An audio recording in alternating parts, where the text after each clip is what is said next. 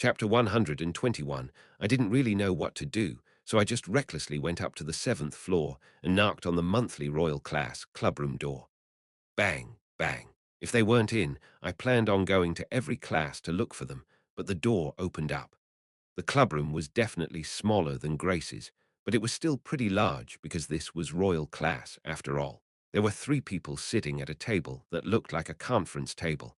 The one who opened the door was a man that looked like a senior. You're Reinhardt. Ah, yes. I was planning to at least shout something like, "What the hell do you bastards think you're doing?" However, the people who seemed to be that club's members had gloomy expressions on their faces, and there was, of course, one more person that definitely wasn't part of this club. Reinhardt, Charlotte, with her chin resting on her right hand, sat at the table, looking at me as if I was pathetic. Sigh, you really came in person, huh? Charlotte shook her head in disbelief, as if she was actually disappointed. All the seniors sitting opposite Charlotte kept their mouths tightly shut. They were surrounded by a rather solemn atmosphere. What? Why was she here? Why are you here? I was sure you'd come over here to fight, so I came here in advance to stop you before you end up destroying everything. Ah, Charlotte expected how I would act. But I tried to hold back first. I only became so angry because Harriet kept on egging me on. Anyway, I ended up going there, so Charlotte read me correctly, I guess. She went there in advance, expecting that I would cause a scene. Still, it was pretty creepy that she ended up reading me so accurately. Although the other guys were our seniors, they were all frozen solid, probably because the Imperial Princess ended up coming to their club room. Charlotte smiled subtly as she looked at the monthly newspaper that got published that day lying on the table. Of course, I also came here because I noticed that the article differed greatly from what I said in the interview. I felt all the seniors flinch at those words. In front of Charlotte, who was a lot higher in status than them, they were like mice before a cat. By the way, that club only had 3 members. The Royal Class had so few students, so that might not be too surprising, actually. Charlotte smiled and looked into their eyes one by one. Seniors, I definitely said something to the effect of Reinhardt being a good person in the interview. So how did the content end up like this? Charlotte was scary when she was angry, but a smiling like that was scary in its own way. It was creepy in a different sense than Bertus's. One of them opened their mouths in response to Charlotte's interrogation-styled question. That. When I compiled the answers of all the interviews of the first years, it seemed like there were a lot of them scared of Reinhardt, and we wanted to focus on the unspoken. Ah, so because of that gap you felt, you wrote a speculative article telling others that Reinhardt might bully his classmates and those other things. It wasn't just mere speculation. We judged most of those things to be kind of true. They seemed to switch between polite and informal speech a lot, and the one who spoke just then felt extremely polite, but still talked informally. You're saying that you chose uncertain facts that you gleaned from unspoken words over the certain content of the interviews. You just picked out some uncertain circumstantial information and built the article around.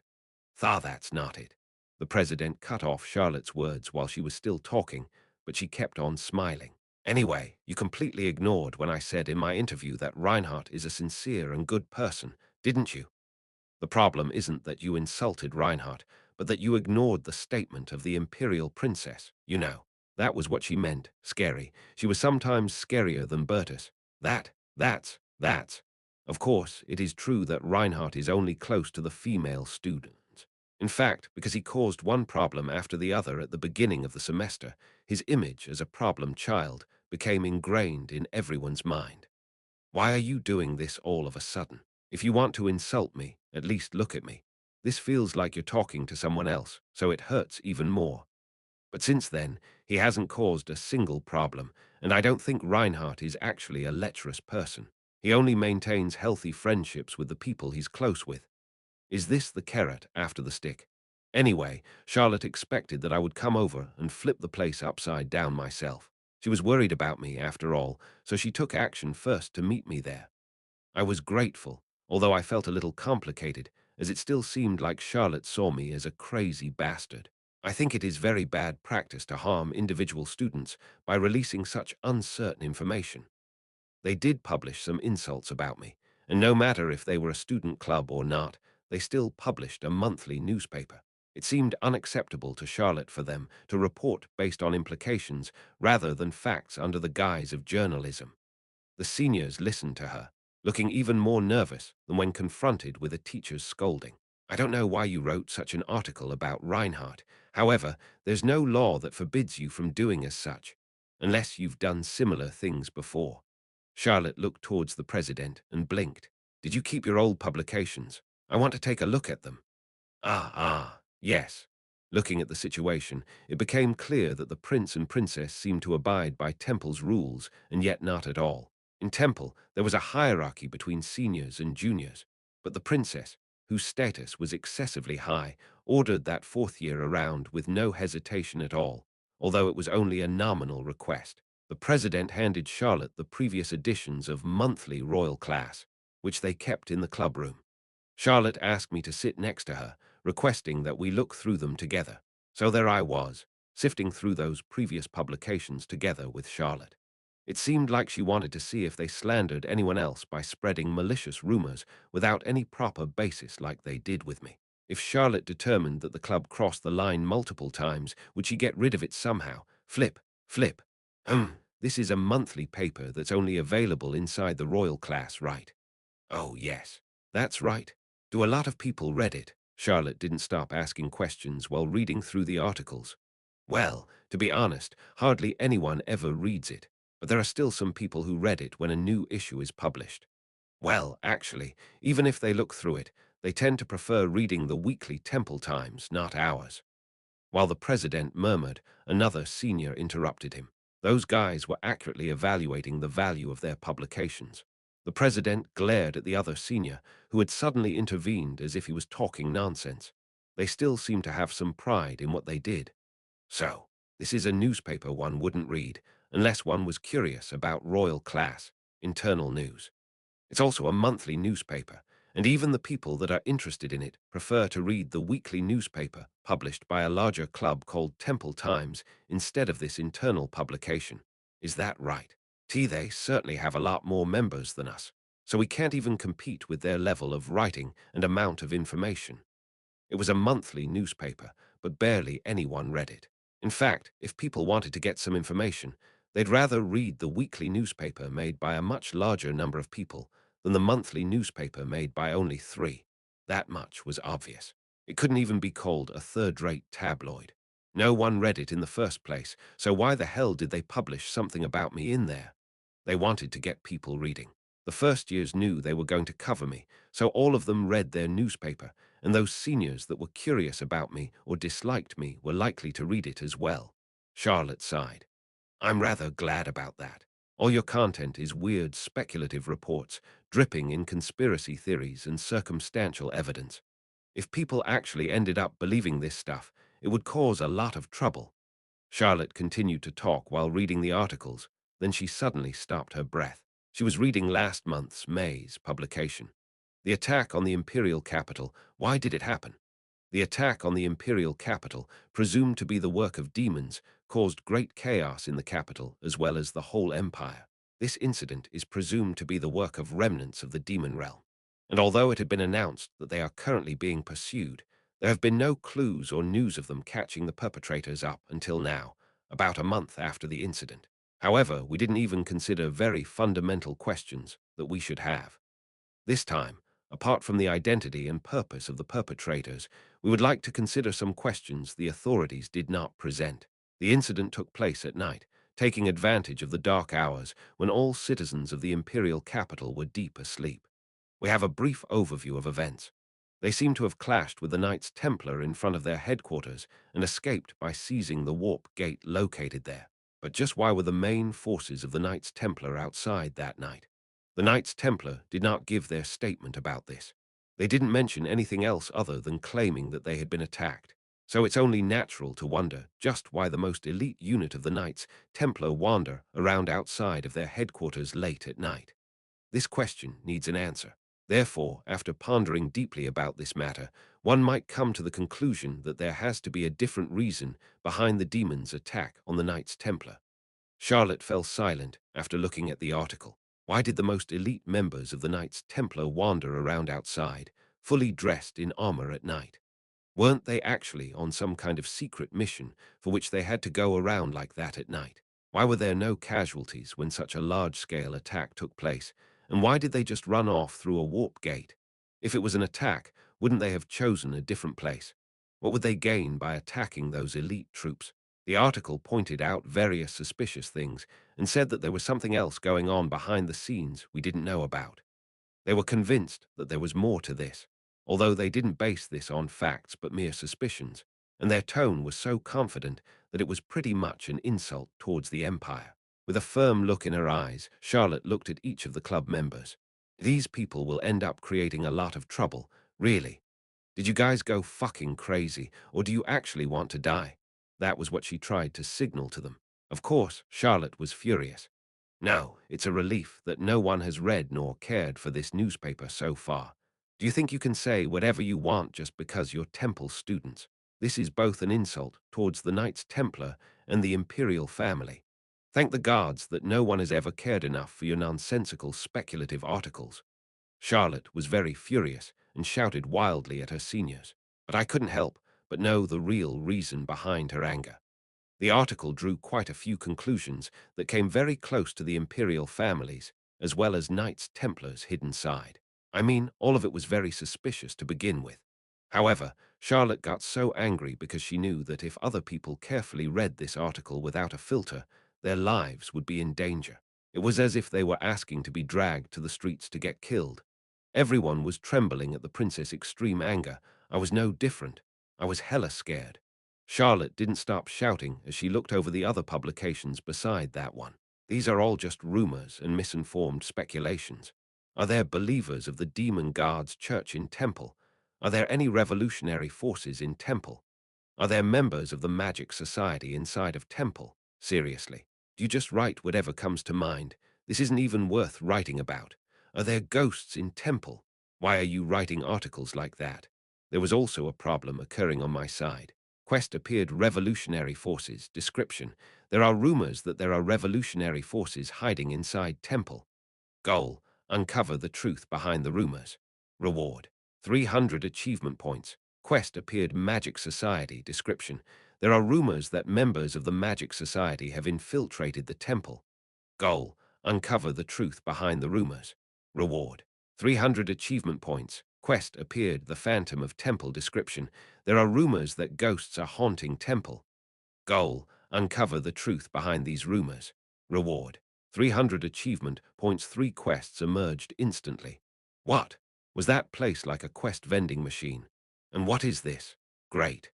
I don't know if you thought this was a big concession, not by saying that they are in the Empire, but by stating that there are demon spies in Temple. Really, Temple has its own barrier that repels demons. How do you think demons could get in here like that? Quest appeared Temple's demons. Description: there are rumors that demon spies have infiltrated Temple. Oh, that's you. Goal: lol, sorry, LOL. Reward: Quest Temple's demons has been deleted. That crazy fucker again. Charlotte shook her head and turned her eyes towards those 3 as if she couldn't leave them alone. What demon spies? Was everything those idiots wrote unexpectedly correct? Charlotte burst into laughter as she rummaged through other editions, wondering if they could get even more absurd. Just what is this? Charlotte. Stop, let's take a break. Otherwise, I was going to be swamped in quests. Chapter 122. Charlotte left the club after half coercing them to gather all their publications and correct them immediately. It seemed that she didn't want to deal with them anymore. I was in the first-year dormitory drinking tea with her. They are so outrageously stupid. Charlotte sipped her black tea and then just shook her head as if she thought of those crazy members of monthly royal class who only published crazy stories and stupid rumors as articles as nothing but outrageous fools. No matter how I look at it, there definitely wasn't a teacher in charge of this. There's no way that those articles would have been approved otherwise. That's right. If there was a teacher in charge of that club, Charlotte was convinced that such ridiculous articles wouldn't have seen the light of day. In fact, they exclusively published weird rumors to the point of absurdity. I'll have to do whatever I can to close down that place. Charlotte seemed highly determined to dismantle that club of idiots. However, I thought a bit differently about the matter. Do you really have to do that? Rumors were just rumors, after all. Also, every single one of them turned into a quest. I would receive achievement points just by checking if they were true or not. There was nothing bad about having them around. They could compile all those rumors on my behalf or something. That time, the situation was a bit different, but there was no disadvantage to keeping them around in the long run. You're in the position of a victim here, Reinhardt. Charlotte probably wondered why she should leave that club alone. No one even reads their newspaper. Rather, no one even views it as royal class, official internal newspaper, so shouldn't we just give them a warning that they shouldn't write about sensitive topics anymore? Honestly, they only raised some suspicions, but didn't actually know the truth, so after they got scolded by Charlotte like that, they'd probably think twice before writing such articles again. They had looked like they never thought about what consequences their actions might have. HRM. Think about it. If you leave those idiots together, they'll only do one stupid thing. If you split them up, they will do three.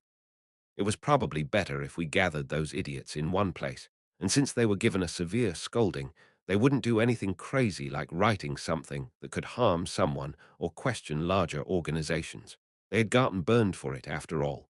Charlotte seemed to agonize over this for a long time, but eventually she sighed heavily with her brows slightly furrowed. Fine, it's funny enough that you, the victim, are telling me this. Should I not have come forward? No, I'm really grateful that you came. If you didn't, things probably wouldn't have ended that well. I was really grateful that Charlotte came to mediate. If I had gone alone, I might have gotten in trouble with some seniors again. Yeah, it won't be too late to decide on this after we take a look at their next edition. No one even reads this newspaper, to begin with. It seemed like Charlotte would really raise the club to the ground if their next edition was the same as the other ones. In the end, I was able to gather 4 quests. All of them came from those rumors. The Demon Guards Church, Revolutionary Forces, Ghosts, and the Magic Society. All of them could be true, or they could be just rumors. However, if they were just rumors, then I had nothing to lose. Achievement points were even more valuable than money. The more I had, the better. Just finding a place from where quests would pour out of was already a big boon for me. Charlotte rested her chin on her hand as she sipped on her tea. Still, some of these rumors might be worth looking into. Looking into? I didn't get swayed by those ridiculous speculative articles. Keep that in mind. Charlotte looked at me sternly as she spoke. The Demon Guards Church and the Revolutionary Forces. I obtained some information about the Demon Guards Church rumors, not only from the monthly royal class, but also from Grace. According to the student council president, there was nothing to worry about. After the incident last time, there have been rumors about the emergence of the Demon Guards Church making its rounds. It wouldn't be surprising if there were some believers in Temple, where people from all over the Empire gather. Charlotte wasn't certain, but she seemed to think that the possibility of there being believers of the Demon Guards Church in Temple was quite high, and the revolutionary forces. It's only natural for people to have strange thoughts when their heads grow bigger, and this place certainly makes people's heads grow overly big, doesn't it? Thinking back, Charlotte was very cold-hearted towards me as well at first, so I knew that she had no hesitation piercing people with harsh words like a master. Both Bertus and she let their masks fall when they stood before me. Both of them showed their true faces to me. Was that a good thing? Anyway, Temple was a place of learning, and a place that nurtured people after all. So, eventually, some might get big heads, leading to them having strange thoughts. It would be stranger if these so-called Republicans weren't in Temple. There might be some believers of the Demon Guards Church in Temple. However, it would be strange if there weren't any revolutionary forces in it. That was how Charlotte judged the situation. She looked at me and smiled. How about it, Reinhardt? Do you want to investigate them together with me? Me? Yeah. I heard that you like the Empire quite a bit. Isn't that right, Reinhardt? The Demon Church and the Republicans are both enemies of the Empire, aren't they? That was what I told Bertus, that I liked the Empire. Actually, things seemed good and all, but I was originally from a world ruled by democracy. Then shouldn't I be on the side of the revolutionary forces if I followed those typical developments? Wasn't it my job to bring democracy to this world or something? However, how did I suddenly end up becoming an imperial loyalist? This time, you won't have to be careful of Bertus, so you shouldn't have anything to worry about. Who would have thought that I would end up as the Empire's forerunner in suppressing democracy and republicanism? I heard that I wouldn't have to worry about the Demon Guards Church, but if we actually found these Republicans, They'd get 100% beheaded, wouldn't they? I mean, I was neither a Democrat nor a Republican to begin with. I was the enemy of mankind, the prince of the demon realm, you know. So wasn't this the enemy of my enemy is my friend kind of deal? With that in mind, shouldn't I actually push those forces into action to cause chaos in the Empire? It was supposed to be like that, wasn't it? I felt like I was about to lose my mind for a second. It was the weekend. Charlotte told me to look for those Demon Guard believers and the Republicans, but that was for later. She handed me a letter after saying she had something to do within the Imperial family that day. It was a letter for Valia. I'd like you to deliver this letter today, but you also have your own plans, don't you? Thank you and sorry for bothering you all the time, Reinhardt. Oh, this is nothing much. Charlotte hurriedly left Temple, apparently because she had some business to take care of, but she had seen my newspaper article and put it off. Had I become close enough with her that the princess would spend her precious time on me? Of course, she'd care a bit about me because I had the role of a carrier pigeon. There was no real reason for me to deliver the letter either. Since Valia was me, I didn't have to bring the letter anywhere else. However, I couldn't let anyone see me just nonchalantly writing a reply to it there, so I went out of Temple. I didn't use detours or a disguise. Since I already made contact with Elaris as Reinhardt, there wouldn't be any problems from Charlotte's side, at least. Rather, it would probably be more dangerous if I disguised myself, used some detours, and went to Elaris as a different person, because it might look like Reinhardt gave the letter to someone else entirely. Bertus's people might follow me, but it seemed that he had other things to focus on than the kid Charlotte was looking for. So I was able to go to Elaris' store more comfortably than before. "You're here, Your Highness." Elaris greeted me with the same smile as always. It had been a while since my last visit, so I told her everything I did up to then. When I showed up, Elaris locked the store. Of course, no one would actually go in there even if she didn't close it up. A deserted island, you say? Yeah. Isn't that too much? No, how could they leave 17-year-old children on some island to fend for themselves, even if they were talented? Elaris didn't seem to comprehend why we had to go through something so absurd as a group mission. The mental capacity of those in charge of Temple who planned this mission is seriously lacking. What nonsense. I am sorry. I had actually been the one to plan it. I shouldn't have watched Law of the Jungle back then. Elaris continued to complain about the ones in charge of Temple who planned such nonsensical missions. And she seriously started worrying about me after I went through something so difficult. Of course, that only made me feel even more ashamed because those things were basically my fault. There were orcs, 2 of them. Don't those guys underestimate orcs too much? A heavily armed orc could easily crush 10 well-trained human soldiers. Even if they were summons, what are they making kids deal with? No matter if they manage to finish the mission or not, mentally weaker children might experience some serious trauma that would scar them for life. I'm sure that the person who planned that mission never experienced actual combat before. That's right. Okay, it's my fault. I already know that. I realized too late that all of this was problematic. How should I have known that they would have to face them for real one day? By the way, it's amazing that you managed to hunt them. I didn't do anything, though. But it's already amazing enough that you managed to survive in that environment, Your Highness. Elaris was smiling at me as if she was proud of me after completing that harsh and absurd mission. Just what on earth was that happy yet painful feeling I felt after getting sworn at before getting praised? Did you come here just because of the letter? It's been a while since I last came around, so I wanted to see your face. Are you doing okay? Yes, I noticed that all the people that were snooping around the area are gone now. I think you can lower your guard a bit when you come here. Charlotte achieved her goal, and Bertus eventually gave up the chase. So Elaris' store seemed to be rather safe. I was to read and write those letters in peace. How about Eri? Eri, the successor to the succubus queen. Her ambition was to earn a lot of money in the southern island nations and topple the Empire's power that way. I heard that her business was doing well. Things aren't going that smoothly yet, but that's not a matter of concern. How long has it been since she started doing this? I couldn't pay attention to everything they did, but it should have only been a few months. Elaris scratched her cheeks and showed me an ambiguous smile. Well, I think they are focusing more on connections with people rather than earning money. What do you mean? Well, they want to win over influential people. Yes. What did she mean with win over?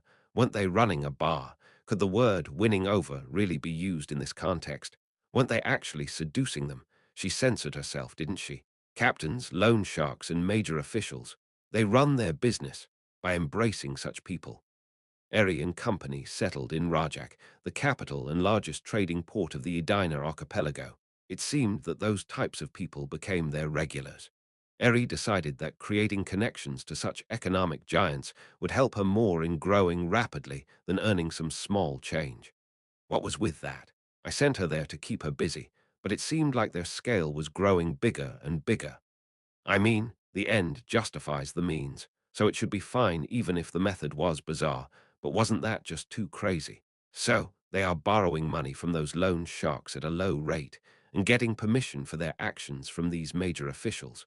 I don't really know yet what they are going to do with those captains, but they are winning all those people over by flirting with them, right? Yes, I think so.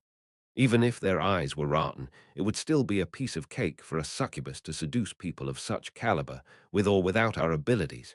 Magic. Do we need something like that just to seduce these types of people? That was probably how they thought.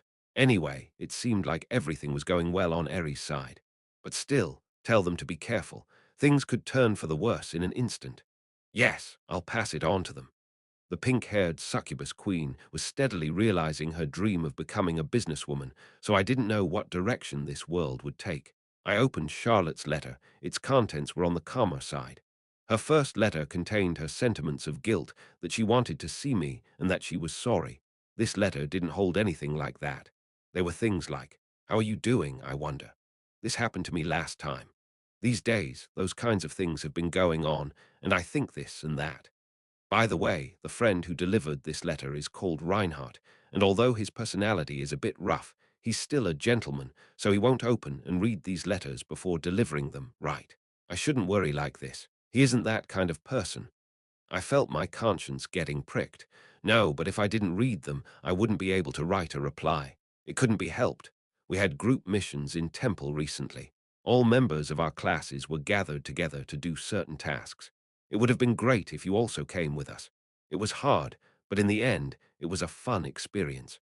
There were times when I wondered if we were able to get through this safely, and at times I thought we were doing really well. But then people started to collapse in that situation. It was hard, but I understand why they make us do these missions. To be honest, I thought I'd be able to do well because of what I went through, but that wasn't necessarily the truth. I regretfully had to depend on that power at the end. I didn't want to depend on it.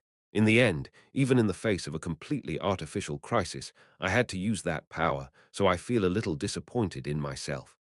At the end of the letter, she briefly mentioned her supernatural power. Charlotte seemed to greatly dislike depending on her power. "Take care. I don't know when I'll be able to see your face again. I hope that day will come soon." I wrote a reply filled with lies to Charlotte's letter again. I was curious if she would answer if I asked her about her supernatural powers like that, but I didn't actually put that question in there. I didn't want to force her to reveal what she was trying to hide so desperately. Rather, now that I think about it, if I have to act like I don't know about those things anyway, it would certainly be better if I really didn't know. I wrote down some acknowledgments to Charlotte's recount of her daily life and told her about my fabricated daily life. Lies beget lies. Wrongs beget wrongs. I didn't believe that I could keep up those lies forever. Until when would I have to lie like that? I didn't only lie to Charlotte. I knew that everything would fall apart as soon as the truth came to light. All the relationships I built in Temple would get completely destroyed the moment my secret was revealed. That was bound to happen. Ha! After writing for a long time, I put down my pen and rubbed away the tears that came from my eyes. Elaris just quietly hugged me. "Your Highness." As if she knew why I was suffering, Elaris just quietly held me. It was impossible, both for Charlotte and me. Chapter 123. I stayed at Elaris's store for a while longer, even after I finished writing the letter. "Elaris, do you know about the Demon Guards Church?" I wrote a scene in which remnants of the Demon Guards Church appeared, but I never specified what the Demon Guards Church was in detail. I just popped in some incident about the remnants trying to do something, but ending up clashing with Ludwig, who was traveling around for his vacation at that time, and getting completely destroyed. So I didn't actually know much about them, as I didn't properly set up their organization. At my question, Elaris tilted her head slightly as she looked at me. Why are you curious about the demon guard's church so suddenly? Her attitude of asking why I was suddenly so curious about something like that showed that she seemed worried that I thought about building my power by using the demon guard's church. No, it seems like the demon guard's church is rising again because of what we did or something like that. Ah, is that so? Elleris placed her hand on her chin and revealed a subtle smile. Your Highness, there is no such thing as a demon guard. Huh, there wasn't. It doesn't exist. Not at all. Yes, Your Highness.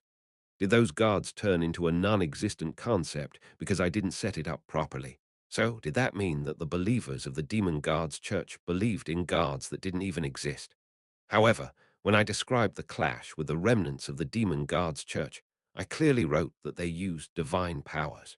How could they use divine power if the God they believed in didn't even exist? This bordered on cognitive dissonance.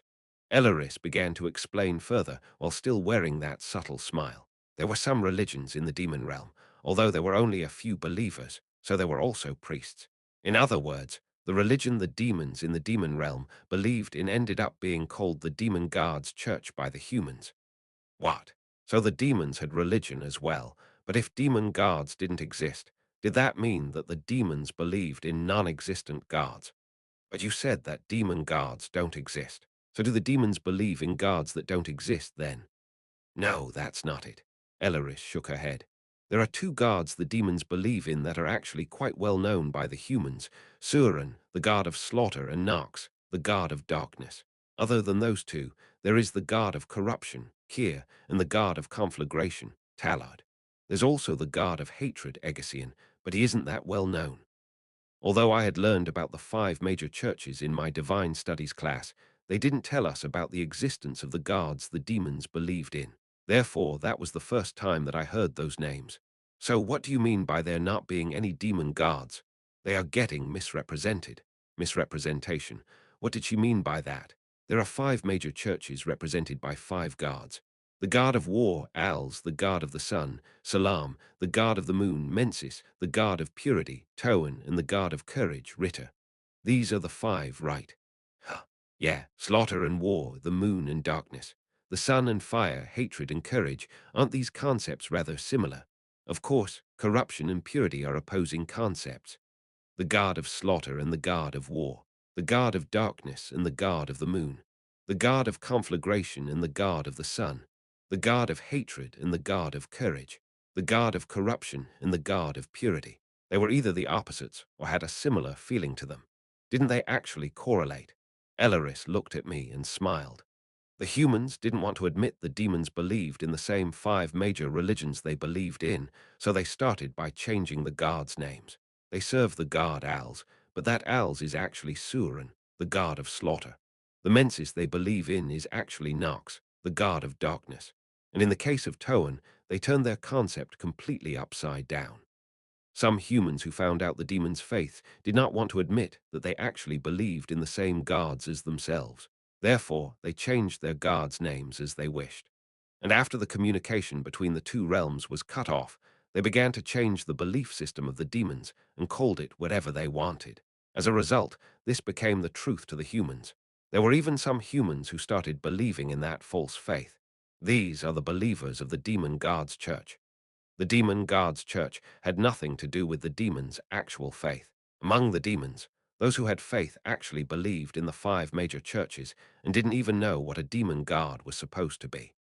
Humans didn't want to admit that they worshipped the same gods as the demons, so they wanted to make their gods distinctly different from the demons. Therefore, they created that artificial existence, the demon gods. Like that, they were able to call the demons' gods evil ones and their own gods true gods. However, there were some people who started following the false demon gods after seeing that fabricated truth.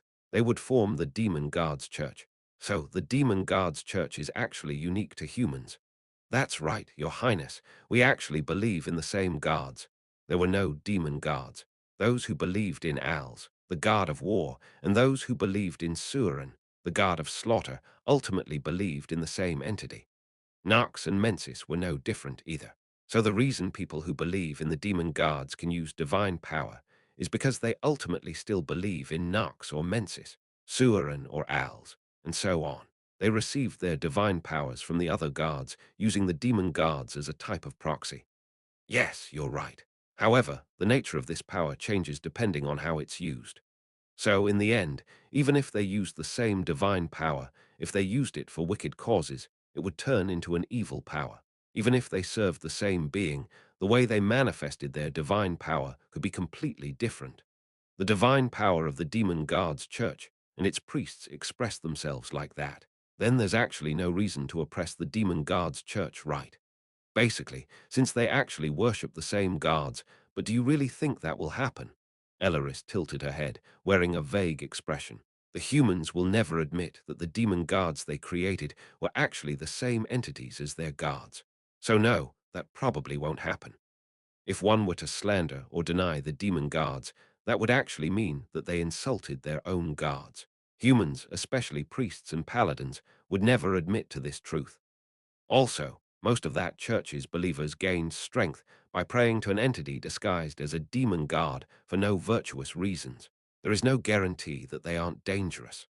No one would join the demon god's church with good intentions in mind. In fact, they would turn into very dangerous people after they actually gained power. They would be willing to use whatever underhanded and evil method there was. Therefore, while the demon gods as such don't exist, they might as well with how things are. They weren't real, but they might as well be. The demon god were concepts created by humans, but it still affected the real world. So even if it was the five major gods disguised under the title of demon gods, it wasn't actually that much different from them actually existing. Even if their doctrines were well-intentioned, that didn't necessarily mean that holding faith in them was a good thing. Elaris smiled. Their laws might be good, but faith in those laws wasn't necessarily good. Elaris' words were deeply engraved into my heart. Eventually, the illusions called the demon gods led to the creation of the very real demon gods church. It's complicated. Yes, it's a rather complicated matter. In the end, the humans' desire to separate themselves from the demons gave rise to the demon gods that didn't exist beforehand, and because of that, the demon gods church, which served these gods for impure reasons, emerged. This was actually all the humans doing, but they ended up falling on their noses. If the believers of the demon gods church actually happened upon demons and they told them what they actually believed in, those believers would probably react as such. What are these bastards talking about? Who the hell are Nox and Surin? In the first place, if the gods actually cared how their divine powers got used, the believers of the demon gods church wouldn't even be able to use these powers. However, they didn't care, just as Olivia had concluded in her desperation. The five gods lent their power to whoever believed in them, but they didn't care what they used them for. That was why corrupt priests and this organization called the Demon Gods Church could exist. They are gods, and yet they just randomly give out their power to whoever believes in them. Isn't that too irresponsible? What do you want to do about it? They probably were created to be that way, to begin with. After all, the holes created by my complacency got filled like that. It explained why corrupt priests could still use their divine powers, and how the demon god's religion could exist even if I hadn't properly set up those demon gods. There were also parts in the original where those corrupt priests made their appearance as well, not only the believers of the demon god's church. How could corrupt priests use divine powers? Equals the gods don't really care about humans or what they do. What is the demon gods church? Why aren't you explaining their belief system clearly? Equals actually, they believe in the same gods, yep. In the end, that shitty situation got created because of my irresponsible story writing. Hence, the person to blame for all of it was me. Everything I did actually came back to bite me. It was all my fault. It was a really big mistake. I had just casually asked about the demon gods church and actually found out the rather shocking truth. The artificial creation of the demon gods because of the humans' misrepresentation of the demons' religions. Although there were only a few among the demons that followed a religion, they actually also believed in the five major gods. That misunderstanding had grown deeper to the point where no human actually knew the truth anymore. And if someone claimed such things, then not only the Knights Templar, but society as a whole would want that person dead. Accepting something like that as the truth was the same as denying their entire religious history. Humans would never admit that they had the same belief system as the demons. So, in conclusion, I ended up agreeing with Elaris that while there is no such thing as a demon guard, they still existed. The demon guard's church was already a very dangerous force, after all.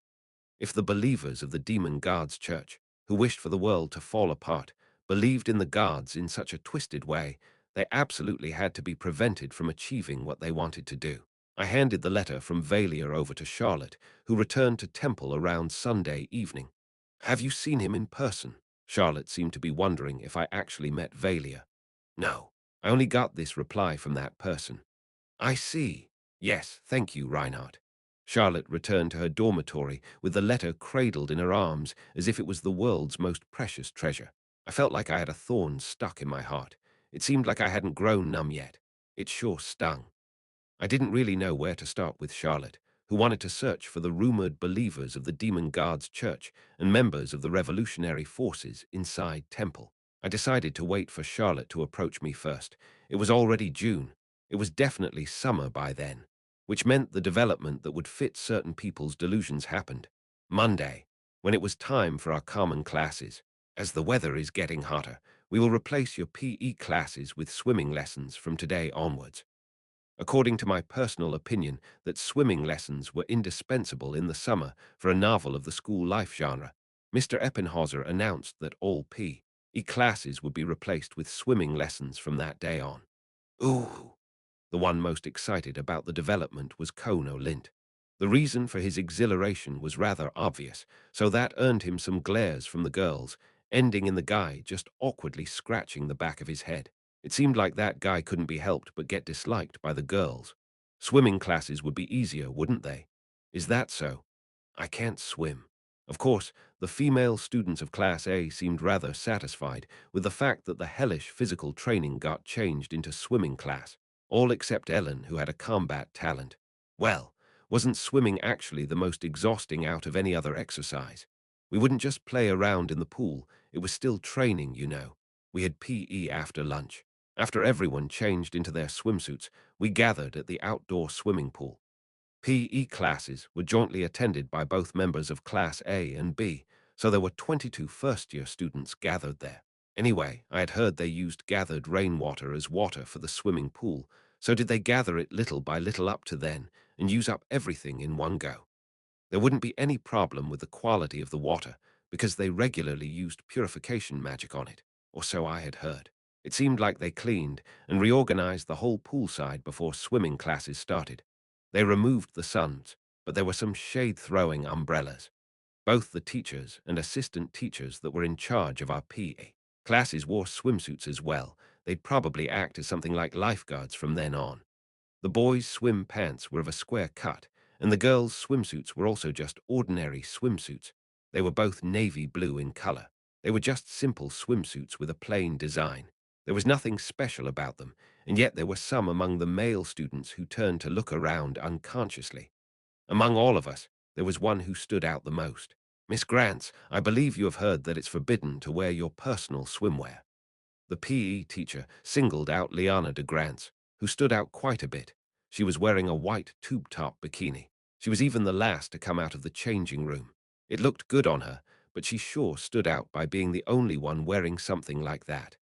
The one I was given was too small, and I couldn't wear it, so I brought my own one from the dormitory. Ah, so that was why she took so long. When they heard that the swimsuit was too small for her, both the male and female students started to stare in Grants. Her lips trembled slightly, seeming a bit embarrassed. Yeah, it probably was too small. That was plausible enough. Still, it was given to us at the start of the semester, but it was already too small for her. Was she still growing that much? The PE teacher was slightly flustered when he heard that her swimsuit was already too small for her. That's You should get a new swimsuit in a size that fits later. I'll allow it only this once. Yes. Eventually, swimming classes started with Liana, who was the only one wearing a bikini. Chapter 124, there were 3 outdoor pools, one with a depth of 3 meters, one with a depth of 5 meters, and one with a depth of 4 meters. They were divided into beginner, intermediate, and advanced level pools. My feet can't reach the floor. Calm down, don't be nervous. I'm scared. Dee, don't let go. Don't let go. Dee do want. After checking if they were able to keep themselves afloat in the intermediate level pool, those that weren't able to float were sorted into the beginner's pool, those that could float were sorted into the intermediate pool, and those that could swim around in the intermediate pool were sorted into the 4-meter deep one. So the ones that got sorted into the beginner or intermediate pool learned basic swimming skills to survive. Basically, they learned how to keep themselves afloat and how to swim. Each pool was pretty huge. It was spacious enough for 22 people to learn in them. Harriet, Liana, and the other non-combat talents didn't get sorted into the advanced level pool because most of them didn't know how to swim. Of course, Ellen, who was more mermaid than human, got sorted into the advanced pool. Including her, Bertus, Cliffman, and I, there were a total of 4 Class A members in there. There were 3 Class B students there: Scarlett, Delphin, Isedra, and Ludwig. I learned how to swim quite some time ago, so I could still do it quite well. Now, we have confirmed that you guys know how to swim and have mastered basic swimming skills. Everyone is in good physical condition as well. Originally, Temple's PE classes were rather tough, but I wrote the swimming class scenes with light novel developments in mind. Therefore, they only taught us for 1 hour out of the 2-hour-long swimming class. The other hour we were allowed to spend playing around. Kids should be allowed to play around during swimming lessons, don't you think? That was how I wrote it. All we had to do was work for an hour. In other words, I only described how they played around, not what kind of training they had to do. I only roughly wrote something like they finished training and then played around. So I had not the slightest clue what kind of training we would have to go through. From this point on, you guys will do a 1,500 meters race. I'll be taking your time. What? Playing, my ass. Gasp, gasp. After swimming those 1,500 meters, I crawled out of the water and stretched out in the shade. It was impossible to finish swimming that distance without a break. I wasn't a professional swimmer either. I finished it by taking some breaks in between. Reinhardt, you look exhausted. Don't talk to me. Ludwig still had a pretty good complexion, as if that was nothing. Yeah, Ludwig was able to finish the lessons and still have the energy to play after. However, that was because he was someone with monstrous stamina, completely different from a human. No matter what PE class he had to take, Ludwig could handle them with ease. It might be because he was such a monster, but stamina wasn't the only problem. Swimming required a lot of strength if one didn't know how to do it properly, but it was even more difficult because I had to compete with him. I mean, I knew how to swim, but I wasn't a professional. Ellen was swimming really well, but she doesn't look tired at all. So, that was probably why she ranked first with an overwhelming margin. Ludwig was only second. His physical prowess was excellent, but Ellen was a much better swimmer. It didn't seem like it took her much effort, and yet she was so fast. Scarlett placed third, Bertus placed fourth, I finished in 5th place, and Delphin in 6th place. Everyone, save Ellen and Ludwig, was just sitting around in a daze afterward. It was already a miracle that I managed to complete the race.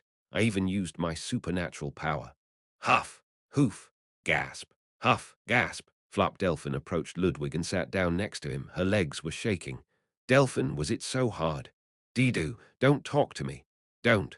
Delphin said the same thing as me, then she froze up, seeming like a corpse for a while. With that, 6th place had been decided, so the last place, the 7th place. Pewhack, I got a cramp. Cuk. I'll be there soon. Cliffman seemed to get a cramp because he tried to swim too forcefully. We still had some time left, so the teacher made us swim another 500 meters. The results were pretty much the same, except that Bertus and Scarlett switched rankings. Of course, our times were much slower as everyone was doing it for the second time. You guys should rest now. You can continue to swim if you want or rest beside the pool. The PE teacher gave us time to rest, telling us that we did everything we had to do for the day. Sure enough. Ugh. Did that guy even have the right to tell us to rest like that after he squeezed us out like a mop? Splash. Except for Ellen, who dived into the depth of the 4-meter deep pool, and Ludwig, all of us felt sick and tired of water. Originally, I had planned to investigate the Demon Guards Church and the revolutionary forces with Charlotte after P.E.R. Reinhardt. Let's not do this today. I get you. Maybe tomorrow. No, I think tomorrow would be even worse. Anyway, sorry. Go and take a rest. Yes. After our classes were over, Charlotte, whose face seemed really exhausted, returned to her dormitory with Scarlett's help. Charlotte, who was sorted into the intermediate course because she did know how to swim a bit, lost all her stamina. It looked like it wasn't just the advanced course that was extremely difficult. Although we all were given a 1 hour break, it was only the beginner course guys, who only practiced floating in the water, that played properly. The rest of us were almost completely exhausted.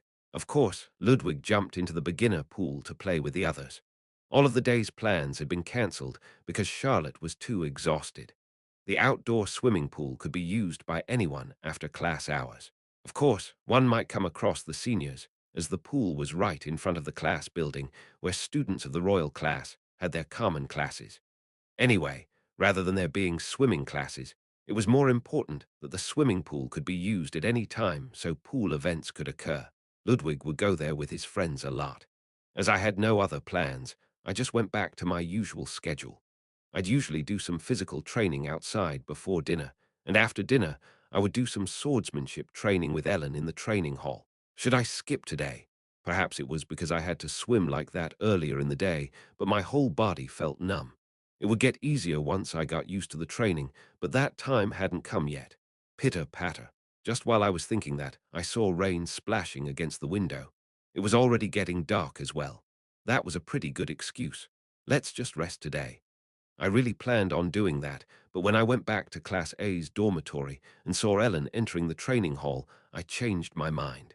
Fine, there was no time to laze around. Even that overly gifted girl still worked hard. How could I just play around? I immediately changed my clothes and headed towards the training hall. That day, things went a little differently. Kang, Kang, Kang. My spars with Ellen always ended after a few clashes, but that time we exchanged a lot more strikes. I even succeeded in pointing my sword at Ellen's neck by deflecting her sword that was about to slash at me. That didn't happen because my skills improved or my hard work paid off. Are you not feeling well today? Ellen seemed to be in a worse condition. She couldn't concentrate properly. Even if I pushed her like that, I never thought she'd end up losing or conceding the round to me. Just a bit. Are you tired? Did she spend too much stamina during our swimming classes? However, Ellen shook her head. That's not it. Rumble. It was raining outside. Come to think of it, it was raining that night when she somewhat revealed her identity to me as well. Do you feel down when it rains? On rainy days, Ellen seemed unusually sentimental. I had never given Ellen the attribute that she hated rainy days, but there were a lot of things I didn't know, after all. Ellen shook her head at my question. No, I like rainy days. She wasn't feeling down because of the rain. Rather, she liked it, but why couldn't she focus? No, was it because she liked the rain so much that she wasn't able to focus? Want to step out for a bit? Ellen nodded at my words. Ellen and I left the training room and stepped onto the terrace. It wasn't the same terrace on which Bertus and I often met.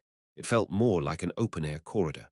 Since the rain couldn't reach us there, Ellen and I just watched the rainy scenery outside. It quickly turned into heavy rainfall. Students were running around in the rain, not holding umbrellas because it started raining so suddenly. Come to think of it, does this place have a rainy season as well? Since the capital is based on Seoul, would the rainy season be similar to Korea's? If there was a rainy season, it would start around that time. I didn't know you liked the rain. Was she unable to focus on training because she wanted to look at the rainy scenery? What about you? Ellen asked me suddenly while still looking at the falling rain. Me? Yes. Ellen surprisingly took the initiative to ask me something. Do you like rain? It was shocking that she asked me something like that so suddenly. I don't really think I like it. I didn't like it because I thought I might lose my hair in the rain, though I didn't really care about that anymore. Ellen nodded quietly to my answer. She just continued to stare blankly at the scenery drenched in rain. Are you close to Charlotte? What's that all of a sudden? Why did this girl, that usually didn't show any interest in things, suddenly ask me so many questions? I've just seen you talking with her a lot. Even if we weren't on super friendly terms, she probably saw me talk to Charlotte quite a bit, although they were just normal conversations. In fact, she must have known that we studied together in Class BS dormitory during the midterm exam period. We're pretty close. That's all I think. Our relationship could be said to be closer than others, I guess. It was kind of weird of her to ask such things all of a sudden when she didn't usually do that. Did she only pretend to not care? Was it because even though she pretended to be calm, she actually felt kind of lonely? Ellen had observed the rain up to that point, but then she turned towards me. Are you really just close friends? Why was she asking me that? She didn't seem to be questioning or interrogating me, though. Is there anything else between you two? Why? Was she asking me what I felt about Charlotte? If so, what kind of reaction did she expect from me? But I didn't really want to answer that. It wasn't like there was anything else going on between us. Well, it's just that some things happened that concerned both of us. There really isn't anything between us. Her head drooped a little after she heard my answer. Then she raised it again, turning her gaze towards me. You're like my brother. What? She suddenly told me that I was similar to her brother. How could I be similar to a hero like Artorius? Ellen was smiling. However, she looked sadder than ever. She turned her gaze away from me and continued to stare into the rain outside. It was a rainy day like this. Ellen seemed to be recalling past memories. My brother told me that he would be going on a long trip.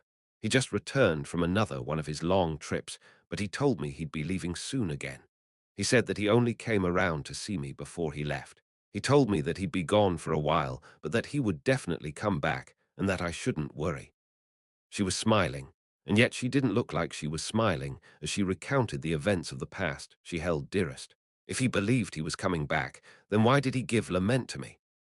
By long trip, Ragan Artorius probably meant his participation in the Demon World War. He probably told her that he would be back soon while knowing that he wouldn't. And while saying he would return, he gave Ellen the divine sword Lament as a keepsake and then left. She didn't mean to say that I was similar to the hero, Artorius. She only said that I was similar to her brother, Ragan Artorius. However, I didn't really know in what way we were similar. You know everything about me, but I don't know anything about you. What are you thinking, and what are you trying to do? What do you value? You didn't tell me anything about yourself. It was then that I realized why Ellen brought up that story. She wasn't asking about my relationship with Charlotte. She was asking how Charlotte and I got closer. I knew he cared for me and that I was important to him, but he never told me anything. Ellen watched the raindrops crashing into the ground. I don't know anything about you. Not too previously, Ellen had told me that she wasn't sure what kind of person I was. It wasn't because Ellen was slow, it was because I knew exactly who she was, but she didn't have a single idea as to who I really was. Because Ellen was the closest to me, I knew most about her. And yet, although she was closest to me, Ellen was the only one that knew next to nothing about me. It wasn't that Ellen didn't care about me. She was the one who thought the hardest about me. Just who is Reinhardt? He's a beggar, a supernatural power user, and he's got a rough personality. Other than that, I didn't reveal anything else. Neither my family, my background, nor my past. Ellen realized after she had to think about it that she actually had no idea who I was. It wasn't that she just found it hard to define who I was in one word. That was why she talked about those things. I also realized that I actually never really talked about myself to her. I thought it was because of the rain. But was she actually unable to concentrate because of me? Did she think that I was suspicious? You never asked. At my feeble protest, Ellen just looked at me. If I asked, would you have told me? Why did you look so similar to my brother after he told me that he was going to go on a long trip when I saw you with Charlotte? How could a beggar like you know so much and be able to do so many things? Why do you train every day as if you're being chased by someone? Why are you so anxious? If I asked that, would you answer me? I could give her answers, but those would only be lies. I couldn't tell anyone the real truth. I'm the beggar Reinhardt, but in reality, I'm actually the successor of a gang called the Rotary Gang. That was a lie. I'm not actually a member of the Rotary Gang, but the son of the Demon King, and I'm attending temple to prepare for the gates that will appear later after completely adapting to the human world. That was also a lie. I'm the one who made this world, and I'm here as my punishment for my deeds, so I know the future of this world. I'm the one to blame for all the sad things that happen in this world you had to go through or will go through. That was the truth. I was someone wrapped tightly in many layers of lies. There was no way I could tell Ellen the whole truth. She wouldn't believe me. I can't. I don't know anything about you. You never tell me anything, just like my brother did. Charlotte didn't notice, but Ellen knew that I would sometimes look at her weirdly because of the guilt I felt. That was why she was asking me about Charlotte. Why do you look at Charlotte like that when you're only close? Why do you look at Charlotte with such sad eyes? Why do you look as if you were forced to tell some sad lies? That was what she wanted to ask. I couldn't tell her anything. She would look through all my clumsy lies. She knew me too well. Ellen was still looking at me. That's why I feel like you two are similar. Someone who cared about her but never told her anything. That was how Ellen saw her older brother Artorius, not the warrior Artorius. That is what I think. Ellen stared at me. And just like my brother, I feel like you'll also suddenly disappear one day. If things didn't work out well, that would probably happen. If it was discovered that I was a demon, I would have to disappear from the capital. I might not even be able to say goodbye to her. When Ellen thought about me, it seemed like she seemed to have come to the conclusion that I was no different from her brother in that way. I don't want to go through something like that again. The thought that I might suddenly disappear was just in Ellen's head. However, I knew that it might happen one day. Therefore, I couldn't tell her that it wouldn't. At that moment, no matter what I said, I felt like she would be able to look through all my lies. Ellen didn't ask me what secrets I was hiding. She might think that I wouldn't give her an answer, even if she asked. Ellen then smiled. Actually, I hate rainy days. There was no reason for Ellen to like rain, as it was during the rain that her brother left her. I also don't like people like you. I didn't see Ellen in the training room after that. Chapter 125, a few days had passed. It had been raining hard ever since that day. It did stop sometimes, but it would just rain even more after. It seemed like the rainy season had started. Charlotte told me that we should start our investigation after the rain stopped and put the Demon Guard's church case on hold. Really, it was Ellen, not Charlotte, and the investigation that mattered. She didn't just not come to the training room. She didn't even do her morning workout anymore, and she didn't appear in the dining room at the times she'd usually eat some snacks, either. I couldn't help but know what was going on. She was avoiding me. She tried to evade any situation in which she was likely to encounter me unless she couldn't help it. Even when I saw her in the dormitory, she would only pass me, pretending that I was air. Normally, we would not really greet each other or act all close. We would just practice together when the time came and eat together. However, things felt different from usual.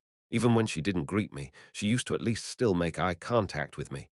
Ellen didn't even look at me. She was completely ignoring me. I had a lot of secrets, and I couldn't reveal any of them. Ellen eventually couldn't help but be reminded of her brother. A person that cared for her but never told her anything. Someone that knew everything about her but never told her anything about himself. She didn't want to be close to another person that was like that. She was sure that I would only end up making her sad, so she decided to just avoid me.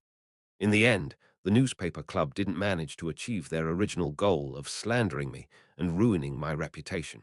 However, that whole ordeal made Ellen realize a different truth, creating trouble for me in a different way. It was difficult.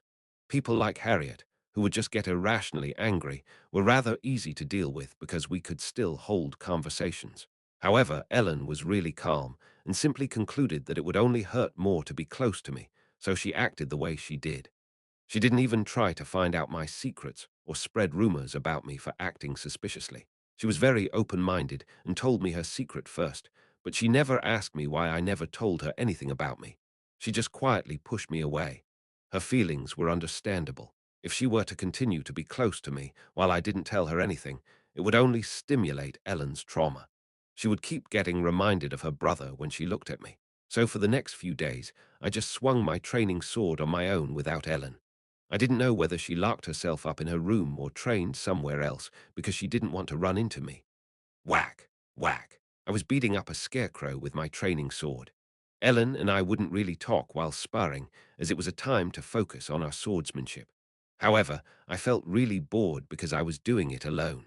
And besides that, there was another problem. Whack, whack, whack, bang, whack. There were three people who regularly appeared in the training room: Ellen, Cliffman, and me. When Ellen and I sparred with each other, Cliffman would just whack the scarecrows on his own, whether we were there or not. However, since Ellen hadn't shown up there in the last few days, Cliffman seemed to feel the strange atmosphere around me because my expression was still so stiff. You guys fought, didn't you? He was able to tell that much without having to ask. It was the first time Ellen hadn't come there for such a long time during that semester. He seemed convinced that this was the cause. Fuck, it was awkward. I had never talked to that guy before, and he had only been focused on his training up until then. I could feel him fucking pitying me. Whack, whack, whack. Babang. We didn't exchange any words, but I had that weird feeling that we were sharing some kind of comfort and appreciation towards each other. Idiot, if you did something wrong, go and apologize immediately. What? Ha! I don't know. We hadn't said a single word the whole time, but it strangely felt like we were having that kind of conversation. Was that what one called a soulmate? Good work. He even spoke to me when I was leaving after I finished my training. Yeah, that was the first conversation I held with Cliffman, with whom I hadn't spoken since my admission in March. It was raining all the time, so I couldn't really go out for my morning workout. I had no one I could talk to. If I told someone that Ellen seemed to avoid me because I had too many secrets, wouldn't they get curious as to what my secrets were? And to begin with, I couldn't just tell everyone that she felt uncomfortable around me because I reminded her of her brother, Artorius, and the trauma he caused her. I couldn't tell those things to my classmates or even my seniors. I hadn't spoken to Ellen since. Hey, can I talk to you for a sec? In that way, she would just pass me by without even facing me, like that the weekend came around before I could solve a single thing. Those who were quite sensitive to the change in atmosphere noticed that there was a strange air around Ellen and me. Bertus was an example of that. He somewhat seemed to understand the situation, but he didn't want to interfere. He looked at me as if to tell me, I don't know what happened, but be strong. Only Bertus and Cliffman managed to guess what was going on. Did you guys fight? And Harriet de Saint Owen. What do you mean, fight? At my words, Harriet tilted her head. Isn't it called a fight if you suddenly don't talk to each other at all after you were practically joined by the hip? Were we that close? Wasn't that expression kind of strange? We weren't that close with each other, right? That's right. Seems like she had enough hanging out with a weirdo like you for so long. And that girl, she somehow looked kind of happy. Well, you looked so pitiful that I decided to hear you out. She seemed motivated to give me advice to help me get through my predicament. In the end, she actually wanted to help me, didn't she? How cute. It's fine. It's nothing like that. What's with this? I really want to do my best to help out. However, it wasn't a problem I could tell her, so I had no choice but to only extend my gratitude to her. Thanks for caring, though. Wow, what? It's not like I'm caring about you or anything. Harriet's face turned tomato red at my empty remarks. I smirked. Normally, that would have been the best opportunity to drop another line, but she really might have been worried about me, so I decided to leave it. Did you really not fight? It's nothing like that. Harriet didn't ask any further, as she was sure that I wouldn't tell her anyway, although I felt happy to know that she did care about me. She was probably like Adriana. She saw me as a bad guy at first, but we somehow ended up in a good relationship somehow. I wondered if that had something to do with human nature, or it might have to do with my appearance, as Bertus said. Harriet and I were just staring absent-mindedly out of the window in the hallway. It was raining. Harriet muttered something as she watched the heavy rain drenching everything in water. It sure rains a lot. I know, right? It's raining so much, the river might overflow. Is that so? The Han River might overflow because of the continued heavy rainfall. Yeah, that could happen. I actually planned on going to the riverside with Adelia this weekend. That river overflowing ruined everything. Ha! Come to think of it, Ellen or the Demon Guard's church weren't that important at that moment. It seemed like the Han River had already overflowed. So what happened to the Rotary gang that lived under the Bampo Bridge? Had they been washed away? Ha! Where are you running off to all of a sudden? I have to go somewhere. They didn't get all washed away, did they? I immediately grabbed an umbrella and ran outside of Temple. Shara. It hadn't turned into a storm yet, but the wind was still very strong, so it was impossible to not get wet even if one had an umbrella. When I got on the Mana train to the place where the Bronze Gate Bridge was and got off again, an unbelievable scene unfolded before me within the heavy rain. Rumble. The muddy Irene River was certainly overflowing. The access to the Riverside Park was obviously controlled by the guards, but even if they didn't take control of the situation, it wouldn't have made any difference. The entire park had already been locked down. The places under the Bronze Gate Bridge, where one could usually see the gang members drinking and playing dice, were also completely submerged. It seemed pretty clear that everything got destroyed. Something like that didn't happen in a day or two, so it didn't just happen that day. They didn't get washed away in their sleep, did they? There weren't many people around because of the heavy rainfall, and the people that were around seemed to be passers-by. The gang members didn't seem to be anywhere around either. I walked over to the guard who was guarding the park's entrance. He looked rather pitiful standing in the rain, only wearing a hooded coat without an umbrella. Mister, what's the matter? Hey, do you know something about those guys living under that bridge? Ha! Those guys. Why are you asking? The guards seemed to know about the Rotary gang. They did stand out quite a bit after all. What happened to them? They should have run away pretty early on. I mean, they have eyes as well. What's the point in staying under there if they just get swept away and die? Fortunately, it seemed like nothing serious happened to them. Although those messy shacks and everything else got swept away. It's actually rather refreshing that things got cleaned out like that. However, it seemed like something else happened that would pose a big problem. Also, if they weren't under the bridge, where were they? It was raining, so they probably went somewhere where they could protect themselves from it. If it continues to rain so often, we probably won't see those beggars gathering under that bridge again. But it wouldn't change anything because they'd just flock to other places. Where are those other places? The guard sighed. They probably went to the Wenster market over there. There aren't any other places where one can hide from the rain around here, you know. It's also filled to the brim with beggars. The Wenster market, alley near the Bronze Gate Bridge. It seemed like there was no other place they could have gone to hide away from the rain in that situation. There was a large market street where Seoul's Express terminal area should have been, while Yangsan's shopping street was a market aimed at adventurers. That huge market street mostly sold food and other daily necessities. Although the market was open for business, there were only a few people around, perhaps because of the heavy rain. Fortunately, there were awnings and roofs covering the market, blocking out the rain. It certainly looked like a good place to hide from the rain. Of course, my purpose for going there wasn't to shop, so I just went into a quiet alley with no people in it. I just have to find one of the gang members and ask them where Loya was. I wanted to help take care of things, but I had to find her first. I also wanted to talk to her in general. To be honest, I also wanted to confide in someone about my head-breaking situation. The only people I could think of who I could tell about what happened with Ellen were the three demon spies. Of course, telling Sakigar might be too dangerous. He'd probably run rampant on the streets, shouting that we had to kill her right away as soon as the name Ellen Artorius came out of my mouth. I honestly thought that Loya probably wouldn't think much of it, but would she give me a proper answer? It probably was best to talk about it with Elleris. However, since I was already there, I thought I might as well talk to Loya about it.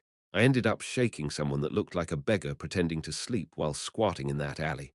Mister, HRMM, what do ya want? Are you a member of the gang? Gang, what gang you talking bout? Shut up and piss off. The beggar slapped away my hand and shooed me away as if he didn't want to get caught. Was that guy unrelated to any group? Well, not all beggars around there were part of the Rotary gang. According to what the guard told me, that place was originally filled with a lot of beggars.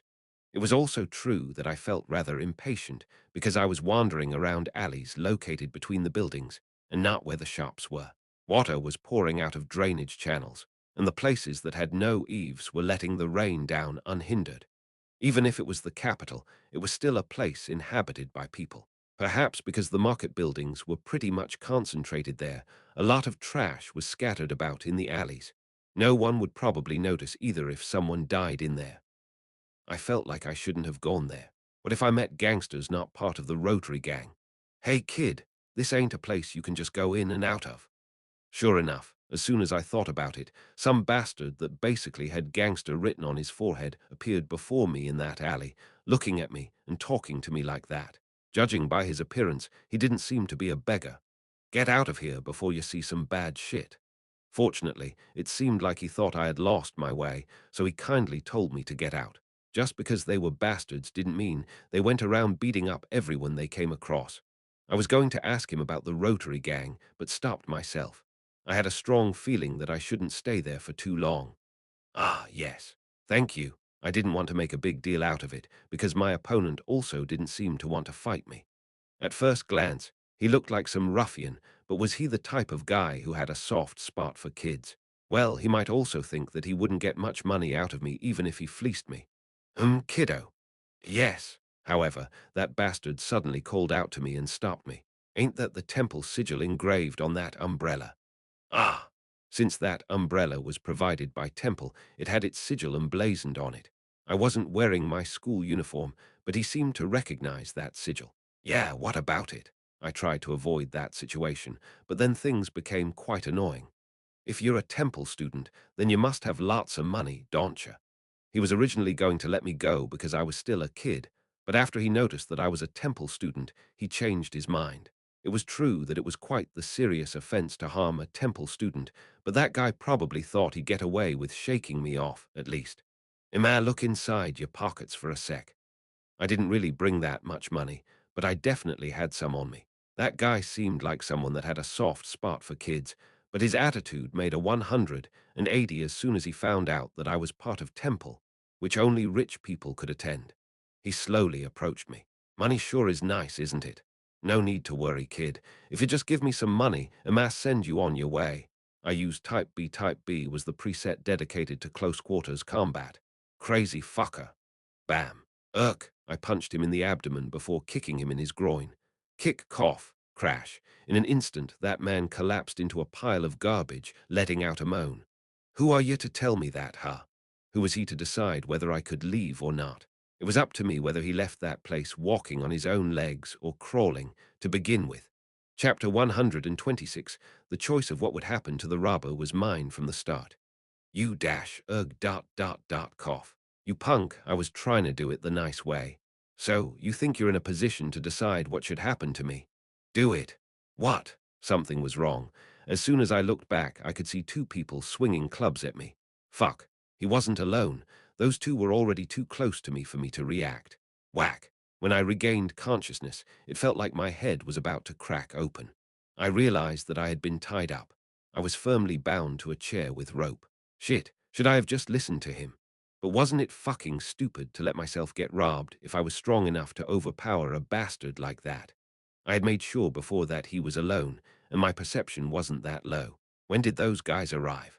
Did I not notice them because of the rain's noise? The place they tied me up in seemed to be inside some building. I could see a faint light coming through the closed wooden windows. Other than that, it was completely dark in there, so I couldn't properly see what was in the room. Wake up! Then I heard the voice of a man sitting on a chair opposite of me in the darkness. Judging by his voice alone, I was sure that he wasn't the bastard I had just met in that alley. The guy was probably in his late 20s or early 30s. However, I couldn't find out any more. Even if you know how to fight, if you just swing around your fists recklessly, this is what happens. That was right. I punched out because I didn't want to get robbed, but ended up getting beaten on the head and dragged to some unknown place. I had to admit that I was too careless. I was strong enough to tear apart the rope. Humph, creak, creak. You sure are causing a lot of trouble. However, the rope didn't budge a single bit. I was completely tied up, so I had no way to escape. I wondered if I should tell him that things would not end up well for him if he touched me. Although it was true, there were also some stupid bastards that would just get angry and lash out as soon as they heard those kinds of words. There was a high possibility that the man before me was one such bastard. I knew from experience that not everyone could be reasoned with. Some would just get carried away by their emotions and let their fists fly. In fact, I had done the same thing. Damn it. The biggest problem was that all my belongings got stolen. While Sakigar's ring that had invisibility magic cast on it wasn't stolen, the flame of Tuesday was gone. They probably wouldn't be able to recognize its worth, as it was disguised as some rusty old pendant. If I had that with me, I could have just used those flames to get myself out of that situation. Should I get it back somehow? No, that would be too suspicious. He seemed to be examining my belongings spread out on a table. He examined my student ID in the weak light shining through the window. Temple Royal Class, first year. The name's Reinhardt. He read the text slowly, muttering a bit. If you're Reinhardt, then you're the guy the Rotary gang sent to Temple, huh? How did you? What? Surprised that I know that. The man started chuckling in the darkness. There's no way the Thieves Guild wouldn't know what the Rotary gang is up to, kid. What? Did I touch the Thieves Guild and not some random street gang? The Rotary gang and the Thieves Guild enjoyed a somewhat symbiotic relationship. With that in mind, I thought he might release me without any major incidents. I don't like it. He started muttering some strange things. They should have just kept doing what they had always done, not trying to do this kind of bullshit. Sending some kid to Temple, expanding their business. Now they are openly trying to get out of this. The Rotary Gang and the Thieves Guild shared a symbiotic relationship. However, without the Thieves Guild's support, the Rotary Gang wouldn't be able to survive. Their relationship was actually pretty hierarchical. Laura was doing everything she could to get out of that structure. After they actually managed to become self-reliant to some extent, she was trying to get out of the Thieves Guild's control. Soon, there would have been an open conflict between the Rotary Gang and the Thieves Guild. I thought they would just ask for some ransom or something, but that wasn't the case. Shit. As long as Irene's wild dog disappears, the gang will also disappear. I heard she isn't usually that annoying to deal with, but recently she got really hard to control and get a hold of, so this is good. It seemed it was the worst possible scenario that I encountered someone of the Thieves Guild. I wasn't fortunate at all. I felt like that guy was smiling at me in the dark. You'll be the bait to lure out that wild dog. They were trying to kill Lawyer and disband the Rotary Gang. I fucking screwed up. How could I get out of there? It was impossible to get out of my bindings, even if I used my power. The rope was tied too tightly. If I had the flame of Tuesday on me, I could have done something with its fire, but that was impossible. If things continued, wouldn't Lawyer or Elleris come to investigate what was going on? I wasn't completely sure if those two would come, but Sakigar would definitely barge in there, wouldn't he? Well, when I thought about my helpers, I felt somewhat relieved. As long as those bastards didn't aim for my life but Lawyer's, there was no reason for them to kill me. It would be dangerous if they actually managed to target her life. On top of that, if my predictions were right, and I wasn't able to return to Temple after a certain amount of time, they would go crazy looking for me. Maybe Charlotte and Bertus would come forward and do something. While Bertus might not do anything, Charlotte would definitely do everything in her power to find me. Hoo-hoo, the master will definitely be pleased when I tell him.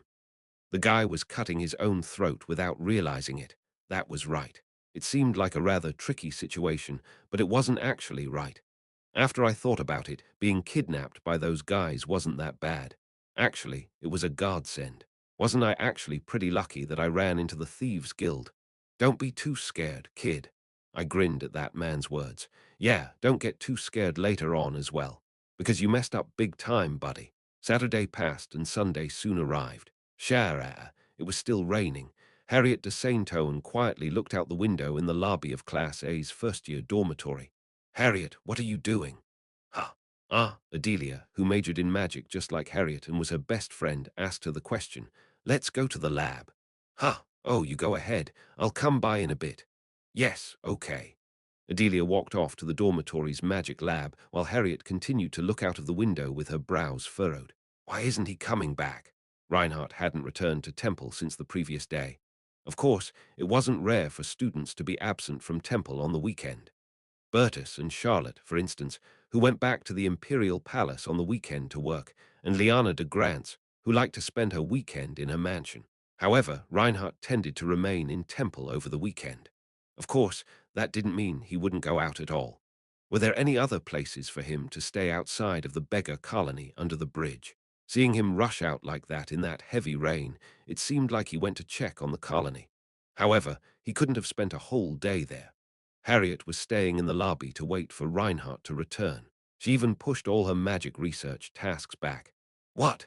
This makes it seem like I actually worried for him. Harriet frowned at that thought. The moment she was about to go to the magic lab, saying that it was completely useless. Number ominous too. Ellen came out of her room, making Harriet stop in her steps. She clearly felt that the relationship between those two had drastically frozen over the days. While they didn't really talk much together, they always seemed to be together, even eating together, but she had hardly even seen them in the same room recently. It seemed like Ellen was one-sidedly ignoring him. Reinhardt always wore a complicated expression that was pretty hard to read. Reinhardt, that filthy bastard, did something wrong again, Harriet thought. However, every time she watched that scene, she felt really unpleasant. Excuse me. Yes, Harriet called out to Ellen. She stopped to look at Harriet. Every time she looked into those dark blue eyes, Harriet felt slightly nervous. Nothing really happened between those two, but Harriet was a little reserved towards Ellen, even a bit scared. What happened between you and Reinhardt? Why do you ask? She didn't say that everything was fine between them, but instead asked why she was curious about it. And no, well, just because. That beggar keeps on making that unpleasant face. Also, he went out yesterday and didn't come back. That's all. He didn't come back. You didn't know. He wasn't there for breakfast.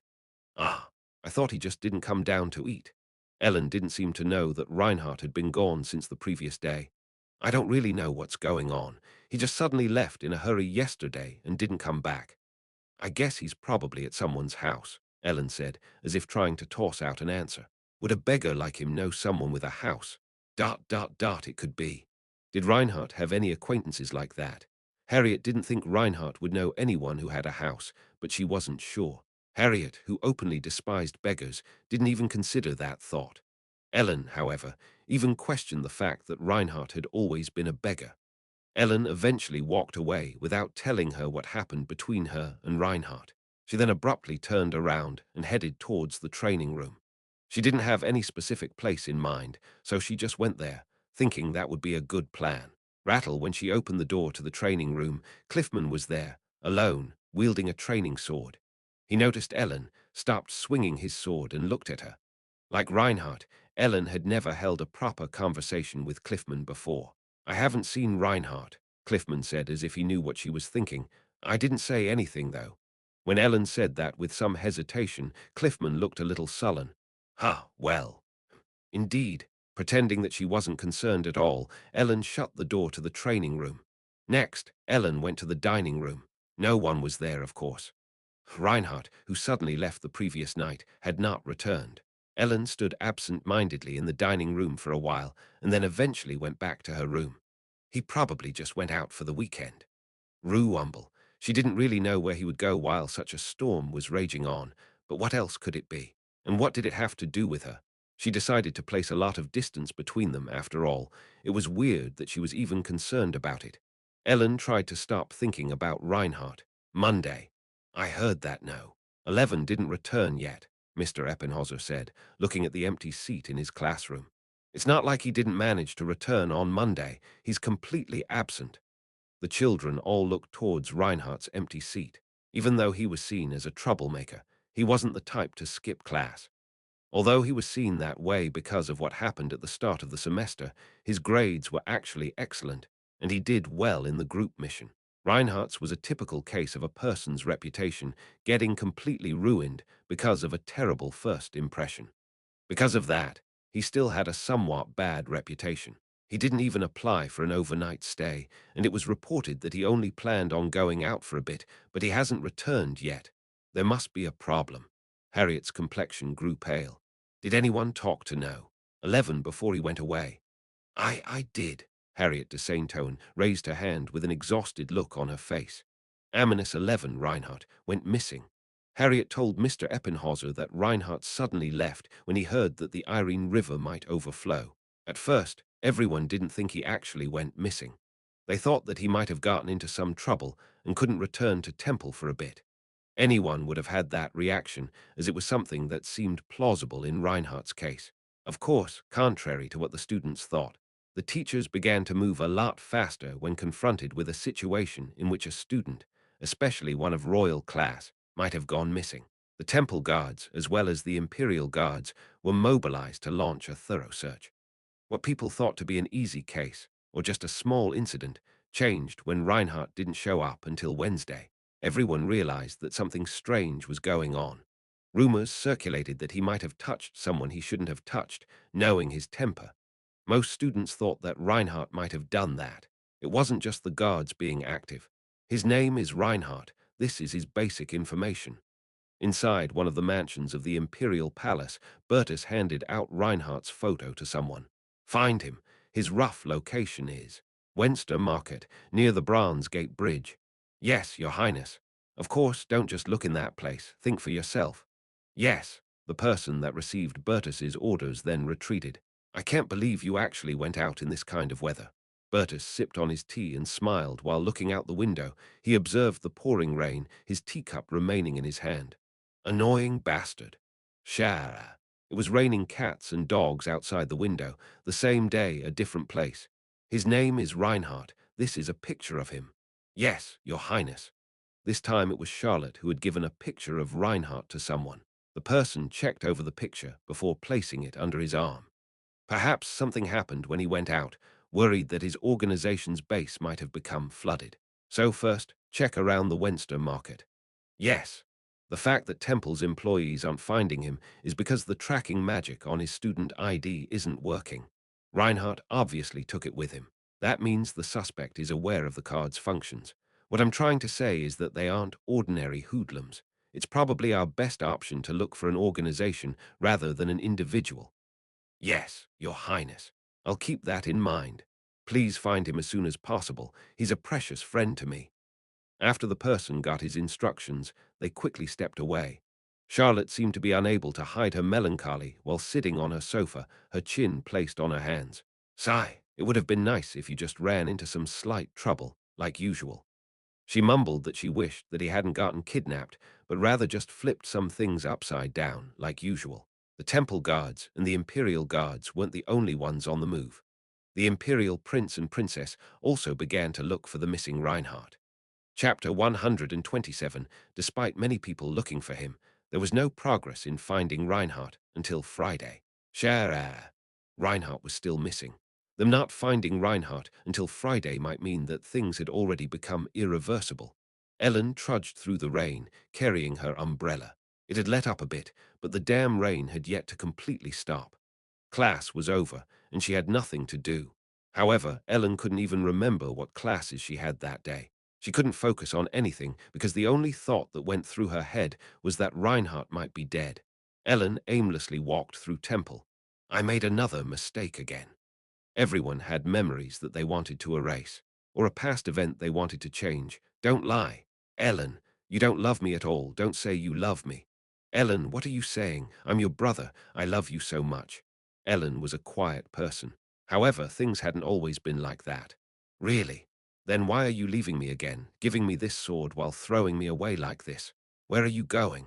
What are you going to do? How long will it be? Will you be gone a few years this time? You never tell me anything. You just tell me that you love me. If you're going to be like that, you don't have to ever come back. How many days has it been since you last stayed here? You always just tell me that I'll be someone better than you. So what does that mean? That I should work hard? Why? Why should I work hard? What's the point of wielding this sword well? Everyone calls you a great hero, but I don't think you're such a great person. Ellen, I'm sorry, I have to do this. All I have to do is... Fine, so that's what's important. Everything's more important than me. More important than family. You won't even tell me what you're going to do. Those things have always been more precious to you. Those things you can't even tell are more precious than me to you. You don't love us at all. I hate you, brother. Then she got slapped. It was her dad, not her brother. Father. Don't act like a child. Hick, Saab, wah. Go, son. Ellen, I'm sorry. Saab, I hate you. I hate all of you. I hate every single one of you. And I hate you the most. Ellen Artorius hated her brother. However, she hated herself more than anyone else. That day. It also rained just as heavily that day in her memories. She hated herself for saying those things to her older brother, who left after agonizing over it. She told him that she hated him, not that he loved him. Those were her last words to him. She didn't immediately realize what was going on. She just thought her brother had left on some very long journey, but she was convinced that he would return to her in the end. She thought he would suddenly appear on their doorstep again after a few years or so, like always. However, when she found out that her brother didn't just go on one of his adventures again, but went to the Darklands to fight the Demon King, she was convinced that he would never come back again. It was then that she realized what he had been trying to tell her. He was prepared to die and finally went to his family to say his goodbyes, only to be attacked by her harsh words. Thinking about what her brother must have felt back then made Ellen want to kill her past self. The last face she showed her brother was a crying one, only shouting that he hated him. How hurt he must have been. Just thinking about it made Ellen suffer. So, since then, Ellen had become less talkative. Her words hurt someone so deeply before, so she decided to say as little as possible, afraid she would make the same mistake again. She only gave short answers and only held short conversations. Ellen gradually hid herself in her shell like a snail. That's how it was. That was why she didn't say much. I hate people like you. She made another mistake. She hurt someone because of her own selfish reasons. She hurt Reinhardt by forcing her own standards on him, standards he had no reason to live by. The thought that she made a mistake once again came to her after Reinhardt disappeared. Naturally, she thought Reinhardt might disappear one day, but she didn't think it would be right away. However, almost as soon as she told him that he actually disappeared, Reinhardt went missing. He might have already died. The last memory of herself that Reinhardt would hold was of her telling him that she hated him. Did her words turn into a curse that actually made Reinhardt disappear? Or did he hide himself because her words hurt him that much? Ellen's thoughts were thrown into such disarray that she came to those ridiculous conclusions. She had told Reinhardt those words because she thought she'd be okay, even without him. She did it because she thought she had to push him away before he became too precious to her. When he suddenly disappeared, Ellen couldn't help but realize something. She wasn't okay without him. She thought she would be, but she wasn't. It wasn't easy for her to ignore him, but she wanted to get away from him somehow. Whenever she saw Reinhardt, she thought of her brother, so she couldn't bear it. She felt pained because she remembered how she wronged her brother that night every time their eyes met. Eventually, she ended up doing the same thing to Reinhardt. As soon as the words slipped out of her mouth, Reinhardt disappeared. She was careful, and yet she still ended up committing the same mistake again. In the end, she just did the same thing as before. Was she getting punished for it? Was she getting punished for breaking her oath to never make the same mistake again? Ellen wandered around for a long time until she found someone sitting on a bench. She was standing on a promenade, and it was still raining hard. The only ones around were her and the person in front of her. It was a girl crying in the rain without an umbrella. She covered her face with both her hands. Hick, sob, wah. Ellen approached the girl quietly and held her umbrella over her. Sob, sob. Ha! The girl suddenly raised her head when she noticed that someone was holding an umbrella over her. It was Harriet de Saint Towan. Normally, she would have been extremely embarrassed if someone caught her crying. Harriet had no intentions of acting like that. She only lowered her head again and continued to cry. Ellen knew why Harriet was crying. She knew why she was hiding away, crying in the rain without even an umbrella, because she wanted to do the same. Seeing her like that, Ellen knew what she had to do. She didn't want to do nothing. She didn't just want to sit around crying all day like she did when her brother left. Let's go. Sob. Sob sob H her. Where to? Ellen looked down at her, speaking calmly. Let's go find him. Harriet looked up at Ellen, her eyes wide open. She had cried for a long time, so she rubbed her eyes before she nodded to her words. She didn't specify who they would look for. Okay. However, even if she didn't, both of them had the same thought in mind. Harriet reported to the teachers that she would be resting in her residence in the capital for the weekend, and Ellen gave them the excuse that she would sleep over at Harriet's house. It was Friday. Their classes were already over, so they could go outside of Temple for the weekend. Harriet changed out of her wet clothes, and Ellen changed out of her uniform into some casual clothes before they left Class A's dormitory. Cher air. What do we do now? Both Harriet and Ellen wanted to find Reinhardt, but they didn't know how. They just took their umbrellas with them. They acted rather impulsively. Harriet tried to rack her brain for any piece of information she might hold. She knew that Reinhardt belonged to the group of beggars living under the bridge. I think he belonged to some beggars living under a bridge. I think he went out to check on them. She didn't know how things developed since then, but she presumed that was his destination at first. Do you know which bridge he went to? I don't. There were more than 10 bridges going across the Irene River from north to south. They didn't know which one of those bridges was inhabited by the beggars, since both of them weren't from the imperial capital. Harriet also what Ellen had figured out before. She doesn't really know much about Reinhardt.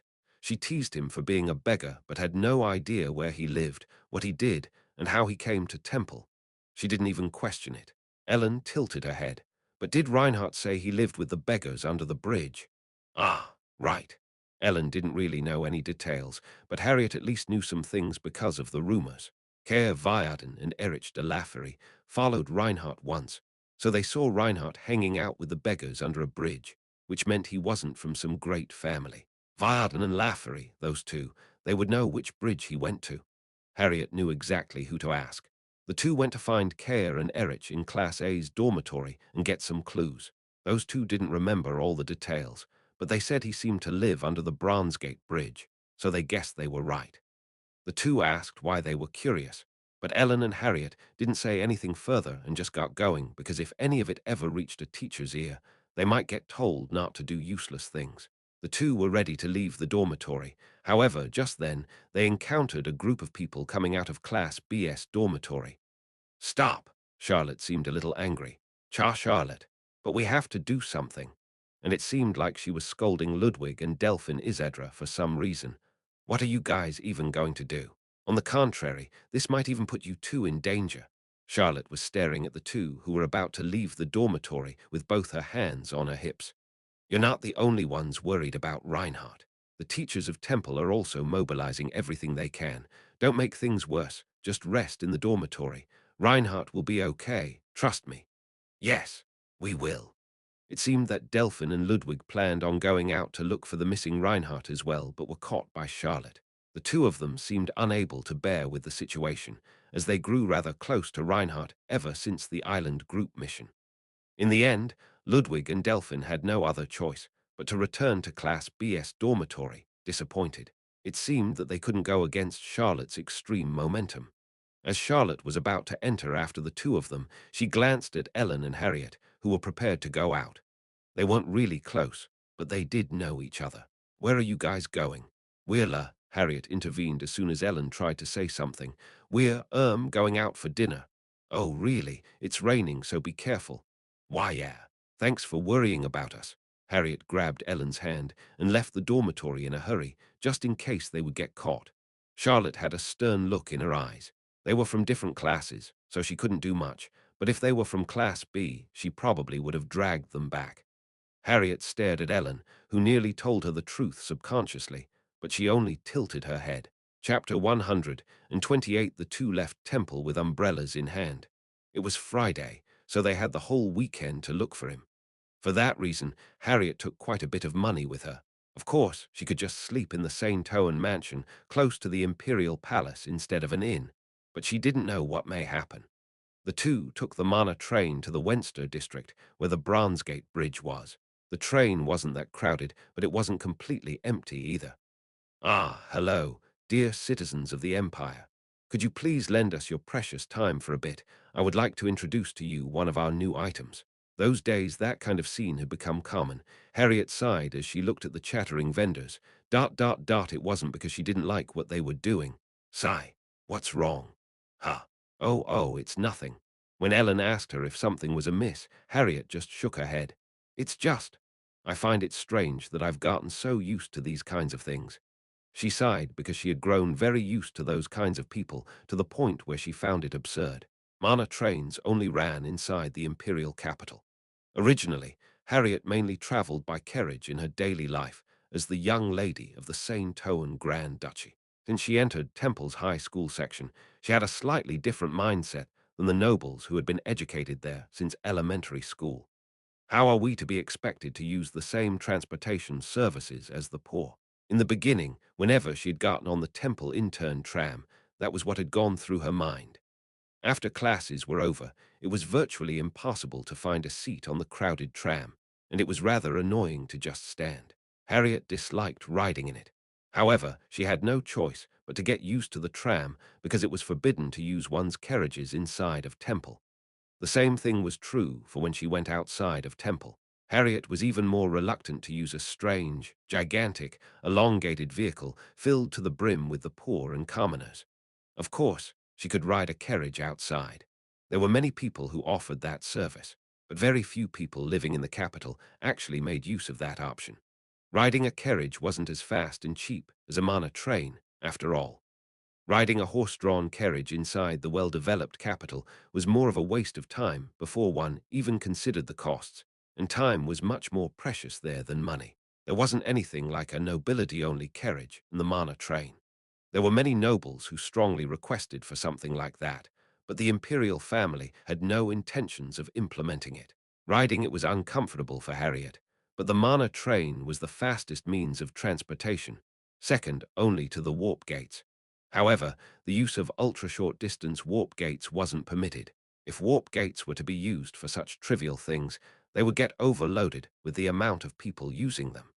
The speed of the Mana train was beyond one's wildest imagination. It couldn't even be compared to a mere carriage. She really didn't like it, but if she wanted to get from point A to B as fast as possible, she had no other choice but to take the Mana train because anything else would be foolish.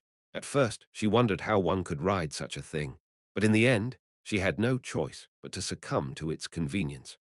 Although Harriet was a noble supremacist, she eventually got used to talking to common people and riding the crowded Mana train. It's all because of Reinhardt. That kind of guy that should not have even dared to make eye contact with her, far from someone she would have called her peer, actually talked carelessly to her, even going so far as teasing her. He had even touched her. He was irritating and ridiculous, but after getting teased by him so much, she grew somewhat immune to such treatment. So no matter what happened, and no matter what she had to endure, nothing would be worse than Reinhardt. That thought was going through her mind. That was how Harriet, who was a noble through and through, was able to endure things she normally wouldn't have. But now I'm actually on my way to look for that bastard.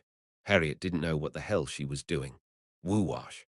The water level of the Irene River around the Bronzegate Bridge had risen dangerously due to the continuous heavy rainfall. The riverside park had already been completely locked down for days. The two arrived at the place Reinhardt had gone to. In this situation, there definitely isn't going to be anything or anyone under that bridge. Yeah, Ellen nodded her head at Harriet's words. If anyone was under that bridge, they would have been washed far away to begin with. They didn't know much about Reinhardt, so they had to infer Reinhardt's behavior using circumstantial information alone. Just what happened. You said he rushed out after hearing that the Irene River might overflow, right? Yes, I did. Reinhardt must have been worried about the people living there. I think so too. Reinhardt was part of the group of beggars living under the Bronzegate Bridge. So, after hearing that the Irene River might overflow because of the heavy rain, he must have gone there to check if his people were safe. But the river already overflowed, and all of them have already gone off somewhere. I think he went to find them. Up to that point, Ellen and Harriet could reconstruct the situation. Reinhardt must have gone somewhere to look for the missing beggars. Then, could he be late because he was helping them out? But it's been so long. Harriet said so, holding slight hope in her heart. Even as she said it, she knew that it was very unlikely. Ellen shook her head. If that were the case, he could have gone back to Temple to explain the situation to the teachers, but he didn't. Of course, there's still a possibility that it's like that, but it's very small.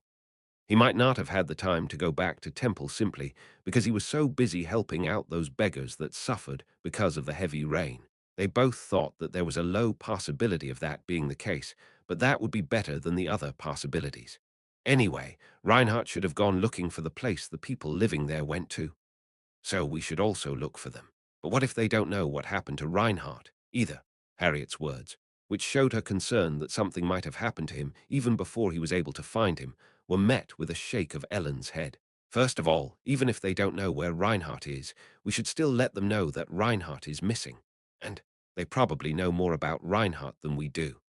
No matter if they knew where he was or not, the conclusion they came to was still the same. They had to find them. Okay, so where did they go? Where did the beggars who lived under the bridge run off to? They were overcome with the same worries as Reinhardt. Let's ask that person. A guard was blocking the entrance to the riverside park. Ellen came to the same conclusion as Reinhardt had. Ellen and Harriet succeeded in following the same path as Reinhardt after questioning the guard. The only place that would protect someone from the rain around there was the Wenster Market Street. The Wenster Market Street. While adventurers opted to go the northern Al Liga district to do their shopping, the Wenster Market Street was the largest market visited by the general public. While they headed there, Harriet hesitated for some reason. My brothers told me not to go to the Wenster Market. She looked a little scared. Why? My brothers graduated from Temple, so they know the imperial capital pretty well. However, I would never go to that kind of place because it's so dirty, but they still told me to never go to the Wenster Market. Why did they do that? There are a lot of criminals there. Usually people wouldn't hurt you as long as you're a Temple student, but there are a lot of crazy people there who wouldn't even consider that. They told me to stay away from the back alleys in particular. There are also some criminal organizations. Harriet already knew some information Reinhardt lacked. She suddenly muttered something as if she just realized something important. Ah, no way. I think I know what has happened.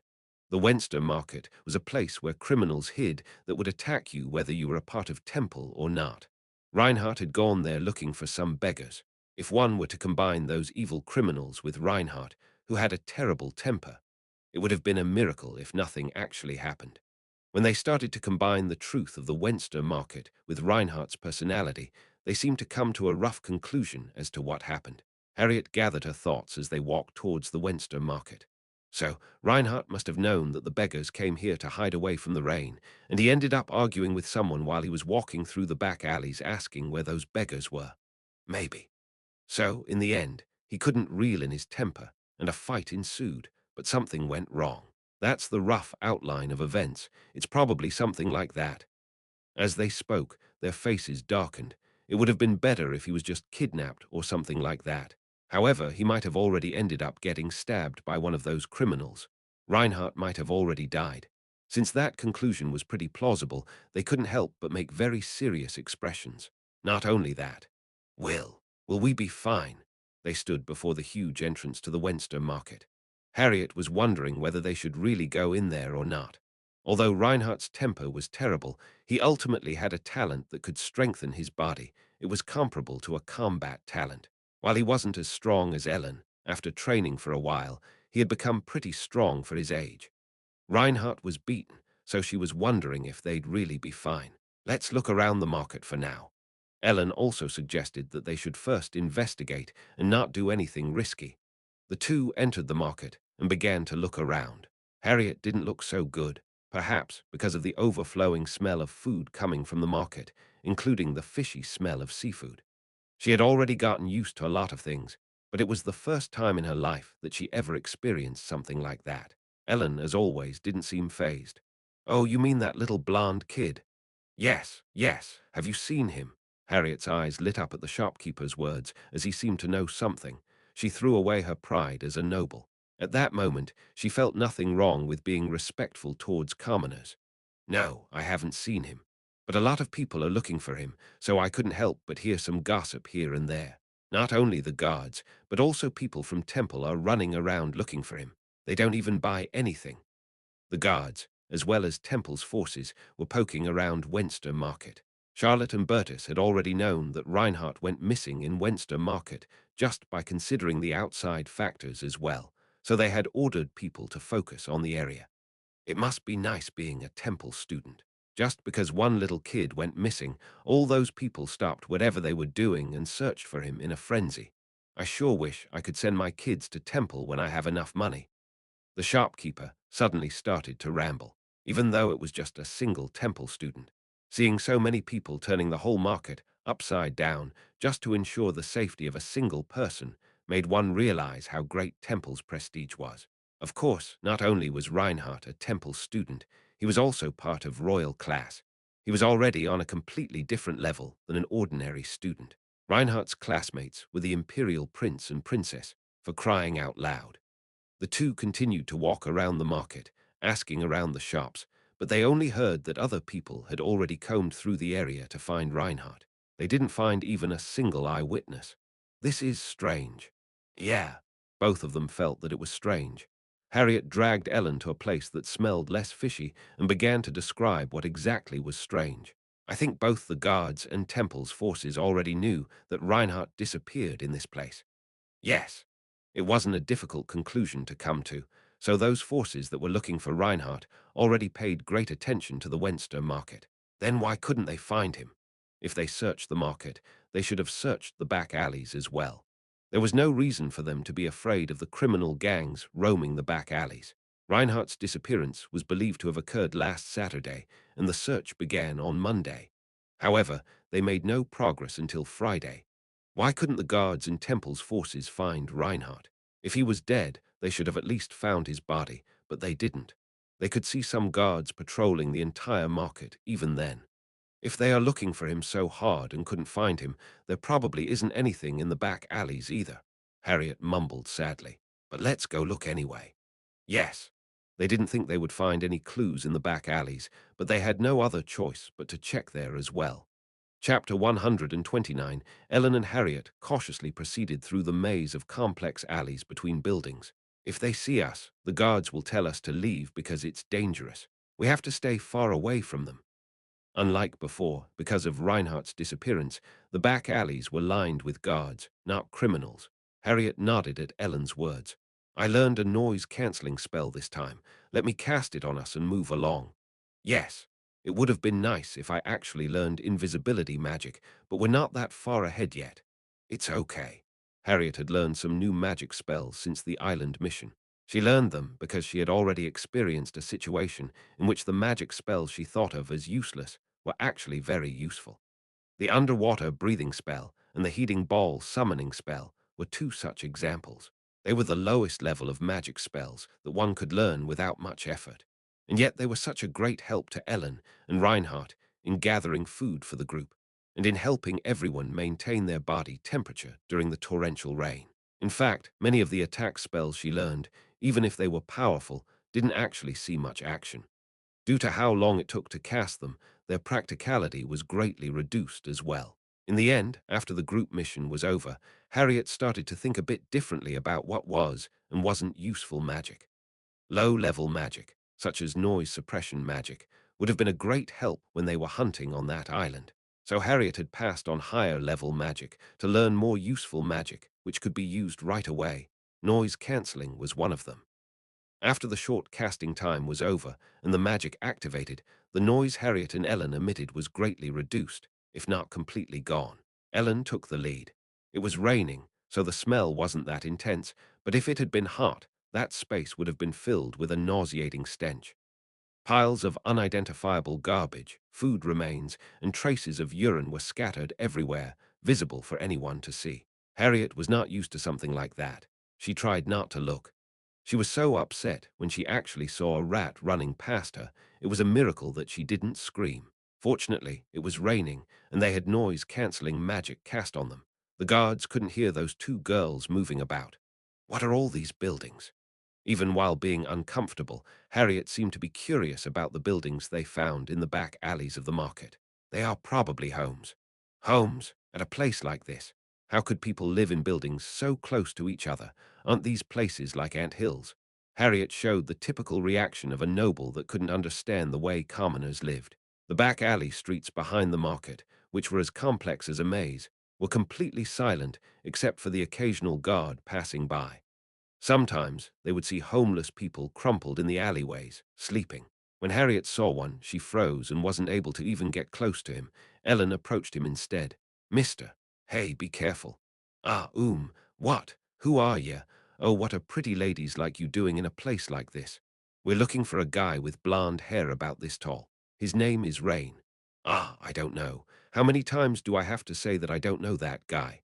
The homeless guy couldn't give them an answer, seeming as if he had been asked several times before.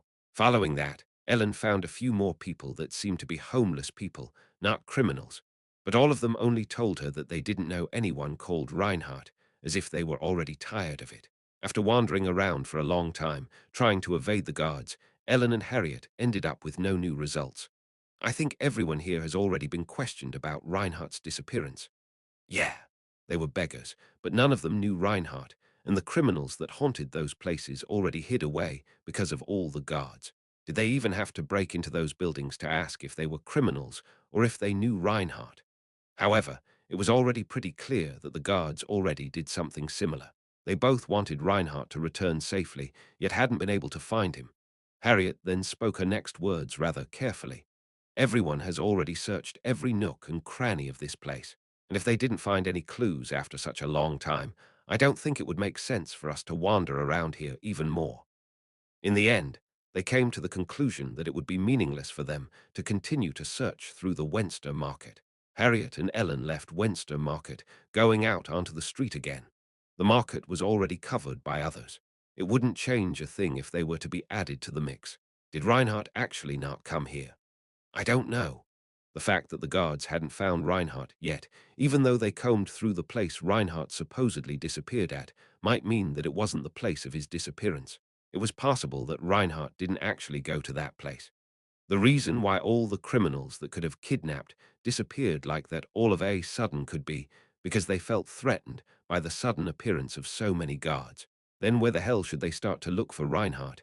There are a lot of strange things about this situation. Harriet raised another question. What? The guards questioned most of the beggars here, didn't they? Yeah, they did it to the point that the beggars were sick of hearing that question. The criminals ran away, but the beggars stayed in this place. However, it seems like none of the beggars that lived under the bridge came here. None of them knew Reinhardt. The beggars that lived under the bridge. According to the guard, the beggars should have come over to the Wenster market to take shelter from the rain. If they didn't want to get completely soaked, they would have no other choice but to go there. The guards weren't really kicking them out of that place. That's why the beggars remained in the back alleys, whether the guards were patrolling or not. There were beggars, but none of them were the ones that knew about Reinhardt. They never went to the Wenster market. Ellen nodded at Harriet's reasoning. I think we have to find those people first. Yes, Wenster market, the most clear trail, was already crowded with people. If that place held any type of clue, it would be found someday, even if they weren't there. The two decided to look for the beggars of the Bronzegate Bridge, a group no one really cared about. Everyone else had only focused on the Wenster market. Their theory was correct. Neither the forces of Temple nor the guards focused on that lead under the assumption that Reinhardt disappeared in Wenster market. They were trying to find some criminal gang that was connected to Reinhardt's disappearance. Reinhardt hadn't even found the group of beggars he was looking for at that point. That was the problem with people who only did what they were told to do. That was the reason why Temple's forces and the guards were only concentrating on the fact that Reinhardt definitely went to Wenster market. So Ellen and Harriet came to the decision that they should go somewhere else because other people were already covering that place. Those beggars that lived under the bridge were a bunch that stood out quite a bit. Even the guards knew them well. Although they didn't seem to impose any sanctions on them, they didn't really like them either. Ellen and Harriet hadn't seen them in person, but they imagined them drinking booze and chattering under the bridge. That definitely wouldn't have been a pretty view. Ellen and Harriet reached the entrance to the Riverside Park, where they first gathered information to look for that guard again. However, there was a different person standing guard, probably because that other guy's shift was over. Oh, those beggars. At times like these, they'd probably go to Wenster M. They aren't there. When they were about to get the same answer as before, Ellen cut him off. It was highly likely that Reinhardt went there, but the beggars were definitely not there. Really? Then where would they have gone on rainy days like this? They don't even have houses or anything, you know. It rained a lot those past few days, and they couldn't stay under the bridge in that situation, so the only choice they seemed to have was to head towards Wenster Market. One of the guards chimed in after hearing the other talk. Well, don't they make a lot of money these days? Maybe they don't have to go to the market anymore. Who knows? Maybe they even found some inn to stay in. Money. What money would beggars have? And an inn? That's funny. When the other guards were laughing at his statement, treating him as if he was talking complete nonsense, he started to chuckle. Those bastards aren't selling cheap candy anymore, you know. They are now selling knickknacks on the Mana train. Didn't you notice? That's why we don't get any complaints from people visiting the Riverside Park anymore. But I'm sick and tired of seeing those guys every time I go to work. You're telling us that those vendors were those beggars? Yeah, they are pretty active, aren't they? Ellen and Harriet's eyes met as they were listening to the guard's conversation. Ah, greetings, dear citizens of the Empire. Could you please lend us your precious time for a bit? I would like to introduce to you one of our new items. The two had already found their target without even knowing. The only people interested in the job change of the beggars from under the bridge were people of the same trade and the underworld. So there were only a few people among the guards who knew that the beggars became train vendors. Beggars were still beggars. People often didn't care about who they actually were, and the vendors were just a mild annoyance, so no one wondered about their background. Anyway, unlike the solicitors in the Riverside Park, the Mana train vendors could continue their business regardless, whether it rained or not. They were still going from train to sell their wares, even during the rainy season. Ellen and Harriet immediately boarded a Mana train, not caring where it went. I hope they know where Reinhardt is. Yes. Both hoped that nothing bad had actually happened to him and that he was absent from Temple for such a long time because of something else. The two moved from compartment to compartment of the Mana train, looking for those junk sellers. They didn't have to look for long. After moving through 4 compartments, they found a vendor who was twirling a spinning top on the floor and talking excitedly about the magic spinning top. It was no wonder that people wouldn't connect the vendors with the beggars living under the bridge. According to Reinhardt's instructions, the merchants riding on the train were properly dressed and cleaned up. Ah, everyone, let me tell you about this spinning top. "Excuse me, mister." As was to be expected, Harriet was still pretty shy, so Ellen stepped up to the guy. When Ellen called out to him, the merchant smiled. "Hello there, it's only 1 silver coin." He seemed to think that she talked him up because she was interested in the spinning tops lying on the floor. Of course, Ellen had no interest in those things whatsoever. "Do you know Reinhardt?" Reinhardt. The vendor tilted his head when she said that name out of nowhere. Fortunately, he knew Reinhardt. "That guy's missing." "Yes."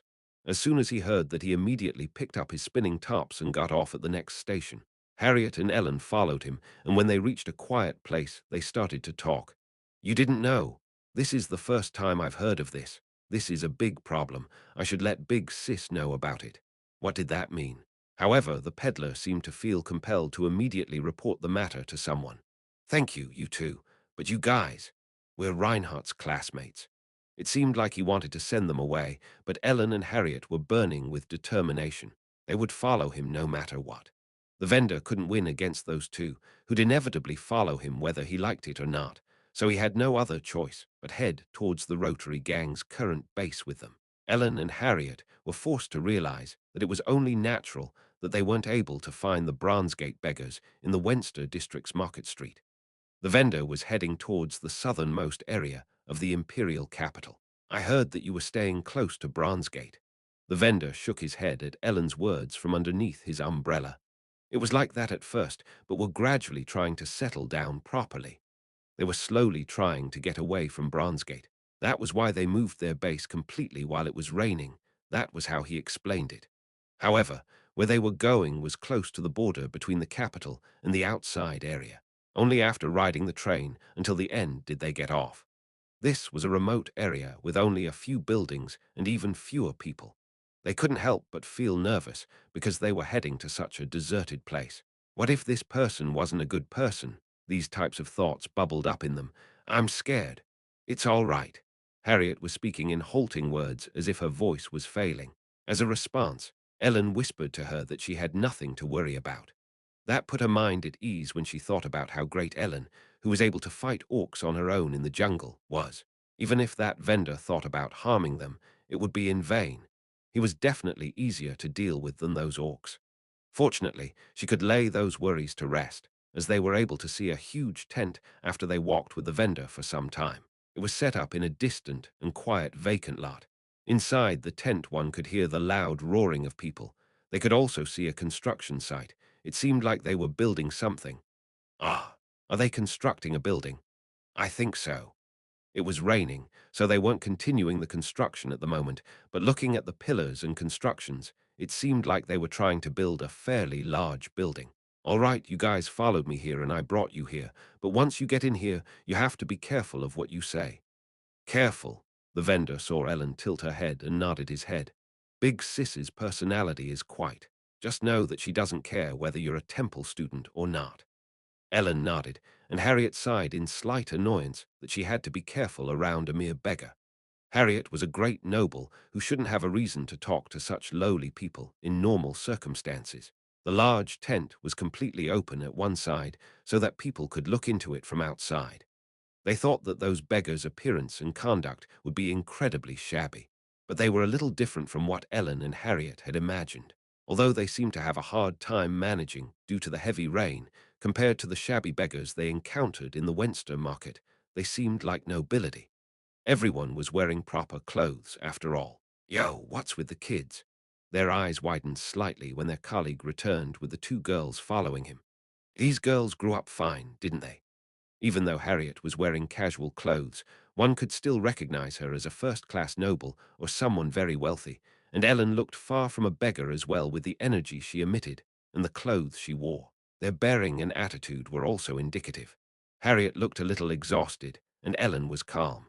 Still, the people started to mumble at the sudden appearance of those two pretty girls. A young woman with messy white hair stood before them. Her attire wasn't much different from the others, but the pressure those golden eyes emitted showed that she wasn't an ordinary person. Irene's wild dog. "Hooray, these kids!" Laura frowned when she saw Ellen and Harriet standing before her. The two introduced themselves as Reinhardt's classmates. "Is that so? But how did you find this place?" Laura seemed wary about why those two, who seemed to be Reinhardt's classmates, went there.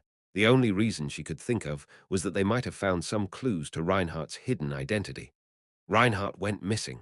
What did you say? Not only Laura, but all the club members present were completely shocked.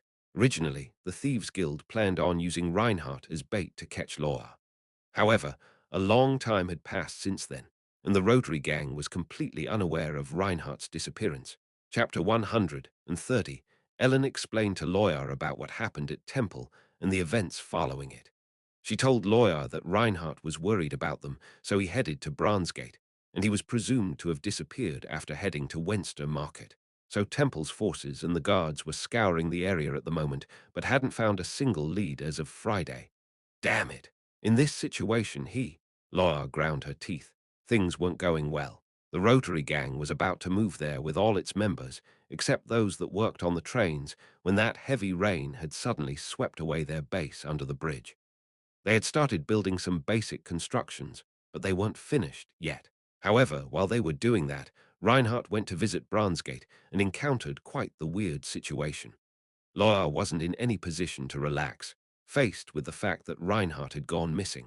It was an unprecedented situation. Okay, we'll take care of this from now on. You guys go back to Temple. If those two hadn't appeared out of nowhere, the Rotary Gang might have overlooked such a serious matter. Although she felt grateful towards them, Loya thought that those two girls' roles were over. We want to look for him with you. Ha! However, the girl who took the initiative shook her head, saying she wouldn't be going back. Well, I know what you're thinking. You guys are still young. Just go back. You might end up seeing some real ugly things. Laura lightly grabbed Ellen's shoulder and tried to shove her outside the tent. Swish, however, Ellen slightly pivoted to avoid Laura's touch. Did she just avoid me? Laura tried once again to grab Ellen with one of her hands. Swish, however, Ellen took a step forward to avoid Laura's hand. After those two failed attempts, the slightly buzzing atmosphere started to cool down. What were they going to do now? That's what the people around them were thinking. Ho! Lawyer decided to go with a slightly rougher method rather than trying to get it over with gently. To her, that girl seemed like someone that wouldn't listen to words after all. She tried to grab Ellen a lot faster. Her hands moved incredibly fast. Swish! However, Ellen avoided her touch with just a single step again.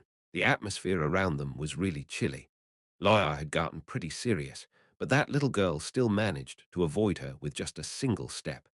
Harriet already felt really exhausted by the strange war of nerves going on before her. She figured it wasn't such an unusual thing. Because you're Reinhardt's friend, this is the last time I'll let this slide. Go back while I'm still being nice. We can help too. Sigh. There was some slight anger flickering in Laura's golden eyes. Was it because she was a Temple student? She seemed confident in her physical prowess. In that case, she wouldn't mind rougher treatment, right? Laura struck her hand out almost as fast as lightning. She intended to grab Ellen by the nape, not her shoulder, and throw her out. Swish. However, after reading the hand's trajectory, Ellen moved her head down to the right to evade it and took another step back. I have no intention of fighting you. Ellen calmly avoided her move again. She even expressed that he had no intention of attacking her. Ha! However, it was that type of behavior that made people with a fiery temperament like Lawyer attack even harder. I have no intentions of fighting you equals if I get serious. You'd only get hurt. That was the only thing she could glean from that. The gang members had their mouths wide open as if they couldn't believe their own eyes. None of them had ever seen Lawyer lose when it came to close-quarter combat.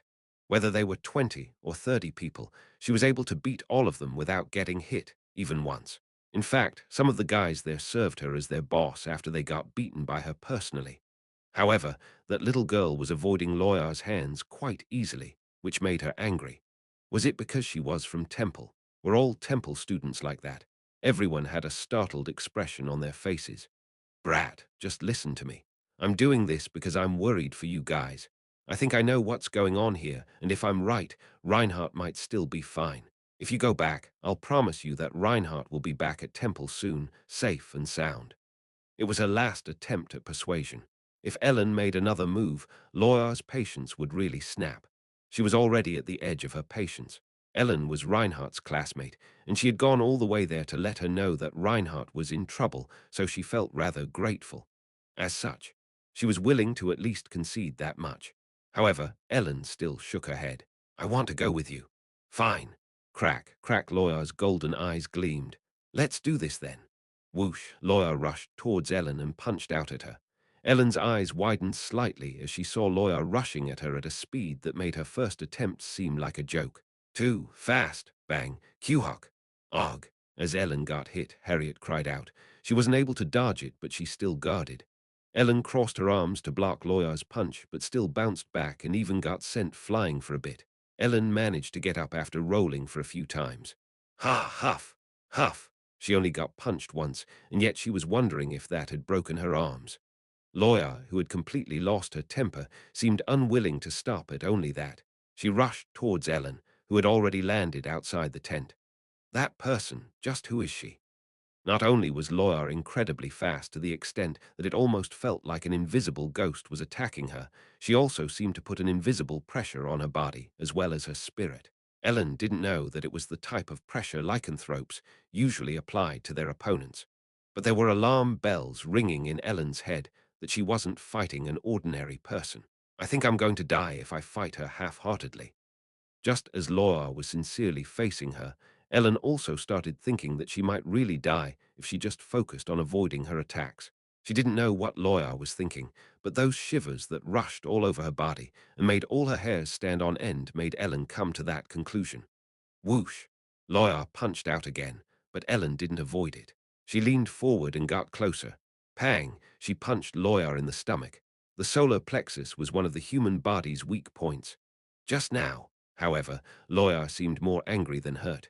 After she got hit in her stomach, Lawyer's eyes filled with even more rage. Did you go easy on me? Ellen thought that her opponent might die if she used all of her power, so she had controlled her strength, which annoyed Lawyer. That punch was enough to make an ordinary person faint, but Lawyer didn't even flinch. The places that were supposed to be weak points weren't actually weak points to her. Ellen couldn't help but freeze up. Bang! Ugh! Huck! Lawyer hit Ellen in the stomach with her knee, making her fly away and roll on the floor. The temple student and Irene's wild dog were fighting in the rain. Ellen was barely holding out, even though she tried not to appear as such. Punch, pow, punch. In the middle of nowhere, a huge hand-to-hand battle was taking place, but the results were already pretty clear, even in regards to technique. In terms of physical strength, Ellen was definitely lacking. Hey, don't you have to stop her?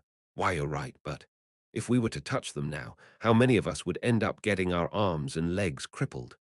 Laura's eyes completely lost any sort of reason, so she wasn't in a state in which she could be stopped. Harriet was shocked for a different reason. Ellen was able to beat an orc with ease, but she was getting pushed back at the moment. The gang members were surprised that a little kid was able to fight against Irene's wild dog so well, while Harriet couldn't believe that Laura was able to overwhelm Ellen, the strongest of their class, even if Laura was an adult.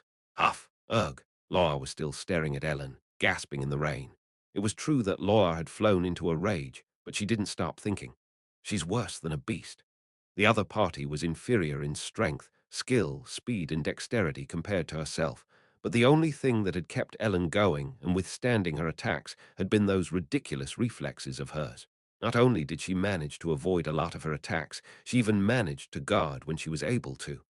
Laura seemed to be serious, but she wasn't actually. Laura was planning on only beating her opponent slightly. Otherwise, Ellen would have already ended up with 2 broken arms after her first attack. She tried to only apply enough force to make her give up, but it wasn't that easy. They are raising monsters in temple, it seems. Even though she was still young, defeating her wasn't that easy if she didn't have the determination to actually kill her. Were there more monsters like that in temple? No. Gasp! Huff! The girl in front of her was special. Wasn't the other girl that came with her actually trembling in fear at the moment? Should I kill her? That was what Laura was thinking while keeping her distance from Ellen, an unprecedented monster raised by temple. If she already reached that level of skill at her age, she'd only grow into even more of a monster as the years went by. If she killed a temple student, she would have to leave the capital, or else she would harm the members of the Rotary gang. She would be unable to come back to the imperial capital ever again. However, if she left that girl alive, she would pose a tremendous threat to the reconstruction of the demon realm. They had said that they were Reinhardt's friends. but they probably only grew closer because they had no idea about the truth. They'd surely end up becoming mortal enemies in the future. Monsters like those had to be killed off before they could grow. No one would be able to kill them in the future, after all. Why did Reinhardt become friends with such a monster? How did they even become friends? She couldn't pass any judgment on her without Reinhardt. Loya believed in Reinhardt's words that he planned to rebuild the demon realm. However, his friendship with Ellen might also be some kind of scheme he came up with, right? She had to come to a decision on her own at that moment. This punk. Obviously, he'd be very upset if I did this. Even though she was all prickly on the outside, Loya never intended to betray Reinhardt in the slightest. If I killed her, would His Highness get into trouble with Temple? Would it be more difficult if I kept her alive? If she killed her, it would cause problems for her master, but it was more troublesome to keep her alive. She strongly believed that Ellen would be a fatal threat towards the reconstruction of the demon realm. If they didn't kill her now, they wouldn't get a second chance. It would be better to kill her and evacuate her master out of Temple and plan out their future moves in a different place. No, I can't leave her alive. Loya boosted her whole body's senses. It wasn't just a normal battle anymore. She entered into her real combat mode. She used the powers of a lycanthrope, not Irene's wild dog. Your Highness. Ellen swallowed her saliva as she witnessed Loya strengthening her body to such a degree. I'm going to commit an unforgivable sin to you. No matter how right she thought her decision to be, she was still planning on killing her master's friend. Loya leapt forward with both her hands outstretched, not punching out with her fists. She didn't even need to do that. In that situation, if she was able to get even a single finger in, she would make her opponent explode. Ellen felt it clearly when she saw Loya rushing towards her. It was in her opponent's gait. It was killing intent. She was trying to kill her. Ellen was able to sense it almost instinctively. With her eyes wide open, Ellen swung her right arm at Loya, rushing towards her. At the same time, something was suddenly summoned into Ellen's hand. Whoosh! This is. Ellen, who didn't have anything with her previously, suddenly held a sword in her right hand. Cackling, and Loya reflexively blocked the sword being swung at her with her right hand. The sword came to a halt after cutting halfway into Loya's hand. Everyone was staring at the unidentified sword that suddenly appeared in the girl's grasp with astonishment.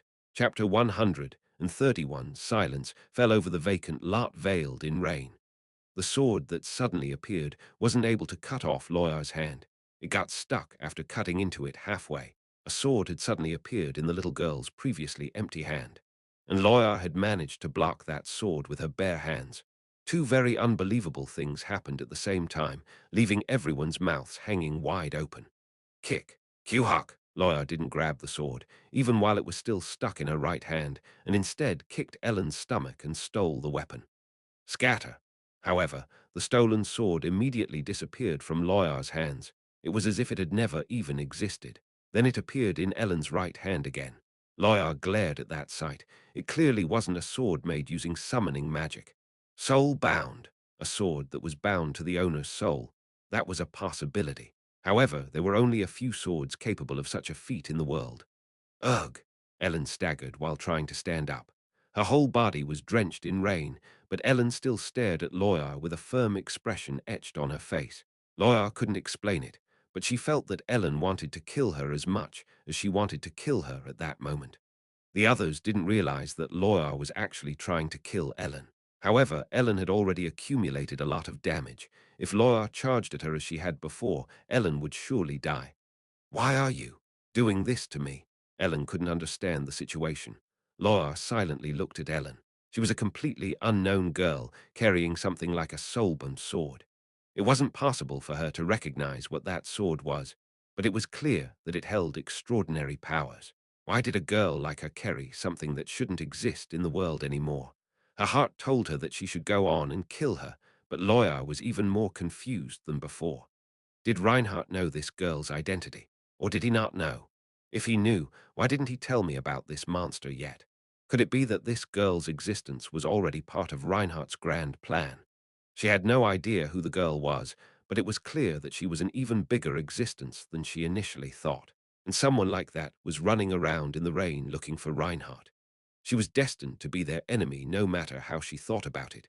But Laura was inclined to think that Reinhardt wouldn't have become friends with someone like her without having a plan in mind.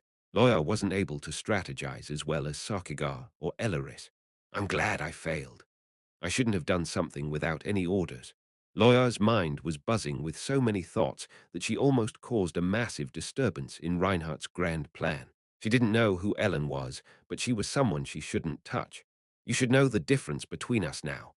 Laura looked down at Ellen, who was shriveled up in a sullen mood. She didn't want to hurt her any further, but she still didn't plan on taking her on her search for Reinhardt either. The girl was dangerous, but she wouldn't be of much help as she was. Go back. You'll only get in the way. How the fuck are you going to help me when you're so fucking weak? That was what Laura was trying to communicate with her eyes. Ellen had no other choice but to hold her head low while clenching her teeth. Is this really okay? Yes. In the end, Laura was able to subdue Ellen and told them that she would return Reinhardt to Temple safe and sound, so they should just take their mind off of the matter and go back to Temple. Ellen just silently walked through the rain, letting go of her umbrella, and Harriet followed her, carefully trying to cover the two of them with her umbrella. Harriet couldn't tell what Ellen's expression looked like as she was walking with her head down. However, after suffering an overwhelming defeat for the first time in her life, Ellen's expression completely hardened. I even summoned lament. She summoned lament because she felt her life was in danger, but that sword was only able to slightly dig into that person's palm. She wasn't an ordinary person. A normal person wouldn't have been able to block that divine sword with their bare hands. No, normal people wouldn't even be able to block normal swords like that. However, her opponent managed to completely block the divine sword like that. That gray-haired woman seriously tried to kill her, but when she saw her sword, she changed her mind and let her go. Ellen didn't know why Laura tried to kill her, and she understood even less why she had decided to keep her alive in the end. There were a lot of people. They probably know something. They'll definitely find Reinhardt. Yes, Harriet made some exaggerated gestures, trying to paint the situation as positively as possible when she noticed that Ellen didn't say anything. Ellen was dying to know what that sword that Ellen summoned was, but Ellen's condition didn't look so good at the moment. What the hell? Despite how quickly Ellen swung it at the head of that beggar organization, she still managed to block the divine sword. Just what was that gray-haired woman, and just what is Reinhardt? She didn't think that Ellen was the strongest in the world, but she also didn't think that she would be so overwhelmingly beaten like that. It was arrogant to think that she would be able to help them. After her overwhelming loss, Ellen couldn't continue to protest the woman's order to get out because she would just get in the way. After all that, she had no other choice but to realize the fact that she would really only get in the way of the gray-haired woman if she followed her. She didn't know who that gray-haired woman was. She had found out that there were even more things that she didn't know about Reinhardt. After all, I really know nothing about him. She wanted to know the things she didn't know about him, so she ended up hurting Reinhardt. She wanted to make it up to him somehow, so she wanted to save him. She wanted to do something, but she wasn't even able to do that. Helplessness. Ellen trudged through the rain, forced to feel such utter helplessness for the second time in her life. Don't tell anyone what you saw just now. You didn't see anything. After Ellen and Harriet left, Laura put a gag order on anyone about the fight that had happened. A strange girl with a soul-bound sword had appeared there. But that girl sure was no joke. Are all the people in Temple like that? Laura frowned when she heard one of the gang members talk about it. Shut up. Don't even talk about this among yourself. I don't know what that girl was, but she wasn't someone ordinary. If you talk about this, Temple or the Empire might do something against us. To be exact, it was because Reinhardt decided to keep quiet about the girl for some reason. Laura's words were absolute within the gang, so everyone just nodded. The Rotary Gang's number 2, Daban, came forward. Big sis, what about Reinhardt? Setting that fight aside, everyone was shocked by the information that Reinhardt had been kidnapped. I'll figure it out. You guys get ready to go back to work as soon as the rain stops, though it doesn't look like it'll let up any time soon. According to her prediction, Reinhardt should still be safe, but there was no time to delay. Are you going to be okay by yourself? Daban asked, as if she was worried about Laura going alone. Of course, Laura just snorted to that. I kicked out that girl that actually managed to cut my hand like this, so do you think you'd be any more useful? Ellen had taken it as an overwhelming defeat, but Lawyer evaluated her as a never-before-seen monster. Of course, the other gang members weren't a match for Ellen. "I'm leaving." Lawyer, covered in a robe, began to run into the rain. As a result of their actions, although Ellen and Harriet were unable to find Reinhardt on their own, they played a decisive role in the search for Reinhardt. It was already enough to inform Lawyer, who had no idea that Reinhardt got kidnapped. "His Highness is." "Yeah." Laura usually didn't get into contact with the others, but due to the nature of the situation, she had gone straight to the shopping street in the Al Ligger district and met up with Elleris. Ellen and Harriet were still lacking in ability. To be honest, Laura wouldn't have minded taking the two of them with her, assuming Elleris wouldn't be involved. If she went to rescue Reinhardt with the two of them, she would be unable to take Elleris with her. Of course, Elleris could do far more things at that point than Ellen and Harriet. It was hard to find something an archmage wouldn't be able to accomplish. Elleris trembled slightly when she heard that Reinhardt had been kidnapped. How did that happen? The amount of money the gang is earning now has grown exponentially, and the complaints about us have also grown quite a bit. So we are trying to officially establish a base somewhere. During this heavy rain, everything we built up had been washed away. I thought we might as well move to the area we wanted to build our base altogether. Laura crossed her arms and shook one of her legs. She seemed anxious. Incidentally, it seemed like His Highness came to see us directly to see if we were okay. He was worried, I guess. He thought he'd find us in the Webster Market Street, so he wandered around that place. I think he got harassed by some guys over there. They probably ended up kidnapping him. Damn, what's with this bad timing? Even if I had known in advance, there's no way for our side to contact Temple. So, who did it? There was confusion and anger visible on Elleris's face. It was only a guess that he got kidnapped, so she was already imagining the worst. "I think it's the Thieves' Guild." "Why the Thieves' Guild?" Laura didn't share much about her organization's internal matters, so Elleris had no idea what was going on within the Rotary Gang or its connections. "I think they want to smash the gang apart. That's also why I tried to avoid Webster Market. That's their turf. Perhaps they were waiting for us there because they didn't manage to touch us directly. They were probably trying to figure out what they should do. But then His Highness, who they knew as our gang's successor, basically ran into their arms. Of course, they had that much information. The connection was quite vague, but Lawyer's reasoning was pretty plausible. Reinhardt entered the market without knowing that he was actually stumbling into a tiger's den. If the gang and the Thieves' Guild still had a friendly relationship, there wouldn't have been a problem, but Reinhardt was completely unaware of how the situation had progressed. Elleris got up from her seat, seeming as if she didn't want to hear any more. The flame of rage was flickering in her calm eyes. "Where is the Thieves' Guild's headquarters?" Intense anger was boiling inside Elleris' eyes at that point, as if she was about to destroy everything in her way. Lawyer lightly tapped her shoulder in an attempt to calm her down. "Calm down for a sec. His Highness is in danger, so we have to move quickly. I mean, isn't it kind of weird?" "Weird? What is?" Lawyer felt like the whole situation was very suspicious. "Right now, Webster Market is teeming with Temple's forces and guards. That being said, they realized that His Highness had disappeared there. Then the Thieves' Guild would, of course, be on the very top of their suspect list." Lawyer knew that the Webster district was the Thieves' Guild's turf, but if Temple's forces and the guards were also investigating that place, they should have the same information. Although Lawyer didn't know it, the Prince and Princess forces were also trying to find Reinhardt. They aren't complete fools either. They should know that the Thieves' Guild is pretty much the prime suspect. So why haven't they found him yet? You mean to say that the Thieves' Guild might not be the culprit? I don't know. Maybe the search party is only focused on Webster Market and isn't looking anywhere else. It was more than obvious that the Thieves' Guild were the most likely to do something like this, so why hadn't they found Reinhardt yet? Did that mean they weren't the culprit? That was what Lawyer found suspicious. "That's fine. We'll find out if we pay them a visit. Like that, we'll find out if your guess is right or not."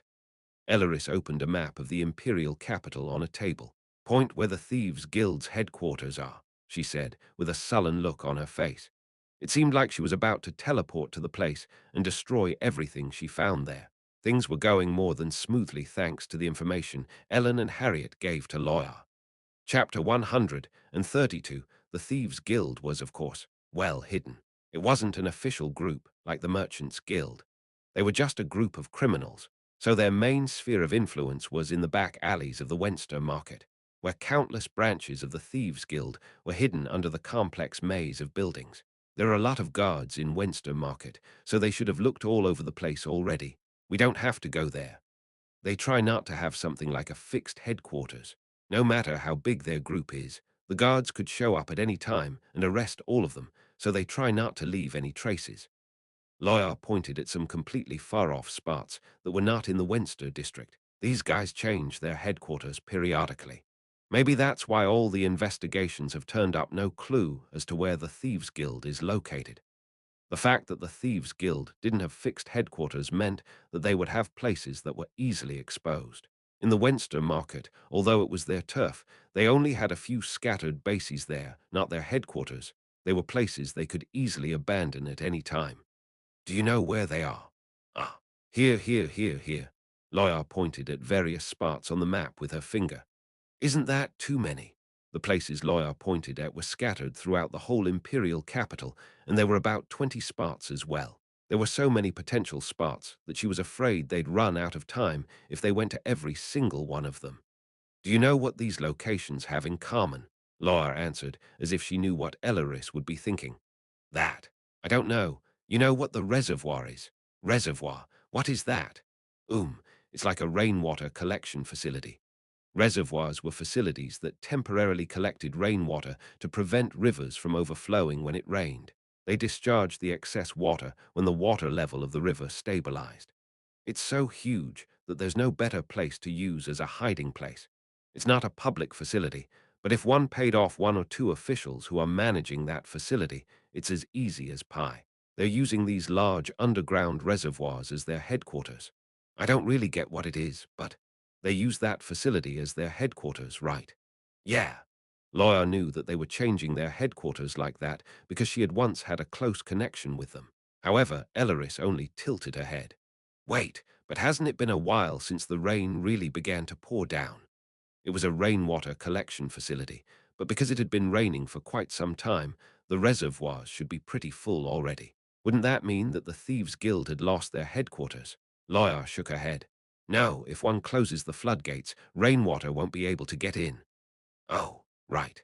In fact, even if it rained, if they closed all the floodgates through which the rainwater flowed, those reservoirs wouldn't be filled. That was how they prevented their headquarters from getting flooded. But if they closed all the floodgates of all the reservoirs, preventing them from functioning properly, it would be clearly obvious where they were. They only close the floodgates in the places where their headquarters are located at the moment and open them up again when they change places. But it's raining right now, right? So they can't move their headquarters at the moment. The weak spot of this method was that they couldn't move their headquarters while it rained. They wouldn't be able to use an already full reservoir as their new headquarters, after all. We just have to find a reservoir with its floodgates completely closed. That should be the Thieves' Guild's headquarters. At Laura's words, Elaris' expression turned strange. Aren't you supposed to be bad at using your head? You punk, I've been doing things like this for a long time now, so don't you think I'm getting better at things like this? Laura shouted, conveying that if Elaris wanted to compliment her, then she should do it properly. Shara, it kept raining. Ellen, let's go in now. I'm fine. Ellen sat on a bench in front of Royal Class dormitory, staring forlornly into the distance. As Ellen was sitting on that bench completely immobile, Harriet carefully grabbed her arm. That person was really strong. You couldn't help it either. Why, you fought really well. From Harriet's point of view, Ellen still seemed to be brooding over her overwhelming defeat. She thought that Ellen fought well, however, and that she had shown off just how skilled she was. She thought it wasn't something she should feel so depressed about. She was also wondering about that summoned sword, but she didn't dare ask. As if that summoned sword never existed, it had disappeared like a mirage as soon as the fight ended. You're going to catch a cold. Let's go in. Ellen stared at her, hearing Harriet's words. It's not because of that. Water dripped down on Ellen's face from her hair. Perhaps because of the water droplets, it seemed to Harriet as if Ellen had been crying. Let me stay like this for just a moment. It'll only take a moment.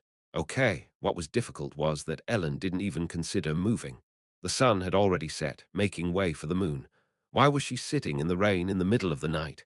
What was she thinking? Okay, Harriet couldn't comfort Ellen. She wondered if Reinhardt would be able to comfort her if he ever returned. Harriet didn't know Ellen well. However, she had a feeling that she'd become even more miserable if Reinhardt were to comfort Ellen. Contrary to her words that she'd only be there for a little bit longer, Ellen only sat there staring into the rain for a very long while. Harriet returned to the dormitory, leaving Ellen behind. Since it was Friday night, she could see everyone was spending their free time as they liked, as it was the last day of the week before the weekend. Even though she went out with an umbrella, it wasn't enough to stop the heavy rain. Hence, she looked like a wet mouse. "Harriet, where have you been? Why did you only come back now?" Nowhere really. You have to be cold. Hurry up and come inside." "Yes, thank you." Harriet only smiled weakly at Adelia's worried words. It was true that she felt cold, so she wanted to take a quick warm shower. As she was about to enter her own room, she saw someone raising their hands slightly from the opposite side. "Where did you go?" "Ah, Bertus." Bertus approached Harriet with a polite, gentle smile. "Did you go out to look for Reinhardt?" "Nu, Wish should I?" Bertus burst into laughter as if he found it very funny listening to Harriet trying to come up with excuses. He was always gentle and likable ever since he just entered school. Of course, people were afraid of him because of his status outside of Temple. However, at some point, Harriet started to feel a bit reluctant towards Bertus. This uneasiness had its origin in her inability to tell what he was thinking, not only because of his status. What was the difference between someone that smiled all the time and someone who was completely expressionless? That was what Harriet had started thinking those days every time she looked at Bertus. She found him a bit creepy and scary, not only because of his identity. "So, how was it? Did you find something out?" She said that she didn't go out to look for Reinhardt, but Bertus didn't even bother calling out her excuses. "Not really," Harriet answered in a crawling voice. Bertus was still smiling as he nodded. "It's all right. Reinhardt is going to be back." Those didn't sound like mere comforting words. It sounded like he was talking about something that had already been confirmed. It sounded more like a prophecy, so Harriet raised her head. "Ah, really? Of course." As always, Bertus didn't let any details slip. Loya and Elleris started to conduct their own desperate search. They had to check on quite the large number of reservoirs and see if the waterways around it were overflowing. However, there was a problem. "Damn it, it rained too much. I can't tell if the waterways are overflowing because the floodgates are closed or because the reservoirs are full." Elleris nodded, hearing Loya's anxious words. As it turned out, it was impossible to distinguish if the reservoirs had exceeded their limit on how much water they could hold, or if their floodgates were closed because of the Thieves' Guild. "I'll use life detection magic." Fortunately, Elleris had a solution for this problem. High-level detection magic, such as life detection, couldn't be used by just anyone, but Elleris could be called an all-rounder wizard. Must be easy living as a wizard. Elleris laughed at Loya's words. "I've been reading books for hundreds of years. If I wasn't able to do this much, that would be rather weird." Hearing those words, Loya started staring at Elleris. "Just how old are you, by the way? You beast, do you really think I'd give you an answer after you asked so rudely? Are we talking about race now? Then don't ask a lady for her age." "What lady?" "A granny, that's what you are." "What did you say, you brute?" "What, a brute? Not a beast, but a brute." "If I'm a granny, then you're a complete brute. After we find His Highness, you'll get an earful from me, so be prepared. This happened because of you not sharing information. His Highness came to me not long ago, and I told him everything was fine because you didn't tell me anything." "Fucking hell, how should I have known that this would happen?" "Shut up. I'm almost done casting." Elleris finished casting her spell while bickering with Loya. The life detection magic was activated. "They aren't in there." Elleris gave a very simple answer and got ready to head towards the next destination. "By the way, how did you hurt your hand?" While they were moving, Elleris started to ask Loya something. Loya's right hand was wrapped in a bandage stained with blood. "I told you that two of Reinhardt's friends gave me this information, right?" "You did." "I tried to kick them out because they insisted on following us. One of them completely folded. She only trembled. She might have been a non-combatant. But the other girl remained persistent, so I handled her a bit rougher." Hearing Loya's recount, Elleris seemed to get mad again. "Are you telling me that you got hurt while fighting with a kid? She wasn't some ordinary brat, all right. Did you actually become nothing more than a wild dog because you keep calling yourself Irene's wild dog?" Now you're even getting hurt while fighting little kids." Elaris was asking her if her power actually regressed in a tone that didn't betray if she was seriously worried or teasing her. "I don't know, damn it. They're raising monsters in Temple. I was able to overpower her this time, but in a few years, she'd be able to sack me even if I used my full power. That girl." When Elaris heard those words, her expression hardened. She had thought she got hurt after getting careless while messing around with the kid. But Loya had actually just said that she wouldn't be able to beat the girl even if she used her full power after the girl got older. Elaris knew that Loya wasn't the humble type. She wasn't one to say such things. "What? It wasn't because you got careless. I did go a bit easy on her, but she had a strange sword. Your opponent even used a sword. Against you." Elaris seemed astonished, wondering just what had happened. Laura looked a little shaken as she walked through the rain. "And no, she hasn't used it since the start. Sigh, seriously, I accidentally." "No, it wasn't an accident. At that moment, I felt like that girl shouldn't be kept alive, so I got serious against her. Then that sword suddenly appeared in the girl's hand." At first, Elaris was surprised that Loyar had wanted to kill one of her master's friends, and then she was surprised that a sword suddenly appeared in her opponent's hand. It was a soulbound sword. "I don't know who she is, but she sure ain't ordinary, and that sword's not normal either. When I stopped it, my hand ended up like this. Fuck, I don't think this'll heal quickly either." Loyar shook her bandaged right hand. How could you try to kill such a wonderful kid? Are you crazy? You're crazy, aren't you? You dared to try to kill a stranger who came to you just because you were slightly worried about his highness." That was what Elaris' blazing eyes were trying to convey. She was truly furious. This isn't the time for that. We have to find his highness now. We'll have a talk later." Elaris continued to step forward, full of anger. The way she was talking to Loya seemed to convey that she should be prepared for what was waiting for her after they found Reinhardt. A soulbound sword. She had only heard rumors that Temple was a place that nurtured monsters. But when Loyar came back, wounded in a fight against a child, Elaris started to believe those words. "Anyway, don't tell Sarkigar. He would run off trying to kill her no matter what." "Fuck, wouldn't it be better to get rid of her? I still think that's for the best." "Shush. If you ever let these words slip in front of him, you will die, I will die, and Sarkigar will die as well." Of course, apart from that, her lord's friends were unconditionally precious to Elaris. Saturday morning. It was about to dawn. "It's here." Elaris and Loyar couldn't locate their headquarters before they arrived at the 13th reservoir north of the Irene River. Elaris was able to detect several vital reactions underground. Of course, it was impossible to identify specifically how many people were there and who they were because she could only feel their vitality. "Okay, I'll take it from here." Loya, in her role as Irene's wild dog, would retrieve Reinhardt.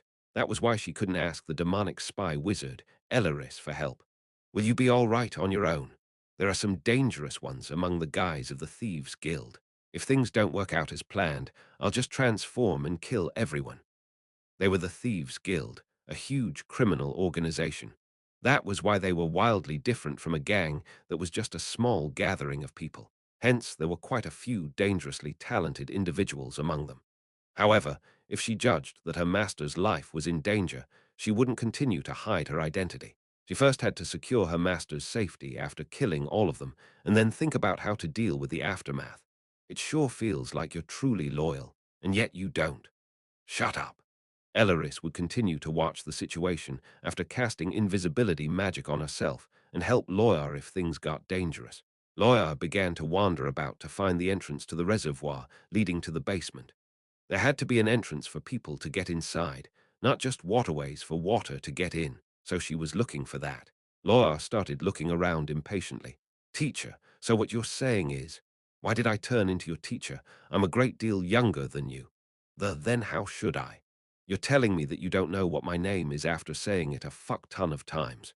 Keep this up and I'll make you lose everything here. "You're here." "No, I know what you're saying, but if you suddenly tell me to hand over the whole organization like this, who said I wanted to take the whole place? Do ya guys have connections like me? Did I try to extort money out of you all? Well, I'd rather give you money though." "Ah, that wouldn't be fair now, would it? You've been pouring your blood and tears in all of this, so why would I covet that? You bastards don't really get what I'm saying, huh? I never said I'd crush this place or destroy you all. I just want to have a good time, you hear me?" No, but what? Wanna go till the end? You wanna try me? And no, that's what I meant. While this mysterious quarrel went on, suddenly some noise seeped in from one side of the reservoir, which was just supposed to be a huge empty hall. Bang! Who are you? Where's Reinhardt, you punks? I'ma kill you all. Bang! Boom! Clang! The noise seemed to come from its edges rather than the center, which was lit by orange lights. The expressions of the people sitting around the round table became rather strange all of a sudden. What is going on? And among them, a boy was sitting in the most prominent seat, tilting his head. Some time after the fighting noises came to a halt, the assailant soon appeared in front of them, her face full of anger. Reinhardt, the grinning Reinhardt, as well as a multitude of other people, were sitting around this round table. Big sis, aren't you a bit late? From Lawyer's point of view, looking at Reinhardt like that made it seem rather doubtful whether he actually got kidnapped. Chapter 133. To sum things up, the day Reinhardt was taken to the Thieves' Guild's headquarters on the day he was kidnapped.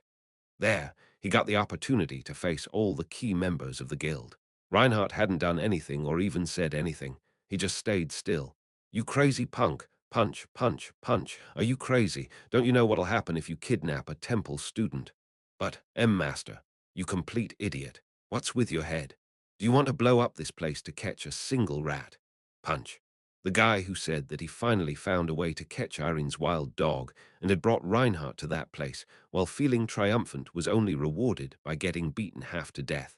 The Thieves' Guild master was a surprisingly smart person. The guy that wanted to take advantage of Reinhardt seemed to be the head of a branch, but in the end, he was just a small fry. He was so stupid that he couldn't even figure out what kind of consequences kidnapping a temple student would have. However, the guild master realized as soon as he saw what was going on. His subordinate was much too short-sighted. He had captured this man called Reinhardt, who was said to be the successor of the Rotary Gang, and had planned on using him as bait to kill off Irene's wild dog, who had been a huge thorn in their side. But that was actually like burning a house down to remove a wasp's net. The Thieves' Guild's headquarters was thrown into chaos because of what that crazy idiot did. What should we do? Let's get rid of him. Shit, the place he disappeared at is also our turf. Their attention will definitely be on us. But what else are we supposed to do in this situation? Hey, you bastard, take everyone that was around there at the time and torture them. Only a few people saw it, but one of them will definitely sing. If Reinhardt got kidnapped in a more neutral place, things would have been different. However, the place he had disappeared from was the Wenster Market, the Thieves' Guild's turf. Just by knowing where he got kidnapped, anyone who was aware of the conflict between the two organizations could easily infer that the Thieves' Guild was the culprit. Silencing everyone involved was their best option. But it was only natural that the incident would get traced back to the Thieves' Guild, although they could put a gag order on the members of the organization. There were already too many people who had witnessed it. The Thieves' Guild was too large for them to shut everyone up all at once. They were still a criminal organization. If their members were to be interrogated and tortured, this fact would definitely come to light someday. The guild master was close to a heart attack because of this incident one of the lower-level members caused. In the end, the guild master did whatever he could. He freed Reinhardt. He didn't completely release him, but he freed him from his bindings. He did it to avoid the accusation that they had treated him harshly later on. Hey, buddy, I'm really sorry. One of our members made a mistake. Okay. Understand, you saw it earlier, right? How I, scolded him. Oh well, mistakes happen. I get the situation. The guild master's lips spread into a wide smile.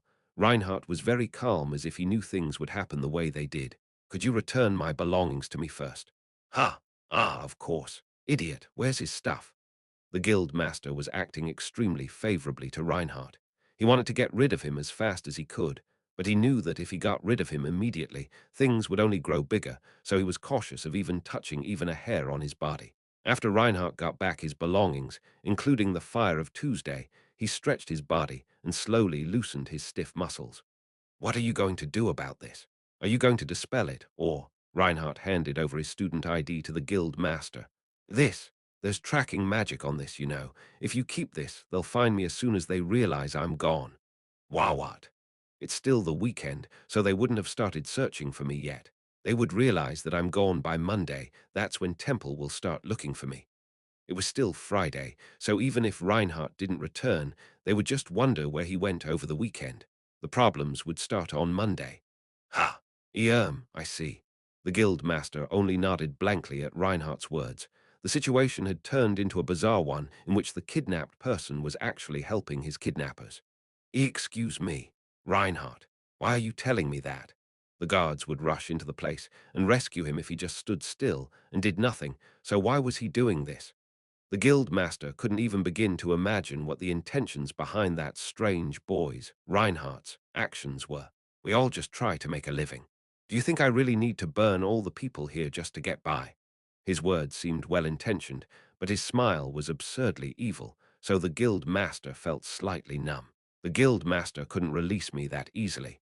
If I went to the guards and told them that I was kidnapped by the Thieves Guild, that would be the end for them. And if they were to kill me, the Thieves Guild, which was a big group, would still get interrogated, so they were bound to get discovered. In other words, the whole organization was facing annihilation because of the crazy actions of a single member, and they couldn't even do anything about it. As they couldn't release me or silence me, I ended up receiving a fairly hospitable treatment in the Thieves Guild. I couldn't go out, but they didn't threaten or torture me. I didn't really know how things might turn out, though. Even when the search started, the guild hadn't come to an answer. They started searching the Wenster market. They're combing through the whole place. They just continued to stay silent. In times like that, there was a certain thing called precise timing. As I spent my days in that not quiet captivity, it became Wednesday. Reinhardt, yes, what? Just, who are you? The guild master stood before me, his face completely pale. Why are the prince and princess looking for you? Ah, I laughed. Because they are my friends. At that point, the guild master seemed to seriously contemplate just committing suicide. Wednesday evening was the perfect timing for what I wanted to do. A group of people had entered the Thieves Guild's headquarters. The guild members were so nervous that they couldn't even open their mouths properly. The guild master was the same. Only the group of people that arrived there and witnessed the whole place with everyone frozen in shock were calm. All of them were wearing swords on their waist. Their clothes were plain, but just by looking at them, one could tell that they were either knights or something equivalent. They weren't wearing uniforms of gauntlets or something, but they definitely were the knights of Duke Salerian. They immediately found me as soon as they started looking for me. They had quickly found out that the culprit behind everything was the Thieves Guild. They even found out where their headquarters were. Their efficiency sure was terrifying. So, you aren't going back yet? Yeah. Weren't you kidnapped? It's true that I got kidnapped, but these people are just the scum of society. Is there really a need to keep them alive? They asked me if it would be okay if they killed everyone there. Their attitude showed that they could just kill them regardless of the law, since those people lived outside the law after all. Duke Salerian's knights in front of me were much crueler than the Thieves Guild's guys. They were talking about killing someone as if it was just a chore. How did I even manage to survive their pursuit back when I was escaping from the Demon King's castle? Even pests have their own use. Don't you think so? If you tell these words to His Majesty the Prince, he'll know what I mean. Okay. Can you keep my status as missing? ... It seems like you're planning something. Understood. The knight, who appeared to be the group's commander, looked at me and then turned away. We'll go back. Bertus had confirmed that I was there. After a slight delay, the personnel I believed to have been sent by Charlotte also arrived at that place. I said the same things to them as I had to Bertus's people and sent them back. Although the guards and Temple's forces weren't able to find me, Charlotte and Bertus managed to find me right away. Both of their factions had so much information that the public authorities couldn't be compared to them anymore. Both of them were intensely terrifying. The Thieves Guild thought that they were moving about sneakily, but in fact, there were many people who knew what they were up to. They were just dancing on someone else's palm. If Bertus and Charlotte understood what I was trying to tell them, then the guards and Temple's forces would only pretend that they were still looking. They should be able to guess what I was trying to do. All the powers trying to trace me would only keep up the image of looking for me. With that, everything had been laid out as I wanted it to be. Even if I confidently walked out of their front door after Wednesday, those guys wouldn't be able to stop me. But I didn't do that. The Thieves Guild had already been discovered by Bertus and Charlotte's forces, and I asked them to leave for the moment and keep my status as missing, because I had some business with those guys. The Thieves Guild had already turned into an organization whose fate could be determined by a single word of mine. They couldn't even silence me anymore because people had already discovered my whereabouts. Since then, I'd become the sole decider over those people's life and death. I somewhat expected Lawyer's arrival as well. Of course, it was a lot later than I expected.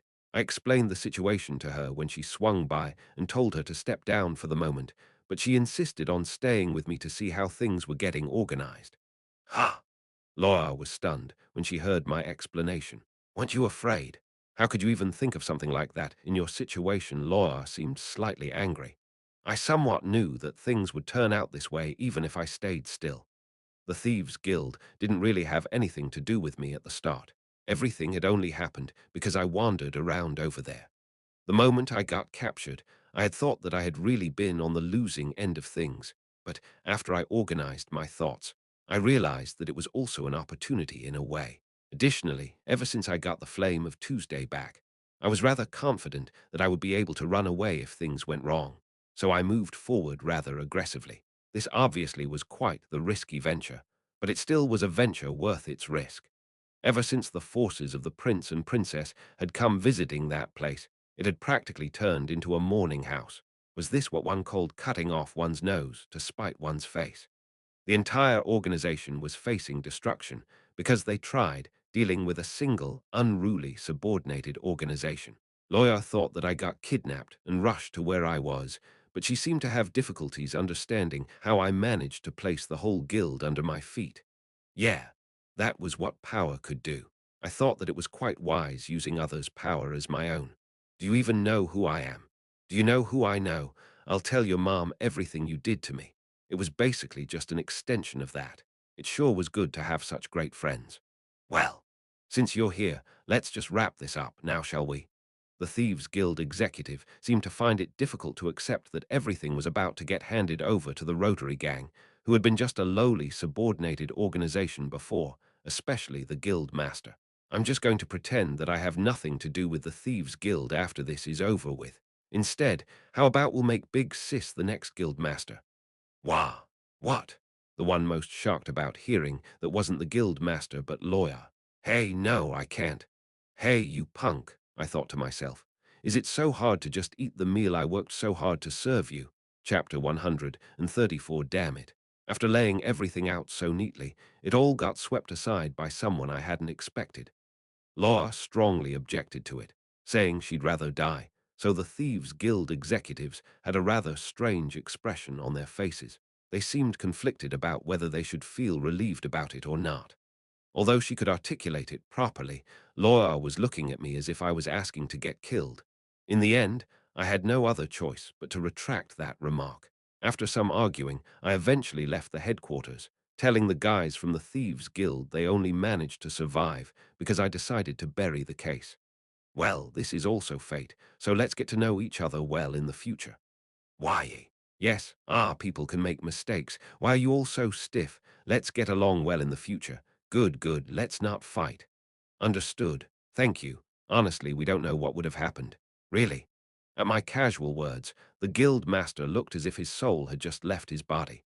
Anyway, it was true that I had prevented the Thieves' Guild from getting destroyed, even if I had only sat still. I definitely felt the sincerity in the executive's words. Although she already showed her strict ambition, it seemed like they were also rather grateful to Laura for refusing to take the seat of the guild master. Not everything went as intended, but it still ended well.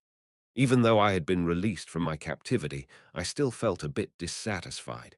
After we left the headquarters, we went to a place with no people. Then I complained to Laura. Fucking hell, why can't you just eat the meal I set before you?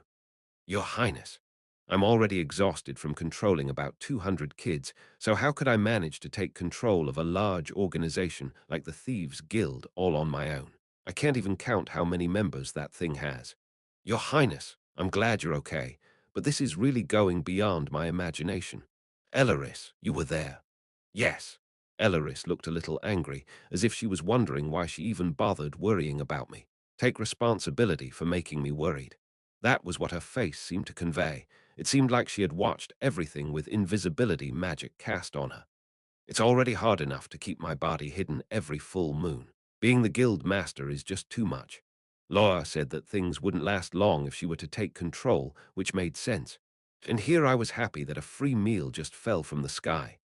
No matter how much I thought about it, it was such a waste.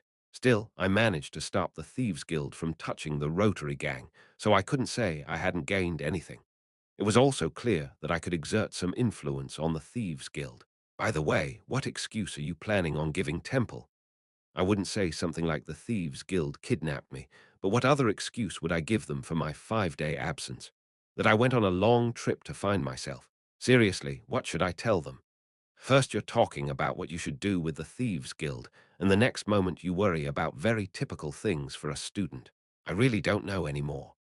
Ellery seemed to feel confused about how I could worry about things a student would never even think about, and then suddenly worry about very typical things. Laura and Elleris asked me to explain from the beginning what happened, so I tried my best to add more detail. Both Elleris and Laura's faces stiffened as they listened to me. Your Highness, you have to keep in mind that you could get into serious trouble. Would it kill you to not act on your temper? Of course, both of them nagged me. I know, I was really fortunate that it was the Thieves Guild that caught me. If the ones who kidnapped me weren't from the Thieves Guild, things would have been a whole lot more dangerous. In the end, I managed to overcome the situation in my own way, but if I had touched some other gangsters instead, I could have really died. The situation worked out well for me in the end, but if one looked at the whole picture, I had gotten really close to dying there. The consequences of my carelessness weren't bad, but that didn't change the fact that I had been acting really carelessly. Sorry. In the end, I had no other choice but to sincerely apologize to the two of them who went all the way there because they were worried about me. After that, I heard about what had gone on while I was stuck from Lawyer and Elleris. Only then did I find out why the Rotary Gang was nowhere to be found in the Wenster market. It was quite unexpected. I then entered the guard post in the Wenster district, identified myself, and gave my statement.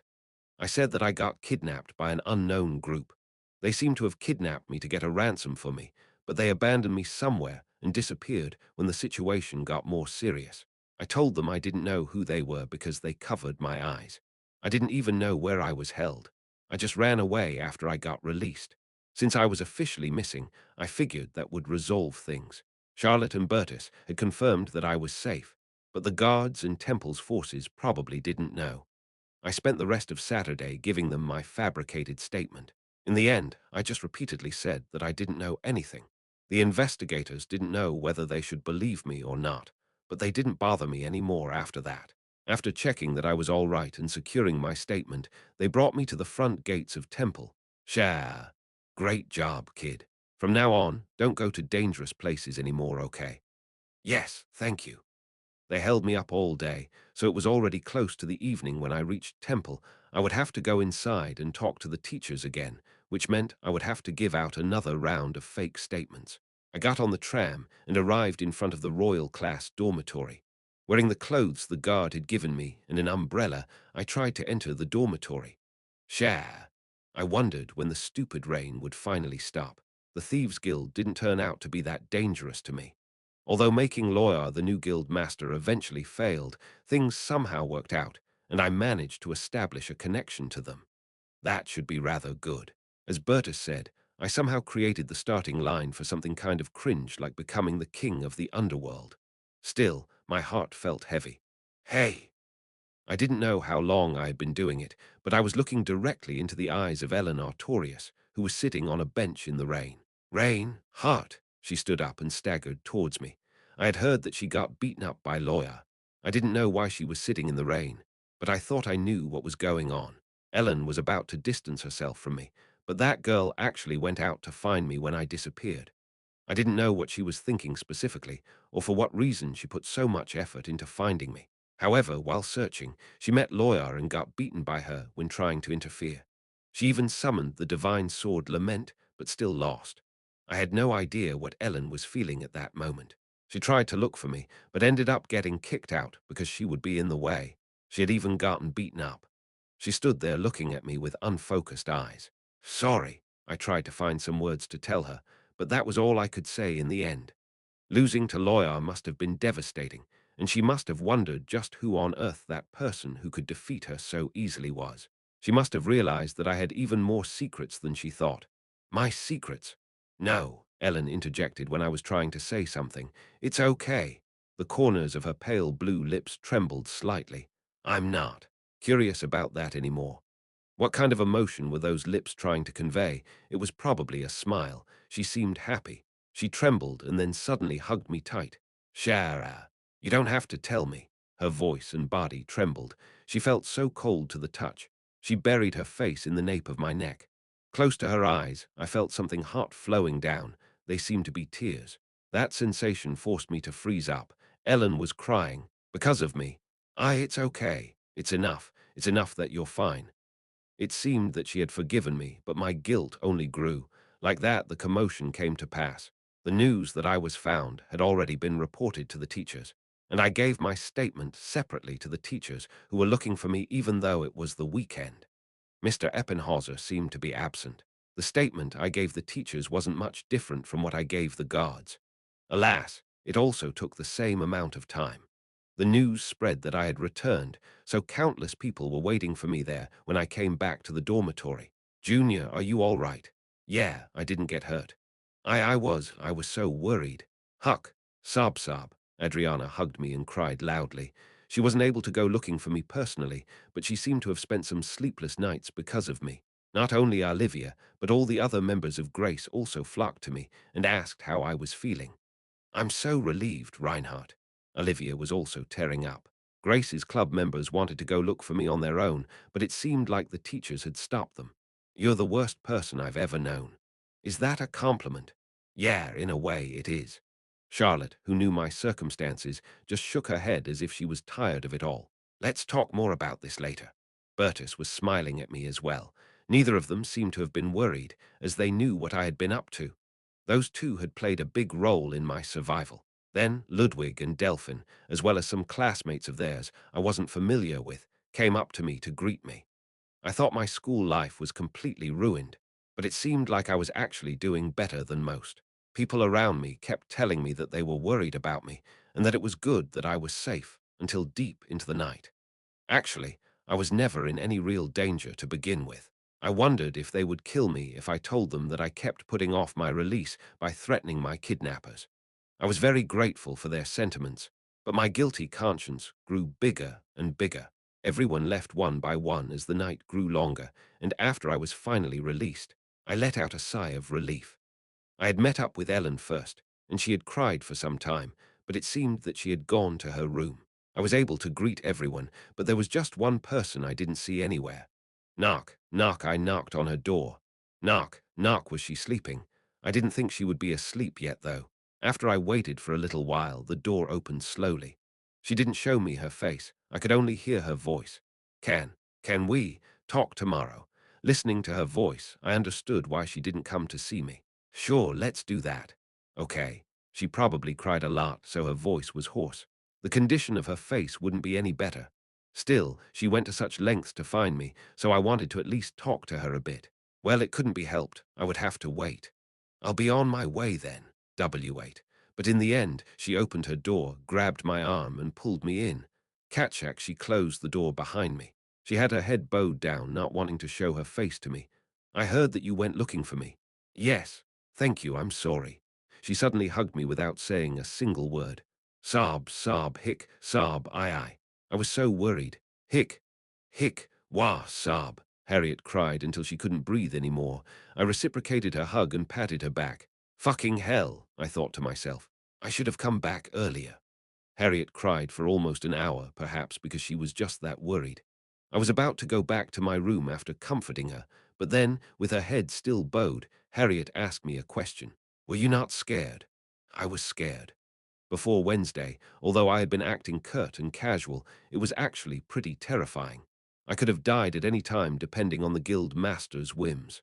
I might have landed myself in a situation in which I would have had to use the flame of Tuesday, my supernatural power, and all my achievement points. And I still could have died, even if I had used all of that. Of course, I would have had to kill those people. Although my thoughts were slightly different from normal kids, I was actually kind of scared. Then it's even weirder. What is? You should be crying. You must have been really scared.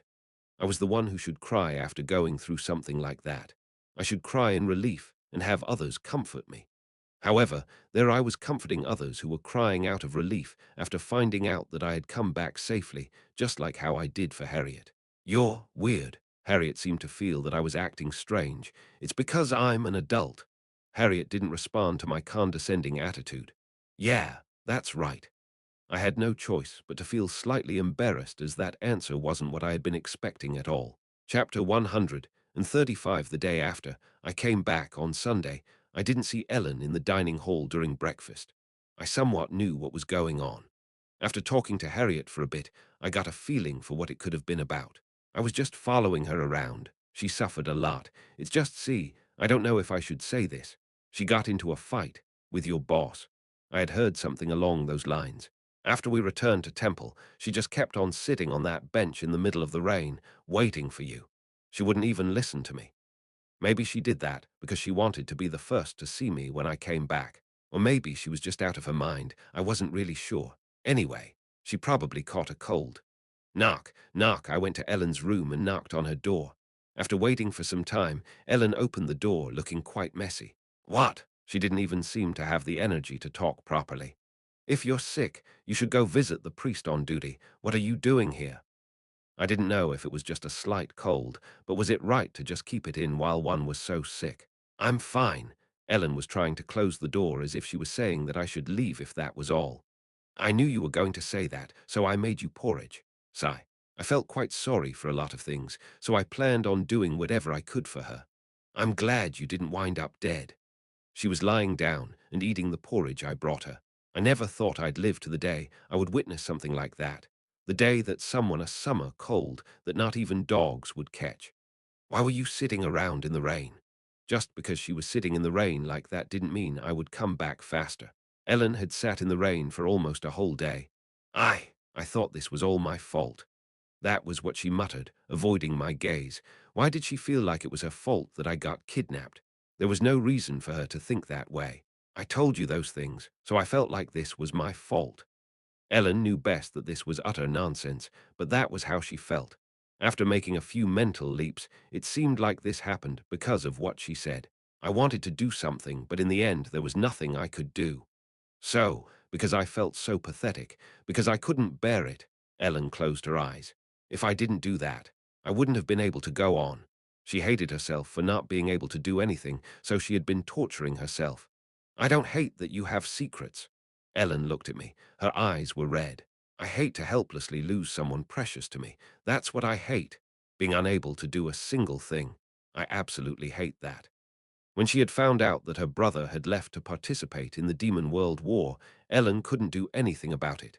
When I had gone missing and she had come looking for me, she had no other choice but to leave it in someone else's hand. At that time, Ellen seemed to have reflected on what she really hated. Even without Lawyer coming for me, I hadn't been in any real danger. Although I hadn't planned on getting kidnapped, at one point it had become a staged act. In the end, it had been pretty meaningless for Ellen and Harriet to come looking for me to save me. It had no effect on me, and I had been completely safe, but I couldn't tell her that. I'm sorry. Don't be. Ellen looked at me silently after I apologized. I'm more sorry. We stared at each other in silence for a while. The kidnapping case had largely been settled, and a tumultuous period came to an end after talking with Mr. Eppenhauser privately on Sunday. Mr. Eppenhauser seemed rather sullen, seeming as if he didn't believe me, but he didn't ask anything more. Like Bertus, he was someone I couldn't read at all. After my kidnapping, Class A underwent several changes. Ellen, yes, the rain has stopped. Should we eat out? Okay. Harriet and Ellen became much closer. To be exact, it seemed like Harriet had become able to approach Ellen much more comfortably since they had gone out together to look for me. Harriet, Adelia, and Ellen. Those three ended up doing everything together. Naturally, the only girl that still went around on her own was Liana de Grants. Harriet felt that her being an outcast was a somewhat strange situation. Would you like to come with us as well, Grants? That was why Harriet tried inviting her as well. Sure. After my kidnapping, the girls of Class A began to unite. Harriet turned into the center point all the girls flocked to. She evolved from a headstrong and stuck-up noble girl to the center of the girls. In the original novel, she would have stayed the same until the end. This made me wonder if all of them were changing. There were more changes. Another example. After that incident, Ellen would slowly avoid my gaze when she looked at me. I did the same. However, it definitely felt different from before. Before, she was just trying to pretend that she didn't know me. Her behavior afterward was different. It felt like she couldn't look at me properly. It seemed like she did this either because she was embarrassed that she called me someone precious to her, or because she showed her weakness in front of me by crying. There were a lot of things for which I felt guilty towards her, and I felt really sorry, so I couldn't really approach her either. I felt rather awkward because they started to care so much for each other. I didn't know what the hell was going on, but it felt really weird. As for the third change, good work. Thanks. Cliffman and I were on speaking terms. With her, it kind of feels like we made up but didn't. Our conversations didn't last long, just long enough to call them short conversations. Didn't it actually feel like we were flirting or something? We both cared about each other, but were too shy to approach each other, something like that. Anyway, it seemed like Ellen didn't come to the gym because of a different reason than before. She could, of course, swing by, but it seemed like she didn't have the time because she was hanging out with Harriet a lot. It wasn't like she was the one who asked to hang out first, but she did follow around Harriet, seeming as if she got dragged around. Hence, the only regular visitors to the gym were Cliffman and me. Would you like to spar? I wasn't that good at wielding a sword, so when I asked him that question, Cliffman looked at me. Yes.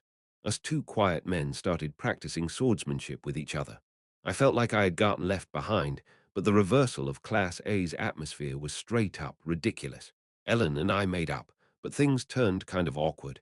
Harriet became Class A's unrefuted center of attention, and I became friends with Cliffman after I only had female friends before. A week after I got kidnapped, Thursday. The Thieves Guild is just the beginning. Yes, but I haven't really worked out a detailed plan yet. I got kidnapped so suddenly, after all.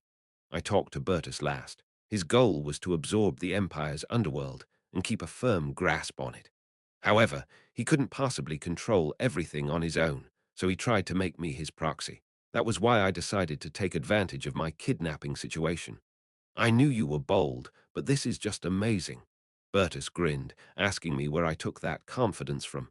Take care of it, although I can't really help you. I can give you some advice, though. Bertus couldn't have anything to do with the underworld. I had to keep in mind that if I got caught doing this dirty work, I would be the only one to suffer. Of course, I hadn't even absorbed the Thieves Guild yet, so there wasn't much I could do at that stage. Ellen didn't go to the training room, but that didn't mean she gave up on her training. She just didn't do it in the training room. Why are you here again? Ellen had just arrived at the Rotary Gang's new base, located in the southern part of the Imperial capital. Laura seemed surprised to see Ellen appearing there so suddenly again. Teach me how to fight. What? What kind of nonsense is this? That was what Laura seemed to think, but Ellen shamelessly continued to approach her. Teach me how to fight. Why would I do that? You're good at fighting. What kind of situation is this? Laura's brain was about to freeze. You crushed her. You even tried to kill her. That's. When she remembered the expression on her master's face when he heard that she had beaten Ellen up, contemplated whether it would be better to kill her, and even tried to kill her, Laura's head felt numb. Don't do things you aren't ordered to do. Her master didn't even swear like usual. He just said those things. However, because of the anger these words carried, Laura honestly felt like screaming because it was so scary that her head stopped working. Was it because he was of the archdemon bloodline? Laura realized at that point that she would have wound up dead if anything had happened to Ellen. As a result, she didn't want to have anything to do with that girl ever again, and yet that girl had approached her. She was asking her to teach her how to fight out of nowhere. Hey, kid, there should be a whole lot of people much better and smarter than me in Temple, so why do you want to learn from me? Because you're different from the teachers, Auntie. Ellen clearly realized just how different real combat was from sparring and training in her brief clash with Laura. She thought that the only person who could teach her was Laura. I want to learn how to fight better. I want to get even a little stronger. Hence, Ellen came to Laura. Of course, Laura focused on something else entirely. Auntie, Laura's eyes flashed at the word auntie. Ellen just tilted her head. Yes, auntie. Laura was really angry. Shouldn't you call me big sis? If you teach me how to fight, I will. Ellen drove it in as she prepared for round two. Auntie, Pop, a vein grew prominent on Lawyer's forehead. Okay, let's do this then, kid. Swish. Lawyer rushed at Ellen like lightning. Boom, and Ellen took on Lawyer's hit just like that. With Ellen absent, I mainly practiced with Cliffman. His talent was combat, a talent for everything having to do with fighting. It was a comprehensive talent just as great as Harriet's magic. It went without saying that weapon handling was included in this. Even Ellen, who was like a walking talent vending machine, didn't have that talent. Cliffman was also a monster similar to Ellen in the field of combat, so it was only natural that he was far superior to me. Their styles were a bit different, though. While Ellen had quickly subdued me with her sophisticated techniques, the guy fought almost like a beast. Kang, kakang. Although Ellen wasn't lacking in strength, she strived to reach the extremes of technique itself. She calculated every sword strike so that she couldn't help but win.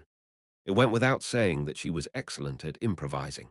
However, Cliffman's style was to push his opponent using his strength, reflexes, and animalistic intuition rather than technique. It felt like his fighting instinct was forcing him to choose the most optimal path. Ellen had to calculate the correct path first, but that guy just swung his sword in a way he felt would be best. Kang. Walk. Whoa, I staggered to get up. When Ellen completed a match and subdued me, she would stop before making her last move and say, "You're dead." If what Ellen did was subdue me, then what that guy did was overwhelm me. His style was incomparable to Ellen's. Are you okay? Ah, yeah. After we were done fighting, that wild, boar-like man would grab my hand, help me up, and ask if I was seriously hurt. What was with that? Is that what one called gap moe? I can't control my power well. Sorry. No, I'm just hella weak is all. But you've improved a lot compared to the start of the semester. A lot. Ah, why were we being so sappy when it was just us two men there? Complimenting and praising each other like that. Anyway, his technical skills were lacking, so he wasn't good at controlling his strength. It was a lot harder than when I sparred with Ellen. Let's stop for today, it's late. Okay. It was already rather late, so I nodded to Cliffman's words. I should just eat something and then go to sleep. When it got closer to curfew, I went towards my room, but then saw someone wandering about. The hallway was dark, and everyone should have been in their rooms, but I saw someone coming into the hallway from afar. It was Ellen. It looked like she had gone out somewhere because her whole body was covered in dust. She wasn't just dusty either. Her face was somewhat red, her head was a complete mess, and she seemed seriously injured as she was limping. When she made eye contact with me, she lowered her gaze and tried to run past me.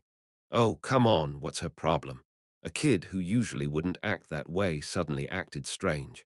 It made me feel somewhat crazy. That girl who'd say that she was going to do it her way no matter what other people said or thought, who didn't care much about other people, suddenly acted like that towards me. I knew that she felt guilty and sorry towards me, but no matter how I thought about it, she had no reason to think that way. I thought she was doing it because she thought she had been too harsh on me. No, it really was true that I had a lot of secrets. I felt really sorry that I couldn't tell her any of them, so why did she have to feel sorry? And thus a vicious circle of guilt was created to the point where I was about to go completely crazy. Hey, yes. How? Did you get hurt like this? It's nothing really. Did she get into a fight? I usually would let it slide because things were still awkward between us, but seeing her like that, I just couldn't let it pass. Even if she got beaten, she wasn't the type to get beaten up so badly though, right? Well, it is what it is. Let's just go and get you some treatment. It's fine. Fine? What's fine? Follow me. I grabbed Ellen's arm. It hurts. Be more careful. When I grabbed her arm and tried to drag her with me, Ellen staggered and almost fell. I felt like I saw Ellen's weak side quite a bit over those past few days. I never knew I'd see Ellen in such a pathetic state like that. Looking at her like that made my heart tremble, but more than that, I was worried about her. If people changed too drastically suddenly, that meant they were about to die. Ah, yeah, okay. Ellen followed behind me while limping. Sting. Irk. And after I got beaten up by Cliffman all day, I wasn't in peak condition either. While we're there, I should probably also get myself treated. We went to see a priest while supporting each other. Chapter 136. Did you two fight? No. Both of us were in a complete state of exhaustion, so the priest on duty's doubts were reasonable, but both of us just shook our heads. After having a recovery spell cast on me, I felt my condition improving quickly. However, when I glanced over to Ellen while my wounds were recovering, I noticed her condition was much worse than mine. Her arms and legs were covered in long sleeves of bruises, and one could only assume that there were more on her torso and lower body. She looks like she was in a fight. What did you do when you went outside? The priest looked over her body and asked her what she did to end up like that, but Ellen shook her head. The same as usual. Ellen didn't say anything more, and then me and her, who had been cleaned up using recovery magic, left the infirmary and headed back to the dormitory. I thought you went out to play. What did you do? I thought the four girls went out to play together, but Ellen seemed to have gone to a completely different place. I went to the auntie with grey hair. What? A grey-haired auntie? What was she talking about? I asked her to teach me how to fight. You, are you talking about Big Sis? She and Harriet already knew about the Rotary gang, so I had nothing to hide regarding them. Yes. Wait, she went back to Laura. Even after she had beaten her up like that, I thought I knew what she was thinking. It was the first time she had ever lost so badly, so she was rather shocked. Had it been so shocking for her to hear that she should fuck off because she would get in the way? Enough to ask the person who had tried to kill her to teach her how to fight. Hey, I know why you're doing this. You better stop. I had given Lawyer a firm warning to be careful, but she was the type of person that would lose reason if she got angry. I had seen her fight before. If she hits you in the wrong place, you might end up. You'll be dead before you know it. You have to choose your opponents more carefully. I had no idea why Lawyer agreed to fight with her, but Ellen's physical condition was obviously completely messed up. If Lawyer ever made a mistake in controlling her strength, Ellen might die. I don't want to be like that ever again. She didn't want to experience that feeling of being too weak to do anything. That helplessness was the reason Ellen had ended up sitting in the rain in such a daze. She didn't want to feel that way again. Ellen held her hands still as we reached the lobby. She didn't look at me and kept her head low. Reinhardt. Ha, yeah, she spoke as if she wanted to request something of me. Who are you? Who is that person? Why did she try to kill me? Why did she end up not killing me? Why did you lie again after you got released after you got kidnapped? I won't ask you to answer these things. Harriet and Ellen knew that my statement after being released was a complete lie. They just simply released me after they went through the trouble of kidnapping me. But I had no idea who they were. That was the false statement I had made when I got back. However, both Ellen and Harriet knew that I got released after they went to find Lawyer. She said that she wouldn't ask about lawyers or my affairs, so I shouldn't be curious about hers. So I will continue to do this. Ellen wouldn't be curious about anything having to do with me anymore. That was her answer to me asking her to not train with Lawyer anymore. This wasn't even something I had the power to decide over. Lawyer was supposed to be my boss, after all. However, I was actually Lawyer's superior, so I did have the right to decide over this. Usually, one would think that Ellen was asking the wrong person, but she had actually asked the right person. She wanted to get stronger. In my opinion, she was already strong enough, but she was actually quite enraged that she had met someone who was so much stronger than her.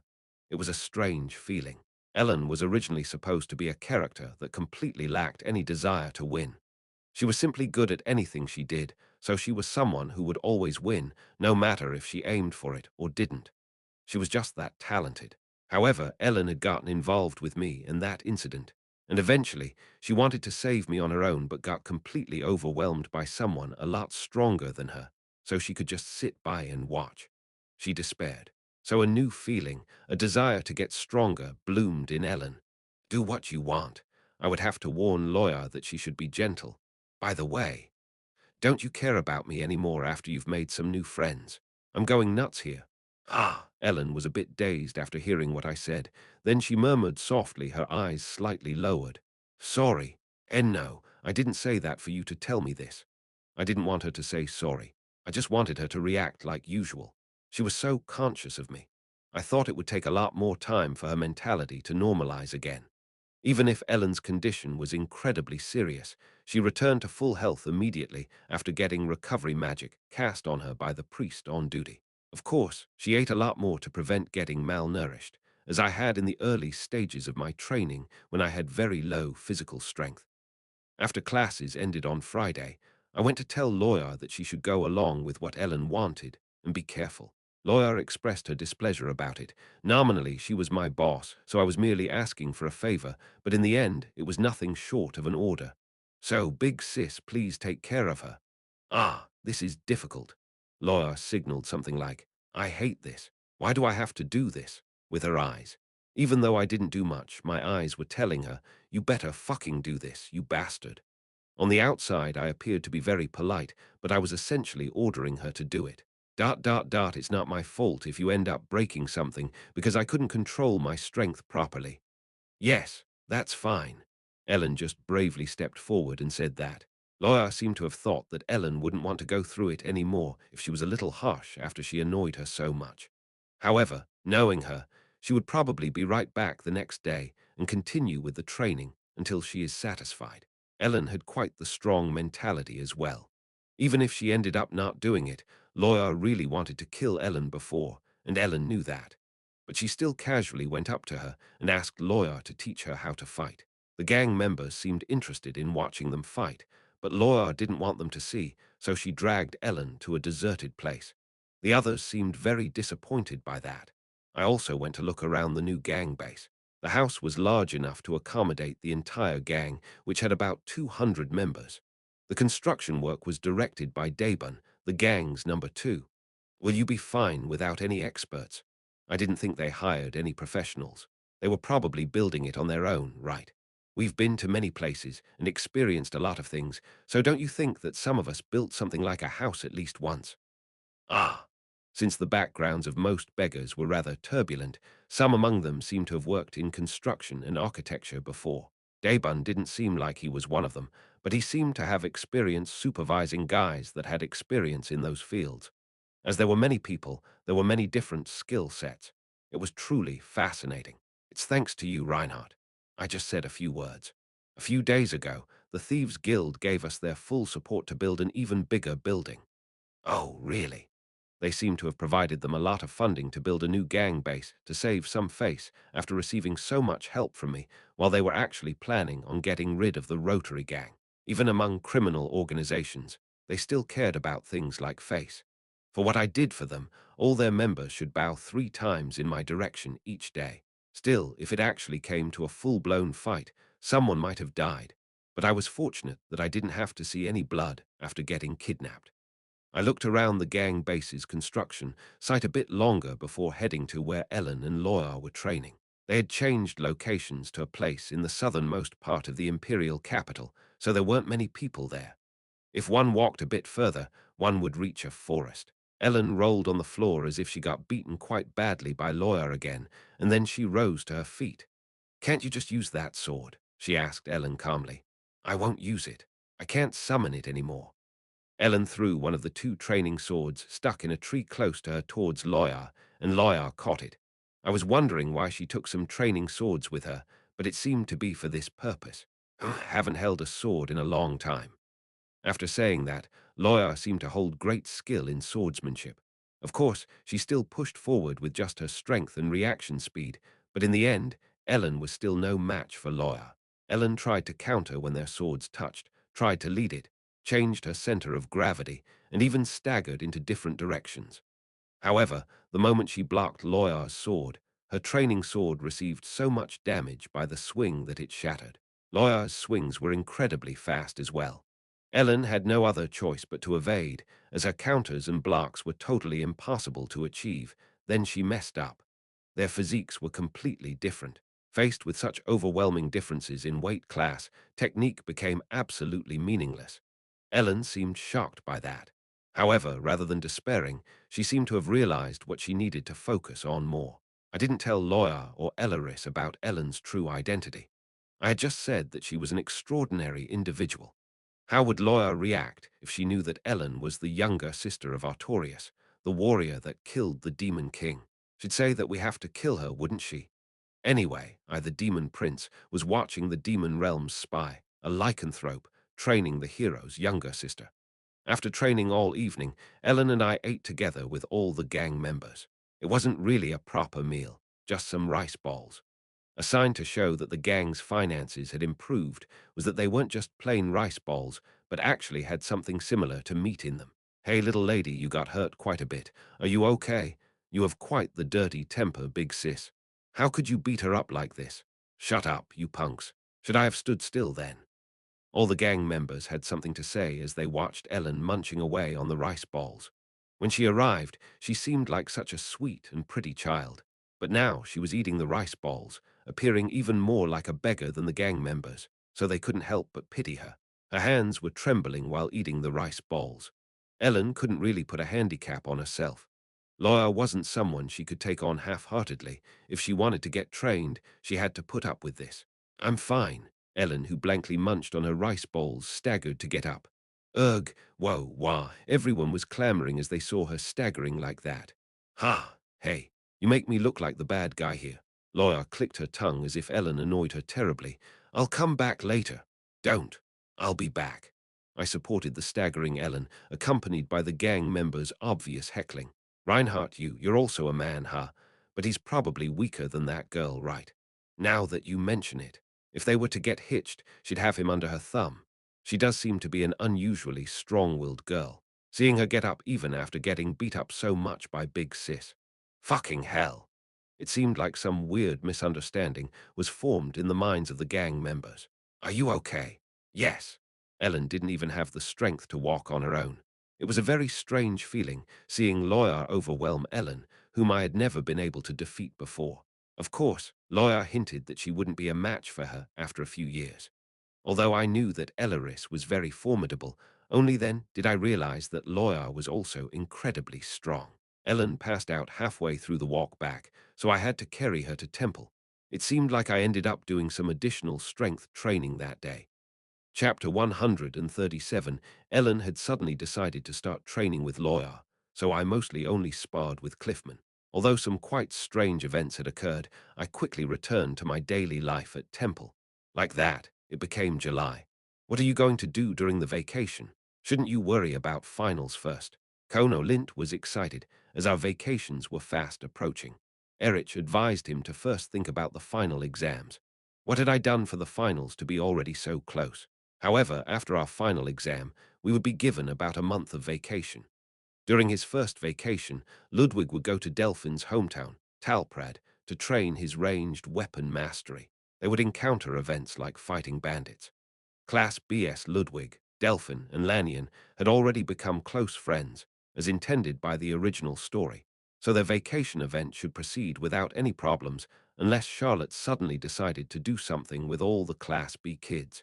And even if the ranger training didn't take place, it wouldn't be such a big deal. Of course, as Ludwig got trained as a ranger in the original story, he got used to things like mountainous terrain and developed his tracking and hunting skills. I mean, there weren't many incidents connected to military matters at that point, the slice of life part, so it would only become serious if there was another big deviation from the original development. I didn't really study for the final exam. Some challenges related to the final exam appeared, but they were really similar to the ones before. I had failed the first time, so I didn't think I would succeed that time either. Instead of studying hard for nothing like last time, I planned on relaxing. After all, I hadn't really studied to get good grades, but to get achievement points. I wondered what I should do for my vacation. I had no intentions of simply playing around. I could just train as I usually did, but I could still go out of temple for longer periods of time, so I could take some more advanced actions, things I wouldn't normally be able to do. I was thinking about spending my vacations completely differently from what Kono Lint, who only wanted to play around, was planning. It was Wednesday, and I had just returned to the dormitory after all of my classes were over. Hey, Reinhardt. Ha! I turned around when I heard someone calling out to me. There were the four girls from Class A. The one who called out to me was Liana de Grants. What did they want? Liana indicated towards the window with her chin. We're going out to get some dessert. Wanna join us? Why are you inviting him? The face of Harriet, who was with her, immediately turned red, perhaps because she didn't expect it. Of course, Liana, who was very my pace, just shrugged her shoulders. Just because. She really didn't seem to have a reason. The instant she said that, Kono, Lint, and Erich, who were chatting about their vacation plans, turned towards me. Ah, I want to kill that fucking normie. That was what their expressions conveyed. Ellen, who apparently wanted to hang out with me again after a long time, was also part of the group of girls. Adelia's expression showed uneasiness. She was still afraid of me. Harriet's expression showed her obvious bewilderment at Liana suddenly pulling me into their plans. Although Ellen and Harriet's attitudes towards me had changed a bit ever since the kidnapping incident, Harriet still had her unique aspects. What should I do? I felt the gazes of Erich and Kono lint on me, emitting intense killing intent. If you're the ones buying. I was planning on treating the others anyway. Hearing Liana's reply that she would pay for everyone as if it was natural, the faces of those two watching me distorted even more. Then I'll go with you. I didn't really think much of it, so I just stood up from my seat to make those two even more upset. Then. Let's invite the others as well, Harriet exclaimed, with her face slightly shriveled up. She probably simply didn't want to be around me alone. Hearing that, the two bystanders' eyes lit up. Maybe they'll take me too. Are you guys also coming? Liana turned towards Erich and Kono Lint, who had been watching the whole exchange from a distance, as if she didn't really care much. The price for 7 people's worth of desserts would be pretty high, but she was a duke's daughter, so things were different. You us. Tha that's. When she directly asked those two if they wanted to come, their faces turned bright red and they started stuttering. In the short period of time Erich and Kono Lint spent just looking at each other without answering, Liana took the lead. Never mind. Let's go. I felt sorry for those two, who couldn't even take a hint when it was being spoon-fed to them. If you continue to be like that, you'll stay single for the rest of your life, idiots. That was what I tried to tell them with my eyes. I had thought that Ellen and Liana's personalities were slightly similar, but after comparing them, I felt how hugely different they were. Ellen was just the calm type, and Liana was the cool type. It was the subtle difference between calm and cool. Munch, Ellen rarely showed any reactions. This is delicious. There's too much cream, though. Liana showed her reactions, but she was quite blunt and straightforward. There was definitely a difference between being calm and just being straightforward. Yeah, it's so good. Try this, Adelia.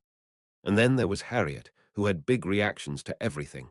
That was especially true when I teased her, but she was someone who had her heart on her sleeves to begin with. In the past, she had seemed incredibly rude, but with time her personality made a complete change, almost evaporating that aspect of her. It might have happened because I strengthened her immunity to those things. Isn't it delicious? It's delicious, right? It's good. Adelia only expressed herself with a few words. Aren't you eating anything? Liana asked me, who hadn't even touched his dessert yet. Reinhardt hates sweets. Ellen, who had stayed quiet up until then, as fitting her personality, suddenly said something. Come to think of it, she was around when I told Redina that I didn't like sweets a long while ago. She seemed to have remembered that. At that, all the girls turned towards Ellen. Of course, Ellen was still eating her parfait even after she said that. Oh, you hate sweets? Harriet was curious because it was her first time hearing of it. I nodded at her words. It's not like I absolutely hate them, but I don't really like eating those things. Come to think of it, the only classmates who knew that about me were Ellen and Charlotte. You came here knowing that we would eat sweets, though, right? Liana looked at me as if I were crazy. I didn't really come for the desserts. I only came because you are buying. Liana clicked her tongue at the absurd statement that I had gone there even while not liking sweets just because I'd get free food. Hey, you should at least eat what you ordered. Of course, I only ordered a piece of cake, but I couldn't even touch it. At Harriet's remark, I nodded towards Ellen. It doesn't really matter anyway because she'd eat everything regardless. Munch if there were leftovers. They would get absorbed into that girl's stomach anyway, so it didn't really matter that much. Ellen, who was treated like a leftover disposal unit, was still eating her own food without even paying any attention to us. The girls' faces showed a bizarre expression again at my words. Ellen ate a lot. They knew that by then. Those guys are pretty close, aren't they? That was what their expression seemed to mean. Of course, even though I didn't eat anything, I still drank my tea. Liana looked at me with her eyebrows slightly furrowed. You shouldn't say such weird things. It sure makes me wonder how one could become as twisted as you. You just have to try really hard. PFFFFD. Adelia, who was drinking some iced tea, spat out her drink after hearing my absurd words. I'm sorry. Fortunately, she didn't hit anyone with that, but she still cleaned up what she spilled with a tissue. She laughed at what I said, so she was scared that I would get angry. Even her ears turned bright red because she felt so embarrassed. B, but I sure am jealous of Ellen. She eats so much, but doesn't gain any weight. Adelia tried to subtly change the subject to divert attention from her. Adelia, if you train your body all day like her, you wouldn't gain any weight either, you know. At Liana's words, Adelia's face darkened. B, but Ellen has a combat talents. I'm majoring in magic.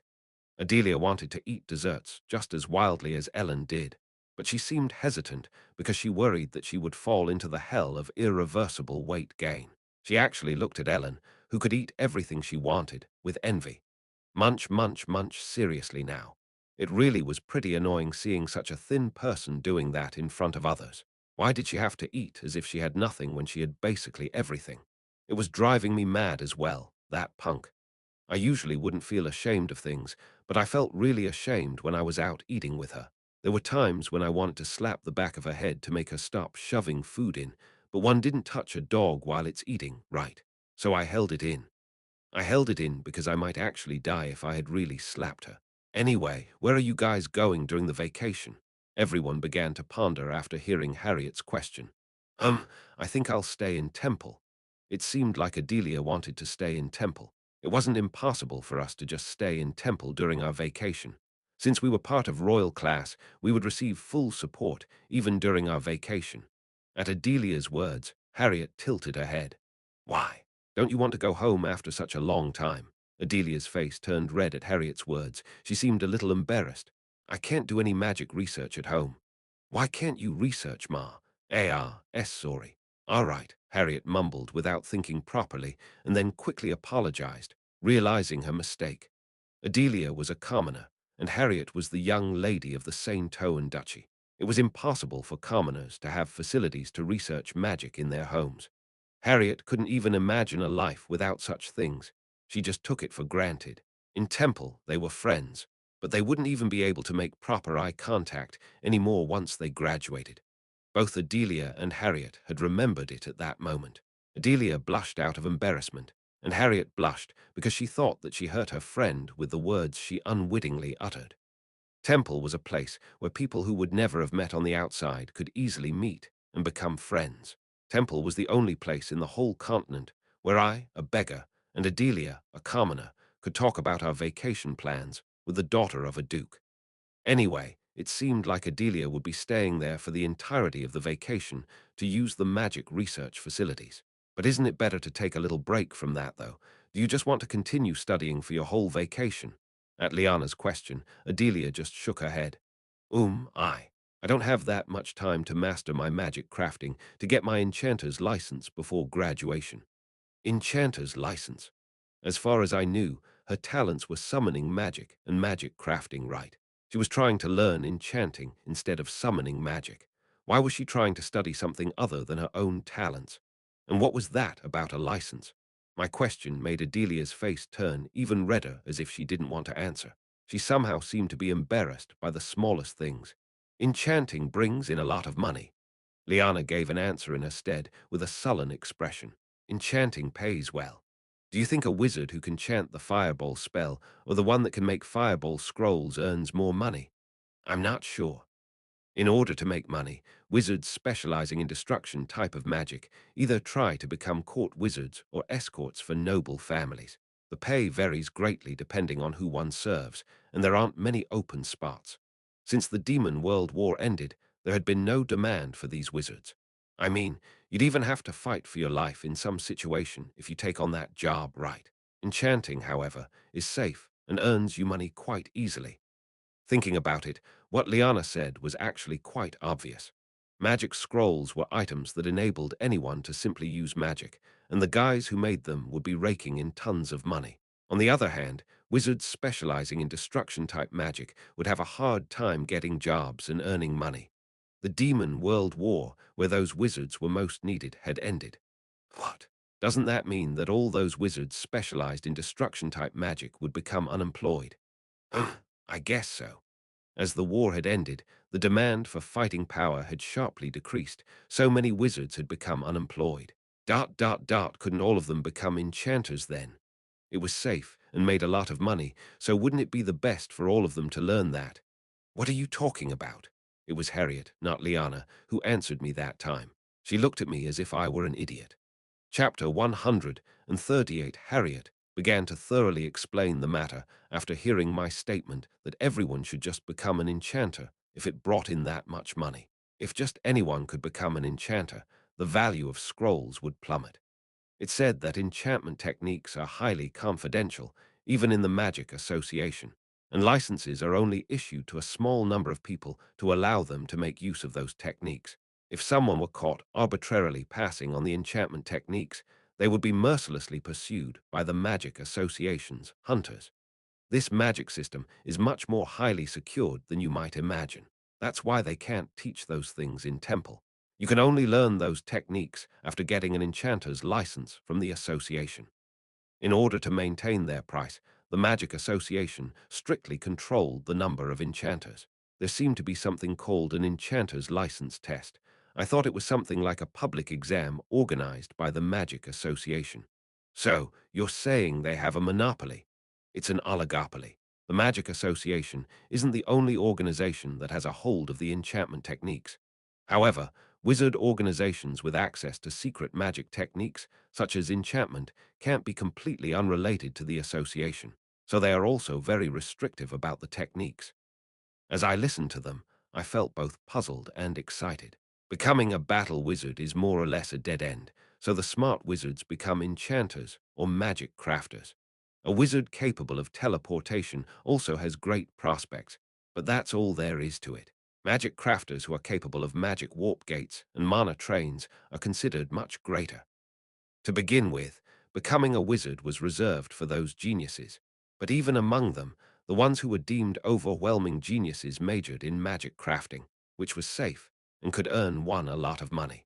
Magic crafters enjoyed a much better public reputation as well. However, choosing that major was like trying to pick stars from the sky.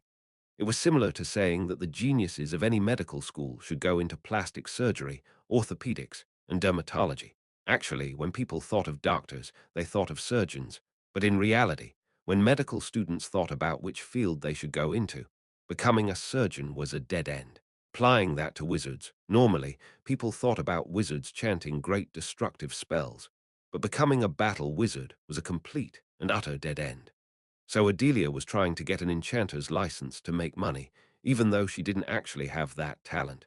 Of course, magic crafters also seemed to make a lot of money, so she didn't absolutely need that enchanter's license. It was quite the strange setting that I had accidentally stumbled upon that was solidly integrated into this society. Magic scrolls were expensive. Just because of that simple statement, the background that not everyone could simply make them was created, leading to the additional detail that enchanters had to be the cream of the crop of wizards. So Adelia, a character residing in the main story, was also influenced to try getting an enchanter's license, even though she didn't hold an enchanting talent. I found it to be quite mysterious. Of course, this only concerns magic to earn money. Harriet is an exception. There was bound to be a difference between people who decided to become wizards to earn money and those that didn't. Harriet had no reason to try and earn money with magic because she was the daughter of a lofty, noble family. Money was never even a concern. There were people who went into the medical field just to become doctors, and for no other reason after all. In Harriet's case, she had the freedom to choose any major she liked.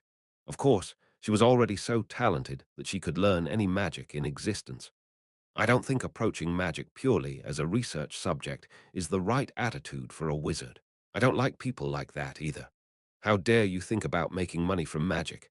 Magic is an art form, not a means to make money. Screech. Both Adelia and Harriet trembled as if they knew quite a lot of wizards who spoke like that. Apparently, there was someone like that among the teachers of a class they had to attend. That was why Adelia felt so ashamed that she went against the pure pursuit of magic, and Harriet seemed apologetic even though she didn't have to. Her and Adelia's circumstances were simply different. Adelia studied magic to earn money. Harriet, on the other hand, simply studied it to master magic itself. There was a reason why Adelia felt lesser when standing next to Harriet, because no one was better than Harriet in her field. Adelia's talents, magic crafting, and summoning magic were already included in Harriet's talent, even though they were close. Actually, she must have felt absolutely inferior to Harriet. Would they be okay if this went on? In the original story, nothing serious happened between the two. Hey, what is life? Adelia slowly raised her head at my open remark. No matter what other people do or say, money is the best, you know. What's wrong with wanting to make money? It's something praiseworthy. There was nothing greater than money, girl. So what if you want to earn some? Adelia's face slightly reddened at my words. She was definitely the best friend of that habitual blusher, Harriet. Ah, yes. Thanks, Reinhardt. Are you doing this to offend me? You shouldn't say those words again. They make others feel bad. Adelia nodded slightly, and Liana just sighed at my remark that she felt was rather nasty. So what? Do you stand behind those words, even after someone pointed it out to you? Of course. You're seriously crazy. Liana clicked her tongue as if she didn't want to deal with me anymore, and Adelia just had her mouth slightly open, staring blankly, watching me quarreling with the young lady Grants like that. Yeah, I knew that you were that kind of guy, but I still don't get it. That was what her expression seemed to say. Liana smiled and looked at Harriet. Hey, when we graduate, let's start with getting rid of this crazy guy. Harriet lightened up at Liana's suggestion and nodded. Yeah, let's do that no matter what. You're dead when you graduate. Adelia's complexion turned snow-white hearing the two's plot, and Ellen, who also seemed to have noticed that something was happening, looked over. I simply smiled. If that's the case, do you really think I would let you graduate without a hitch? Did you actually think you would be able to graduate safely? At my words, Harriet's and Liana's faces seemed to say, oh, he was someone capable enough of that, wasn't he? I'm going to relax. When we went back to talking about our vacation plans, Liana said she would simply relax.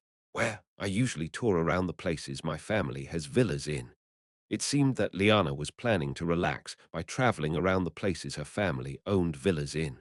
Right, but I think I will just go to the Edina Archipelago this time. Edina Archipelago, where is that place? It looked like none of them had heard of the Edina Archipelago, but I flinched slightly.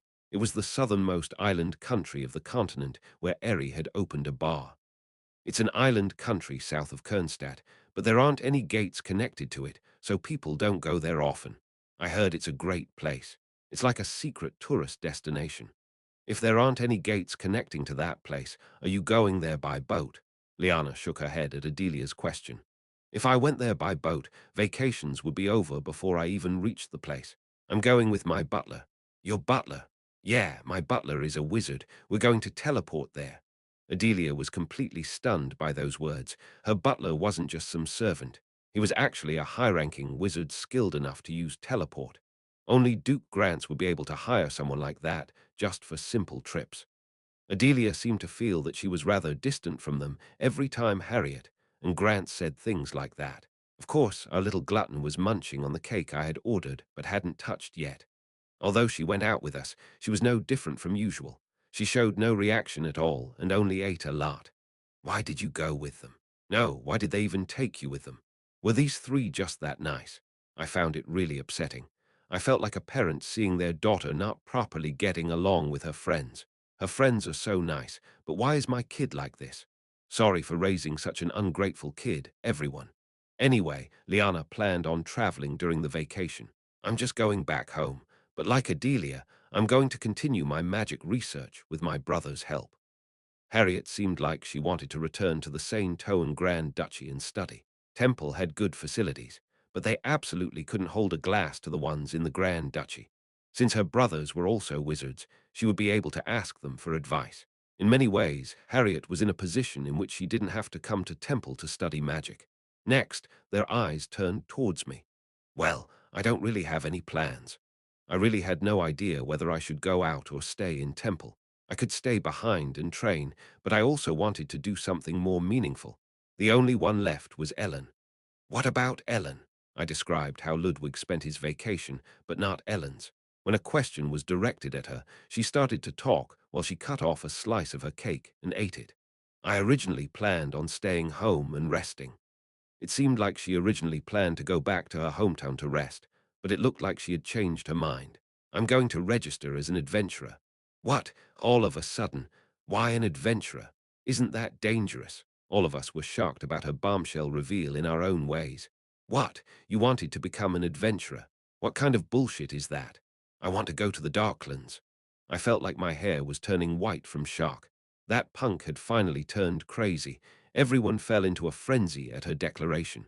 Ellen, not all demons are dead yet, even if the demon world war ended. I know. Ellen just nodded at Liana's words, saying she already knew that. Why do adventurers go to the Darklands? The Darklands haven't been explored well yet, so if you find an undiscovered area or something unusual in the Darklands and report it, it seems like the Adventurers Guild will pay you. They're called dungeons or something like that. At Adelia's question, Ellen started talking about money. Like that, I finally found out how the hell adventurers made a living. However, she wasn't going to the Darklands to earn money, right? That was just something extra. Why you aren't going alone, are you? I'm going alone. No, why you? I know you're strong, but what are you going to do if you run into a strong demon? Harriet, who knew that Ellen could summon that mysterious sword, seemed to think it was completely absurd for her to do this, even though she was a bit stronger than others. I'll take a teleportation scroll from Temple with me. If things get dangerous, I'll use it. It was crazy. It looked like it wasn't just a vague thought. She had already reported her vacation plans to Temple, and they even decided to give her a teleportation scroll, one of the most expensive ones. Even if she was part of royal class, why would they do that? Was Ellen that special? Everyone asked her worried questions one by one, except for me. Don't go. I spoke firmly, not worriedly. Do you want to die after wandering about that dangerous place? What is this kid even talking about? This development definitely didn't happen in the original. Don't go. Why are you even doing this? After answering the other kids' questions thoroughly, Ellen just kept staring at me silently for a long time. Okay. Everyone's expression turned quite strange when they heard her give up on her plans so suddenly. What? That was what was written on everyone's faces. I won't go. It wasn't just those three. I also felt that it was quite strange. Chapter 139 in the evening, when we returned to the dormitory. Hey, after the others had entered their rooms, I called out to Ellen. Yes, let's talk for a bit. I took Ellen to the park in front of the dormitory. She followed me, trailing slightly behind me. After confirming that no one was around, I turned towards her. Hey, why are you looking at me like that these days? She had been looking at me a lot since my kidnapping incident. She had said that she wanted to go to the Darklands, and it had felt like she was very determined in her decision. Then I told her to not go to such a dangerous place. The Ellen I knew would have at least acted stubborn, or that was what I expected. So I found it very weird that she had simply said that she wouldn't go just because I told her not to. The kid who had never looked at me properly before suddenly couldn't keep her eyes off of me. I knew the reason.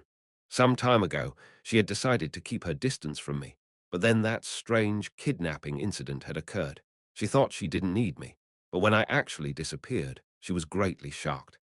Then she regretted uttering the words she directed at me and felt apologetic towards me, and it seemed like she even blamed herself that I got kidnapped. It wasn't her fault, of course. She said that she couldn't stand it because her brother and I, who both had a lot of secrets, kept on overlapping in her mind. However, in the end, she realized she couldn't cut me out of her life, so she felt guilty, thinking everything was her fault. That was why she tried to read my face a lot. She was afraid of making another mistake. Did you do something bad to me? Maybe.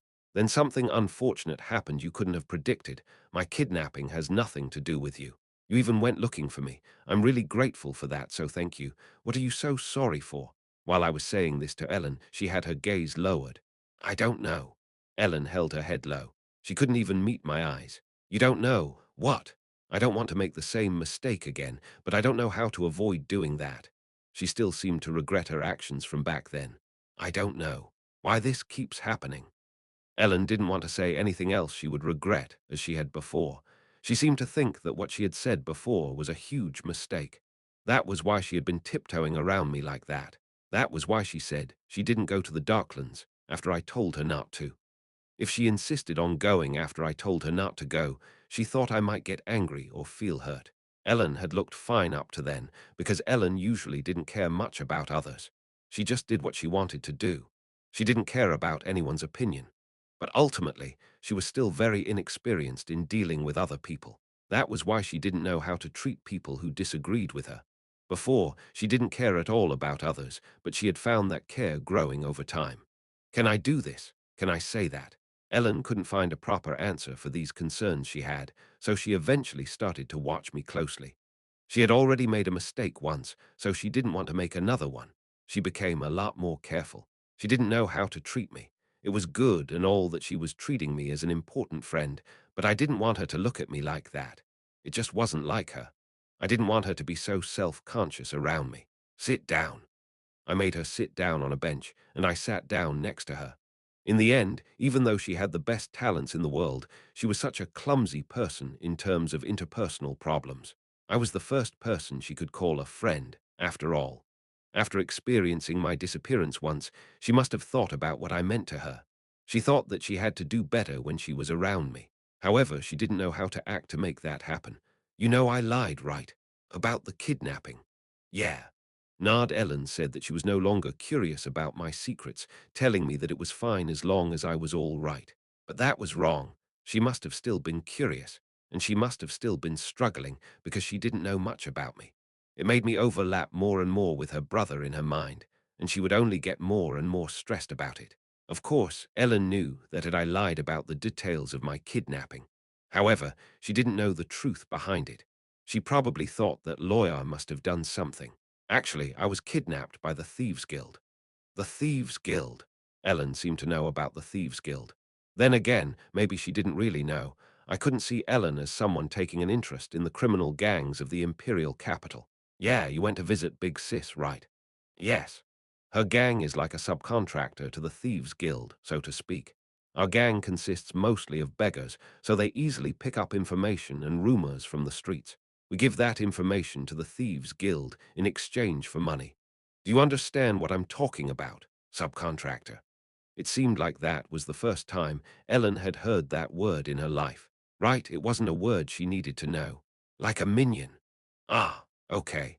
I figured I could tell Ellen the truth about this much, at least. She wasn't an untrustworthy person that would go around and spill things she wouldn't tell anyone. Honestly, it was quite touching. In the end, she had acted like that because she had thought of me as an important person to her. I was going to tell her everything about it. I'd realized I would rather tell her all of it. Ellen's eyes widened as she realized that I was confiding in her. She didn't seem to think that I was actually going to tell her anything. As you know, our organization is a gathering of beggars, and it wouldn't be easy for such a group to send someone to Temple. The tuition of Temple is just too expensive, right? Yes. As you know, I have a bit of an advantage in certain matters, right? I strangely knew a lot for my age. It was even stranger knowing my origins. That organization wanted to raise me as its successor. That was why they sent me to Temple. When you graduate, let's live more like people. That's what they told me. Yeah, although our group isn't really a criminal gang, they were trying to raise me as the heir to a criminal organization. Okay. However, when I came to Temple, it was assessed that I had infinite aptitudes or something, so they sent me to royal class. I see. Ellen nodded blankly. Anyway, I want our organization to break free from the Thieves Guild's influence. As you know, I was originally planning on quietly going to Temple as a regular student, but then I ended up in the royal class, and there were so many influential people in there. If my circumstances had been revealed, there would have been a lot of sparks flying. The royal class was full of children of incredibly influential families, as well as the imperial prince and princess. So I wanted to break off my connection with any criminal organization because I was afraid that I would get sucked into the fight between influential people and explode in the process. Of course, not all of that was true. Anyway, I wanted our organization to sever ties with the Thieves Guild, so I planned out some things, but it seemed like that went against their intentions. They were trying to get rid of us. However, when I went into the back alleys of the Wenster market without knowing it was their turf, I got caught by them during the rainy season. They didn't kidnap me because they knew it was me, but they found out after they tied me up. They planned on using me as bait to lure Big Sis to them to kill her. Ellen silently listened to my recounts of the underworld's affairs, looking as if she couldn't believe it. She probably thought that Lawyer and the beggar group were a little strange, but it seemed like she couldn't believe my story portraying the power struggle between the Thieves Guild and our organization in the underworld. She seemed shocked to find out that I came from such a world. She also seemed surprised at how calmly I was talking about someone potentially killing someone else. Of course, I wasn't the heir to some huge organization. However, Ellen was an outsider. She seemed to think that I was some huge boss living in a constant battle against other huge organizations. She felt like I lived a completely different life from her. No, it wasn't really like that, though. How did you manage? They are such a terrible criminal organization. You were kidnapped by the Thieves Guild, a much larger organization than lawyers. How did you manage to stay safe? That was what Ellen was asking. My organization wasn't the deciding factor there, but rather my status. I'm a royal class student. The imperial prince and princess are in our grade. It was a mistake to even consider kidnapping me. In fact, as soon as the guild master had seen me, he had realized that he would be in a lot of shit, and he had almost had a mental breakdown. The guild master knew that it was a mistake as soon as he saw me. It's a bit hard to go into any details, but Bertus and Charlotte immediately found out that they were the culprits on around Wednesday. Wednesday? I had come back on Saturday. They already found the culprit on Wednesday, but why did you only come back on Saturday? It seemed that Ellen was curious about that. I asked them to not tell anyone that they had found me.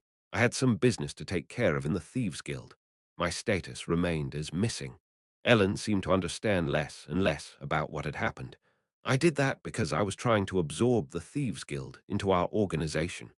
Ellen looked as if she had given up on thinking. Didn't you say that you didn't want to be involved with criminal organizations anymore? That's true, but I didn't want to be found, but Charlotte and Bertus had found me right away. Depending on the situation, I might change my mind.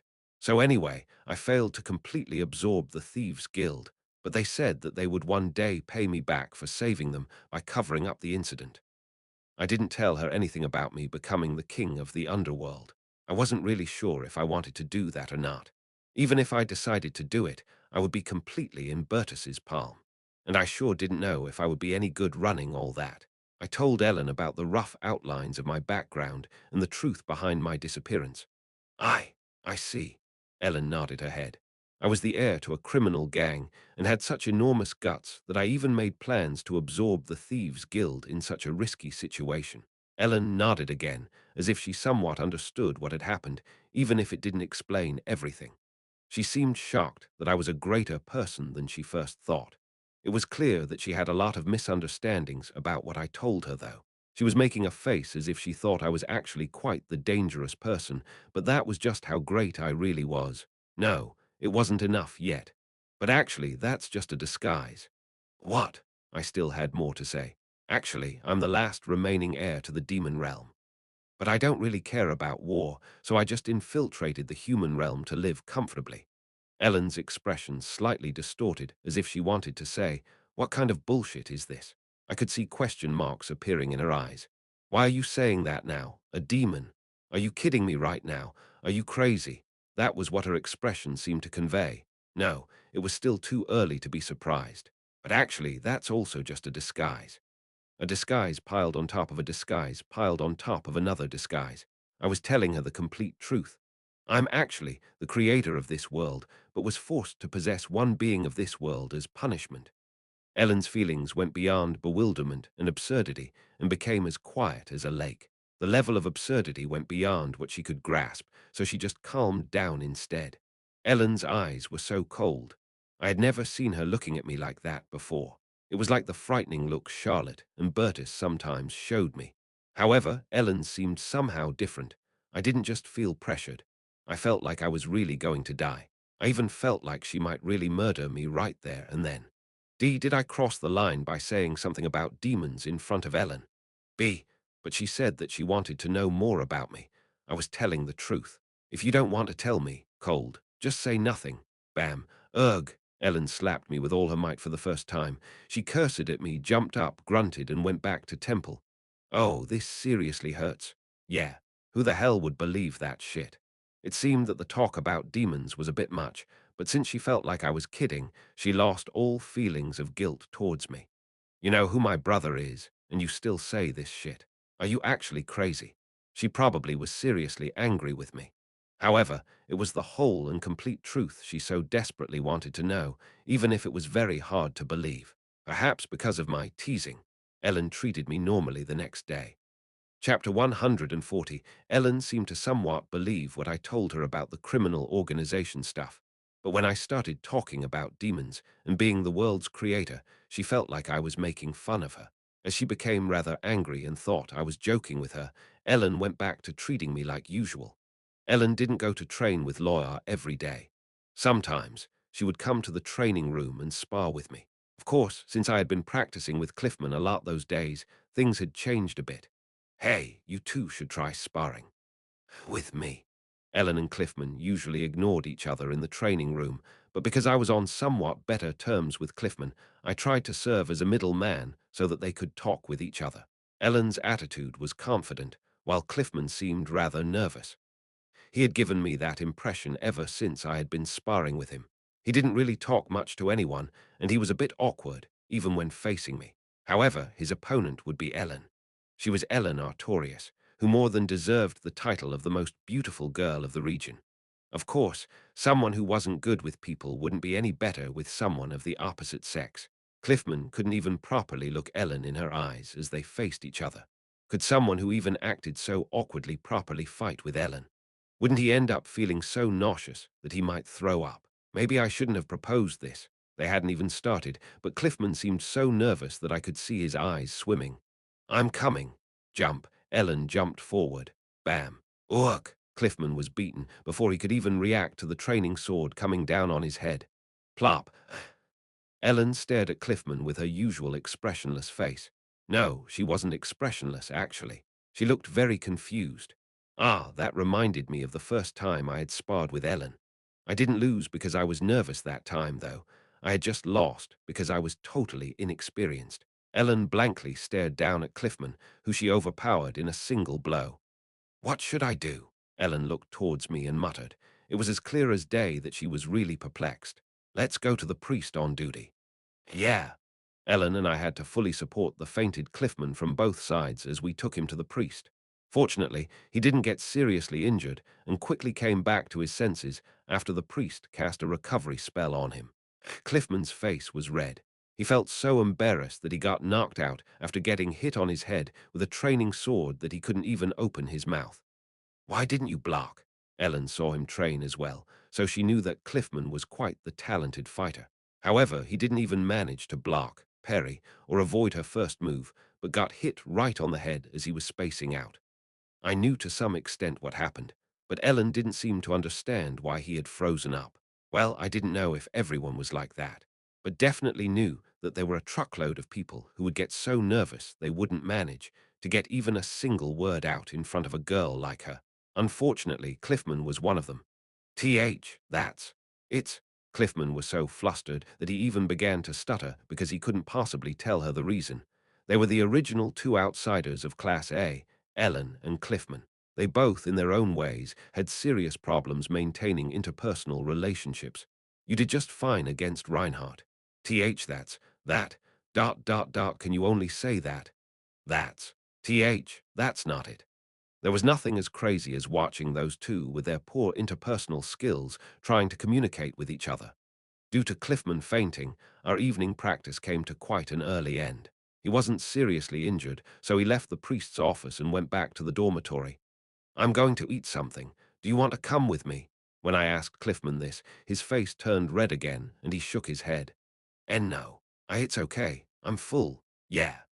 He had probably already used up all his social energy for the day, so if he stayed close to Ellen even a bit longer, he might actually start crying and vomiting before finally collapsing. Was he that much of an outsider? It seemed like it was especially bad when he was confronted with girls. I'm off then.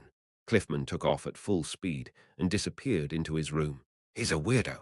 How serious was it to be treated by Ellen as a weirdo? Of course, Ellen immediately walked towards the dining room, completely forgetting all matters concerning Cliffman. I want to eat steak. That isn't what one calls a snack, though. Stew with beef. Are you doing this on purpose? Ellen looked at me and nodded her head. Yes. It felt pretty nice that she had gone back to her normal self. It was a good sign. Then how about you make it, huh? I don't know how to. Ellen seemed to have realized that treating me like she normally would was for the best. Maybe it was because she realized I wasn't easily hurt or something. Since I don't know how to make it, you do it once. I'll cook next time. Why did she seem more brazen than usual, though? Eventually, I made some beef stew in the middle of the night. Munch, munch, munch. I must have gotten your habits wrong. Since we had been eating like that almost daily, I ended up getting tired of things I could easily make. If one ate fried eggs or sausages every day, one would get sick of that eventually. So sometimes I made more complicated food, but that girl remembered all the meals I made. Of course, she had stopped asking me to cook for a bit because she felt so conscious of me, but she immediately turned into a hungry swarm of locusts again when she returned to her usual self. She had also seen me make that dish before, so she should know how to make it to a certain extent, but what others made always tasted more delicious. Yeah, even noodles tasted better if someone else cooked them, so it should also be true for other foods, right? Where did you learn this? Ellen asked curiously. If it had been just the previous day, she wouldn't have asked, but she decided to not be so conscious of me anymore and just said what came to mind. Of course, I had learned to cook by watching YouTube videos. You just had to search what you'd like to make, and you would get millions of results. What do you mean with learn? I read some cookbooks, that's it. Of course, I didn't just remember all these recipes. I had actually bought a cookbook and thoroughly read it. I bought it to check if I remembered the recipes right, rather than learn how to make them. However, there were many dishes in there I didn't originally know how to make. One of them was beef stew. I learned it from the book. Ellen was a little surprised when she heard that I had bought a cookbook. What? Are you impressed? I didn't buy it because of you, though. Ah, shit. That was like the standard phrase of a tsundere. I seriously wanted to turn back the time a minute. I had bought the book so that I could make those meals, but I don't actually cook when I'm alone. In a way, I had bought it because of her. There was no one else who would make those meals for you, her, after all. I didn't say anything. Could you just hit me, please? You won't be able to cook. She refused to hit me. Ellen was really eager to eat that stew. I had something to ask her now that she had returned to normal. Hey, why did you want to go to the Darklands? Money couldn't have been her goal. If her goal was money, she should have just sold those teleportation scrolls that she was supposed to get from Temple. Practical experience. Practical.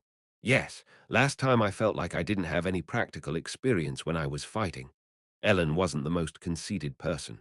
However, as she lost to Loya, it seemed to have been a huge shock to her. It was a grave reminder that she didn't have any practical experience. Of course, she wasn't intimidated or nervous when it came to sparring, but one could only find the real danger of death in actual battles. Ellen was shocked by her defeat, but it seemed that it ended up being a big stimulus to her. Not much time had passed since then, but it seemed like she had already improved tremendously. She was terrifyingly strong to begin with, but the speed of her improvement was even more terrifying. Isn't it a little much to head there because you want some practical experience? And why would you even take that risk to get stronger? The demon world war is over. I was training so strictly because I knew that the gate incident would happen later on. Ellen becoming stronger was a good thing, though, if I thought about what would happen in the future. However, Ellen had no reason to be in such a rush to get stronger. What if she died for nothing while fighting with someone in the Darklands in order to gain practical experience? There are many reasons to become strong. That reason doesn't have to be something like the Demon World War. Ellen only said that, but I could guess the meaning behind those words. She didn't want to feel helpless and lacking in strength when it mattered. Eventually, she became stronger, but there wasn't a place where she could use that strength freely. And I heard that there are many dungeons and hidden treasures in the Darklands other than the Demon King's castle. I didn't know how adventurers made a living, but the Darklands weren't completely calm yet. People probably went there to explore and look for treasures. Ellen seemed to look for something like a powerful magical item that might hide there. I had no idea about that place because I never set it up properly. There were parts in which Ludwig went to explore some dungeons, but they were in the human realm, not in the Darklands.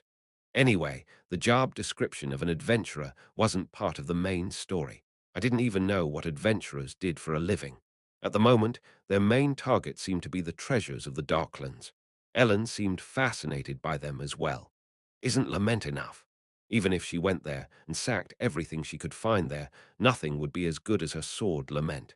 That sword was a crazy cheat item with the added passive skill of being abnormally sharp. It was something one could call a trope of fantasy novels.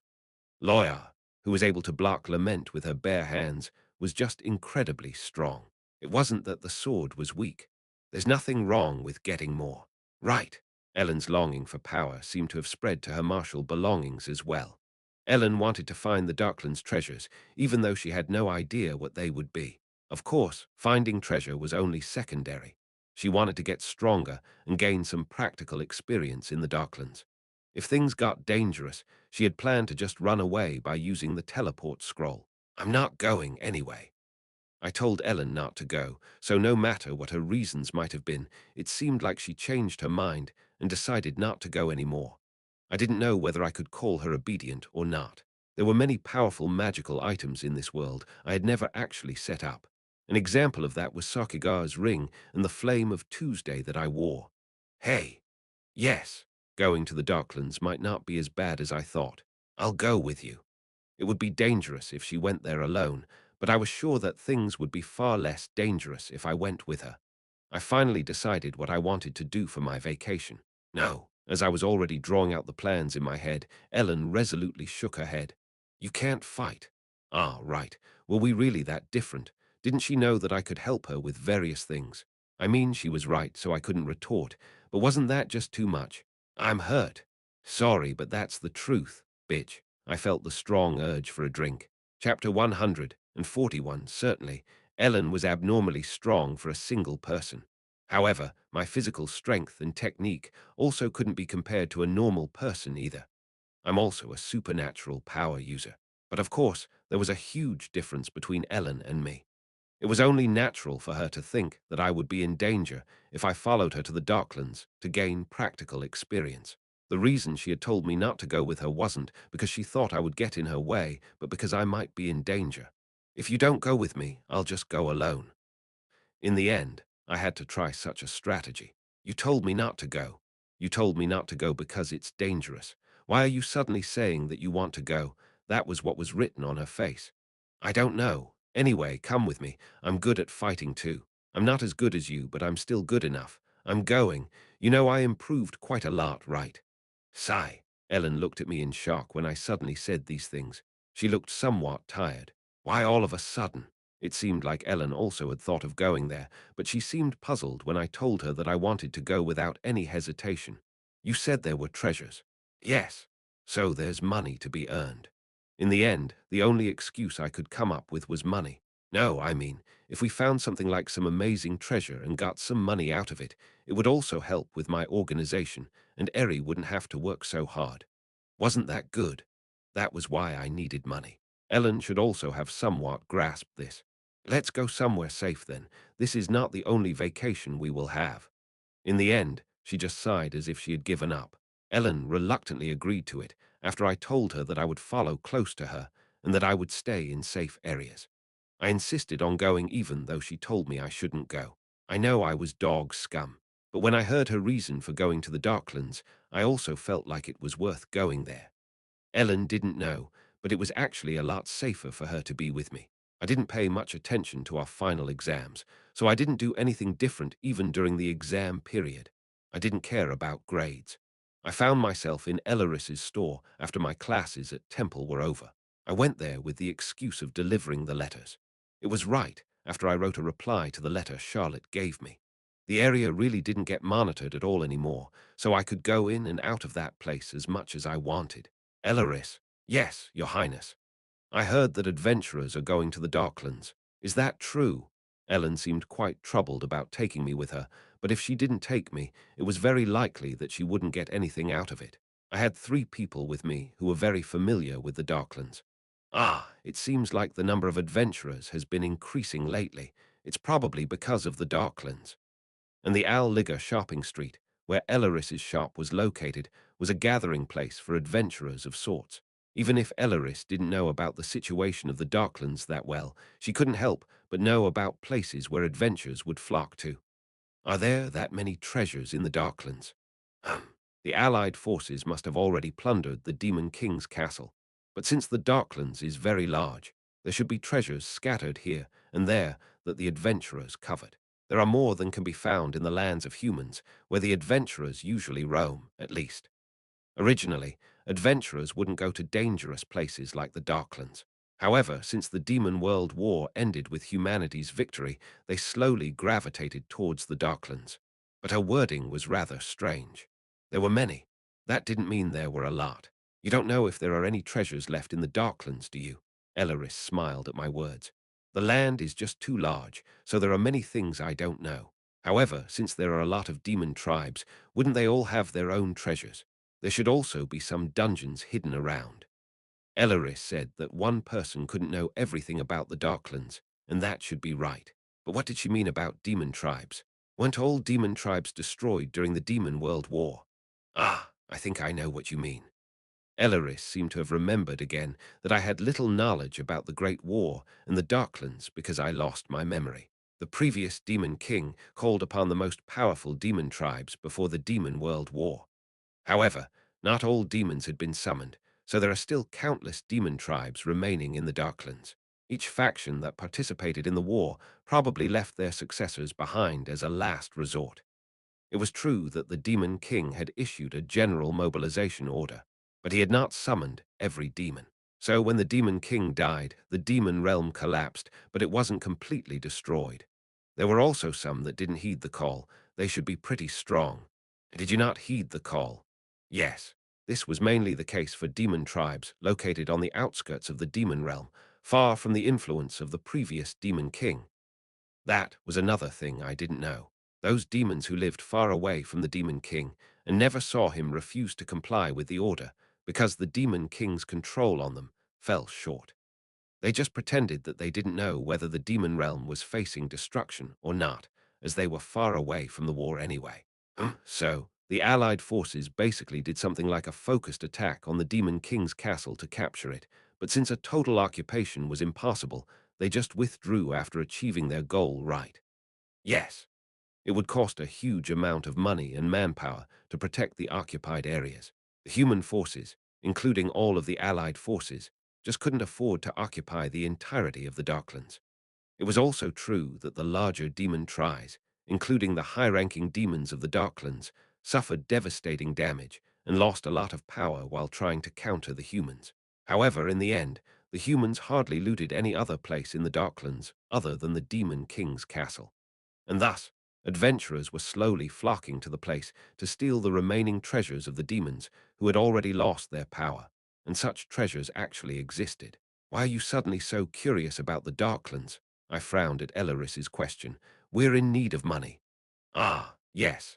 Honestly, although we had no urgent need for it, there were a lot of things we needed. I'm going to go treasure hunting during my vacation. What?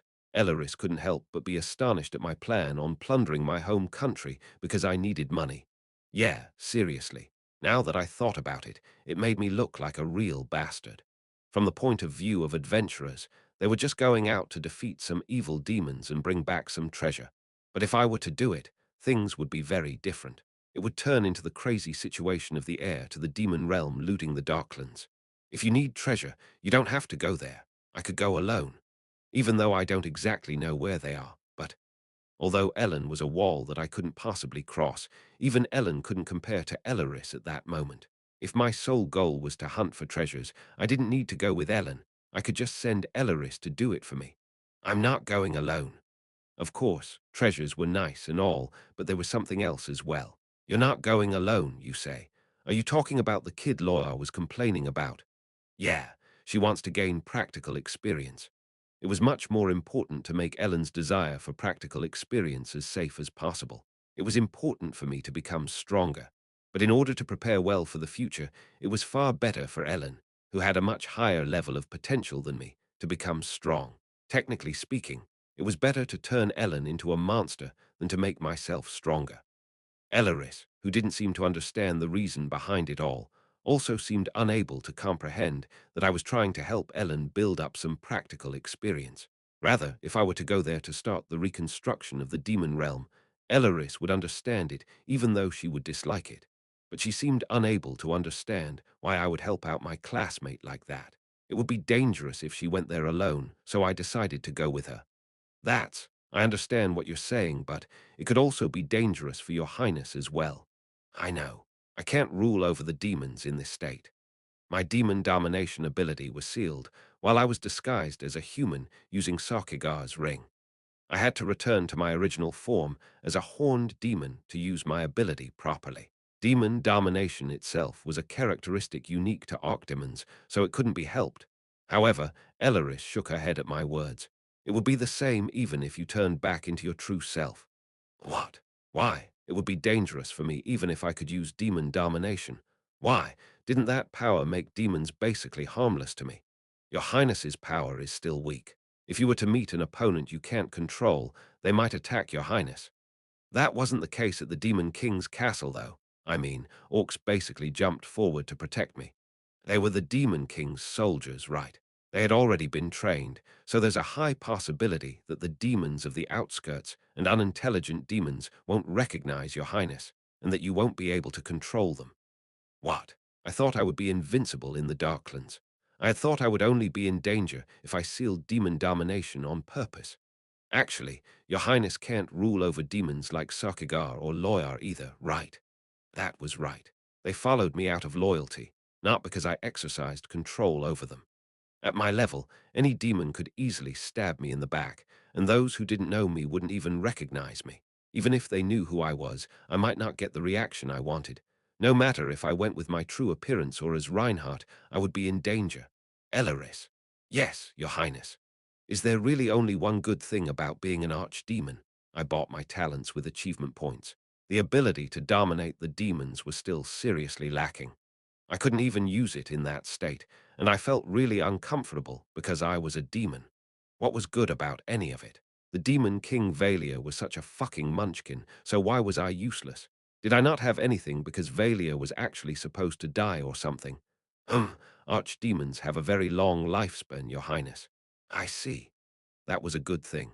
Yeah, it was unbelievably good, but it was a long-term advantage, so it didn't really help much with the situation I was in. The previous Demon King was originally like me, but after living for a long time and training hard, he became strong. The demons living in the outskirts didn't even heed the previous Demon King's order. There obviously were hostile forces in the Darkland that didn't really care about the Demon King. Anyway, I realized I shouldn't go with just Ellen alone. It would be dangerous if it was just us two. Elaris, you should integrate yourself into our party as if you were going to the Darklands yourself. You just have to make an excuse. It doesn't have to be anything detailed. Elaris had already disguised herself as a former adventurer wizard, so we just had to put her in our party. In the end, my ability to rule over demons couldn't be our insurance. You could just pretend to be some kind of eccentric wizard and come protect us in case of an emergency. Ah, I made Elaris our insurance instead. Chapter 142. Elaris thought about it for a bit before she nodded and said that she would do as I said. Sarkigar was disguised as a noble, and Loyar was busy running her gang. Elaris, on the other hand, had nothing else to do but run her job that didn't have much business to begin with, so it wouldn't be difficult for her to take some time during my vacation. Leaving Elaris' store, I returned to Temple and handed Charlotte my reply letter. Thank you as always, Reinhardt. Don't mention it. It's nothing difficult after all.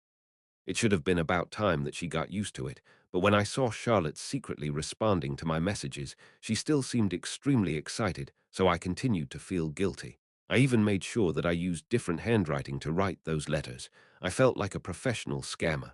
By the way, about what we wanted to investigate last time.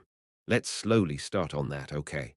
Oh, that, the Demon Guards Church, and the revolutionary forces.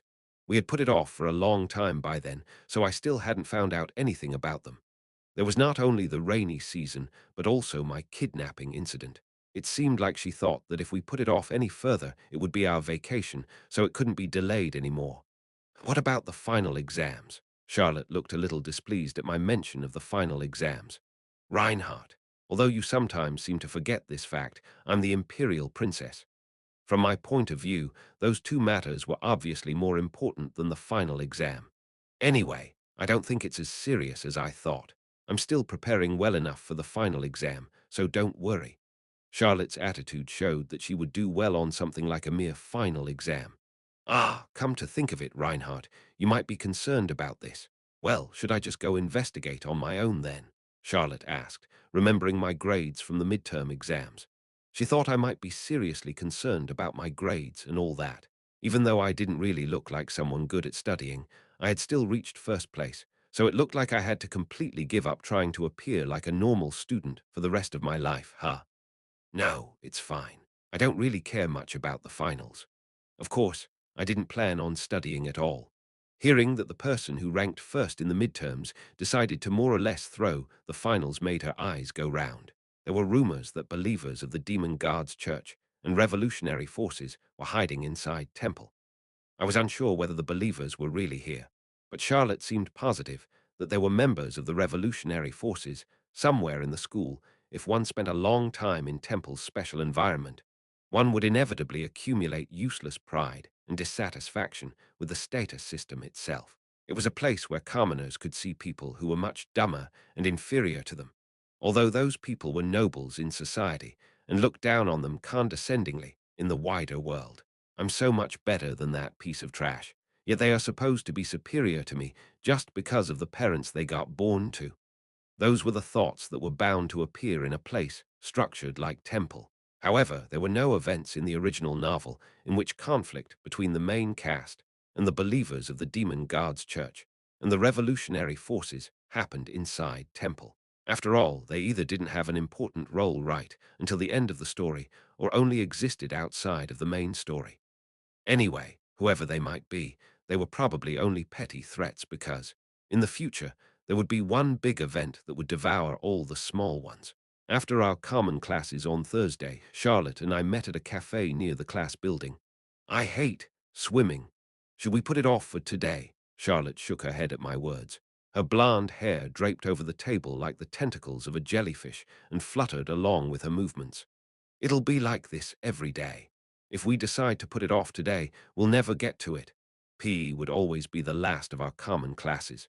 So after the day's swimming class, Charlotte could only lie on top of the table like that and mutter.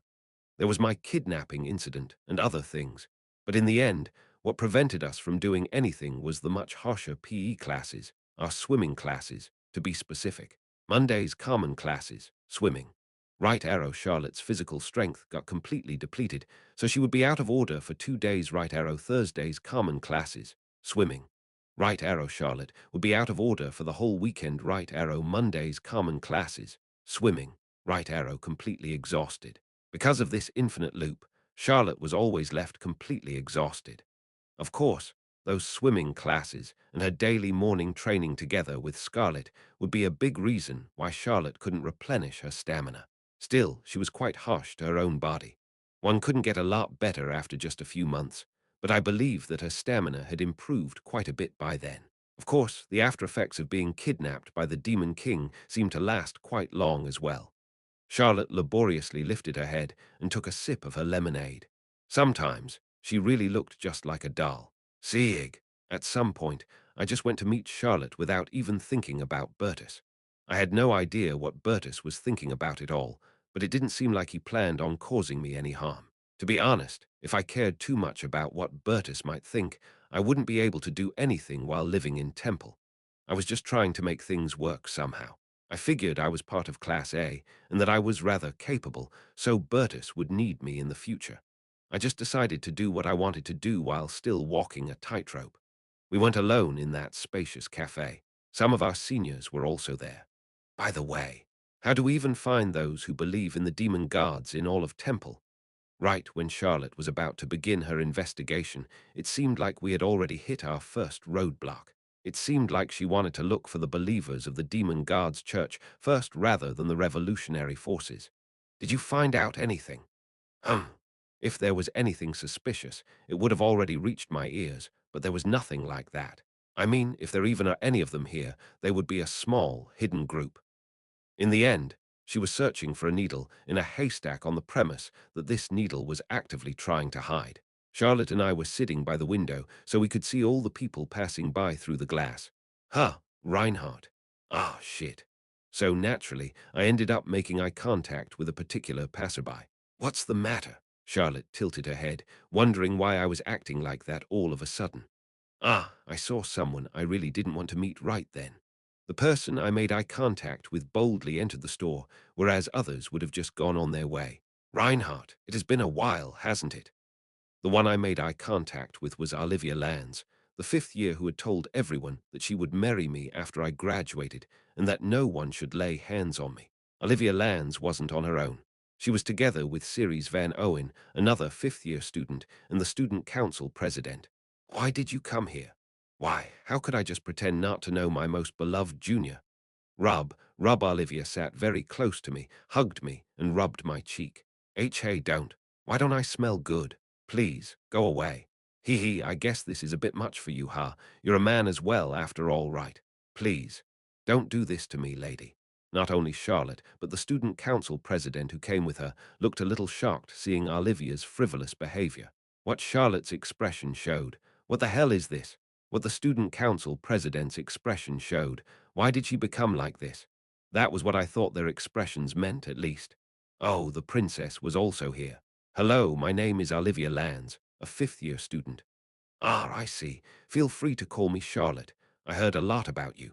Charlotte's face held a bizarre expression, seeing the weird actions and personality of the person in front of her. A lot? What did you hear about me? Did Reinhardt talk about me? This immediately piqued Olivia's interest. Why did she have to keep making those kinds of comments? No, I didn't hear about you from Reinhardt, but from other sources. Oh, is that so? Olivia, on the other hand, just stared at me as if she was completely uninterested in what Charlotte had to say. Reinhardt, why aren't you telling others about me? And why the hell should I talk to others about you, my senior? Why? You have to tell others that I'll be your future wife. Isn't that something to be proud of? Why would I say that? It was really hard to deal with her. I felt like I was about to go crazy. When I said that, Olivia glanced at Charlotte opposite of her and smiled darkly. What's with her? So she could make a face like that as well. Hey, Reinhardt, there were rumors going around in Temple that said you had a lot of girls around you, right? And whose fault do you think this is? It was because she was flirting with me so aggressively that I landed in all that mess with that newspaper club. Looks like I have a lot of formidable rivals. I thought things would be easy. No matter if Olivia was a senior, it was still the imperial princess she was staring at. She even looked a bit mischievous. Rivals. It might seem that way. However, why would a princess want to marry a beggar? Wasn't that basically a crime? After she abandoned her saint title, she always went too far. Charlotte was puzzled by Olivia's provocative gaze. What kind of reaction should I have to this treatment? Charlotte's brain seemed to have completely shut down. Reinhardt is my friend. Charlotte spoke calmly after she regained her composure. Oh, really? That's good then. Olivia leaned even closer to me, as if she had just gotten permission to do so. Seeing that, Charlotte only smiled subtly. He isn't just a mere friend. He's my precious friend. Huh, so I would ask you to not trouble my friend any further. At Charlotte's polite request, Olivia seemed to ponder for a bit, pouted, and let go of me. I was really about to go crazy. I disliked Olivia's frivolous behavior the most. Reinhardt, you sure are popular, aren't you? Charlotte looked at me with a subtle smile decorating her lips. I felt a chill run down my spine for some reason. What? What's going on? Was I wrong, or was there a subtle war of nerves going on between Olivia and Charlotte? Was I just being delusional? Charlotte only cared about Valia, right? Although that was also me. Ugh. I'm sorry, Charlotte. The president usually isn't like this. She only acts this rude if it concerns Reinhardt. I hope you can accept this as an apology. Thank you. The student council president brought over drinks and desserts to the table and sat down. When the hell did she order all this? I'm not acting rude. I'm just expressing my affection series. That's why I'm saying you're being rude. Charlotte tilted her head when she heard the word president come out of her mouth. But aren't you the president? She was puzzled as to why Ceres, who was the student council president, called someone else president. Ah, she is the president of the club I'm part of. The president of the president. Olivia raised her shoulders in pride. Humph, I'm also Reinhardt's president. I didn't sign up for the club, though. You're a quasi-member. Who decided that? Reinhardt, you're in a club. No. I only went there once.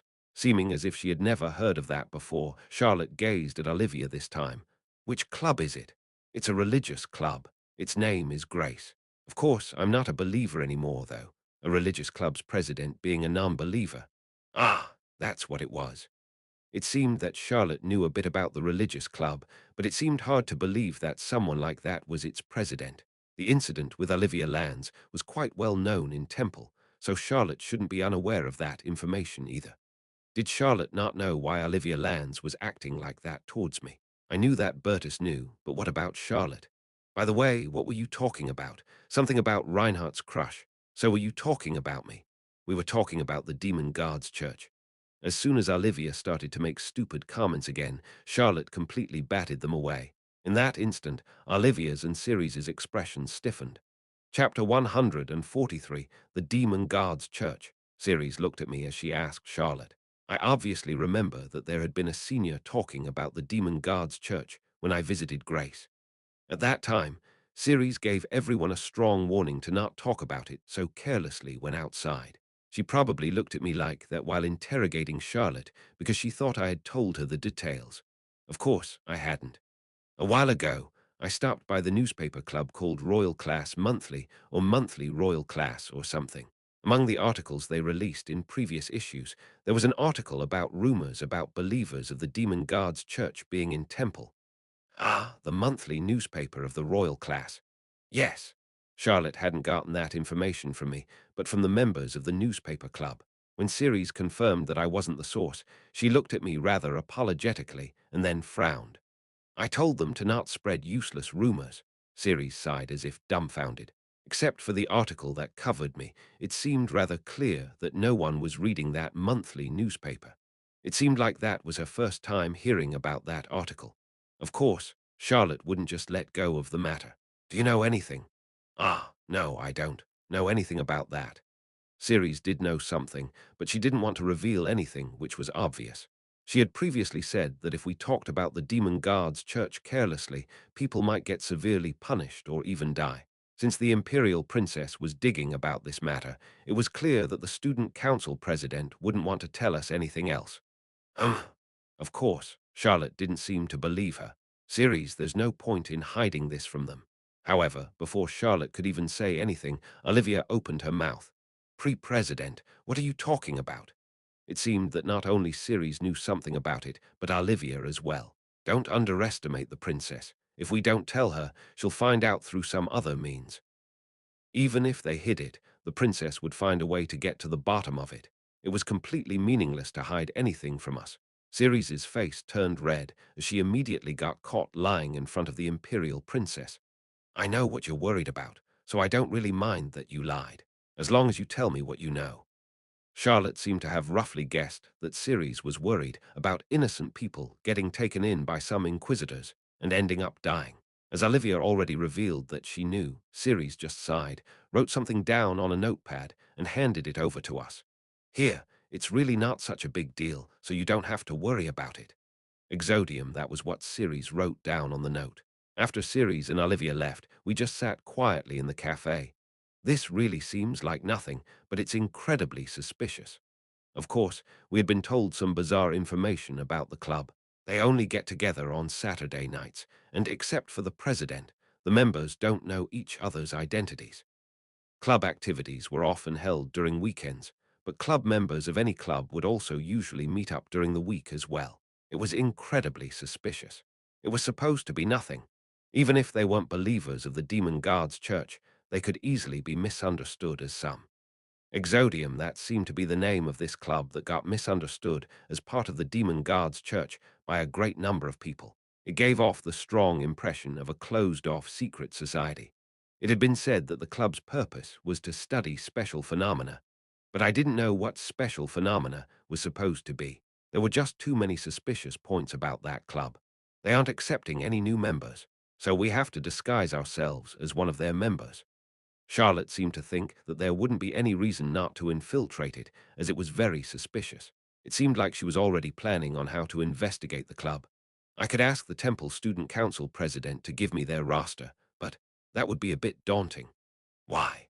Even if I'm the Imperial Princess, I'm just an ordinary student in Temple, so I have no authority to order around Temple Student Council president. Of course, I could put pressure on them, but in doing so, other problems might occur if we anger them. Since matters regarding clubs were under the Temple Student Council's management, teachers weren't allowed to touch that information carelessly. Even Ceres wouldn't be able to get their roster, as it was a regular school club, not a club of royal class. In fact, Ceres had told me that she had heard from Temple's Student Council president that the club wasn't anything dangerous. In the end, Ceres didn't investigate the club personally. So Charlotte wouldn't have any justification whatsoever for asking Temple's Student Council president to hand her that roster. Temple students were granted autonomy, so such an event would show that the imperial family was infringing on that. Therefore, if we angered the president of Temple's student council, they would end up in a big conflict with Charlotte right then and there. They were the student council president of more than 100 students, so they had more than enough justification and the right to do so. Anyway, it wasn't like she couldn't do anything about it, but it wouldn't end well. The president seemed to respect the autonomy of that club called Exodium. I crossed my arms and sighed. You say it isn't anything suspicious. There's hardly anything that is not suspicious about them. That's what I'm saying. It was impossible to just join and spy on them. It was rather unlikely that it would be seen as reasonable to ask for their roster and look through the club's members. Based on what we found out, they'll have a gathering somewhere in the club building on Saturday night, right? Charlotte nodded at what I said. Then how about we just go there and eavesdrop on them? I grinned. I have pretty good ears. My hearing enhancement should be enough to eavesdrop on what they were discussing in there. Friday passed, and then it was Saturday. Are you ready? The sun had already set, so the two of us got ready to leave. Both Charlotte and I were wearing hooded capes. It had been said that Exodium's clubroom was located in Temple, which had a building exclusive for clubs. Since that building was used by more than 100 Temple students for their club activities, it was probably rather big. However, I had never come across it. Charlotte and I got on the tram and headed to the club building. It was late at night, so most of the tram passengers were staff members with only a handful of students. I sure hope this is nothing, like the seniors said. It should be. There were more than one or two clubs that seemed rather suspicious. The best-case scenario would be that the club was harmless. If they were found out to be real worshippers of the demon gods, the club and temple's student council president would have to be held accountable. The tram soon came to a halt in front of a cluster of club buildings. Charlotte seemed slightly surprised as she saw the club buildings occupying a large area. I don't think that club will be the only one that holds their club activities at night, right? I know. There were some sports-related clubs that practiced at night, so there were quite a few students practicing in the stadium, which was flooded in light. In fact, I could see many rooms inside the club buildings with their lights turned on. I even heard singing and the sound of instruments getting played from some places. There were many people passionate not only about their life at Temple, but also their hobbies. I know that Temple is a vast place, but my main focus usually lay on the royal class, and I hardly described anything about outside clubs and such. Therefore, that scene was like some additional setting I had never planned out. It was a really strange feeling. Supposedly, Exodium is located on the third story of that building over there. Charlotte pointed towards one of the buildings and walked towards one that looked similar to our class building. Do you see them? Yeah. As the time for Exodium's club activity drew nearer, we could vaguely make out some students in robes entering the building. Huh? Charlotte seemed like she was thinking about something as she looked at those figures covered in robes. What's the matter? No, it's just, I thought that all of them looked so small.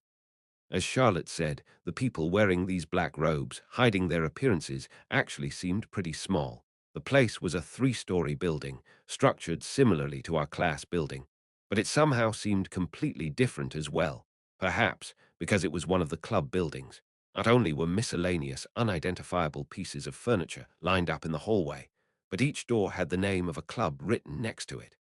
It was one of the places some of the 100 people pursuing their hobbies gathered, so it was only natural that there were multiple buildings, and that their interiors were kind of messy wasn't really surprising either.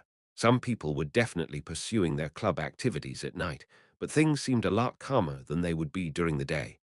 Charlotte and I went to the second floor, not the third. We planned to eavesdrop on them from right below Exodium's clubroom. Fortunately, there weren't any club members present in that second-floor room. I think it's nearly time. How is it? Can you hear any sounds? I could hear that people were gradually gathering above us. I could clearly hear footsteps around the hallway above. Black, trumpet. I heard something like a conversation, a short one made up of only single words. After a while, I heard the exact same words. Black, trumpet. Since the conversation had been repeated twice, I had an idea about what they were doing. What are those bastards up to? I was speechless, and Charlotte looked at me, wondering what had happened. They are using passwords or something. Passwords? Black trumpet. Those guys made passwords for some simple club. At the word password, Charlotte also went speechless for a bit. I can't hear anything from that room. I don't think they are talking. Not only that, but they didn't seem to utter even a single word during that gathering. Whenever a person went in, I could only hear the password back and forth. It was already past the time their activities were supposed to start. I could no longer hear anyone say the password again. I can't hear anything anymore. Charlotte tilted her head at my words. They gathered together but aren't saying anything. It's been a while, but they aren't talking. What's the meaning of this? Charlotte didn't seem to understand. However, that wasn't it. No, I don't think it's like that. I didn't know how many people were already in the room beforehand, but I did hear the password conversation 5 times. That meant that there were at least 5 people in there. There are more than 6 people in there, but I can't hear anything. No dragging of chairs or even a cough. There was no sound at all coming from the direction I presumed the club room to be at. I think they cast noise, cancelling magic on that room. It was clear that they had cast something like that on the room to prevent any of their conversations from leaking out. What? Why the hell did no one find this suspicious? Charlotte's expression distorted. Chapter 144, they used passwords to enter and cast noise, cancelling magic on the room. That club called Exodium was filled to the brim with suspicious things. Could it be that the student council president is also involved in this club? That's a possibility. The Royal Class Student Council president also said that there shouldn't be any problem with this group, but she clearly didn't know the truth. I nodded at Charlotte's valid doubts. I didn't know who Temple's Student Council president was, but why were they covering for such a suspicious club? Charlotte and I were in the hallway, just downstairs from the club room where those guys were doing who knows what. We were thinking about how we could find out what they were doing there. I could just open their door and ask them what's going on, but Charlotte seemed to be contemplating some rather risky methods. Since eavesdropping had become impossible, we had to come up with some other method, but would they fess up just because we asked them? Such a method would be rather extreme, after all. We could wait for them to finish their activities and then grab one of them and make them spit it out. I came up with another risky one. They wouldn't stay in there forever. After all, they were bound to come out eventually. If we caught one of them and interrogated them, we would easily find out what that Club Exodium was up to. In the end, both of these methods involve violence, so we should prepare to receive disciplinary actions if this really is nothing. I nodded at Charlotte's words. Disciplinary actions would be fine as long as they didn't involve expulsion. I had already been branded as a troublemaker anyway. Charlotte and I leaned against the window at the end of the second floor's hallway, thinking about what we should do. I guess they weren't at capacity yet. What? Charlotte pointed out the window. There was a student covered in a black robe walking into the building. A late student, sure enough. No, wait a minute. Come to think of it, didn't they say that the members don't know each other? Yes, what about it? The student council president said that they didn't know each other personally because they wore robes at their gatherings. Why don't I just go instead of that guy? Ah, I already knew the password after eavesdropping. No, there's too big a height difference. You'll definitely get caught. Additionally, the president of the club surely memorized that person's voice. Can't I just say that I recently recovered from a cold or something? Do you think the president, who even went so far as to use passwords for his club, would believe that? Charlotte's attitude was rather negative towards my undercover infiltration plan. In the end, the best decision I could come up with in that situation was catching one of their guys after their club activities were over. Clack, and then both Charlotte and I saw a door to the second floor hallway on the far side opening up. I didn't care if we were seen by people, as long as they weren't the guys from the third floor.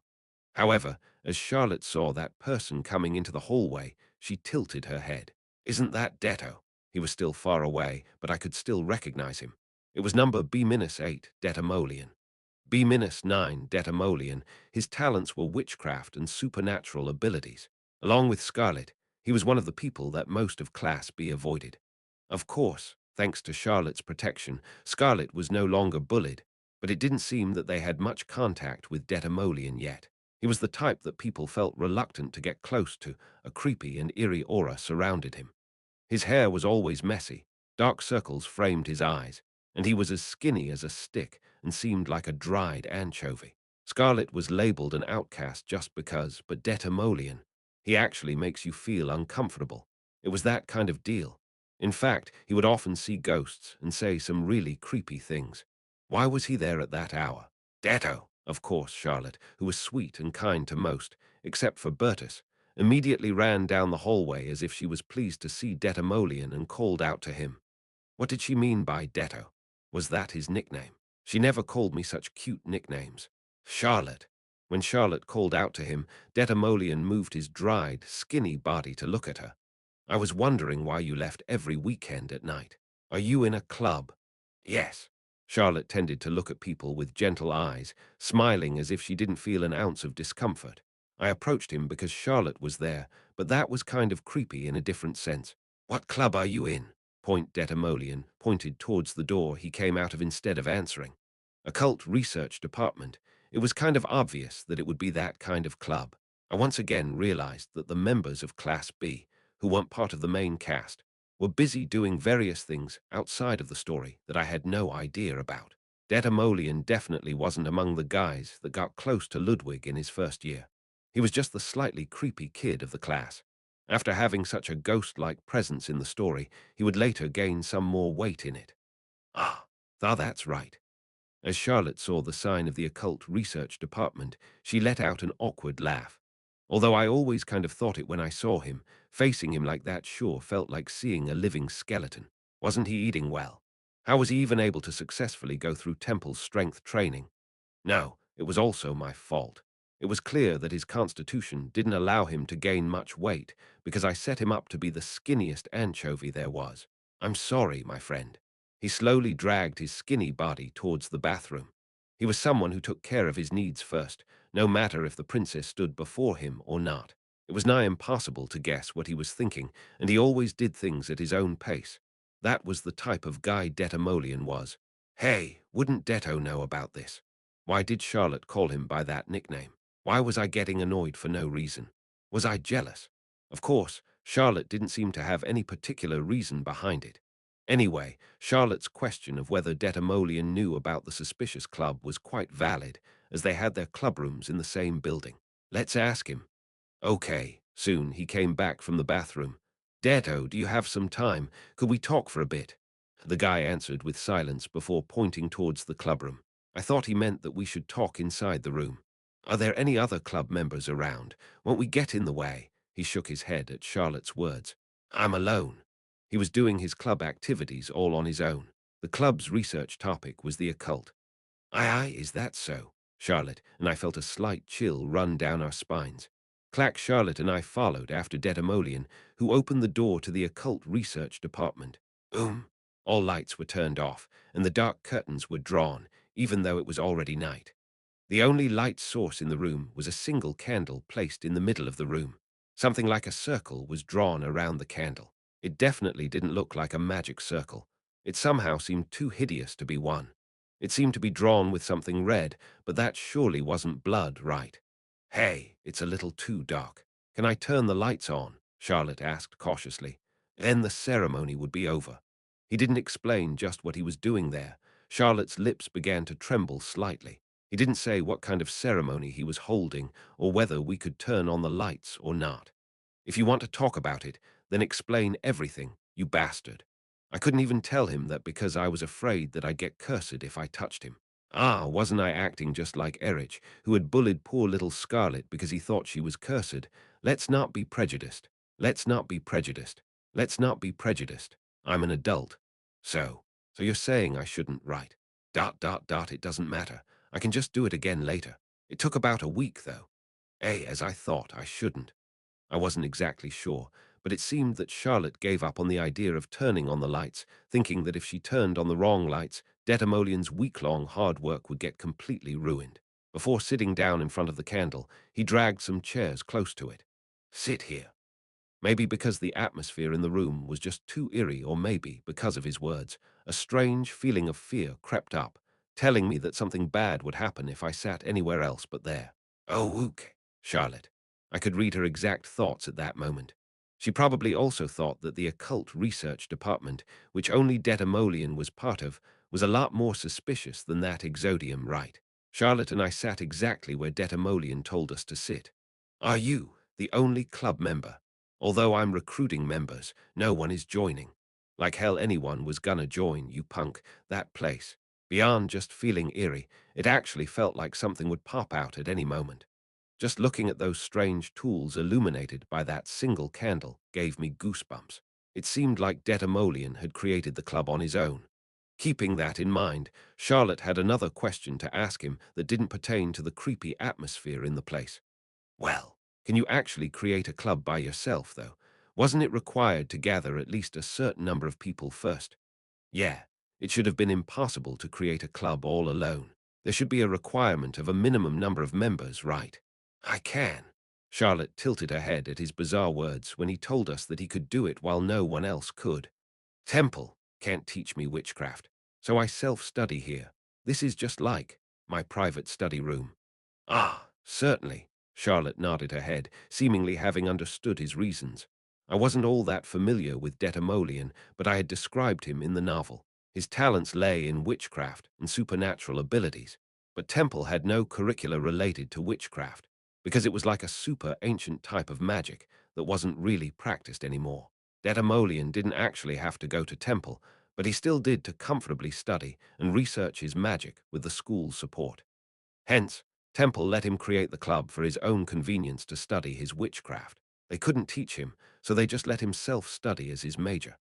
That was why he could create a club while being the only club member. Detamolian didn't get taught how to use his type of magic, but later on, he would still manage to use it very skillfully.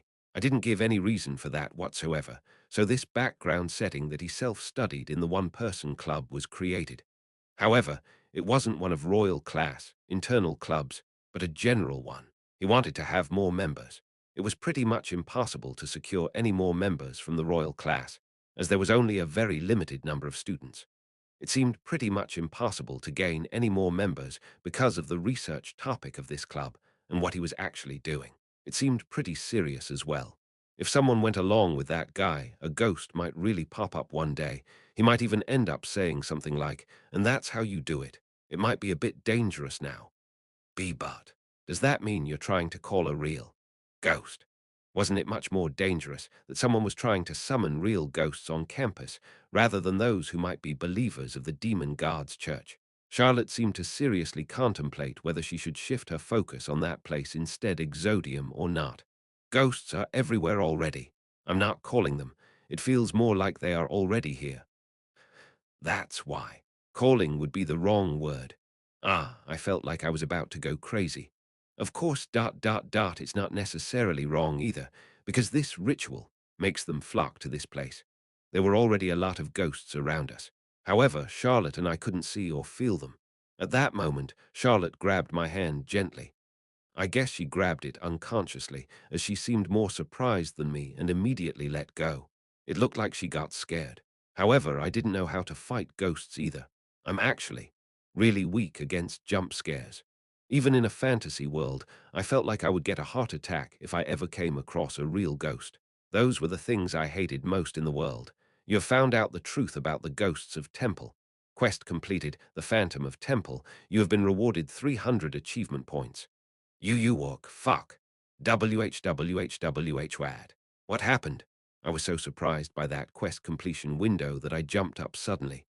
Chapter 145. When I suddenly jumped up like that, Charlotte looked at me, her face completely white, seeming as if her soul was about to leave her body. What's wrong? Wow, what happened? I suddenly saw something go past my eyes just now. Eek. Of course, it wasn't a ghost that I had seen, but Charlotte's complexion seemed to go even paler at my words. I didn't know Charlotte was so afraid of ghosts. No, even someone who was immune to horror was sure to jump up from their seats in such an eerie place. It was tremendously creepy there. I was grateful for the achievement points, but that hadn't just sent me that quest completion announcement like that to scare me, right? If something like that popped out all of a sudden, of course I'd get surprised. Anyway, while trying to find out the truth about the Demon Guard's church, I ended up completing the quest related to ghosts in that strange place. Ghosts were everywhere. However, we couldn't perceive them. The fact that the quest was completed after I heard Detamolian's words meant that he was telling the truth. Ah, hee hee. Right. Ghosts were already everywhere around us, huh? I wished I didn't know about that, but because I did, I felt like something would pop up behind me if I slept with my back to the windows. Shake, shake, shake, Reinhardt. Calm down. Charlotte placed her hand on my thigh when she noticed that my legs were shaking quite intensely. Rather than reassuring her, I had gotten even more scared than her. I got more objective answers to it because of that system message. Ghosts don't usually harm others. So you're saying there are situations in which they harm people, you bastard, Detamolian. I felt even more exhausted than I expected to be when we actually ended up talking. I felt I understood why people avoided him. I knew it wasn't his fault, though. Don't just put the truth others wouldn't want to hear into their brains. By the way, there was something you wanted to ask. Yes, that's right. Our original purpose was to ask about that club called Exodium. However, it felt like we had tried to enter a rat's den to catch some rats, but actually found out that a cobra was living there. We had found a place that seemed to be even more dangerous and insidious than Exodium. Above this place, there's a club called Exodium. Do you know about it? Still, since we had to do something about our original purpose, Charlotte plucked up her courage and asked him the question.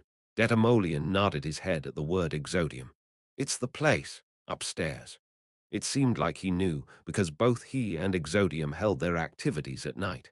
Charlotte perked up a bit, thinking that she might get a clue out of him. Oh, really?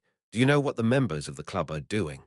That guy didn't seem like someone that would be interested in his surroundings, though. I was sure that he didn't know much about it. I signed up for it. Ha! However, his answer was completely different from what I expected. It seemed that Detamolian was initially trying to find some people that studied in the same field as himself, rather than forming a club of his own. There were a lot of clubs, and there were even more people with varied interests, after all. However, spirits and witchcraft were quite the niche interest, and as he was digging through the list of clubs, it seemed that the club called Exodium caught his eye. On the surface, the purpose of that club was the study of special phenomena, so Detamolian wouldn't have had any other choice but to get interested in it. Witchcraft and spirits could also be seen as special phenomena, after all. Their conditions for membership were quite strict, and it was a bit vague, but I was able to sign up. I didn't know how the hell he managed to sign up, but Detamolian somehow seemed to be a member of the club. So, what kinds of activities did you do there? Detamolian slightly tilted his head to the side as if pondering something. They don't research special phenomena. They are just weird kids. How weird were those guys for him to call them weird? Detamolian began to explain things about the members. See, there are some kids who believe that the power of darkness sleeps within them. There were some who said that they were the reincarnation of dragons but lost their memories. Some said that they were the successors of the great devil who rebelled against the heavens and got banished. Those people always fight with some guy who says he's the reincarnation of an angel. No. What? Charlotte seemed a little confused, as if she didn't properly understand what he was talking about. Anyway, they are just weird. I was wondering why those guys were so short. Wasn't that just a club for middle school students with 8th grade syndrome, then? Were they role-playing? Did they cast noise cancellation magic on the room to prevent others from making fun of them for what they were doing? Charlotte began to organize her thoughts with a puzzled expression on her face. So, that club called Exodium is for people who think they have amazing powers to get together and talk about things concerning their circumstances, but in reality they are just. How should I put this? Is there a word to express this? Role-playing. Role-playing. All right, role-playing. That's what that club is for. Yes. Charlotte's eyes shook violently as if she felt that what she was talking about was completely absurd. Why would they want to do something like that? What's the matter with them? Charlotte didn't seem to understand why those guys were doing those kinds of things. I don't know.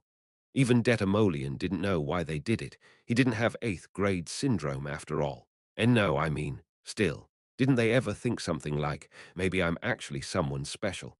When they were in middle school, was it something so bad? Did they never have such thoughts? Was it just me? Did they really not understand such a manner of thought?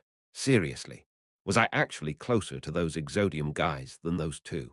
Those kids talk about having the power of darkness and being beings of pure darkness. So there are a lot of rumors that they are believers of the demon god's church. Charlotte nodded her head blankly, as if she finally understood why those absurd accusations of that Exodium club being filled with worshippers of the demon guards became so widespread. Some of what they were talking about leaked to the outside. The Exodium members were all kids inflicted with 8th grade syndrome, so they would sometimes say some strange things about being evil or being an existence of pure darkness, which is why rumors about them being believers of the demon guards church cropped up. That was the moment I also realized why Temple's student council president and Royal Class student council president didn't tell anyone the details about the club and had just said that it was nothing big. They were trying to protect the integrity of Exodium's members. They didn't announce it properly because they were afraid that the members get teased if such things were revealed. Temple's student council president. I didn't know them, but they were actually a good person. I feel empty. Charlotte had hoped that it would be nothing big. However, since the situation had actually ended up being nothing to worry about, she sighed as if she was disappointed. The occult research department turned out to be much more dangerous than Exodium. Anyway, we confirmed that Exodium was just a trivial club without even having to go in there. I also completed the related quest of finding out the truth behind the rumors, receiving 300 achievement points. What believers of the Demon Guards Church? There were none in Temple at all. But why did you leave the club? When I first went to one of their meetings, they asked me what my hidden power was, so I showed them. I could already imagine what went down. All of them started to cry and go crazy. The dark circles around Detamolian's eyes cast an even deeper shadow. The puzzled Charlotte asked another question. Wow, what did you show them? Possession, crazy bastard. Charlotte's face went completely pale. I'm just saying this just in case, okay? You don't have to show me that skill like ever, okay? That crazy bastard went to a place filled with people faking madness and showed them what real madness looked like. For those guys who were just role-playing and saying things like, I'm a supreme being of darkness, lol. It wouldn't be weird that they all ended up peeing their pants after that guy showed them what he could do. Everyone would have fallen into chaos when they were shown the real thing, so Detamolian didn't seem to have gone to Exodium again after that. Anyway, the truth was revealed. The rumors about the Demon Guards Church were completely fake. WL then, Detto. See you at the dorms. Yes, goodbye.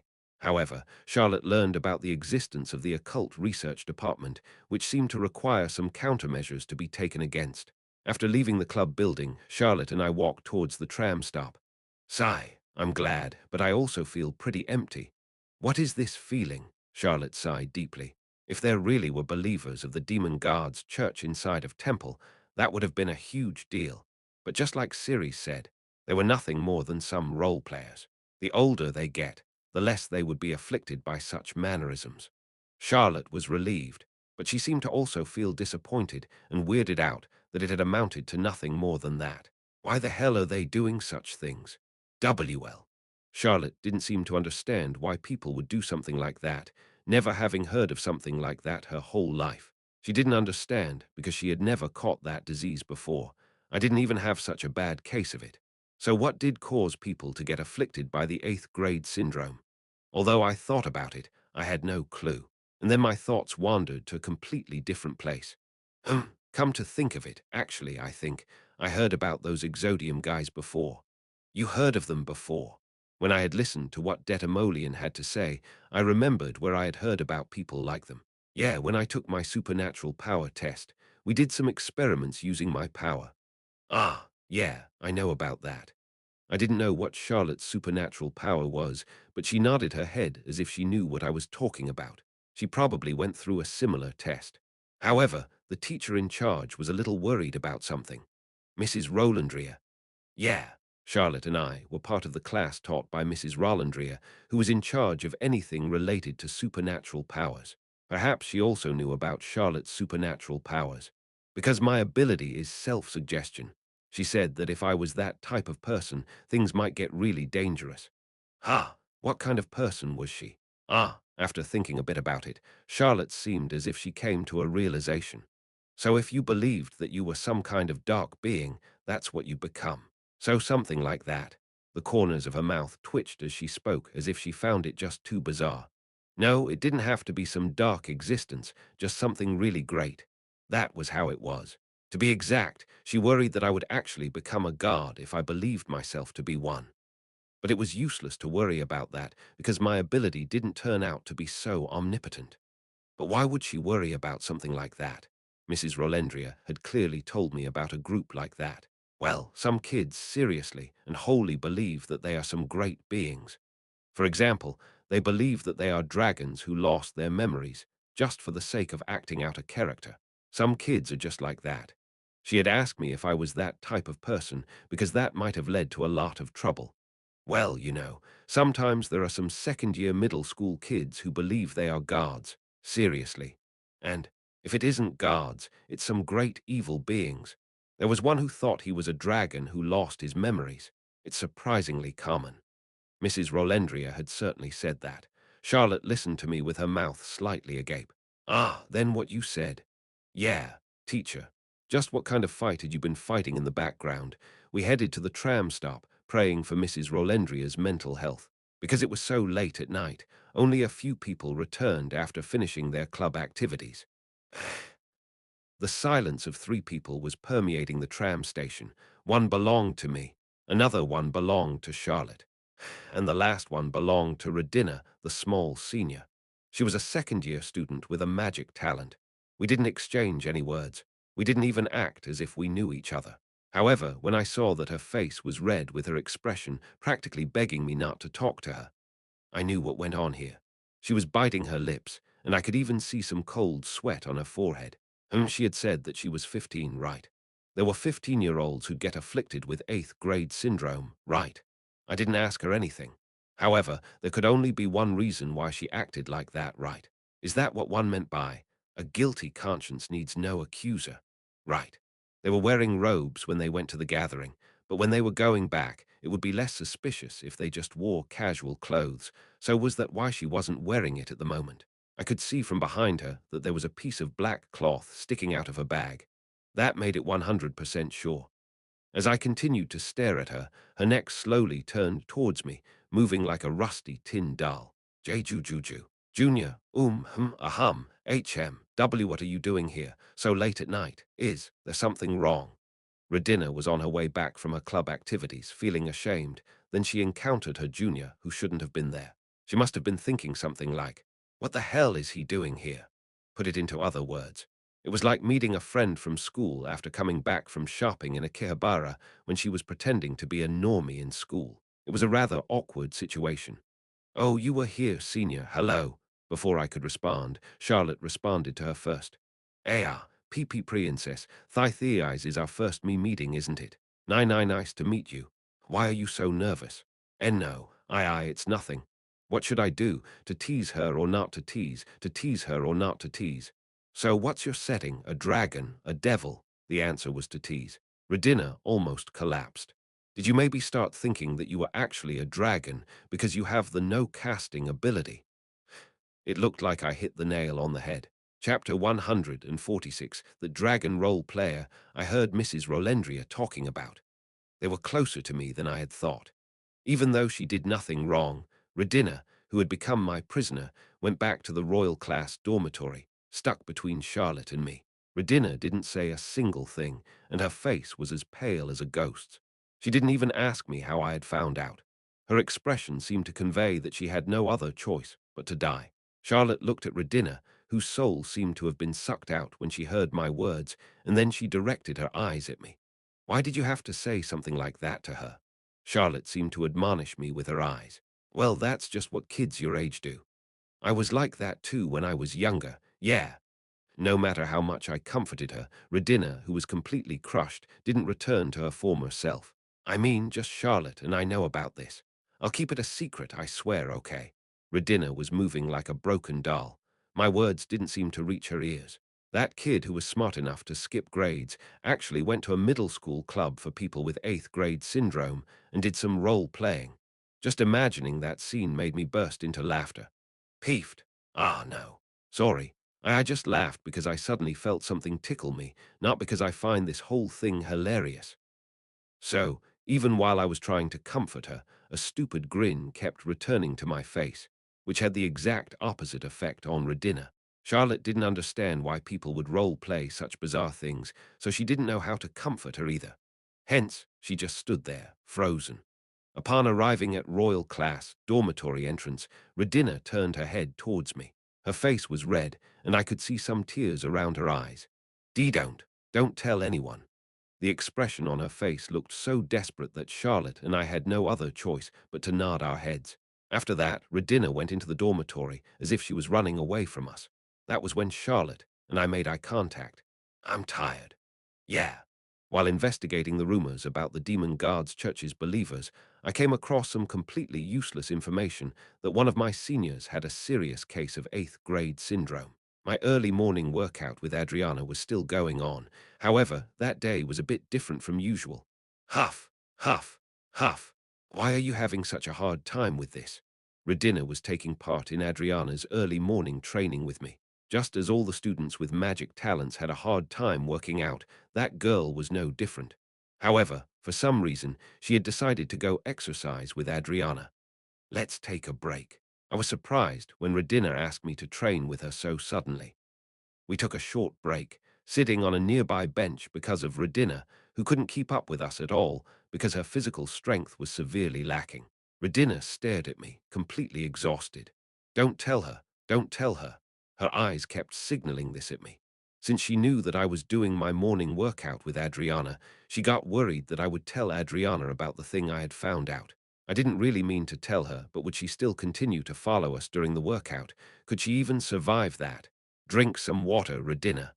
Huff. Okay. Huff. It was clear that none of Redina's classmates knew about her club, so she joined my morning workout to keep an eye on me.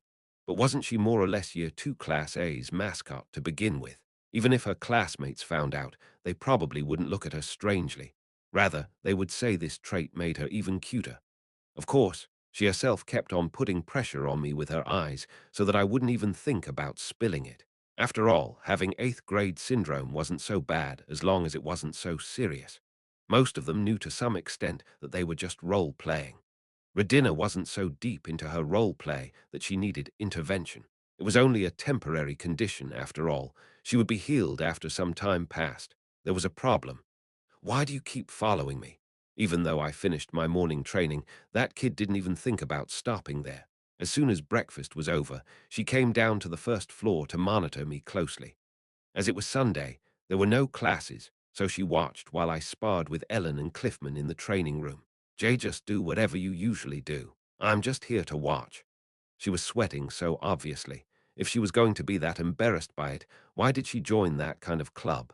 If she followed me around all Sunday like that, what did she plan on doing the next day? Eventually, I put down my training sword, grabbed Redina, and dragged her out by her arms.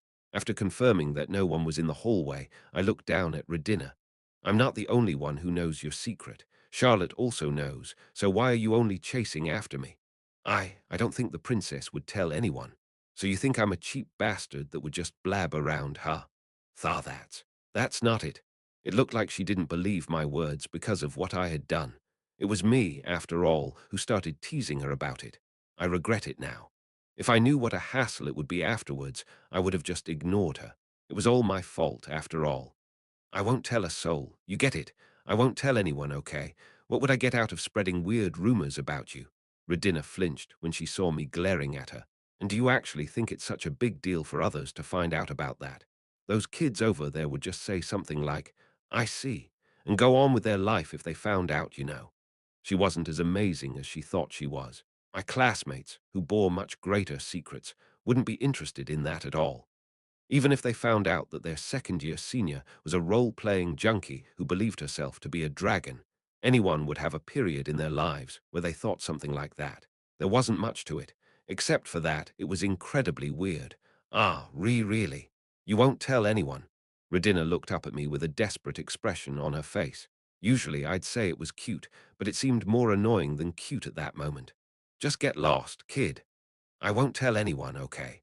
Redina stared at me for a long while before she nodded and put on a warmer expression. "WL then. Let's talk for a bit." After promising to keep a secret, that should be the end of it, so what was there to talk about? Eventually, after my training was over, Redina and I headed towards the park near the dormitory. The only ones who know about this are you and the princess, right? Exodium was an anonymous club, so the members didn't know each other's identities. They only knew their settings.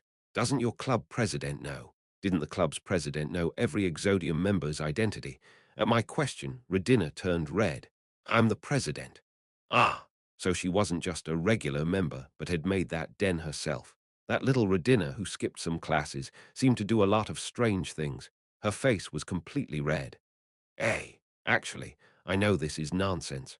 I also know that the members are exaggerating a bit when we gather, but everyone knows that we all gather together for fun. Redina also acknowledged that her club was a place where a bunch of role players gathered. But why was she telling me this? Redina was fidgeting with her fingers as if she was trying to tell me something that she found pretty difficult to say. WLC.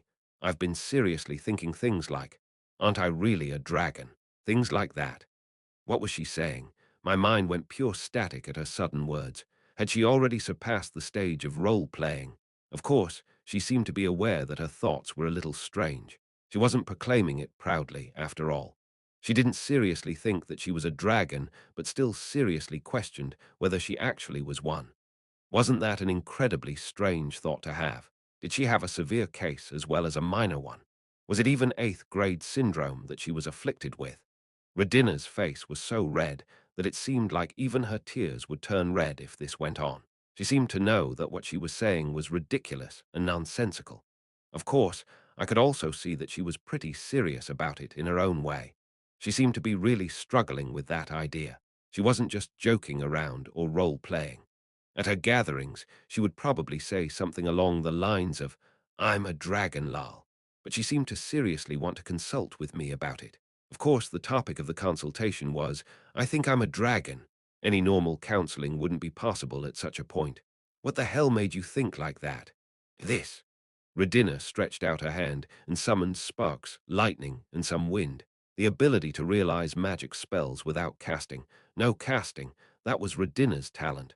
They say dragons can use magic without casting. Dragons could skip the casting phase and immediately use magic, so she was wondering if she was a dragon as well. That's a supernatural power. And no, I was told it was unclear whether this was a magic-related talent or a supernatural power. That was what Redina had explained to me before. It was a magic-related talent, but at the same time, it was also a supernatural power, an ability not even Temple knew about. It did seem that calling it a supernatural power related to magic seemed a bit vague.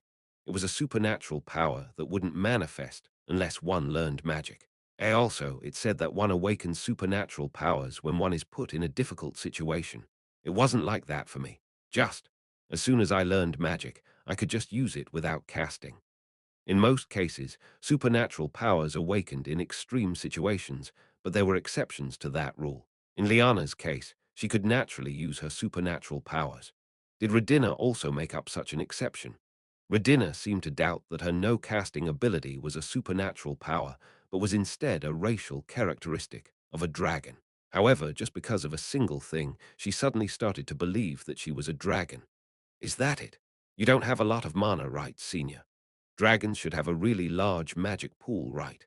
Putting no casting aside, if she was a dragon, she would have a lot of magical power, but she seemed to be worried about her low amount of it. That's, maybe my power got sealed away. Or something. Redina crawled to a whisper, knowing that what she was saying didn't have much persuasive power behind it. She seriously seemed to wonder whether she was a dragon who lost all her memories. If one started to believe in things just for the sake of believing, then there was no limit. Once she thought that she was a dragon and started to put some things together, everything would just end up making sense to her. She should have gotten this self-suggestion power, not me. With that kind of thinking, she might even be able to change her race into an actual dragon if she had it. What about your parents? If the parents who gave birth to Redina were around, then there was no possibility that she was a dragon. Both of her parents would have to be dragons then. I came from an orphanage. Redina spoke in a slightly gloomy voice. Sorry. No, you said you were the same, right? Anyway, I don't really remember who my parents were. Redina's birth was unclear. It was also unclear whether her power was a supernatural power or not. Only these very weak hints made Redina think that she was a dragon. She seemed to explain her lack of magical power with a type of seal put on her body. It was utter nonsense. I know you must think that this is ridiculous, but then you might be a dragon. Her pieces of evidence were poor, and her logic was insufficient. Why you believe me? Who said that? I only said that it might be possible that you are. However, I kind of thought that her bizarre delusions might be true. Was she really a dragon? Redina seemed to be happy when I said that she might be right, rather than making fun of her or ridiculing her. I thought you would make fun of me, Redina muttered with her face slightly red. She certainly held quite baseless beliefs, but she seemed to have prepared quite a bit and plucked up all her courage and determination to confess those things to me. Thank you, Junior. Whether she actually was a dragon or not wasn't important. No, I didn't acknowledge you're a dragon, okay? I just heard what you said and thought that maybe there was a tiny possibility that you're right. Yes. Simply because I seriously listened to Redina, she seemed to have been moved. Later, I heard from Elaris that it was impossible to find out whether Redina was a dragon or not if she really had lost all her memories. Of course, Elaris affirmed that dragons were monsters that only existed in legends. Chapter 147, we were able to find out the truth behind the rumors of the Demon Guards Church, but we found nothing on the revolutionary forces. We were pressed for time, and because of how our last investigation had ended, Charlotte seemed to think that even if there was some truth to those rumors, it wouldn't be anything serious. Redina treated me quite friendly whenever we saw each other. She seemed to be quite grateful that I had listened to her to the end without making fun of her ridiculous story. These are the results of the final exam. Please check over them. The final exam period was finally over. First Ellen, second Louis Yankton, third Bertus de Gardias, seventh Harriet de Saint-Ouen, eighth Reinhardt. Since I didn't study, my grades obviously fell. Still, eighth place wasn't all that bad. It was almost right in the middle, right? Everyone stared at me when they saw that the former first place fell to eighth place. All of them were wondering if my luck had run out. Yeah, there's no way someone like him could study well. That was what those who hated me probably thought. Last time you made fun of me for being placed eighth, but this time you're in eighth place. I won, right? Harriet probably remembered that I had teased her after our midterms, so when she saw that her grades were better, she immediately returned the favor. Wow, you remembered that. What a petty person you are, oh Grand Duchess. What, PP, petty? Yeah, you small-minded idiot. Small-minded? Did you just call me a small-minded idiot? Hey, eek. Jay, just admit that you aren't good at studying. It's not that I'm not good at it. I didn't do it to begin with. If I had studied, I would have beaten you easily. Oh, and did you know? Taking the midterm exam into consideration, your score average is still lower than mine, you know. Didn't you lose again then? That. Can't be. For our midterms, I got ranked first, and for the finals, I got ranked eighth while she got ranked seventh. Harriet's overall score for the first semester was irrefutably lower than mine. When I informed her of that fact, Harriet's complexion turned pale. She tried to tease me, thinking that she had won while she actually lost. Harriet always ended up taking a hit when she tried arguing with me. I didn't even dislike it anymore, and it just made her cuter when she argued with me like that. No matter what she said, I had no intention of seriously fighting with her, so she would always end up losing. Number 11, number 4, be quiet. Okay, I'm sorry. At Mr. Eppinhauser's words, both Harriet and I quieted down. In the end, the final exam followed the original novel's development, with Ellen in first and Ludwig in last place. Charlotte seemed to have been beaten by Bertus because of her lacking physical strength. Their performance at Temple mattered greatly, but it was just too disadvantageous for Charlotte to surpass Bertus. Anyway, you'll have vacation starting next week. Royal class won't give you any specific exercises to do during that time, but we hope that you will spend it as meaningfully as possible. Mr. Eppinhauser wasn't one for long speeches. I could see that everyone got really excited at the word vacation. No matter how great Royal Class's environment was, it was still best to take a break from everything. Number 2 and number 11, please follow me to the office. Mr. Eppinhauser ended his closing ceremony by calling Ellen and me to him. Mr. Eppinhauser hadn't called us to him because something had happened. You said you were planning on going to the Darklands for your vacation. Yes, yes. Mr. Eppinhauser had received the notice Ellen and I had sent to him. Usually, there was no need to send any notice on where we would like to spend our vacation. However, it was unconditionally better if we did. I believe it would be better to have a teacher with you, but you refused. Yes. Of course, Temple would be reluctant to send two students from Royal Class to a dangerous place, such as the Darklands, while they were still first years. So the original plan was for Mr. Eppinhauser to follow us as our homeroom teacher, but both Ellen and I refused. She was going there to gain practical experience, not for educational purposes. Of course, I didn't want Mr. Eppinhauser to come with us because Elleris was going to join us after we reached the place. Teacher, you should get some rest during the vacations as well. This guy, did he want to keep looking after his students, even though he could finally take a rest? Mr. Eppinhauser looked at me as I told him that with a smile. Just because the students are gone doesn't mean the teachers can take a break. Is that so? Yes. Anyway, Mr. Eppinhauser said that vacations weren't any different than work for him. What did that guy even do for fun in his life? It piqued my curiosity again. Anyway, we decided to give you our utmost support during the faculty meeting. It seemed like they had held a faculty meeting about the matter of us two going to the Darklands. Ellen was originally supposed to receive some teleportation scrolls. They probably would have left it at that if it was just Ellen who went there. After all, she had proved to be capable enough, but then I had stuck my nose into it. Mr. Eppinhauser took a wad of paper that had been placed on his desk and handed it to Ellen. A teleport scroll for each of you, and these are requisition documents with Temple's seal on them. A total of 2 teleportation scrolls were given to us. They were probably meant to be used in emergency situations to escape. Additionally, we received requisition documents. They were key items necessary to become an adventurer. If you show these documents at Temple's armory, they will open it for you.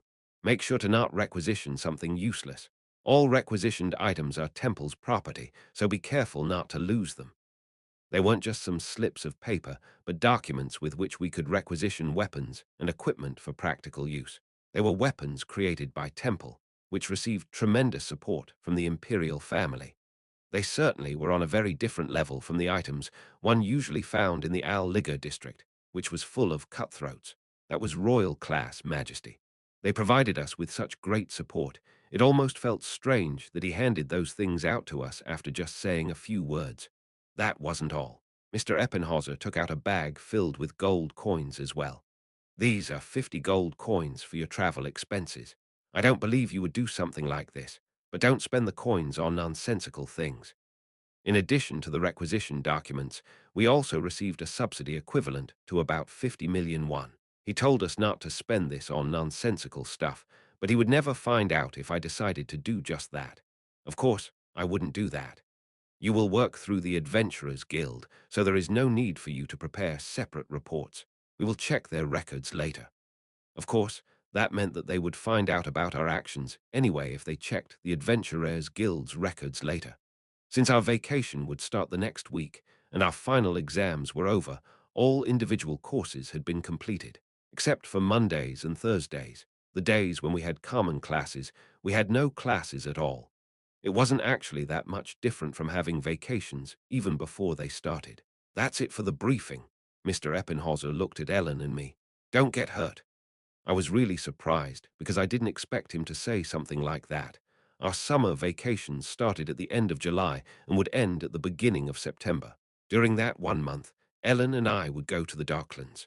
However, Ellen said that she wanted to go back a week earlier, even though it would have been fine to stay in the Darklands for the whole month as well. The reason for that seemed to be the 3 people she had been hanging out with.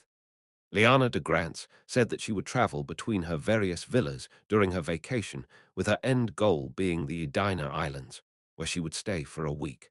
Ellen told me that Liana had invited her 3 classmates to visit, so it seemed that she would be resting in Duke Grants's villa for the last week of our vacation.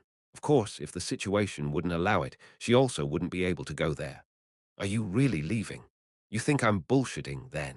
Harriet was shocked that Ellen still decided to go to the Darklands and that I chose to go with her. She didn't seem to understand why we wanted to go to such a dangerous place. What if you get hurt? Harriet was teary-eyed. It seemed like she couldn't help but worry about us. If we get hurt, then we'll get hurt. You think we'll die from that? I wouldn't want to go either if it was just Ellen and me. I wouldn't have let Ellen go all on her own, either. I was feeling confident because we were protected by our insurance called Elleris. Harriet looked at me and sighed deeply. She wanted to follow us, but she was too scared, and she definitely wouldn't get permission from Grand Duke Saint Owen. Rumors spread throughout Class A that Ellen and I planned on going to the Docklands. Isn't that place a bit too dangerous for a date, Reinhardt? Bertus seemed to be quite surprised to hear that I was going there as well. The three idiot brothers seemed to have realized that I wasn't someone on their level. They talked about what they would do during their vacation, while Ellen and I decided to walk down a much harder path that couldn't be compared to our school life up until then. Don't get hurt. Ah, yeah. Got it, thanks. Cliffman expressed his worry as shyly as ever. Why did it always feel like I was talking to some girlfriend when I talked to that guy? It felt really uncomfortable. We still felt rather awkward around each other, so those kinds of situations kept happening. I don't understand you too. Liana didn't seem to understand in the least why Ellen and I decided to go to the Darklands. If you're still alive in the last week of the vacation, go along with Ellen and visit me to hang out. I'll think about it. Okay. Liana told me to come to the Edina Islands if I had nothing better to do. That was something I decided to keep in mind. As Liana went on her way, I could see Heinrich von Schwarz calling out to her from a distance. He was set to have a crush on Liana. What do you plan on doing? During the vacation, just traveling and playing around. Where are you going? I'll be going here and there, but for the last week, I planned a get-together with some people in one place. Is that so? Liana had a cool personality. Do you want to come as well? Can I? Sure. I'll give you the date and location then. Thank you, that easygoing and cool personality. The more I looked at it, the more problems it caused. Heinrich's face was tomato red, as if he had never even dreamed of getting invited somewhere by Liana. There were also some students of Class B that came over. The Darklands. You must have gone crazy. I have no words. Charlotte could only sigh, as she had found out that I was planning on going to the Darklands too late. If she had known, she definitely would have prevented me from going somehow. Do you really know no fear, or what's the reason? I heard there are treasures in the Darklands. I need the money. Charlotte's mouth was slightly agape, as if she found the whole situation absurd. Will you not go if I give you that money? She meant that she would simply give me money if I needed some, so I shouldn't do anything dangerous. Ugh, that explanation was hard. Then Ellen would have to go alone. You don't actually think that you'd be much help to her, do you? Hey, no matter how well you mean it, wasn't that a bit too harsh? I can get hurt too. Anyway, this isn't just about the money. We won't go to any dangerous places. Would adventurers go to the Darklands if they knew which places were dangerous, and to what degree? Adventurers flock there because no one knows. Charlotte raised her voice even while she was in Class A's dormitory, which she rarely went to. She didn't even stop when Bertus was slipping by. It was really quite moving that she was so worried about me that she openly showed that side of herself. Charlotte sighed when she saw that I was very unlikely to change my decision. Really, it's ridiculous I even tried. No matter how much we were friends, it was rather absurd that I didn't listen to her when she, the princess, told me not to go somewhere, and it was even more absurd that she just gave up instead of ordering me not to go.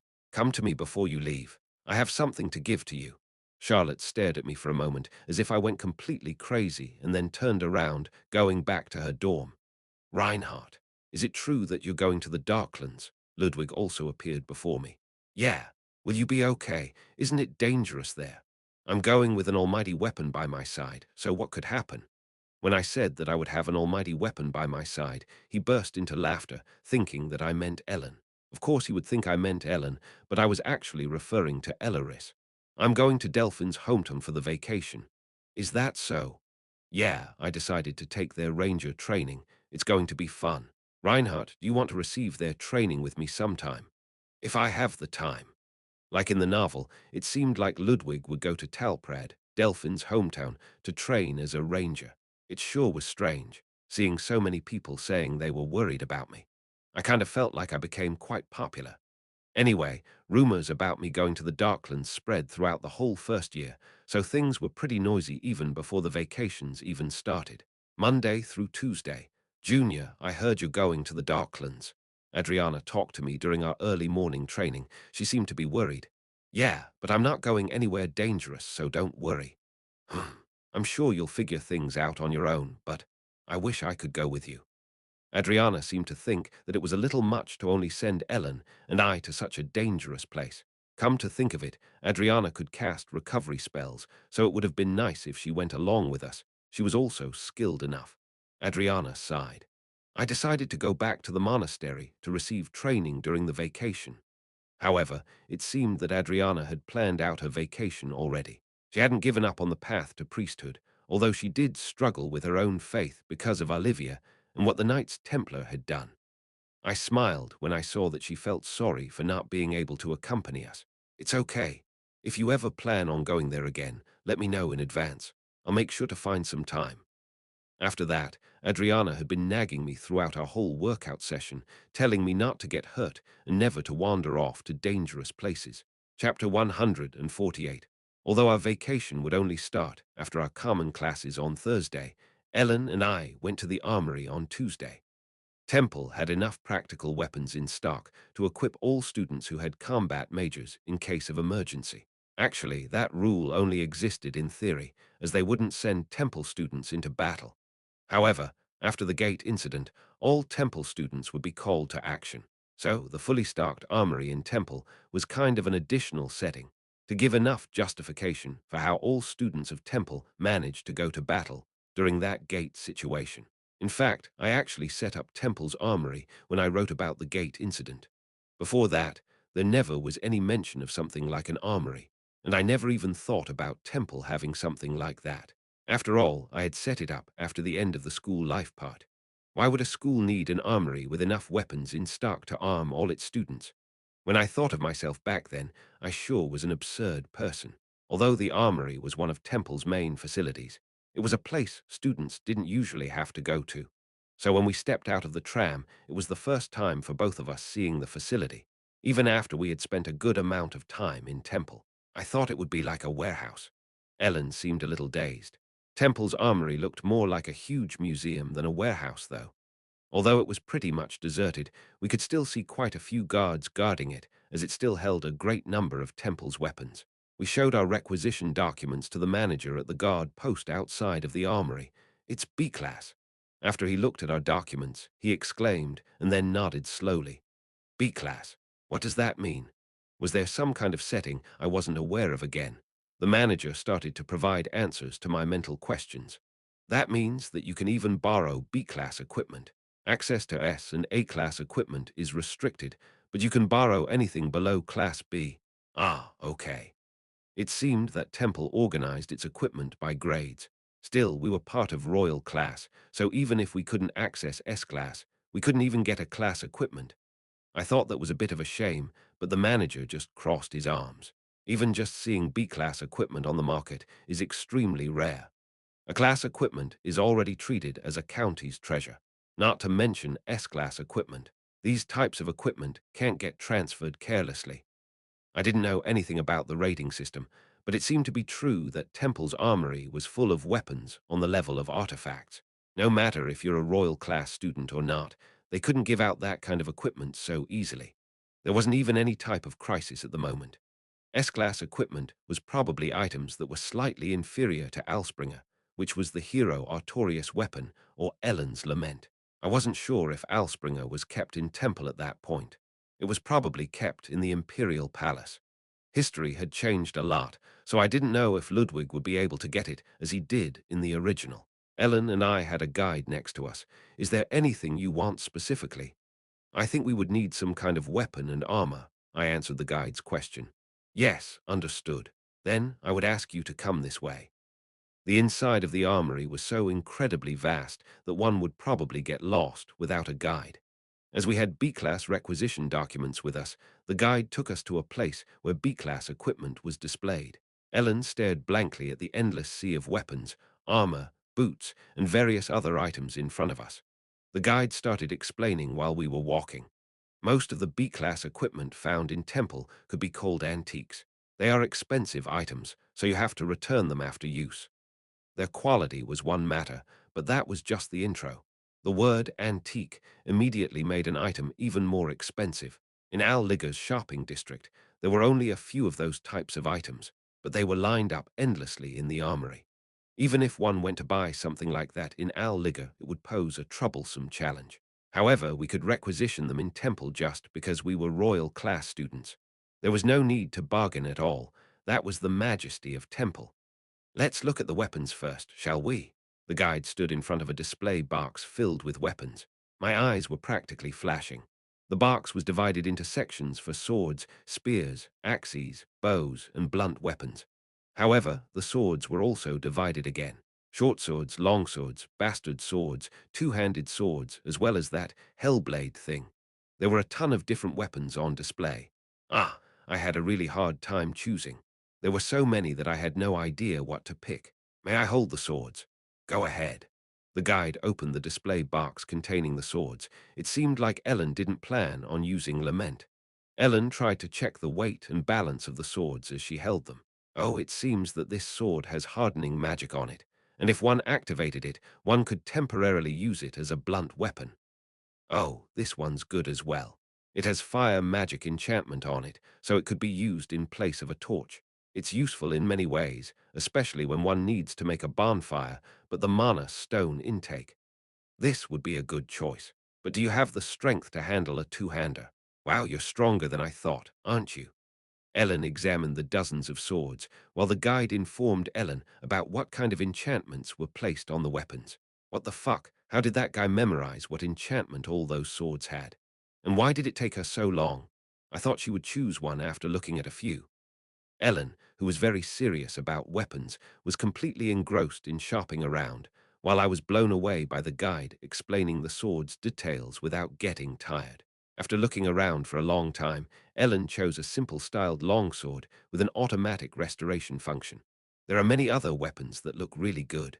There are, but you should also use something like this. Aren't those with lightning enchantment or something better? She could choose any magic weapon there, so wasn't one with only automatic restoration far too simple? As I looked around, I saw many with very strange features. Ellen shook her head at my words. It's much more comfortable if the weapon can maintain itself. Ah, right, comfortable. No, it was extremely convenient. It probably was something she had heard her brother say. If her brother recommended something like that, it felt like it would be a cheat key. I couldn't say anything against it. It was later explained that swords would wear out rather quickly if one didn't maintain them properly, and all them, different from swords in games, regardless of whether they were magic weapons or not. The burden on a sword would continue to pile up, so it seemed that the swords would lose their function quite quickly if a battle went on for a long time. A weapon with automatic restoration would keep the sword in good condition on its own, so there was no need to maintain it after every battle. In the end, Ellen had chosen a weapon best suited for actual battle. She then contemplated whether she should take a bow with her or not, but she soon turned away. We were on our way to be adventurers, not fight in a war, so she decided not to take unnecessary equipment. After that, Ellen and I chose some leather armor. There were chain mails and plate armor with lightweight enchantment as well, but they restricted one's movement, so they were inconvenient. The complete set of armor didn't even cover the entire body. Ellen and I were only wearing something like a breastplate and something that looked like shin guard. Is that really enough?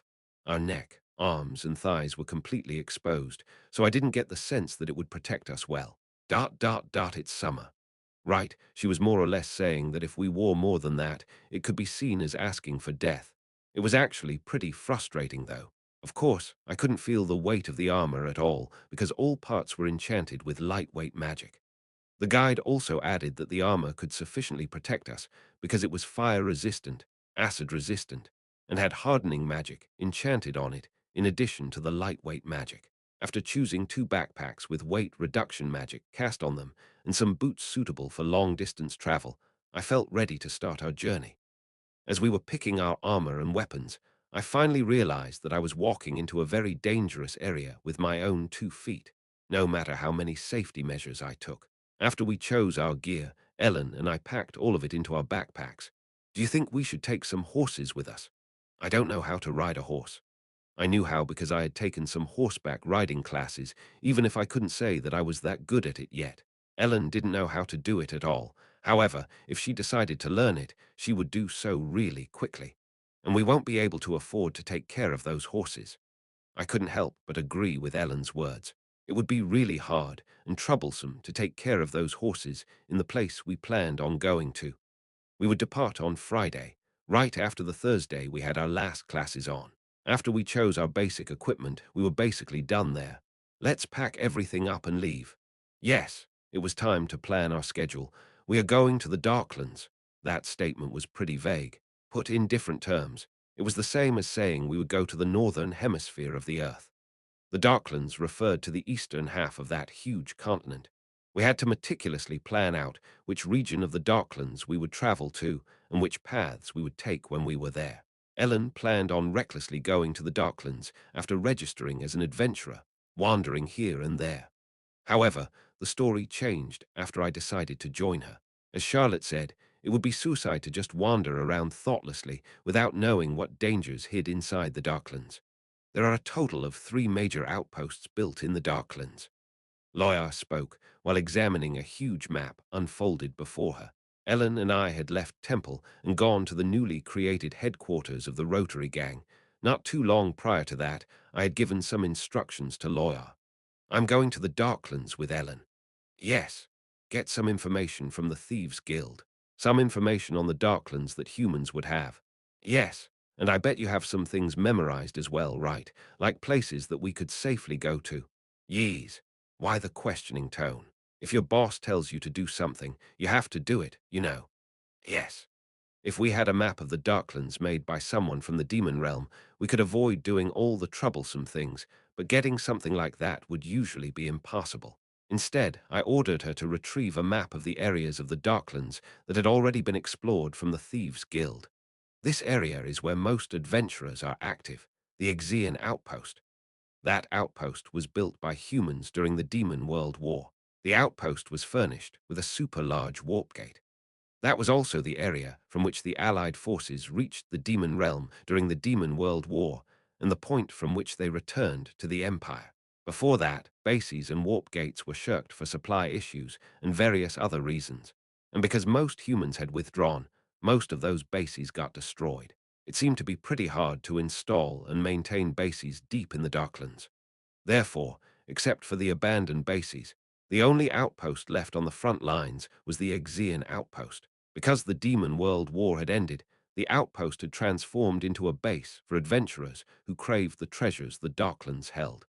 Adventurers have secured safe zones around that area, and they are constantly expanding their bases. The eastern part, which the Allied forces had gone through, has been developed quite a bit. However, very little has been covered in the northern and southern parts. The eastern parts, where the Allied forces had advanced to, had been developed in a flash, so it was relatively safe and secure. However, some danger might lurk to the south and north of the outpost. They've recently started to explore the northern part, but there have been some bad rumors making their rounds. There are some who made a fortune by going there. However, there are quite a few who never returned. There were many cases where groups of adventurers never returned from there. That probably meant that something was in that area. In the south, there's a wide forest area. It isn't a jungle or anything, and there don't seem to be many dangerous things in there, but they lack the means to properly secure the area. Laura continued to explain to that point, then alternated between looking at Ellen and me. The safest areas would be to the east of the Exean outpost and the Maginot line around St. Point. I think it would be best if you explored those areas. I heard that they pay you well enough just by filling out some unknown areas on the map. The Adventurers Guild paid out money just by providing them information on the Darklands topography. Even if one wasn't all that eager on hunting monsters, there were many ways to get some money. It was a place where greedy people would either hit the jackpot or die trying. Laura seemed pretty much against Ellen and me going to the Darklands. Of course, she seemed quite relieved when she heard that Elaris would be joining us midway. It had yet to be confirmed what lay in the north and south of the Exean outpost. That was why Loya told us that it would be best if we stayed in the safe eastern part. Thank you. Ellen thanked Loya for her advice. Auntie. Of course, Ellen tended to provoke Loya by saying things one shouldn't, under no circumstances, say to her. Follow me. At Ellen calling her auntie, I could see some veins bulging on Loya's forehead. Let me beat you up until you're all nice and tender today. Of course, if she didn't do that, Loya wouldn't fight her, so there was a reason for that at least. Chapter 149 Bang. Huck! What an incredible growth rate. Laura's eyes widened as she watched Ellen roll on the floor. It had only been about a month since that girl had asked for fighting lessons. However, in that single month, she had grown at a ridiculous rate. Her reaction speed and dexterity were already incomparable to what they were a month ago. If she learned how to strengthen her body with magic power in that state, even in Ellen's current state, without knowing how to strengthen her body, Laura had a hard time against her. The difference between knowing and not knowing how to strengthen was like the difference between heaven and earth. People who could do it weren't called monsters for nothing. Ellen was able to fight head to head with her without knowing anything about that. No matter how similar a lycanthrope looked to a human, they couldn't be compared to humans in terms of strength in the least. Even still, Ellen managed to catch up with her little by little, even with Laura's magical body strengthening. Laura had never seen or heard of a human being like that. Ellen staggered and brushed the dirt off her body. Both her eyes, filled with pain, still looked at Laura unwaveringly. Although Ellen seemed really depressed after she collapsed last time, she just continued to rush towards Laura, even if she fell over and over again. She was just like the ground that hardened after rain. My turn. Come. After Ellen had fallen once again, her mental fortitude got even stronger. Kakang, Laura slashed her sword at Ellen's shoulder while attempting to thrust her fist into Ellen's abdomen. Spin. However, as if she foresaw that attack, Ellen turned her body to dodge while not forgetting to attack Laura's temple with her left elbow. Swish. But at that time, Laura lowered her stance to evade it, putting her arm between Ellen's legs and slamming it sideways into them. Bang Huck! Huff, huff, what a monstrous girl. Laura looked down at Ellen, who was coughing, exhausted. There were a lot of people in the world who were stronger than that girl. However, in 10 years now, would there be anyone stronger than her in 5 years' time? For the first time in her life, Laura felt fear when looking at a human. Why on earth was her master telling her to help Ellen train and saying that she needed more practical experience, even attaching Elaris to her side to help her out? Laura probably wouldn't even feel that way if she was faced with the Emperor. She didn't think she would even feel that way if she saw a dragon's egg laying before her, about to hatch. Ellen seemed to be like some mysterious being Laura wasn't able to understand. That tremendous pressure and fear she felt wasn't just because of her strength, but also at the speed in which she grew stronger. It confused Laura. This isn't right. I don't think I should do this. Why was the Lord circling around this girl so much? Let me ask you a question. Ellen staggered to her feet as she heard Laura's words. Yes, can you die for Reinhardt? At Laura's sudden question, Ellen seemed to feel a little taken aback. She pondered about it for a long time before speaking. I don't know. In the end, Ellen couldn't help but answer as such. No, I don't know. Laura just silently looked at her and smiled. Yeah, that's enough. She answered that she didn't know. However, she seriously pondered whether she would be able to die for Reinhardt or not. Laura thought that this was already sufficient enough for an answer. I have something to tell you. Okay. At Laura's sudden words, Ellen only tilted her head a bit and nodded after our last class on Thursday ended. It's over. Everyone exited the school, led by Kono Lint, who was the most excited about school being over. It seemed like Mr. Eppenhauser's words when he advised us to spend our vacation in a meaningful way, even if we didn't have any assignments, completely left Kono Lint's mind. There were quite a few among the people there that were born with the silver spoon of talent in their mouths, so they didn't know how to work hard. A typical example was those 3 idiot brothers. I mean, the setting was that they were the way they were because they were only selected based on talent. There would be quite a few cases where they clashed with the Orbis class, who consisted of incredibly hard-working people. Still, I wondered how those best talents could be so incompetent. We were leaving the next morning, so I decided to finish up my training schedule beforehand. After returning to the dormitory, I first visited Charlotte. She had told me to come see her before I left. Here, what Charlotte handed to me was a medal. Isn't this the Imperial crest? Yes. I held the Imperial family's crest in my hands. With this, you should get most public institutions to cooperate with you, and it should serve as a sufficient enough threat. The medal proved that I was someone under the protection of the Imperial family. I didn't know if that thing had any magical abilities, but it was clear that there were some problems I could solve just by having it. I can't just give this to anyone, okay? Is that so? Charlotte made some big gestures as she said that. I mean, you always anger people by doing useless things. Sigh. Charlotte nagged me for a while longer, seeming slightly annoyed.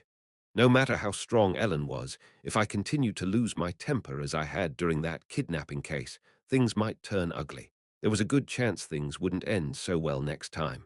You're leaving tomorrow, right? Yeah, in the morning. Charlotte stared at me with her arms crossed. If I may give you one piece of advice, Charlotte smiled subtly. Be careful of other people. I will. I fully understood what she meant by that. She had given me the imperial family's crest to ward off other people, not monsters. Our vacation started on Thursday. The ones who were especially impatient hurried to leave Temple. What was surprising was that Harriet, who I thought would return home as soon as she was able to, saw Ellen and me off on Friday morning. It wasn't just Harriet. There was another unexpected person beside her. Adelia had also come to see Ellen off. It seemed like both of them had stayed awake all night. We had already finished our preparations, standing before them with our armor on and the backpacks on our backs. Hey, Ellen. Hey, could you accept this? Adelia fidgeted a bit and handed something to Ellen. It was a bracelet made of blue metal. Reinhardt, you too. And showing that she didn't only have something for Ellen, she held out a bracelet with a similar shape towards me. What is this? Adelia began to mumble when she heard my question. It's a disposable, protective charm, so when you're in danger, this might help you. We made it in a hurry, so it can only be used once. Sorry. It seemed that they stayed up several nights to make those bracelets. I was sure they didn't just make them in a day. Adelia's talent lay in magic crafting, meaning making magic items, but Harriet was also able to do the same thing. They worked together to make the two magic bracelets. Harriet turned away from my gaze, not wanting to talk about it. I could see the dark circles under her eyes, though. Thanks, Ellen thanked them briefly. But did Adelia seriously apologize for not being able to give us a better gift? How low was her self-esteem? Thank you, you too. At my words, Adelia scratched the back of her head, and Harriet's face slightly reddened.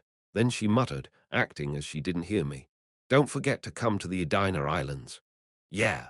She meant to say that we should come back safely and take care not to get hurt. We would head towards St. Point via the Ixian outpost, and on the way, Elaris would join us. Of course, I would pretend as if I didn't know her and just make her join us as a useful adventuring wizard.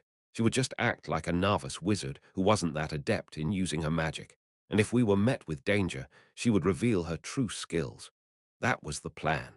Ellen and I registered as adventurers at the Adventurers Guild located in the Ixian outpost. Then, in an inn somewhere in St. Point, we would naturally come in contact with Elaris. Then we would form a party and just explore the area around St. Point. With Elaris by our side, we could even go to slightly more dangerous places. Although the equipment we received from Temple was of great importance, there was also the Imperial family's crest, an object which we could use to politically resolve a certain type of trouble we might run into, and the protection bracelets in case of an emergency. Insurance layered over even more insurance. Ellen and I moved to the gigantic warp gate located in the Imperial capital. Unfortunately, even if we were students of royal class, they wouldn't let us use the warp gate for free. This is hella expensive. Yeah. After calculating our expenses, Ellen also nodded to my statement. After seeing the fee we had to pay to use the warp gate, we understood why Temple gave us so much money. The Ixian outpost was located at the easternmost tip of the humans' territory, so we had to travel a very long distance. It would take 4 trips through super-large warp gates to reach the Ixian outpost. It would take 2 gold coins per warp. Since Ellen and I were 2, we would need 4 gold coins just for one warp. A one-way trip would cost us 16 gold coins, and to make a round trip, we would need 32 coins. Then the money we could actually spend on our trip was 16 gold coins. Still, that was more than enough as travel expenses. But that seemed to be the reason why Temple gave us 50 gold coins, a huge amount, for 1 month's travel expenses. It seemed very expensive compared to a flight with an airplane, but considering that it wasn't required for us to physically travel that distance, it was actually quite reasonable. No, in fact, it couldn't be compared to a simple flight at all, as this was far more efficient. We applied to use the warp gate and then waited for our turn. Since that terrorist incident, it seemed that the security around the warp gates had become much tighter. Their identity verification process was also very thorough, and they even did a body search of anyone who wanted to use the gate. There weren't just guards, but personnel that looked like knights were also deployed to guard the warp gate. Next, Ellen and I handed our IDs to the guard. Our Temple Royal class student IDs passed through. The two of us moved towards our first stop. We had to use warp gates a total of 4 times, stopping by each transit point. However, there was a problem with that. I didn't expect us to run into this kind of problem. Me neither. Ellen and I stared blankly at the long queue stretching from the super-large warp gate. We couldn't even get into the line. Well, I should have expected as much, though. We were in a place called Salem, a trading city located in a part of the empire. I didn't really know much about Salem. I didn't need to, after all. It was just a transit point. However, if it was a trading city, it surely was a passageway for numerous merchants, suppliers, and supplies. So even though the super-large warp gate was right in front of us, it was so far away. I think we were too used to how things worked in the capital. Yeah, probably. There were more than 10 super-large warp gates located in the capital, so crowds were equally divided between them, greatly shortening the queues, excluding that time when the Victory Festival was taking place. However, the places outside of the capital had at most 2 to 3 super-large warp gates. Usually, they would just have one, though. In general, a place with just one such gate would become a huge city simply because of that. Those super-large gates that could move you over a long distance were mostly connected to the surrounding small and medium-sized gates as well. Therefore, it was inevitable that bottlenecks occurred around the super-large gates. They were both an exit as well as an entrance, so people just kept on pouring in and out at all times. That was the difference between the capital and some provincial town. There were many people waiting to use it, including what looked to be merchants, wagons, and travelers. Although the queue was right in front of us, we wouldn't be able to even get into the line. We simply couldn't. Even if we managed to get a waiting ticket, we probably won't be able to reach the gate before tomorrow. That was what Ellen said after she went to ask someone about the situation. It was only natural that they limited the number of users for the day. I don't think things will be different at the next gate either, right? Yes. It was good that the gates could transport people faster than a plane, but if we had to wait for 2 days to use it, what was even the point? If something like that happened at the next gate as well, it would take us another 2 days, and another 2 days at the gate following it. So it would take us 6 days to get to our goal. It seemed like Ellen hadn't even thought of that as she just blankly stared at the start of the queue. The cost of going back and forth was also immense, but if we just wasted our time waiting, spending that money was completely useless. All right, I made up my mind. Have you thought of something? When Ellen asked me that, I put my hand on her shoulder. Let's use our power. I took out the imperial family's crest, to which Ellen's eyes widened. I'm sorry, Charlotte. I'm going to sell your name. Chapter 150, we want to use the gate. Please pull a waiting ticket, and look at this. There was no place in the human territory where touting the imperial family's name wouldn't work, as the whole human territory was part of the empire. As soon as they confirmed the authenticity of the crest, they let us use the gate right away with no questions asked. It seemed that they wanted to exempt us from paying the fee as well, but I insisted on paying, as it would probably cause some problems in the future. Getting the highest priority in the use of gates already seemed like an unfair advantage, but if we were also exempted from paying, that would reach someone's ears. I think what you're doing is bad. I shook my head at Ellen's words. I was told to use this in emergency situations, so what's the problem with using it now? If you ask me, the situation clearly was an emergency. Our travel plans had been about to go down the drain, and she didn't think it wasn't an emergency. No, didn't Charlotte actually give me the crest because she knew such an event was going to happen? Wasn't she thinking a bit too far ahead? Did Charlotte know everything? Winning mentality. Why are you saying that right now? And this doesn't have anything to do with a winning mentality or anything. His ability is already at that level, huh? I bet that's what she was thinking. And my ability's name wasn't winning mentality, but self-suggestion. We can just wait 2 days then. No. She was a nice kid, after all, but she was impatient as well. Ellen and I were able to reach the Axian outpost in just a day, ignoring any queues lined up before the next gates we had to go through using the fast pass called the Imperial Family's Crest. The Axian outpost was the first human base built in the Darklands. Their Demon World War campaign started from that place, and they also returned to the Empire through the same gate. It was their starting point, as well their exit. That was the Exian outpost. Quest appeared, Adventures in the Darklands, description, complete your adventure in the Darklands safely. Rewards. Rewards may vary depending on your performance. Rack in some results. Don't just cling on to others. And I was even given a quest. However, it didn't tell me what reward I would get. It just told me to rack in some results. Cling. What did those guys think I went there for? It was clear it was worded like that, because it thought I would just cling to someone and easily get some rewards after I returned. What was it going to give me? It might just give me a single achievement point after judging my performance. I was really worried that would actually happen. Anyway, I decided that I shouldn't worry about it for the moment. I'd lose as soon as I cared about what it did. It's not much different here. Did you think the sky would be all dark and ominous just because we are in the Darklands? The sky was dark around the place the Demon King's castle used to be, but where we were wasn't much different from the Empire. Although the place could be called rather barren, even during the rule of the Demon King, I was rather certain that the sky was just overcast that day. Shouldn't this be called a city rather than a base? You're right. The word city felt more appropriate than base because the army had almost completely withdrawn already, leaving only a bare minimum. The site, once a large military base, was the new hotspot for adventurers. The surrounding buildings didn't seem much different from the ones found in the cities we had passed through. The people seemed different, though. While the guards and soldiers wore uniform equipment, the people there were armed with many different types of equipment. Since most of the people there were adventurers, they differed from the soldiers in that they were armed in light armor rather than heavy armor. That was a completely different kind of city, with only a small number of civilians and a large number of wanderers coming and going. The city could be called a city of adventurers. Let's go to the Adventurers Guild. Yes. The Demon World War ended at the start of that year, and only half a year had passed since its end. Therefore, the exploration of the Darklands had only just begun, and the pioneering process hadn't progressed much, so it was impossible to proceed further. Adventurers were just pouring in, aiming to get rich quickly, as the exploration of the Darklands was still in its infancy.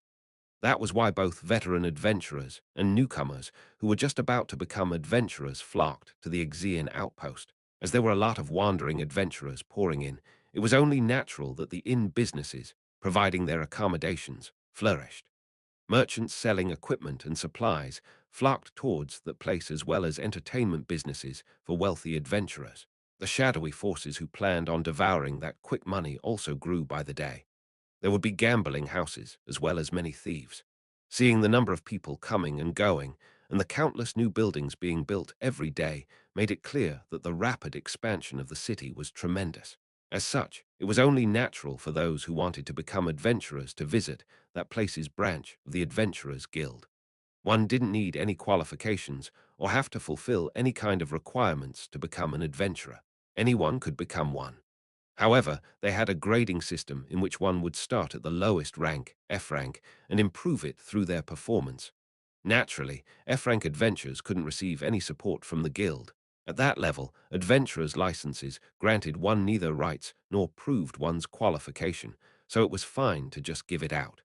The Adventurers Guild didn't seem to actively manage the adventurers, and they probably shouldn't. By the way, when I first visited the capital, I had wondered what the adventurers were actually doing for a living, and there I was about to become one myself. Well, I really didn't know what to expect in this world. The procedure for getting a license was rather simple. Without having to wait very long, we managed to get our adventurers' licenses in the form of something like an ID card.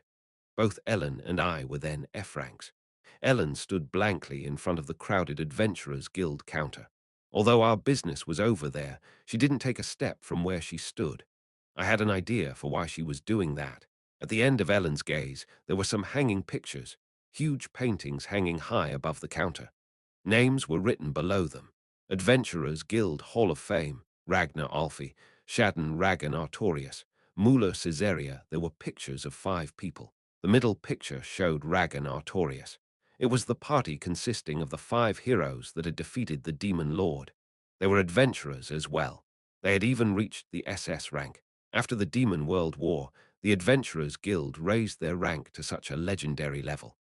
That higher rank didn't even exist at first. As the greatest adventurers in history, all of them kind of became something like role models. Ellen was staring at her brother, who had become a legend, stuffed between the other pictures. What was she thinking? I wondered. She didn't look like she was proud of him, at least. There was no need for us to raise our adventurer rank. We would only work as adventurers for a month while on vacation. Our registration with the Adventurers Guild was merely a formal matter. However, it sure would be nice if we could make some money. So rather than taking up any requests, we would explore the area and report things to the guild to get paid once we found anything special. Of course, if there were any good requests, we would try for those as well. I didn't know how Ellen felt about having reached the same starting line as her brother. We'll have to take a carriage to reach St. Point. Yes, there were no trams or mana trains there, as it wasn't the capital.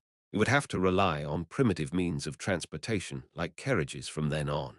We made our way to St. Point, where I would pretend to meet Elaris by chance, and then make her join the party. After that, we could take up a request from the Adventurers Guild branch located there or wander around as we pleased. Ellen and I headed to a nearby carriage station. There were countless carriages lined up everywhere around the station. We want to go to St. Point. Ah, then hop on. Price is 2 silver coins per person. Ellen paid 4 silver coins before we both boarded the carriage. Just one more person, and we'll be off. There was no set departure time, so it seemed like they'd leave as soon as the carriage was full. There were 5 people in the carriage, except Ellen and me. All of them seemed to stare at Ellen. Ooh, little girlie, you already an adventurer at your age. Ellen tilted her head at the sudden question. Are you even strong enough to hold a sword? Also, you look like an aristocrat. You'll get hurt, you know. Hey, maybe that other kid is strong or something. Is he her escort? Ha ha ha. I didn't know whether the people in the carriage all knew each other or not, but it seemed rather strange to them to find young children in a place where usually only adventurers gathered. It looked like they thought she was a noble girl trying to play adventurer and that I was her escort. If you were to ask me, it should be the other way around. But those bastards, weren't they even more cheeky than me? If something happened, would she actually protect me? Be careful, kids. This isn't a good place. Tap, tap the man who seemed to be in his 30s next to me patted my shoulder with his pot-like hands. I didn't know if that guy was a veteran or something, but I felt somewhat gloomy. Certainly, just by looking at our appearance, one would think we were youngsters. Well, we actually were youngsters. Because of Charlotte's words that I might make more trouble for Ellen if I gave in to my temper, I had planned on putting up with their rude behavior to some extent. I didn't even want to start a useless fight. We weren't in temple anymore. Ellen and I were holding swords, and so were they. It would be a fight with blades, not fists. Phew. Soon, the last passenger boarded the carriage. How are you all doing? It was a young man with dark blue hair. He somehow gave off a gloomy impression. The adventurers didn't seem to be well acquainted with each other, but they did greet each other briefly. All right, we're departing. The coachman spurred the horse on, and soon the coach started moving while greatly rattling. As I was used to mana trains, the rattling of the carriage was completely unfamiliar to me. Ellen was sitting across from me, and the last passenger, the young man, sat beside me. Oh, how unexpected to see friends that are even younger than me. Nice to meet you. Ah, yeah. He smiled somewhat sadly and held his hand out to me. I couldn't refuse, so I shook it. I'm Dara Austin, and you are? I'm Reinhardt. How old are you? I'm 17. The man next to me kept chatting away. He sure was annoying. However, I couldn't just tell him to shut up because he didn't seem to hold any ill will towards me, smiling at me like that. I didn't know how long it would take to get to St. Point, so I didn't want to cause any conflict with that person next to me. Austin said he turned 20 that year. He mumbled that he thought that he started at a fairly young age, but was surprised that there were people even younger than him, like Ellen and me, around. Are you two in a party? Yes. When I told him Ellen and I were a team, Austin nodded slowly. Then would you like to join our group? The others are waiting for me at St. Point. It would be safer if we moved together. There is also a B-ranked adventurer in the party. He's a veteran, so if you follow him, you should be safe. I'm still an F rank. Austin said that it would help me build my career. We're fine. However, Ellen flatly refused, as if she didn't want to hear anything more about it. The sharp refusal made Austin feel a little ashamed, so he scratched the back of his head. That's that then. Ah, well, yeah. Hey, buddy, ain't it too obvious that you're flirting around here? Thaw, that's not what I'm. The men around us jeered at him, leading to Austin's face turning bright red. Apparently, he was interested in Ellen. Not only Austin, but that old man that patted my shoulder also talked a lot, although some of his stories were actually useful. Is the northern part of Ixion still so difficult to get to? Well, yeah, no one's coming back from there after all. Not sure why. Some say there's an orc colony around there. Others say it's a swarm of goblins. Didn't a subjugation squad of more than 50 go there last time? They're all missing. Well, whatever it is, it has to be something really strong. The most dangerous place around there was that area, the northern part of the Ixian outpost they were talking about. St. Point was relatively safe, as it was one of the bases the Allied forces built in the east. Most of the adventurers heading to the northern part never returned. How about the south? They say it's completely covered by a forest. There's nothing else. I've been there for more than 2 weeks, and I didn't find anything but trees. It's not any different than a desert there.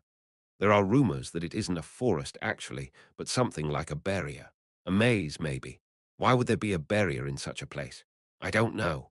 That's not it. It seems that this place was once a dragon's tomb, but the land got cursed. I would have liked to have known the truth about that place, but there were so many useless rumors floating about. I felt like a quest might actually pop up, but nothing like that happened. If there were too many rumors, one would never find out the real truth. The carriages leaving the outpost followed the route the Allied forces had taken. The surrounding landscape wasn't particularly different or anything. Isn't it strange that they call it the Darklands, even though it isn't particularly dark here?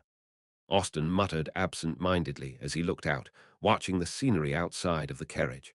It's not an exaggeration to say that the place didn't look much different from the human realm. Rather, the vast landscape spread out before us looked much more beautiful. And yet people called that place the Darklands. Yeah, it wasn't me who answered him, but Ellen. Austin seemed a little surprised that Ellen actually answered him. Rattle, rattle, rattle. The carriage was moving slowly. Feeling it swaying back and forth like that made me remember some old memories.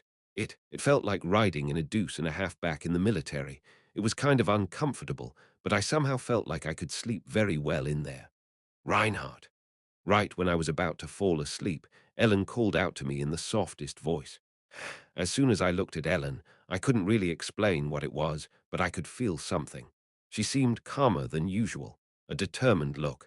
I was able to tell what she was thinking to some extent by just looking her in the eyes at that point. Rattle, rattle, the carriage was getting slower. There was no reason for it to slow down, but it did. Stay alert. That was what Ellen was trying to tell me with her eyes. The surrounding landscape had already changed. There were some trees growing around a wide road. It seemed like we were heading towards a sparsely populated place. I could see the adventurers inside the carriage pretending to be calm, not even holding their weapons in hand. They were looking at us while pretending not to, as if they were waiting for the right moment. Watch out for people.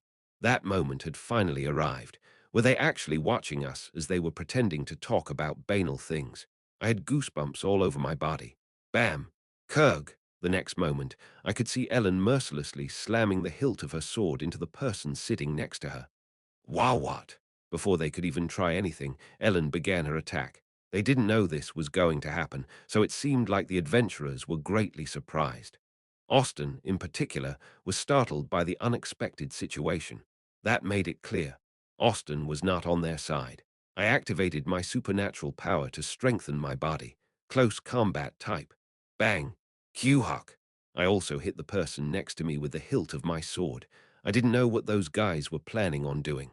However, if we acted before they could, nothing would happen to us. It was the Darklands. Laws didn't apply to that place. There, the one with the stronger punch was justice. Chapter 151, after neutralizing the bastard next to me, I grabbed Austin, who was sitting on the other side of me, and threw him out of the carriage before I stepped out as well. The carriage was just too narrow to fight properly. Ellen smashed her sword into another man and then got out of the carriage herself. It completely stopped in its tracks. The coachman was on their side. What quick-witted kids! The three adventurers that were still unscathed climbed out of the carriage. Their expressions showed that they were greatly alarmed. Two of them had been beaten in an instant before they could even attack us. How did you know? One of the men asked, seeing he drew his sword. Ellen drew her sword as well, standing before the guy. I heard that most adventurers aren't any different from thieves. Adventurers. They lived in places where the law couldn't reach. Ellen seemed to have heard about the real nature of adventurers from Artorias. There were no robbers among adventurers, but all of them had the potential to resort to robbery if there was an opportunity. There are a lot of adventurers who, rather than taking actual risks, target novice adventurers armed with expensive gear. Ellen and I were decked out with rather expensive gear, and we were novices on top of that. We were also really young. Those guys might not have been robbers. However, as soon as they saw us, they felt like they had no other choice but to resort to robbery. Ellen seemed to have known that it would turn out like that. The Darklands weren't some fairy tale-like lands full of romance, adventure, and mystery. They were the lands of robbers infested by adventurers who sought money, not an adventure. Adventurers risked their lives to earn money. If they had the opportunity to earn some money without much risk, then there was no reason for them not to take it. They knew that stripping Ellen of her equipment and selling it would get them a lot more than them taking risks by hunting demons and getting paid for exploring unknown terrain. He kept looking at Ellen and me as if we were just holding a normal conversation. They must have robbed others more than just once. In no way. How could you do that? Austin staggered to his feet while also drawing his sword. I didn't know if he would be of much help. He seemed to be on our side, making it a 3-on-3 situation. Okay. The man who seemed to be the group's leader nodded. Don't regret it, brats. They started running towards us. They approached Ellen, Austin, and me, respectively. In an unexpected twist, I actually had to face humans in real battle, not demons. I had been nervous and tense before, but I didn't even feel the smallest bit of nervousness at that moment. The guy before me swung his sword down on me. I was a little confused, seeing him slashing down from top to bottom like that. How could he come at me like that? It was my first time in a real sword fight, but I had seen that attack over 100 times already. And I had countered that attack over 100 times as well. There was just one big difference. It was much too slow. I grabbed the handle of my sword with my right hand and the blade with my left hand. It was the half-swording technique Ellen had shown me. I blocked the sword as it came down by holding my sword horizontally in front of it. Kang! Then, by naturally turning the tip of my sword, I pushed my sword towards the man's neck, deflecting and stabbing at the same time. Defense and offense were simultaneous. His sword got pushed down to the right, and the tip of my sword was aimed at his neck. If I pushed it further in, I could stab his carotid artery. Clink! Spare me. In just a single hit, I managed to place my sword against the nape of his neck, and he immediately let go of his sword. He looked very pale. Bang! Qork! Ellen didn't even need to use her sword. She incapacitated the man who was rushing towards her with a low kick. With only that single kick, the guy fell to his side, screaming. However, there was a really big difference in their body weight, and she just ignored all of that. How great was her leg strength! Clink! And the guy who was about to fight Austin, after seeing the other two getting subdued so quickly, instantly let go of his sword. I surrender. He wasn't sure about Austin, but he quickly realized that he wasn't a match for Ellen and me. The fight ended as soon as it started. A win was a win. We managed to emerge victorious from a life-threatening situation. What's going on? However, it felt empty. Why was it so easy? It started similar to my training sessions with Ellen, but the actual battle ended in just a single stroke. Of course it would be like that, huh? Anyway, you bastards, let's start with the center, shall we? It was time to rob the robbers. There were 5 adventurers and 1 coachman. After disarming all of them, I made them sit on their knees. I squatted down in front of them and shook 6 money pouches in front of their eyes. What's the point in hiding anything when you're faced with death, huh? Give me everything while I'm still nice. This is all we have. I already said that we don't have anything else. My threats seemed to have made them cry. Ellen just leaned her back against a tree, not caring about what I was doing, and Austin was staring blankly at me. He seemed to find it unbelievable that I was in the process of reverse robbing the robbers we had just overpowered. Looking at the party setup you have going, plus even employing a coachman, it's more than clear that you're habitual offenders. And yet, you have less than 10 gold coins in total. That's. We used it all to buy equipment. That's right. Is that so? I chuckled. Then we'll just take that equipment. Those guys were trying to steal Ellen's and my equipment to begin with. Take it all off. At my words, those bastards started taking their gear off. They might have been tempted to attack us using their bare hands, but Ellen and I were far beyond their skill level. I sighed when I saw them completely undressed before me.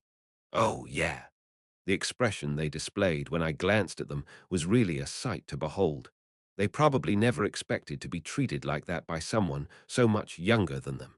Didn't I say you should take everything off? Do you think you have any human rights now? I rummaged through the clothes of those men that were naked, except for their underwear, and found 5 more gold coins. 5 adventurers and 1 coachman were sitting there in nothing but their underwear. What should we do? It's difficult to take all of the equipment with us. It doesn't look very useful either.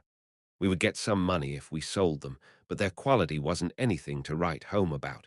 They had probably lied when they said that they spent all their money on buying equipment. Maybe they just left it or hid it somewhere. And we weren't really there to earn money. Ellen shook her head at my words. Money isn't an issue. Let's decide what to do with these people first. They didn't just suddenly turn into common robbers. I mean, they had even conspired with that coachman to rob us. What happened to all the novice adventurers and weaklings they had robbed? The fact that they hadn't been caught yet, after doing those kinds of things with their faces exposed, meant that not all the adventurers they got their hands on survived. Ellen was asking a rather normal question, but it had a subtle meaning. It was up to us to decide whether we should kill those vicious criminals or not, regardless of whether we were able to do something like that or not. If we had been defeated, they would have robbed and killed us. Killing people. I wondered if I was even capable of doing something like that. I had blown up some knights while I was trying to escape from the Demon King's castle, but I wasn't actually sure if they died or not. However, I had seen people die right in front of me, and I had seen a vast sea of corpses. Killing. I didn't know if I could do something like that with my own hands. When I thought about doing it using a sword, would I be able to handle that feeling? I was familiar with violence, but I wasn't familiar with the concept of killing someone, and I didn't want to be either. That should have been the same for Ellen. But what was Ellen's opinion about it? I mean, if I absolutely had to do it, I probably could do it, but I wouldn't be happy about it in the least. How about we hand them over to the Exian guards? Austin, who was listening to the conversation between Ellen and me, gave a careful suggestion. The 6 naked people before us, sitting on their knees, trembled terribly because our decision would decide whether they lived or died. We didn't have to handle them. We could just leave them to the guards. Anyone who looked at them would think that they were the ones robbed, not the ones who tried to rob us. I suppose so. I had no other choice but to agree with Ellen. We didn't get hurt at all, and I had taken everything from the robbers except their underwear. If we took those guys to the guards and told them they were trying to rob us, we would actually be the ones ending up in jail. If these bastards told them we were actually the ones who robbed them, we'd get in trouble. And no, no, we won't. If you let us live, we'll stay quiet. We'll just go to jail quietly. That's right. Please have mercy on us just this once. We'll live a good life. Up until then, they had dismissed us as some brats, but it was quite funny seeing them being so polite to us when we had their lives in our hands. Would you fuckers believe me if I explained to you how I'd wake up tomorrow before I even went to sleep? Of course, I wouldn't believe anything that came out of those guys' mouths. It might have been even more troublesome for us if we handed them over to the guards. In most web novels I had written, one of the standard developments was that the main character coolly cut off the heads of mobs before moving on. Rather, if I didn't kill them off, I would get a lot of bad comments asking me why they hadn't gotten killed. Although I knew it was the right thing to do, I couldn't make that decision so easily because of the situation I was in. Most people couldn't even twist a chicken's head with their own hands. However, if they suddenly got into a situation in which they had to kill a person, they would be rather disconcerted, right? Of course, I wasn't someone that never had to twist a chicken's neck before. I don't really want to kill them, so should we just cut off their hands one after the other? Like that, they won't be able to do something like this ever again. They might bleed out, so we have to burn the wounds to close them up. Austin and Ellen stared at me after I uttered these words. Those gazes, I knew what they meant. Isn't that even crueler? It's so detailed. I'm scared. Ellen's complexion was a bit pale. How rare. Austin's face turned kind of blue, and he couldn't utter a single word. No, I didn't want to kill those guys, so I thought about a proper punishment to give them. However, if we cut off their hands at their wrists, they might die from the bleeding, so wasn't it rather considerate of me to suggest closing it up with fire? Without that, they might die, you know. I was trying to be merciful there, you know. Is that a problem for people who are used to describing extreme violence in writing? Come to think of it, didn't I come off as a total freak just then? Let's pull out your eyes, but if I do that, your face might collapse, so I'll put some pebbles that resemble them in your eye sockets. It's all because I care for you, see. Did it sound something like that? Austin seemed to be getting more and more afraid of me as time passed. Of course, the robbers who heard about my plans were trembling like crazy, not taking into account their ghostly pale faces. They seemed to regret having got on the bad side of a madman. I'll let you go. It seemed that Ellen didn't want to have any blood on her hands after all. However, Ellen pointed to the leather armor they had taken off and the equipment and regular clothes. The equipment was just too worn down, so it was unlikely that we would get anything for that stuff. And if we were actually trying to sell it, we might get suspected of having robbed some adventurers. Burn all of this. For the crime of having tried to rob us, those guys were punished by having to return to the Exian outpost in nothing but their underwear. We burned up the robbers' equipment after saying we wouldn't sell it. Things that couldn't be burned were destroyed by Ellen personally. No matter if I was wearing shin guards or not, the scene of her breaking swords with her shin like they were wooden baseball bats made me shiver. One usually couldn't break blades by kicking them right. That's what I thought, at least. The robbers must have realized that they tried to lay hands on one absurd monster, as all of them looked rather drained. Even though they just lost everything they had on them, they bowed their heads as we left, thanking us for letting them live. Anyway, we managed to secure about 8 gold coins and a carriage with 3 horses tied to it. Austin, who had driven a carriage and went to St. Point before, was in charge of driving the carriage. Looking at how he was acting earlier, he was weak, so he didn't seem like the two-faced type. Ellen and I sat on the remaining room on the box seat on either side of him, not inside the carriage. But aren't horses pretty expensive? Even if it was supposed to be a medieval fantasy, this world had little to do with the actual Middle Ages. But still, weren't horses incredibly expensive in the Middle Ages?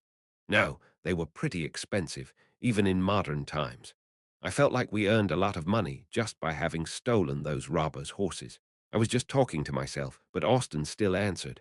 Ah, well, that's true for horses a knight would use. Of course, these horses aren't cheap either, but I nodded at Austin's explanation. The horses tied to the carriage looked bigger than ponies, but they probably couldn't be ridden well. They looked to be on the older side as well. They definitely seemed to be of different breeds and weights from those I saw in Temple's horseback riding class. Austin was stuck between Ellen and me, so he was shivering terribly, probably feeling quite the pressure in having to drive the carriage properly. By the way, you guys are really strong. Yeah, I was also pretty surprised. Surprised, yes. I mean, I was really surprised that I managed to defeat them so easily. Even if they were specialized in robbery, I thought they were adventurers who had quite a bit of experience under their belt, so I didn't expect them to go down in a single strike. Since they were vicious criminals, they should have had some experience in killing people and enough practical experience in fighting humans. However, the fight ended with just a counter of a simple downward slash. If I hadn't stopped my sword there and had cut his carotid artery, I would have instantly sent that guy to hell. There aren't many people who have been professionally trained in the use of weapons. Ellen answered me in a low voice. Ellen crossed her arms as she watched the passing scenery. To be exact, most adventurers get by with those skills, but few have been actually trained in technique and the like. Aye, is that so? Austin muttered in a daze as if he had been stabbed by Ellen's words. Being an adventurer was a job for idiots who liked to rush into battle without a thought. They did all sorts of other things as well. They carried weapons and wielded them, but most weren't professionally trained fighters. It was possible to become good with the sword while living as an adventurer. But what one learns is more akin to survival swordsmanship than the systematic swordsmanship we had learned. Swordsmanship meant for survival. In other words, it was like a fight between a street fighter and an MMA fighter. Of course, one could push their opponent down just with the big weight difference, but techniques were great in controlling an opponent that didn't know anything about them, so that was probably why it felt so easy to subdue them. Most techniques are based on the assumption that the opponent is armed. It's something one doesn't need to know if one is only going to pursue a job as an adventurer, except in cases like we just witnessed. Ellen's words were really sensible. Adventurers fought against demons and demonic beasts. They weren't armed, for the most part. Of course, there were some among them that wielded weapons, but those were very special cases. However, what Ellen and I had learned was how to subdue and kill an armed opponent. In other words, they were techniques against armed humans. Adventurers didn't need to know those kinds of things, so if one was only going to do the work assigned to adventurers, there was no reason for them to really learn proper swordsmanship. Of course, it wouldn't hurt to know, but it wasn't necessary. Anyway, Ellen and I had continued to hone our skills in subduing armed humans. So, no matter how much experience they had on us, they would never be an opponent for someone who had been trained systematically. The swordsmanship they used on clumsy monsters and novices could be described as something that someone on the street might use at best. Such a level of swordsmanship would never work against us. I would never be able to surpass Ellen. And it was only a short time that I had been training, but regular people like them would never be able to defeat me, who had trained every day until I dropped. After all, most adventurers' swordsmanship wasn't even beyond my pseudo-swordsmanship, which I had managed to level up not too long prior. It was a new feeling. Did you too learn professional swordsmanship? Well, if you ask like that, I'd say yeah. I learned swordsmanship from lectures, but I learned the most from Ellen, so my swordsmanship teacher was actually Ellen. I envy you. The emotions carried by Austen's vague words didn't come to me so easily. I thought I was quite weak compared to Ellen, and that still rang true. I thought that I was quite average in battle strength for someone of the royal class. However, Austen didn't even seem to have gotten the opportunity to learn swordsmanship. I didn't know if it was because of money, the lack thereof, or something else. In Temple, they didn't just train the students in royal class how to use weapons. There were a lot of general students who chose combat majors.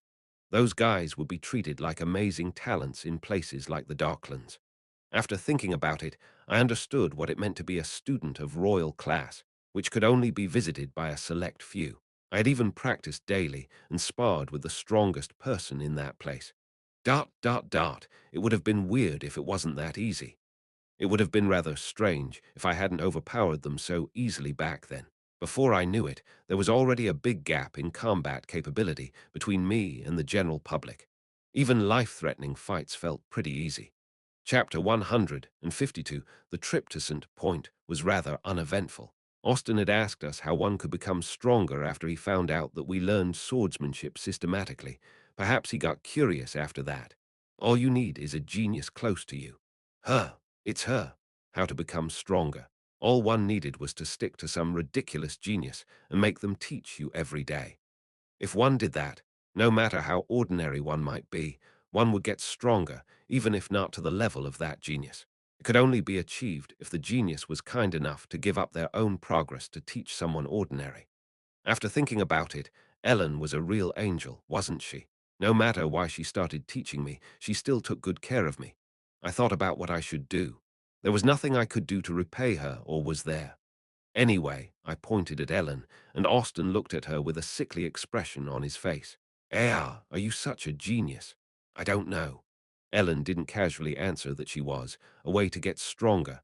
I was a little confident in my punches, but I didn't know if they would be effective in an actual battle. It wasn't to the point of calling them all-powerful, but they were still enough to easily suppress active criminals who didn't shy away from killing either. People like me are too old to enter something like a swordsmanship school. Fortunately, I heard there were some veteran mercenaries among the adventurers. I heard there were cases where they would teach some people certain things if they made you their disciple. I thought I had become stronger because I added some effort to my cheat-like abilities. However, after listening to Austen's circumstances, it seemed to be slightly different. I wondered if learning at Temple could be called a cheat in itself.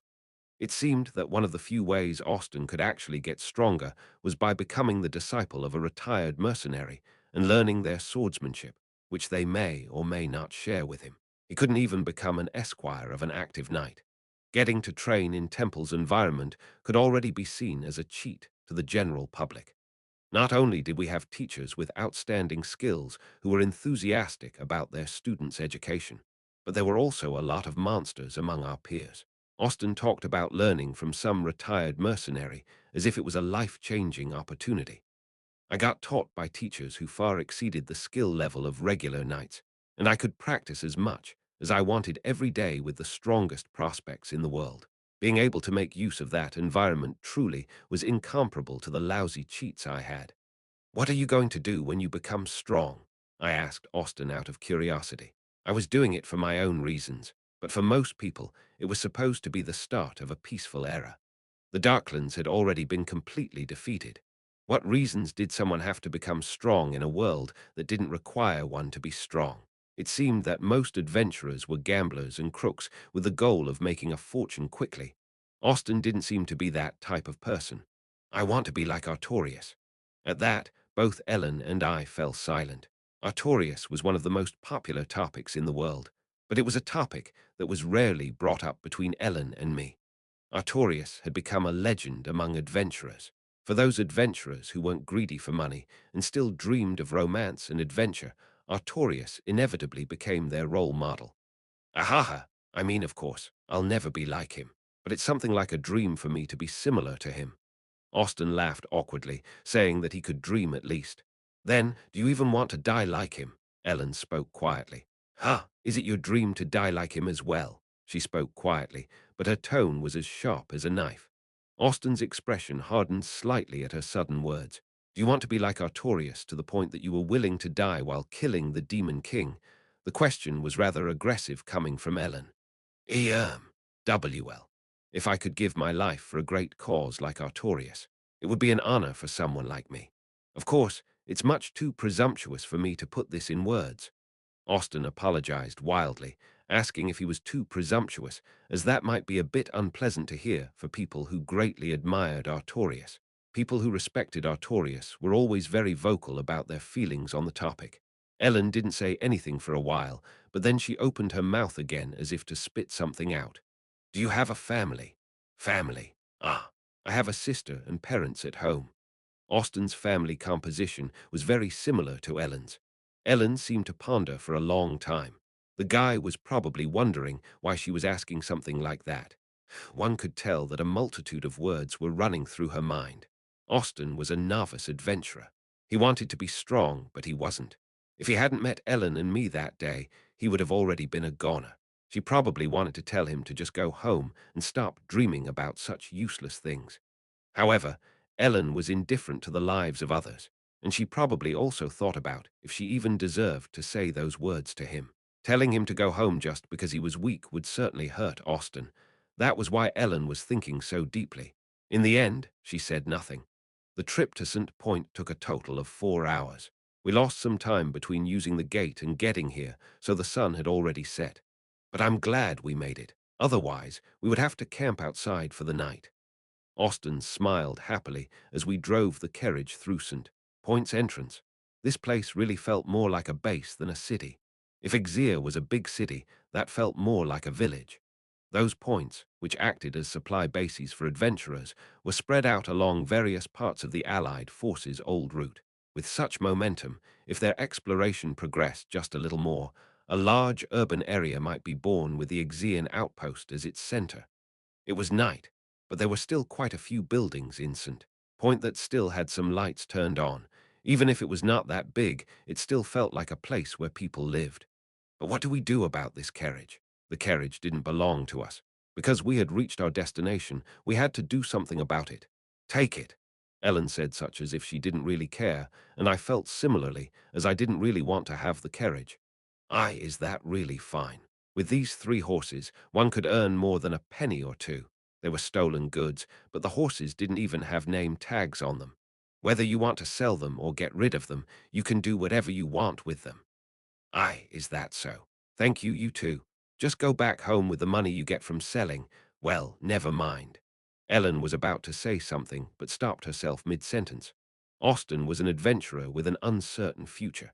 It seemed like she wanted to tell him to just go home with the money he would get from selling the 3 horses. However, she had no reason to meddle in other people's affairs, so she stopped herself. "My people are staying at the Larkhill Inn over there. If you want to find our party, just ask for a Mr. Hugson at the inn." We got down from the carriage, and Austin started to maneuver it towards the inn where his party was staying. We somehow managed to get to St. Point.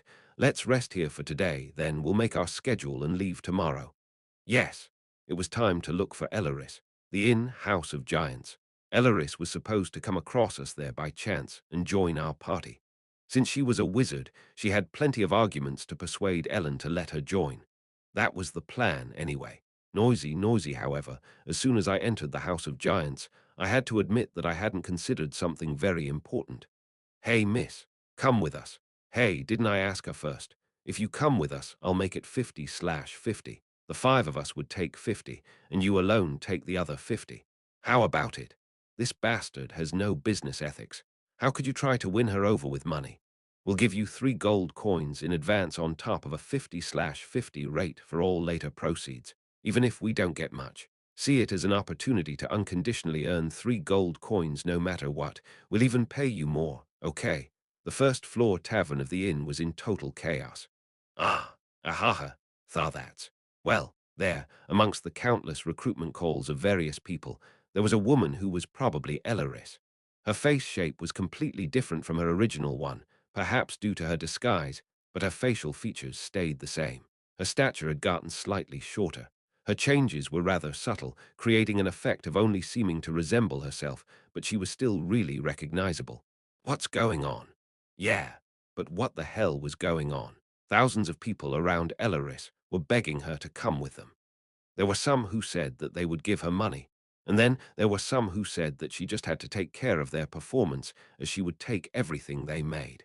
They said that she could just go around with them while promising her the best treatment for some reason. Why the hell? I went to the innkeeper at the counter and slowly looked around. Do you have any vacancies? Would a double room be enough? A double room. Do you want to have a private room? Ellen shook her head. I don't know what's going to happen. Let's share one. She seemed to consider the possibility that something might happen to one of us and that the other wouldn't notice at all because we were in single rooms. We'd been almost robbed the first day we reached the Darklands, so one couldn't be careful enough, I guess. 5 silver coins. I handed the innkeeper 5 silver coins and pointed at the bustling scene around Elaris. By the way, what's going on here? Oh, that. The innkeeper sighed. There were rumors about a wizard being here, so even people from other inns came here to visit. That's how this mess occurred. I'm not even going to sell alcohol in this atmosphere. If a fight broke out, that would be a big deal. Wizard. What's the big deal about wizards anyway? At my words, the innkeeper furrowed his brow. I mean, I thought as much, but you're a total greenhorn, aren't you? You might find just a single wizard among 100 adventurers. Ellen gave me an explanation. It was only then that I understood what was going on. I thought wizards were rare, but I never imagined that they would be that rare. Let us suppose there are 100 adventurers. 97 of them would be people with combat-related jobs, 2 of them would be priests, and just 1 of them would be a wizard. That was the terrible ratio the group called adventurers were made up of. They were idiots that jumped into the fray in hopes of making it big. Among them were many robbers who didn't care about reputation or earning a big fortune, living off novice adventurers' equipment, guys like the ones we had run into. Most adventurers were simple idiots, nothing but thugs. Since anyone could become one, extremely few talented individuals were among them. However, it was only obvious that the elite occupations, priest and wizard, were extremely rare, even among the very few talented people. So, whenever a wizard appeared, a riot to recruit them would follow. In MMORPGs, there was a great shortage of healers, as a lot of people thought they were no fun to play, but priests and wizards were treated as extremely valuable individuals due to their usefulness here. It was a little funny, remembering the time when I was talking about the strengths of each magic major with Liana and the others. Wizards that came to those kinds of places were usually battle wizards that majored in destruction ma. However, they were treated as unfavorable jobs in the wizarding world, so they weren't really popular. However, in places like the Darklands, battle wizards were a hot commodity. Wizards were a well-recognized profession, no matter where one went, like doctors. I didn't know how they caught wind that Elaris was a wizard, but it sure caused quite the problem. Like that, my plan of accidentally bumping into her and then just naturally including her into our party became impossible. Well, please take care of us well. Ha! I thought we already won her over to our side, though. if we approached Elleris, who enjoyed quite the popularity among those adventurers, and asked her to go with us, and she agreed, I was pretty sure we would immediately provoke our competitors. It became impossible to make her join our party quietly. I even tried making eye contact with Elleris, who seemed unable to do anything surrounded by all those people. I really wanted to pretend that I knew her, but I simply couldn't. Your Highness, help me. How should I do that? We could only communicate with our eyes in that situation. What are you doing? Ellen didn't know what was going on, so when she thought I was spacing out, she said that we should hurry to our room. However, I couldn't just leave Elleris behind like that. I had no other choice but to use a more aggressive method.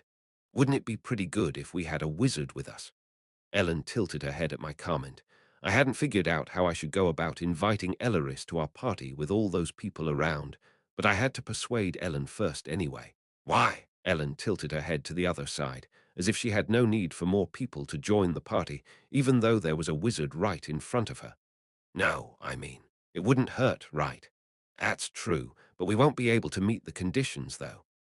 The place was overflowing with people who were willing to give her enough money to buy houses just to win that wizard over to their side. Ellen was asking if getting her on our side was worth enough for us to spend all our money on her.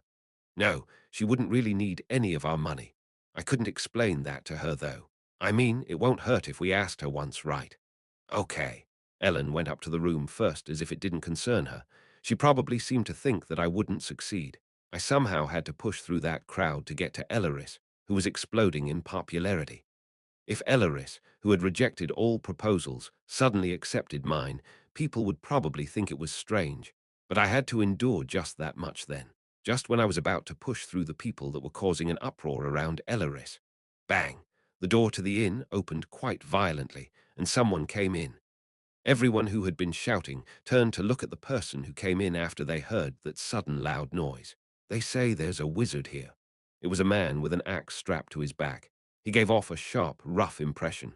After that person appeared in the inn, silence permeated its walls. It's Hugson. Hugson, why is he here?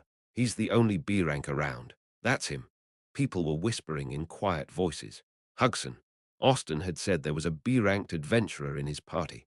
He had also said that they were staying in the Larkhill Inn, where we should ask for Hugson if we ever wanted to find their party. The man who came in seemed to be that Hugson. Ah, it's over. That guy will take her, won't he? Why is a B-rank even here? Why is he in St. Point? Listening to them made me cringe a little. Ah, that guy is a B-rank. He's so high level. Ah, why did this happen? Why is a guy like that here? Damn it. I felt like I was about to go crazy just watching them. Anyway, it seemed like being a B-rank was actually quite high-ranked for an adventurer. He approached Elleris as if he couldn't even see the other people around him. Join our party. He spoke to her in quite a straightforward manner. She seemed a little stunned by that. Ha, pardon. Join our party. You can achieve so much more with us than with any other party. Of course, Elleris wouldn't be swayed by those conditions. She was waiting for me, after all. Hugson seemed to find it absurd for her to choose anyone but his own party, so, without waiting for her answer, he grabbed Elleris's arm. Ah, H.A., excuse me, just follow me. When I saw Elleris getting dragged away so roughly, I felt as if the string that had been keeping my reason together finally snapped. Hey, old man. That motherfucker. Let go of her, will ya? Who did he think he was touching? Chapter 153, apparently, being a B-ranked adventurer was a title that held great prestige in St. Point, although I didn't know about other places. Everyone was looking at me as if I had a death wish. Even Hugson tilted his head at my words. What did I just hear? That was what he seemed to be thinking. The gesture was only cute when Harriet did it. If some old geezer did it, it was simply disgusting. Do you want me to repeat myself? Let her go. Who are you to order me around? Hugson spoke to me in a commanding tone, looking down on me as he approached me. Then who are you to order her around and just tell her to follow you, even though she hasn't answered yet, geezer? You don't want to get ordered around, then why do you do it to others? Well, it wasn't anything special. Humans want to just passively depend on each other, after all. I was similar sometimes. However, I couldn't stand it if someone did that to my people. Elleris looked at me with a strange expression tugging on her lips. It seemed that Elleris was the most surprised about my sudden actions, more so than anyone else. Do I need to wait for an answer? Our party can offer her the best conditions and the best results. There's no need to even think about it. St. Point wasn't a very large base, and according to Lawyer, its surroundings were rather safe, so it wasn't a place high-ranking adventurers would go to. Hugson's party was the highest-ranked party in the area. The others seemed to accept that as well. In other words, someone from a big corporation came to scout a talent that was getting recruitment offers by countless small businesses. So why did he have to even ask for her opinion on that? Of course she would say yes to that offer. Well, after I thought about it, he was kind of right. No, it was different in that case, though. It didn't matter if he was part of some huge conglomerate or some rich second generation. Anyway, you can't just drag someone away without asking for their opinion. You, yeah, Miss Wizard, so are you going to come along or not? Ah, Elleris, her expression rather vague, looked at Hugson, who was glaring at her slightly. I must refuse, after all. At those words, Hugson and the people watching had quite bizarre expressions on their faces. That girl. She turned down the offer of a large corporation. For who does she even wait for her to turn him down? That was what their expressions seemed to shout. Hugson stared at her, seeming as if he had never even imagined that his proposal would get turned down. I don't know what rank you have as a wizard, but do you think you can afford to reject my offer? Hugson was asking if she was a wizard strong enough to demand such high prices. At those words, Elleris shook her head. I don't think that, but I hate people who act like you. Elleris looked at me while gently pulling her arm out of his grip. Rather than someone who has excellent skills but is much too dogmatic, I'd like to work with someone who may lack skill but at least asked for my opinion first. And like that, Elleris directed the conversation to wanting to join my party. She declined that guy and at the same time added a natural reason why she would want to join me. That's right, I didn't step in for nothing. Not only Hugson, but everyone inside the inn was astonished at Elleris's declaration. In the end, Hugson said that he didn't like it but couldn't force Elleris to join him. Even if he managed to drag her away, Elleris wouldn't have joined his party. But Hugson still glared at me with an overbearing look, perhaps thinking that he lost the wizard he was about to bring over because of me. You look like a rookie, but it would be better if you didn't act so unruly. I was going to say something, but the look in Elleris's eyes told me everything. Don't talk any nonsense. That silent pressure forced me to just nod slowly. Ah, yeah, excuse me for being a rookie. You were still alive because of Elleris, got that. Hugson left the inn. Elleris then rushed up to me and reached out her hand. I'm Relia. Nice to meet you. I had never met Elleris in that form before. She promised to act as if she didn't know me and that it was our first meeting, even if it was just to prevent Ellen from suspecting anything. I'm Reinhardt. I noticed the envious eyes of the guys directed at me. It probably wasn't just because I managed to get a wizard to join my party. Ellen had wiped her hair with a towel and slipped into her casual clothes, probably while I was causing a fuss downstairs. And then I brought Elleris into the room to introduce her. You really brought her. Ellen was a little dazed as didn't expect me to actually bring the wizard to our side. I'm Relia. I'm Ellen. They shook hands. Ellen seemed rather awkward as she didn't expect to welcome another member into her party. I don't know what conditions Reinhardt offered you, but we don't have the money to pay a wizard like you. Conditions. Oh, I don't need anything. I explained to Ellen what happened downstairs. Of course, Ellen still wasn't convinced. It seemed strange that she turned down all those amazing conditions to join us, no matter how much I kind of saved her from a tough situation. Actually, I'm not really a high-ranked wizard. However, seeing how much those people offered me, it's clear that they are expecting a lot from me. So I felt really troubled. Rather than getting treated preferentially, I feel much more comfortable working with someone on equal footing. People think that all wizards are archwizards. It seemed that Elleris had already thought of an excuse. If one received preferential treatment, people would have great expectations of one's abilities. She said that she had been refusing every offer because she was afraid of disappointing them if she wasn't able to meet their expectations later on. That's true. Ellen nodded her head slowly as if she had found her explanation plausible.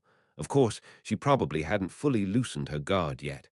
I can use some attack magic and some support magic.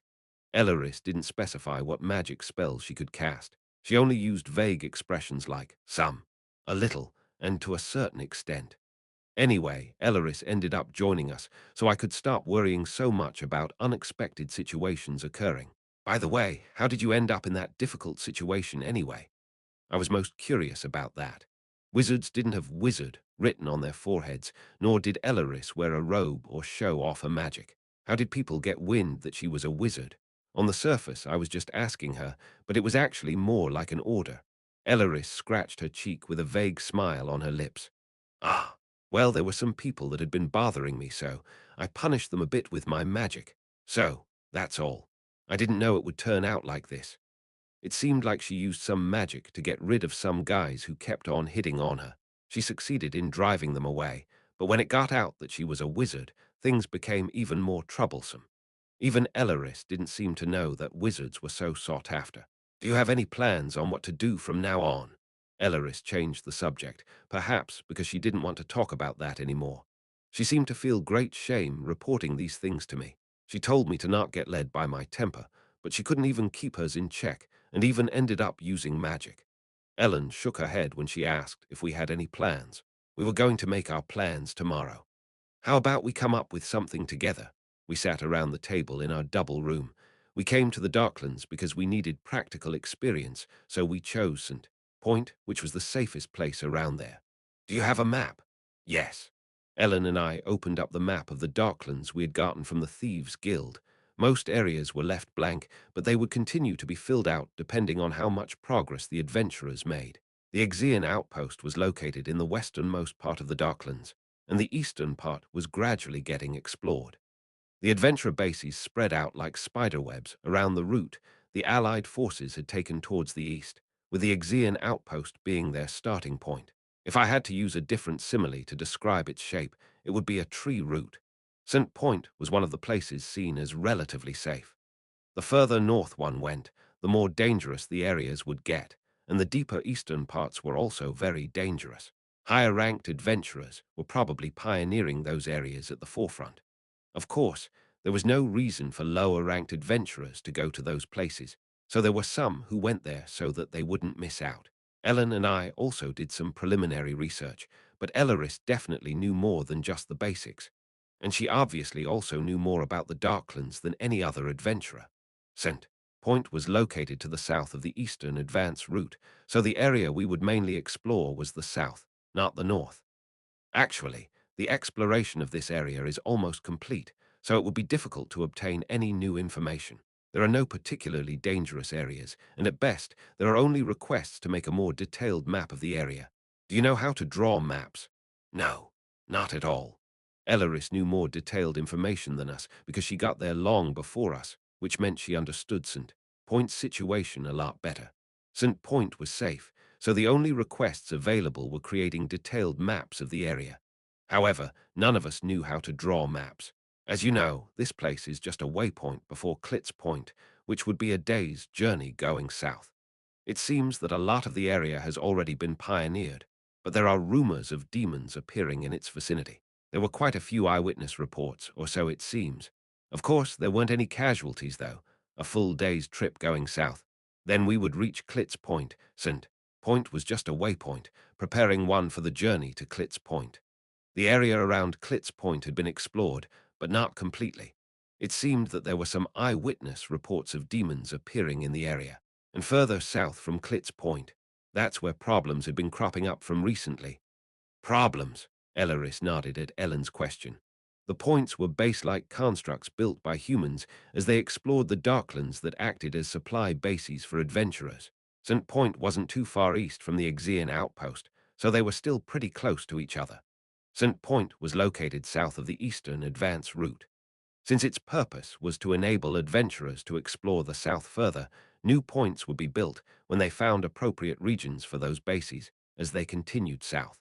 Elleris placed her finger on the map, St. Point, that split off the eastern advance route, and the other points that were located along the way deeper into the south. Al's Point, the main base located deepest in the south, was split into three different bases, Alsminus 1, Alsminus 2, and Alsminus 3. This might have been done to broaden the exploration area. As for the southern exploration route, stretching from St. Point, Alsminus 1, 2, and 3 made up its forefront. Elleris pointed to the Al's Point. Recently, we lost contact with the bases furthest to the south, including Al's Point. A specific reason or cause for this has yet to be discovered. Rumors say that some adventurers set out to investigate, but it doesn't seem like they have found anything yet. Speculations suggest that Al's Point was probably attacked or destroyed. So, what happened to the other 3 points connected to Al's Point? Ellen's expression hardened, seeming to know that the situation was more than unusual. They must have become isolated. Al's Point should have played an important role in providing supplies to the other 3 bases in the south. However, since the waypoint bridging them to the other bases collapsed, it was impossible to deliver supplies to the front lines. Therefore, the people who were at Als -1, 2, and 3 are probably isolated from everything. For some reason, the waypoint had been destroyed recently, and adventurers went to investigate, but there hadn't been any results yet, unless one planned on staying in St. Point and only doing work around the base. The biggest request in all the other bases in the south is to escort convoys storing supplies for those isolated bases. The convoys also seem to contain material to reconstruct Al's Point as well as supplies for the 3 points further south. It was presumed that Al's Point collapsed. However, the truth behind the incident had yet to be revealed. It was still necessary to provide the 3 frontline bases, cut off from any normal supply road, with supplies as soon as possible. Therefore, convoys were organized to deliver supplies to the 3 southernmost bases, and escorting those convoys was the biggest task available in the south. There wasn't much one could do if one decided to stay in St. Point. However, if one planned on leaving St. Point, treading into more dangerous areas, then the thing most requested was escorting convoys. I looked at Ellen. What are we going to do? The choice was left with Ellen. Exploring the vicinity of St. Point might not be very tempting for Ellen. Let's join the convoy. As I had thought, Ellen chose to do something bigger.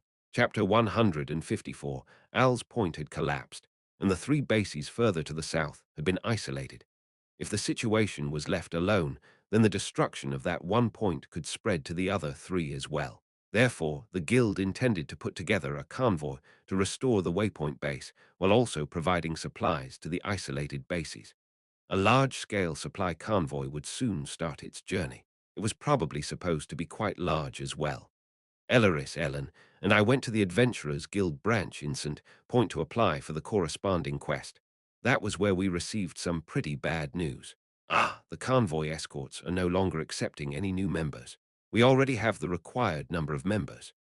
As we were probably one step too late, the guild guide showed us an apologetic smile, as if they were feeling troubled after showing us the convoy escort member list. One could clearly see that the list of about 50 people was already completely filled out. Ellen stared at the list.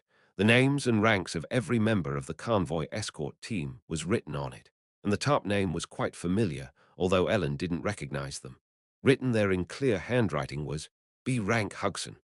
However, with the permission of Mr. Hugson, the leader of the escort team, we may be able to add additional personnel. You can find Mr. Hugson at the Lockheed Inn.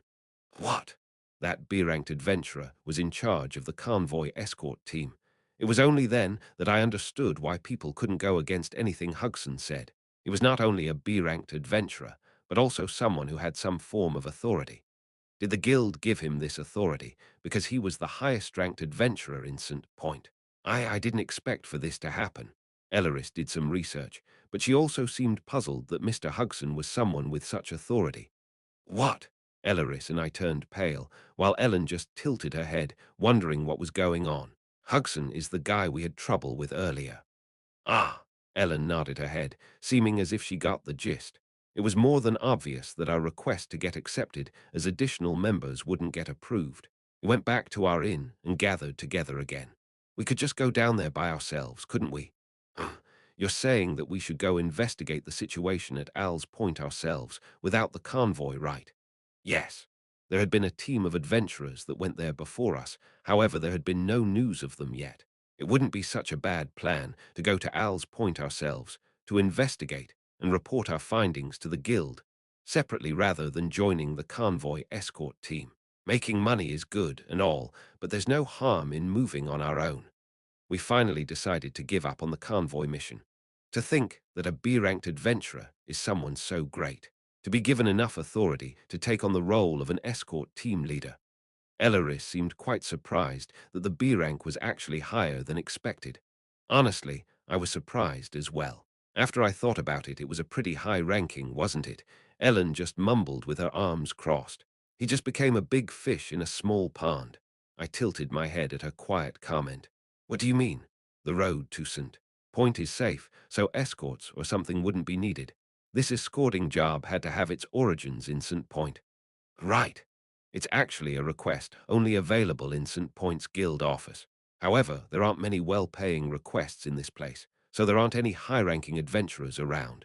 The highest-ranked adventurer in this place is that man called Hugson. In fact, Ellen also didn't think that someone of B rank deserved to be put in the position of an escort team leader. So you're saying that he got lucky by being here, essentially becoming a big fish in a small pond? Maybe, maybe not. He might have a connection to someone from St. Point's guild branch as well. I guess. Hugson might be in close contact with someone from the local guild, enabling him to monopolize good requests, so he might have actually come to St. Point because of that. In that case, he was even assigned to be the leader of the requested escort team. Normally, that position would belong to a much higher-ranking adventurer. Elleris and I nodded our heads at Ellen's quite plausible explanation. And looking at the list, except for Hugson, all of the members were either D or F-ranked adventurers. Almost all of them are newcomers. Newcomers. Certainly, Austin had also bragged about being in the same party as Hugson. Ellen carefully looked over the list and seemed to come to a realization. What's his reason for hiring only new adventurers? There must be a certain budget allocated for this request. Low-ranking adventurers are usually paid less. He was probably planning on pocketing the rest. At Ellen's words, my mouth opened in surprise. If a total of 100 gold coins were given as a budget to the request as payment for the participants, if he let high-ranking adventurers join the escort team, he would get less money in the end, so he decided to fill the ranks with only newcomers. He was pretty sure that the route they would be going down was safe anyway. Their purpose wasn't to go to battle, but to simply escort a convoy. Well, ain't he one hell of a guy? Aside from the fact that Hugson turned out to be quite the greedy individual, it had nothing to do with us anyway.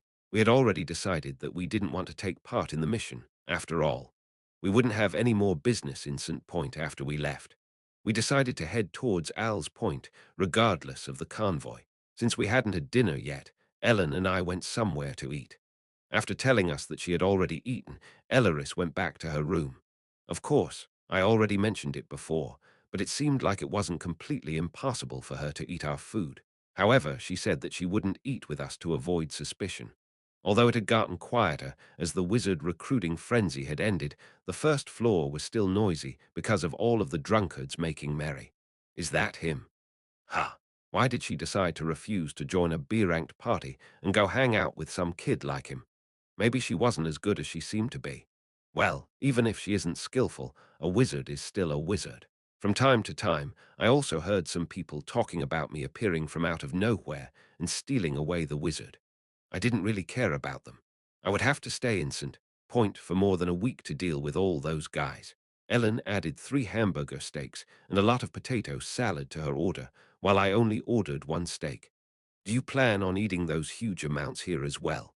Where the hell did her bottomless appetite come from? Ellen looked at me with a sullen expression on her face at my comment. What? That was what she was trying to convey. You'll have to move around a lot more, so you should eat more. Whoa, whoa, look at her talking back. You're right. She was right that we should eat a lot. We wouldn't have to replenish the preserved food we had gotten at the Exian outpost here in St. Point. Was that why she didn't eat a lot while we were on the road? Anyway, I had quite the problem. Another beer for this table. Yees. Seeing the barkeeper pour the people drinks after they ordered made me think that he might pour me some as well, as long as I paid. Something like that was impossible to even think about in Temple, but wouldn't it be nice if he just poured me some alcohol if I gave him money? Should we have a drink? Ellen only looked at me after hearing my words. She didn't seem to understand what I was trying to say at all. A drink? I was just saying. I felt a certain sense of crisis that she might kill me as soon as I put some alcohol in my mouth. She didn't tell me not to drink, but seeing her eyes telling me, "What did you say?" scared me a bit. It hurt my pride a bit. I mean, wasn't it completely natural to be scared of the world's strongest person, regardless of how much older I actually was?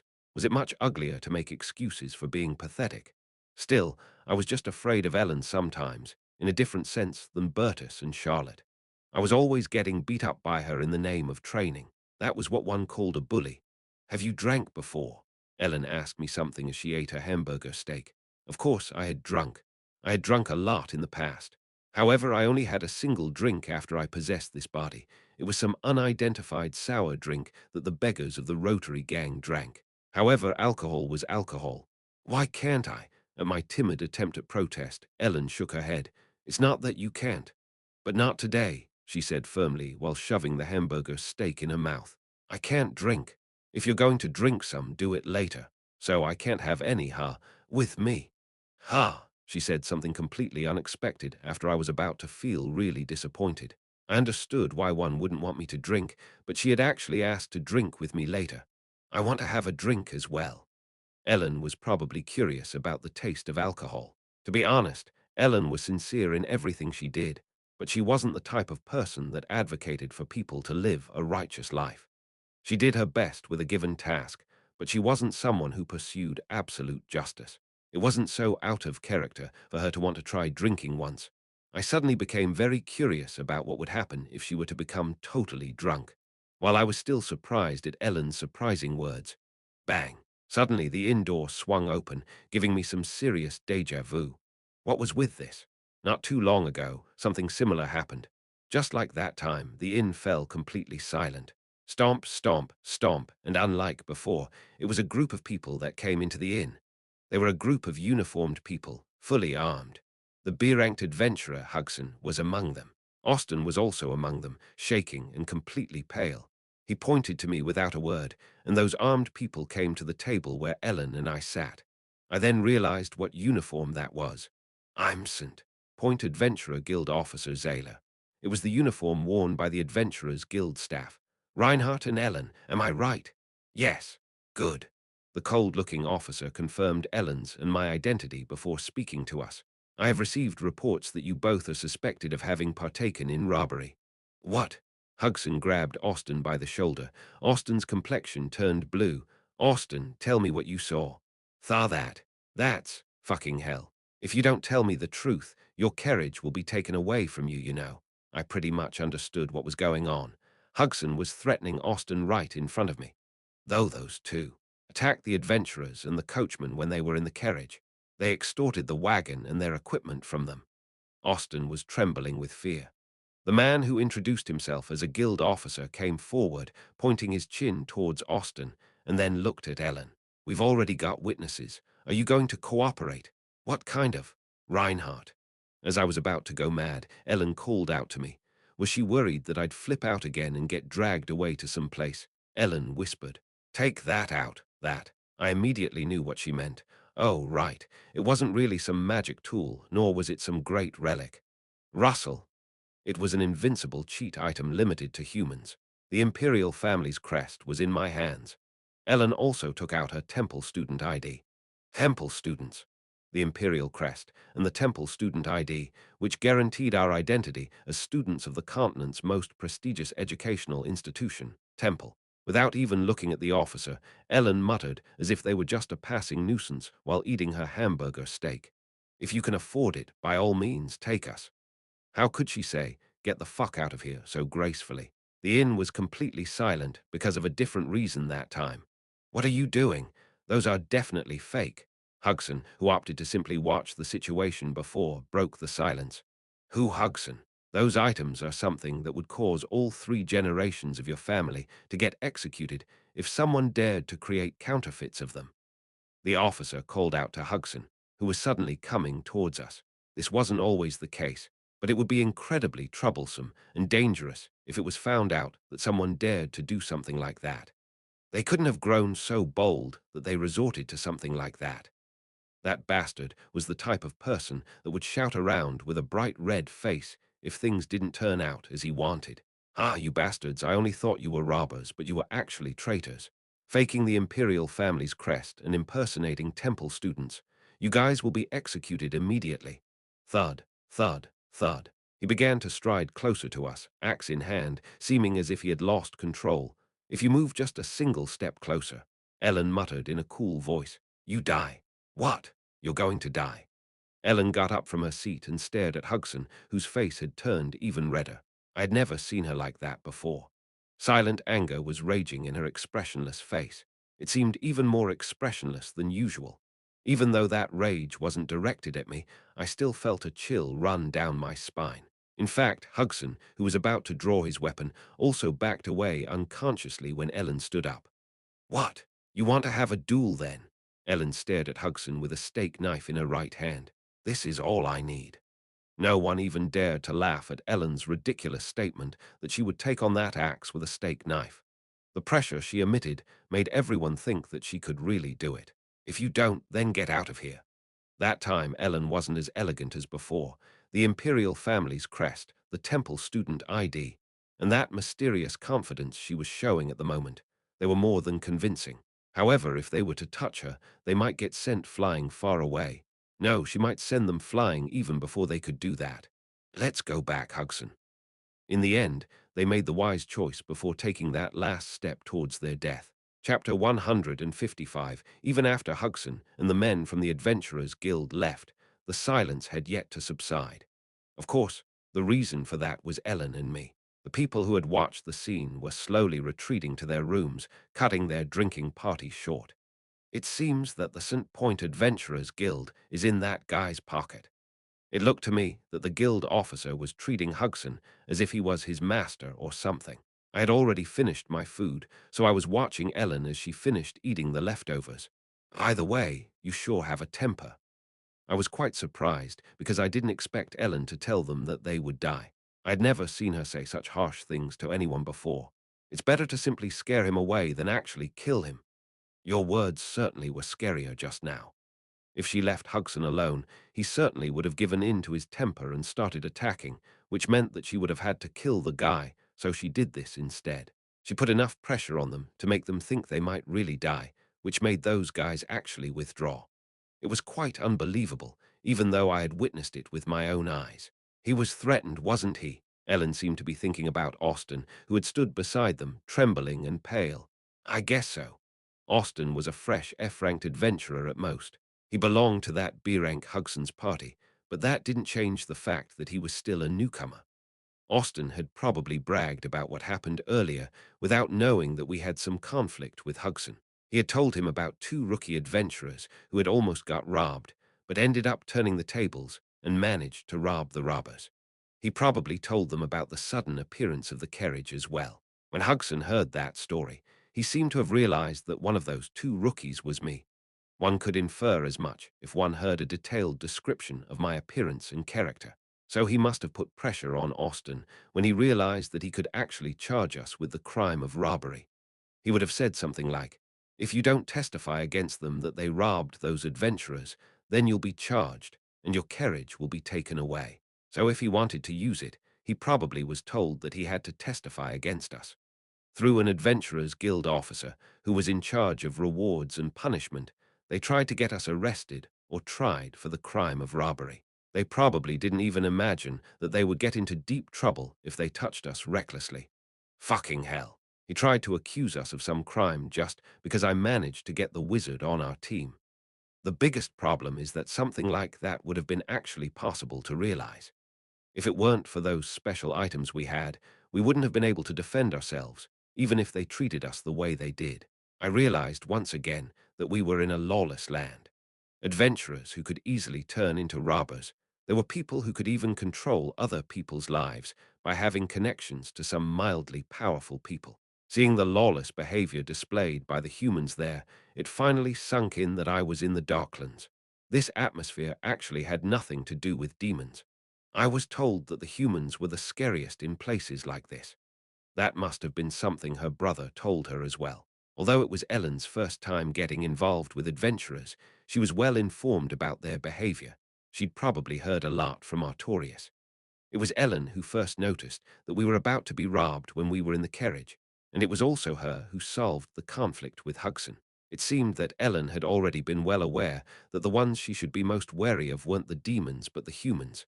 Do you want me to change rooms with Rilia? No, I don't trust her. Ellen shook her head at my offer. She didn't even want to share a room with Elleris.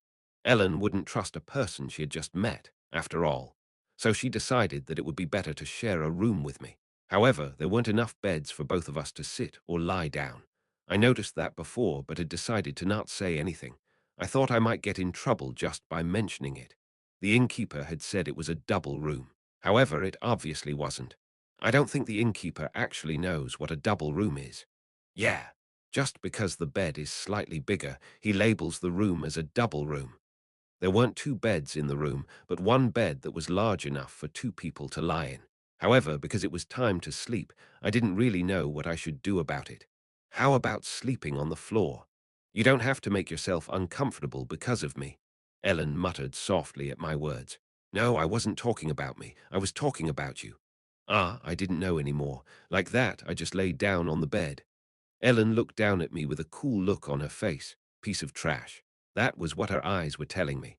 What? Shouldn't the strong be considerate of the weak? Was I wrong?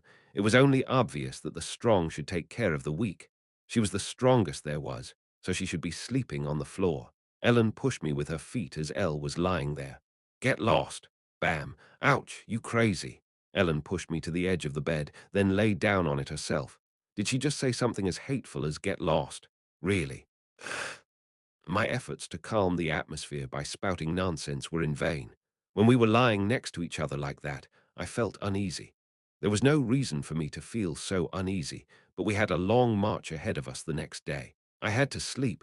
I was actually very tired after traveling for thousands of kilometers, although we did that using warp gates. Hey, yes. After not being able to get myself to sleep, I called out to Ellen, who answered quietly. She seemed unable to fall asleep as well. What if they decide to attack us at night? Hugson had retreated for the moment, but seeing how he acted showed that he was very vindictive, so I was somewhat worried that he might come at us again deep in the night. Then I'll actually kill him. Ellen had given him enough opportunities already, so she said that would really kill him. She wasn't really worried about him coming back to kill us. Her words sure were brutal. If anyone heard her, they would think that she had killed a lot of people already. I felt that Ellen's attitude had undergone quite a change ever since we came to that dangerous place compared to the safe environment Temple provided. I had to make sure not to stand on the wrong side of her blade. Still, Elleris was there, and Ellen was also close to me, so I felt my anxiety greatly lowering. I was also just a person, even if I went there on my own 2 feet. I was bound to feel some anxiety in that place where one wrong move could cost me my life. Reinhardt. What? Ellen spoke to me while staring at the ceiling. Thank you for coming with me. It seemed like Ellen felt the same way as me. If she had gone to that place on her own, she would have felt a lot more anxious, the same as me. It was a completely separate matter from one's personal strength. Are you saying that because you can't sleep? Whatever. Ellen turned around as if she didn't want to listen to any more of my nonsense. Fortunately, Hugson didn't come to cause trouble during the night. The next morning, I couldn't remember when I fell asleep, but when I woke up I felt something fluffy on my face. It felt kind of soft. Ah, huh. That. It was tight. I couldn't believe something as cliché as that would happen. My face was buried in something at the moment. No, it felt more like it was getting buried in something. It didn't feel like I had crossed any lines yet. When I slowly raised my head, I saw someone else's face before me. Perhaps having woken up at the same time, I saw Ellen looking at me with a cold gaze, as my face seemed to have been stuck to her chest. You. What? What are you doing right now? She was looking at me with those kinds of eyes. Wait a minute. Wait, I don't know what you think I'm doing, but that's not it, okay? Ah, forget about it. Ellen pulled up her collar, sat up on the bed, and then arranged her disheveled hair. Then she looked at me, speaking curtly. Things like that happen. Why was she looking at me as if she wanted to kill me then? If one shared a bed, things like that could happen when one tossed and turned. Ah, you hear? Damn it, no matter what I said, it wouldn't make me look any better, so I kept my silence. Ellen slowly yawned, then stood up and stretched. Let's get ready. Ellen should have screamed and slapped my face going by the usual developments found in fiction. However, she didn't give me that standard response. In fact, she acted as if nothing had happened and looked at me like that. The development was rom-com material. However, her response was not. At times like these, she should feel ashamed and shy, but she didn't seem to feel that way. Actually, I was pretty terrified that I might end up killed if I said anything wrong. After getting ready for our departure, Ellen and I had some breakfast. Elleris also came down on time. "Good morning, you two. I'm ready. You have to eat." At Ellen's words, Elleris smiled and shook her head. "Oh, I ate something earlier before you came down. I'm ready to go." Elleris didn't wear any armor like we did. She was just wearing a robe, not the simple dress she wore previously. Rather than wanting to show off that she was a wizard, it seemed to serve to cover her from the sun. After a light breakfast, the three of us left the inn. Our current goal was to get to Al's Point to investigate what happened there. Of course, our actions would be completely useless if other adventurers had already reached the place and found out the truth, but there was no telling what might happen to them along the way. We would arrive at our next destination, Kilt's Point, if we headed south of St. Point. We would take a full day to get there. Elleris probably felt pain, standing directly in the morning sun, but she didn't make it obvious. She had to be in pain, but I didn't know how tolerable it was for her. As if she noticed me looking at her, Elleris met my eyes and smiled. It looked like I didn't have to worry about her. "There, tie it tightly." At St. Point, we came across a sight we hadn't seen before. Numerous wagons were being loaded. "What's this? The convoy?" "It should be." Wagons were arriving one after the other from the northern entrance of St. Point. That was probably the convoy the escorting mission led by Hugson was for. Amazing. There seemed to be dozens of wagons coming into the base. Since there were a lot more people escorting the convoy, they would reach Al's Point much later than us as well. Seeing those kinds of things made me realize how cheat-like magic really was. By casting mass teleportation just once, one could move all those supplies in one go without having to gather as much manpower in a much shorter time. Of course, spells like mass teleportation were very high-level spells that could only be used by wizards on Elleris's level or higher. Even Elleris needed to chant for quite some time before she could actually cast it. There shouldn't be that many wizards of that level on the continent. That was why alternatives like warp gates were created. However, one still had to replenish supplies in places where no warp gates or a wizard who could cast teleportation were around. By the way, I didn't manage to talk to Elleris alone, so I couldn't ask her anything. However, if it was Elleris, she probably already knew what happened at Al's Point. She just had to cast teleportation one herself once, so she probably already investigated the incident, right? However, since we had already departed, I didn't get a chance to talk to Elleris separately. Well, she might not have had enough time to find out the truth. We passed the area crowded with countless wagons and headed towards the south exit. On our way, we saw Hugson yelling orders from close to the Larkhill Inn. "Not there this way, you bastard. What a great personality he had." Well, I was in no position to criticize him, though. Ha! And then I saw someone who was rushing about, probably on an errand, stop and look at us. Then he just lowered his gaze and walked away. It was Austin. "Do you know him?" Ellen softly nodded her head at Elleris' question. Rather than actually knowing him, we're vaguely acquainted. Austin didn't want to be accused of robbery himself, so he had accused us.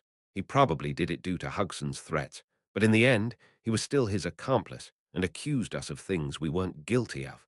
I saw Austin running away from us as fast as he could. I actually felt more pity towards him than hate. Ellen seemed to think similarly. She continued to look at Austin, who seemed to feel too ashamed to face us. "I wish I could have stopped you." Ellen took the lead, leaving behind those words whose recipient was unknown. Chapter 156. In order to get to Klitz Point before heading towards Al's Point, we had to choose between traveling through some rough terrain or along an already paved road. If we went through unexplored areas, there was a possibility that we might make a new discovery, but our pace would be rather slow, and we would have to go through dangerous areas. If we took the established roads, we would arrive at our goal the quickest, but we would have little to gain from that journey. Since Miss Rilliard is with us, it would be better to take the easier path. Taking the poor stamina of wizards like Elleris into consideration, Ellen seemed to have decided to take the established roads. I'm fine, really." Of course, it was pretty pointless for her to worry about Elleris's stamina. I didn't know how strong vampires were, but she was probably even stronger than Ellen at that moment. Now that I thought about it, although her specialty was magic, was Elleris also capable of close-quarter combat? I had never asked her. The exploration of this area is almost finished anyway, so we wouldn't gain much even if we went through the rough terrain. So let's just go. Ah, yes. Thank you for your consideration. Elaris smiled. She probably felt pain because of the sun, but it seemed like Elaris was pretty good at acting as if everything was fine. We took the paved road south of St. Point. It's none of my business, but those wagons probably won't be able to drive easily on this road. I suppose so. The road wasn't very wide, and south of St. Point were some hills and mountains as well, although they weren't very high. They would have to travel uphill and downhill multiple times. I thought it would be pretty hard for a convoy with so many wagons to easily travel along that path. Of course, we didn't have any wagons or carriages with us, so we just had to walk. Ellen and I wouldn't have any problems with that physically, and Elaris didn't really need Ellen's consideration either. Of course, I didn't feel completely comfortable because I was wearing armor, although it wasn't a full set, and I even had a backpack on my back. It was also summer. It's hot. After walking for some time, I said such. I then understood Ellen's words that we would probably have died from the heat if we had taken a whole set of armor with us. Of course, it was still more comfortable than the island survival mission we went through before. That place had incredibly high humidity on top of high temperatures, so it felt almost suffocating. Although it was pretty hot there, the humidity wasn't as high. Ellen's situation seemed to be a bit different. Although she didn't look that tired, she still seemed to feel hot. Yeah, it's hot. Elaris looked at Ellen and me, told us to stop for a second, and cast a spell on us after chanting for a bit. Oh, it feels cool. With a cool sensation spreading throughout my body, I could feel the heat leaving my body. This is a low-ranking spell called Chilling Touch. Although it would last for some time, Elaris smiled and said that she would recast it if necessary. Thank you. Don't mention it. Small things like this are what low-ranking wizards are for. Ellen expressed her gratitude quite sincerely. However, Elaris just answered by humbling herself. Also, both supernatural powers and combat talents were nothing like magic. Its acquisition conditions were the highest, but in the end, magic was still the best. Even low-ranked magic was incredibly convenient depending on how one used it. With the refreshing feeling of air conditioning on our bodies, we continued walking down the road. The area wasn't dangerous, so it was no different from hiking on a slightly uncomfortable trail. Elaris picked up her pace a little, ending up walking next to Ellen, who was walking in front of her. By the way, what kind of relationship do you two have? Is it like that? What? Why was she asking something like that all of a sudden? Looking at Elaris' expression, I could see that she had trouble hiding her own curiosity. I immediately answered, "We're friends, friends." That's what I said. My eyes conveyed something different, however. Why are you asking something like that? Because it's interesting. Elaris couldn't hide her glee at the situation. Don't make a face like a mother curious about her son's relationship with a female friend. I thought she was going along with my setting. Was she curious about what kind of person Ellen was? Yes, we're friends. Ellen looked at me as she spat out this answer at Elaris's question. So you two are close enough to journey together, right? Elaris, who seemed to be saying whatever came to her mind, didn't stop with her first question. Yes, I think so. Ellen answered that question while looking ahead that time. Phew, that was making me feel touched for no apparent reason. After walking for a while, at around noon, we took a break under the shade of some trees near the road and ate lunch. I didn't bring any tools for cooking with me, so all we ate was preserved food. I ate some beef jerky and biscuits. Elaris also nibbled on a biscuit. I didn't know what it tasted like to her, but she still ate it. It also didn't seem like she was forcing herself to eat it. Ellen was still staring at Elaris, who was eating and drinking some water. Miss Relia, you don't seem to sweat at all. Ellen's sudden words made a chill run down my spine. What was that? Did she know? Did she think that something was weird about that? Certainly, Elaris, whose physical condition should be worse than ours, was completely sweat-free. I keep using chilling touch on my body. I also usually don't sweat that much. As if Elaris had already prepared for the situation, lies were easily coming out of her mouth. After she cast her spell on us, we didn't really sweat that much either, so Ellen simply nodded her head at that. She didn't seem to be suspicious of her. She simply asked because she was curious.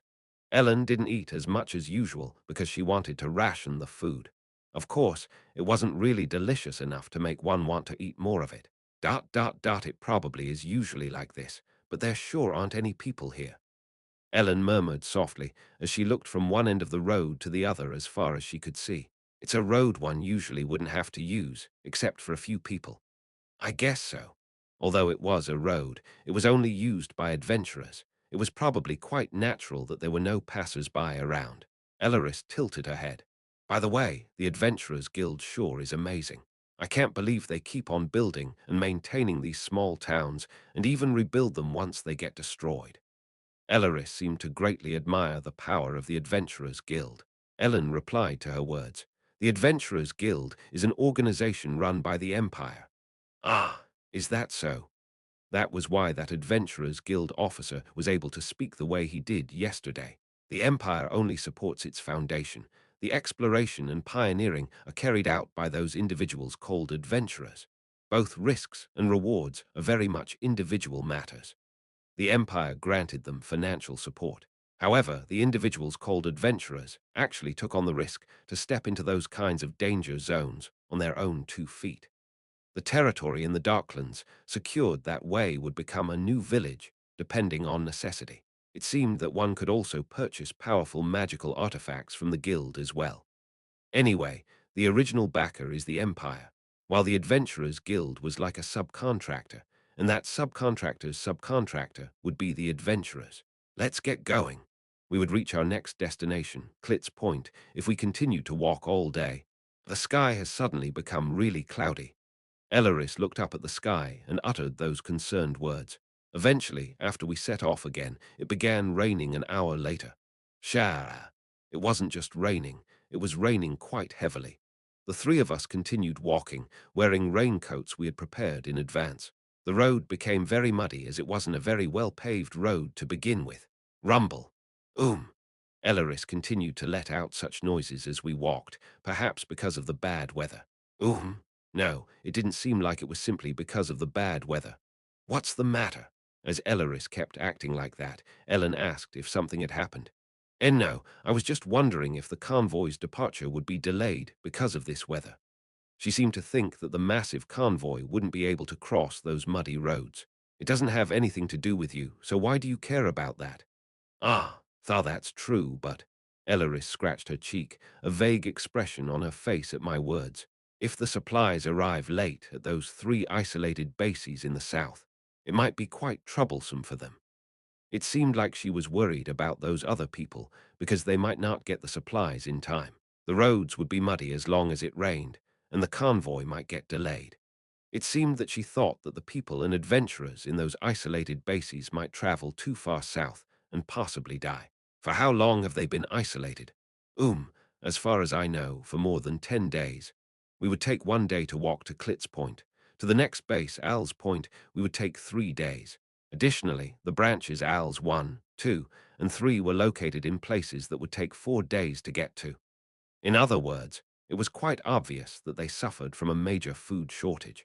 If the convoy didn't reach them very soon, adventurers might end up dying, and not because of monsters. It was just a concern, but something like a large-scale famine might really occur, as Elleris feared. "That's strange." Ellen, who had been listening to our conversation as we walked through the rain, tilted her head. If their supply road collapsed, wouldn't it be better for them to go back to Klitz Point instead of just sitting there isolated from other bases? It took at least 7 days to get back to Klitz Point after passing the completely collapsed Al's Point from the front lines. However, given that no information on the situation had been reported, it seemed that no adventurer ever went back to Klitz Point. Maybe there are some circumstances that prevent them from returning. At least, I hope it's just that. Judging from Elleris's words, it seemed that she wasn't able to confirm Al's Point's situation beforehand. The people on the front lines, located in Al's Point 1, 2, and 3, were isolated. They would have no other choice but to return to Klitz Point. However, the adventurers that went to investigate the situation of Al's Point hadn't returned yet. I didn't know they ran into some kind of trouble or if they were just delayed. Anyway, I could only speculate that the cause for Al's Point's collapse was at the heart of all those problems. It was a day's walk to Klitz Point. However, the sudden downpour delayed our journey, so we weren't able to reach Klitz Point's vicinity until long after the sun set. In the darkness, we had to move carefully, step by step, relying on Elaris's light magic. I think it's over there. Shah.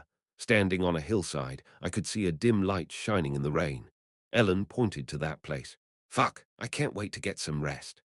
Although I was wearing a raincoat, it had been raining for a very long time, so my shoes seemed to be full of water. Ellen and I were exhausted from walking in the rain for such a long time. We were getting closer and closer to Clit's Point. Its size should be similar or smaller to St. Point. As we got closer to our destination, we naturally increased our pace. As we were walking towards that dim light, I felt like a ship that had finally found a lighthouse after having drifted astray. However, Ellen, who had been walking before us, suddenly stopped us. Kill the light. What? Ah. Yes, at Ellen's sudden command. Elaris seemed puzzled at first, but did as she was told and cancelled her light magic. It seemed that she noticed something strange, so I talked to her in a subdued voice. Did you notice something? At my question, Ellen continued to stare at that light through the rain. Why is there just a single light? What? A single light? Ellen seemed to have noticed an abnormality I hadn't even thought of. Clit's Point is about the same size as St. Point, however. This is just too different from the scenery we saw there yesterday. Prompted by Ellen's words, I remembered the night view of St. Point I had seen the day prior. It wasn't anything to call home about. One couldn't even call it night view, but one could still see light coming from multiple buildings. Looking at it from afar made one feel like looking at a village. However, we could only see one faint light shimmering through the rain at that moment. Strictly speaking, it shouldn't be just one. It seemed like only one building was lit up. The many other buildings that should be engulfed in darkness were out of our sight. Even if it was an inn that had its light turned on, there should be several, so it was weird that just a single one was lit up. Even though it was night, not everyone would sleep at that hour. I think there's a problem. The incident that had occurred at Al's Point might have spread to Clit's Point. Let's take a different route. We decided to leave the road we were on, with our breaths held, and approach Clit's Point from a different direction. Chapter 157, Ellen was suspicious of everything she came across. I had just seen a light and thought about getting some rest quickly. Ellen, on the other hand, wondered why there was only one light. She probably acted that way because she heard from Artorius that it would be difficult to survive as an adventurer if she didn't stay vigilant at all times. We had to be wary of both monsters and people. Careless idiots would pay the price for their ignorance one way or another. The three of us left the road and approached Clit's Point from a different direction. Unlike the relatively safe St. Point, Clit's Point had a type of barrier erected around it that seemed to serve as a prevention method against unexpected attacks. The pouring rain and darkness severely limited our view. However, the weather was also hiding us from any potential enemy in the area, right when we were reaching the general vicinity of the area. Can you hear anything? Ellen asked me, remembering my strengthened hearing when we reached the barrier. However, even after I strengthened my hearing, I could only hear the sound of falling rain. The rain is too loud. I can't hear anything else. I tried to somehow catch any sound that came from the only lit-up building. However, any sound that might have come from there was completely buried by the rain. It was also too far away. Ellen nodded as if she thought as much, and then took off her raincoat and backpack. Miss Relia, wait here. Reinhardt and I will be back in a second. Will you be all right? Elaris seemed worried, but Ellen only nodded her head to her question. Like Ellen, I took off my raincoat and backpack and followed her. The wooden fence was about 3 meters high. Ellen stabbed a knife into the middle of the fence. Then she applied some more force, driving it in till the handle. Let's step on this and jump over. Okay. She wanted to use the knife handle as a stepping stone and told me to cross the wooden fence in the same way. Originally, that would have been impossible, but my physical abilities were at a high enough level that I could manage to do something like that. Whoosh! Ellen lightly jumped on the knife handle, grabbed the sharpened part of the fence like a lever, and pulled herself over.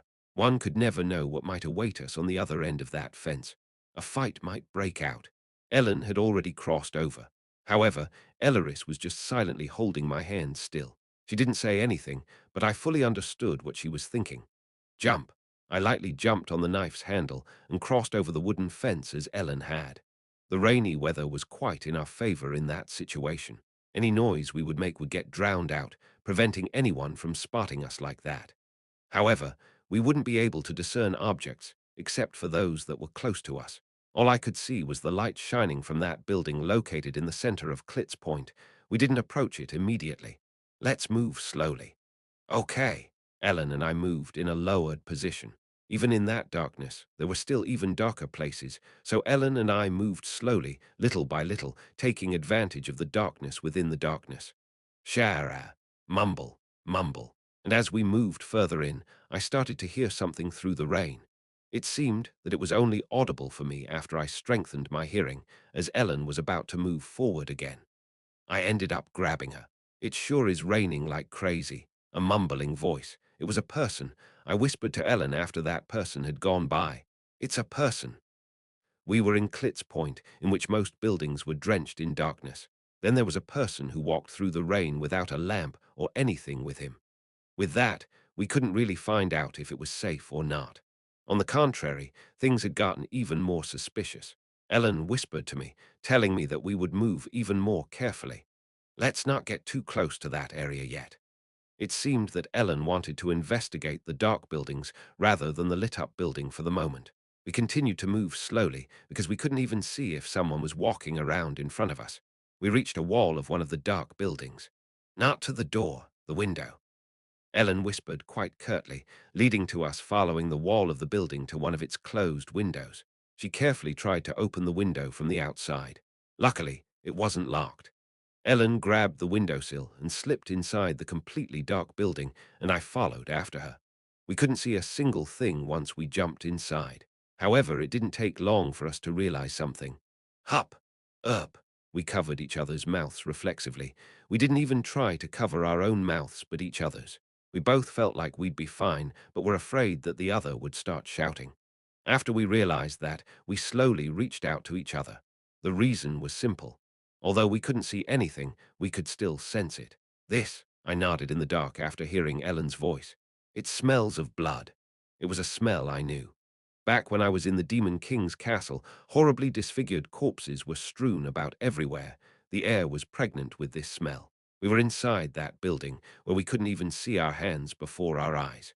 We couldn't detect any sign of movement, but the smell of blood permeated the whole building. We could tell, even if we couldn't see anything with our eyes. That smell wasn't just at the level of someone bleeding somewhere around there. There was a corpse in there. Actually, a great number of corpses, so strong that the smell seeped into the walls. As I had already smelled something rather similar to that stench, I could guess that there weren't just one or two corpses around there. They wouldn't give off such a strong smell. There are corpses in here. A lot of corpses. Yes, Ellen nodded at my whisper. It seemed that a massacre had taken place in Klitz Point for some reason, and it was most likely the work of the guys located in the only lit-up building. Or they were people who locked themselves in that building when the massacre took place. Survivors. Even without talking with each other, we seemed to have come to the same conclusions. Let's get out of here. I can't see anything. It was much darker inside than outside, and if we continued to wander around the building like that, we would only end up stumbling over one of the corpses. Ellen and I went out through the same window again. For some reason, a massacre had occurred at Klitz Point. We presumed that there were bodies in each of the dark buildings. So who were the people in the lit-up building? The bodies haven't been buried. Ellen whispered as she organized her thoughts. Looking at the state of the bodies left unattended in the buildings, one could assume that they didn't view the dead favorably. If they were survivors of an unexpected attack, wouldn't they have at least recovered the bodies? They are probably either bandits or robbers. So Ellen's suspicions were more than plausible. Bandits or robbers. They might have attacked the close by Klitz Point. If so, it was quite logical to assume that Al's Point, located further south from there, and the other points connected to it, were also ransacked by those guys. After they looted Al's Point, they traveled to Klitz Point. It was more than clear why we hadn't heard anything of the adventurers that went down there to find out the truth behind the collapse of Al's Point. Those adventurers needed to go through Klitz Point to reach Al's Point, after all. They came across the robbers who had already occupied the point and were killed or ran into them as they were heading towards Al's Point. Adventurers who probably had to stop by Klitz Point, not knowing what had occurred here. And the corpses left inside those buildings. A small group of adventurers wouldn't be able to deal with such a large group. Klitz Point had been completely occupied by robbers, Having confirmed as much, we had no other choice but to come up with something else. Wait, what will happen when the convoy gets here? I could feel Ellen holding in her breath. Those robbers would let the convoy enter Kilt's Point, probably feeling like a pie just fell from the sky, kill all of the people, and take all the supplies. There had already been a massacre, but there would be another one soon. Of course, there was an escort team accompanying the convoy, so I wasn't too sure how it would end.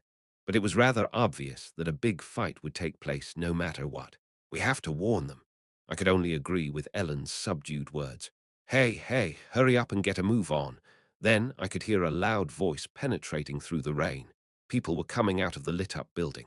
Ellen and I hid ourselves around the walls of the building we were close to and watched what they were up to. All of them were rushing about with lanterns strapped to their waist. What are they doing? The streams of people started to flow into a perfect structure, prompting us to lower our posture even further. Bang! Then I heard the door of the building we entered not too long ago open loudly. Fortunately, we were much closer to the barrier, so they didn't come towards us at all. I focused on the sounds they gave off with my strengthened hearing. It wasn't just one person who entered that building, but a group of them. I could hear their footsteps. Ugh, it smells. Can we even clean this up? The smell will probably stay. We'll just clean it. What about the bloodstains? I was told to cover them up with rugs or leather. They seemed to be trying to dispose of the bodies. It seemed like Ellen could also hear what they were saying as they were close by. By the way, it's raining like crazy. Are you sure the convoy will come here tomorrow? Ellen and I couldn't help but feel our hearts drop at those words. They'll have to pass through here sooner or later. If they're delayed, the smell might have gotten weaker, and we have plenty of time to remove our traces, so ain't it a good thing?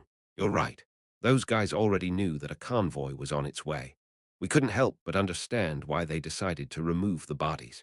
After disguising the place as if nothing happened there, they were going to kill all the members of the escorting team while they were distracted, resting at Klitz Point. If people end up assuming that this is the work of the demons, we might be able to do this a few more times. What do you mean? Aren't you going to retire? After this one's over, Emak quit. I didn't earn just a penny or two. After all, you're naive, kid. They weren't robbers or bandits. They were adventurers planning to steal the Adventurers Guild's supplies. They were just casually chatting about those things while moving around. Ellen and I made our way out of Klitz Point and returned to the place where Elleris was waiting for us. The more I heard those guys talk, the more unbelievable the situation seemed. Ellen and I led Elleris away from Klitz Point without uttering a single word. I had taken off my raincoat, so my whole body was really wet. What happened? It's too complicated to put it in words. Ellen hesitated to answer Elleris' question. Klitz Point had been occupied by an unidentified group, and all the original residents had been killed. That was why I thought they were bandits, but it turned out that they were some adventurers who got together and turned to robbery. That means that the convoy that's supposed to arrive here sooner or later is in grave danger. Elleris was flabbergasted to hear that a massacre had already taken place in the base, and was terrified when thinking that the people with the convoy were about to face the same fate.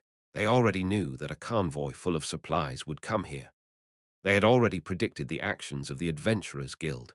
They predicted if Al's Point fell, the guild would send supplies to rebuild the base, so they planned to loot it. They even planned on disguising their actions of destroying Klitz Point and robbing the convoy as the work of demons. They might even try to do it a few more times. If all went according to their plan, no one would actually know if it was done by a band of bandits or adventurers. They might just continue to calmly work as adventurers, or they might simply disappear after one last big queue.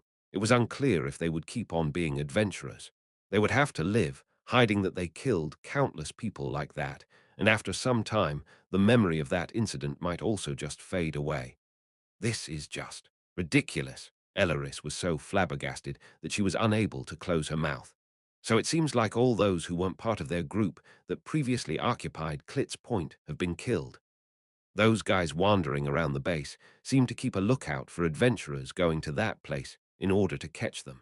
If Ellen hadn't realized that the place was suspicious, we might have been forced to fight with those bandit adventurers as soon as we entered. The convoy wasn't the only one in trouble. It was clear that the group completely occupied the midpoint between Al's Point and St. Point. So they probably also killed all the people that tried to go there from Al's point 1, 2, and 3. That was why none of the people ever managed to return from the isolated bases. Elaris seemed prepared to leave us somewhere and do something about it herself. However, she wouldn't act without my order. It was unknown how many bandits had taken over Klitz Point. However, I estimated that there should be at least 20 of them. We have two choices. Ellen calmly organized her thoughts. We could deal with them ourselves or go back and warn the convoy team. Do you want us to deal with them ourselves? Yes. It might be dangerous, though. Ellen took the option of going directly into the bandits' den and beating them up into consideration. Of course, Ellen was more than capable of that. However, those guys didn't just murder one person. They had caused a massive massacre. I didn't know if Ellen could handle all that. No matter how much Elaris and I assisted her, she could die if she made a single mistake or slipped up. I think our best option would be to go back and warn the convoy team. Of course, Ellen also acknowledged that danger. The safest option at that point would be to go back and notify the others of the threat. But we talked about it, right? The list. Right. Hugson formed the escort team for the convoy entirely out of newcomers to increase his own income. All of them were the newest of the newbies. If a fight broke out in Klitz Point, they might die without being able to do a thing. In the worst case, they might all run away. On the other hand, the adventurers occupying Klitz Point were more than accustomed to killing, although we didn't know their level of skill. I mean, they casually chatted while removing the corpses. Do we really have to take this risk? Elaris seemed a bit reluctant and negative about dealing with them on our own. Out of all the aspects, the fact that she might end up killing someone with her own hands seemed to make her feel the most reluctant. If the news reaches them, the convoy might collapse just because the people start panicking. Even if Hugson was with them, all those newbies thought that they would just go down to the Owl's points. However, there was a possibility that things would completely fall apart before anything even started, just because they had heard that a large band of bandits was waiting for them there. That way, the convoy would completely collapse. I had no choice but to agree to Ellen's words. If the convoy collapses, the only thing left behind would be, right, supplies. I realized something as I spoke. The purpose of the convoy was to rebuild Al's Point. However, it was also very important to deliver food and other supplies to the isolated bases at the front lines. So they would have a huge amount of materials with them. If the convoy collapsed, the adventurers stranded at those 3 points might starve to death. Ellen was looking at the whole picture. It would be safest to go back and warn the convoy team. However, the supply delivery to the points would be delayed even further, so it would cause huge problems. If the guild was informed that a massacre had occurred at a point and that it had gotten completely taken over, the guild's forces might get dispatched. However, for that to happen, they would have to report it to the Ixian outpost. Besides, if these bastards noticed that things took a bad turn for them, they might run away to St. Point and scatter completely. There's no evidence for all this, after all.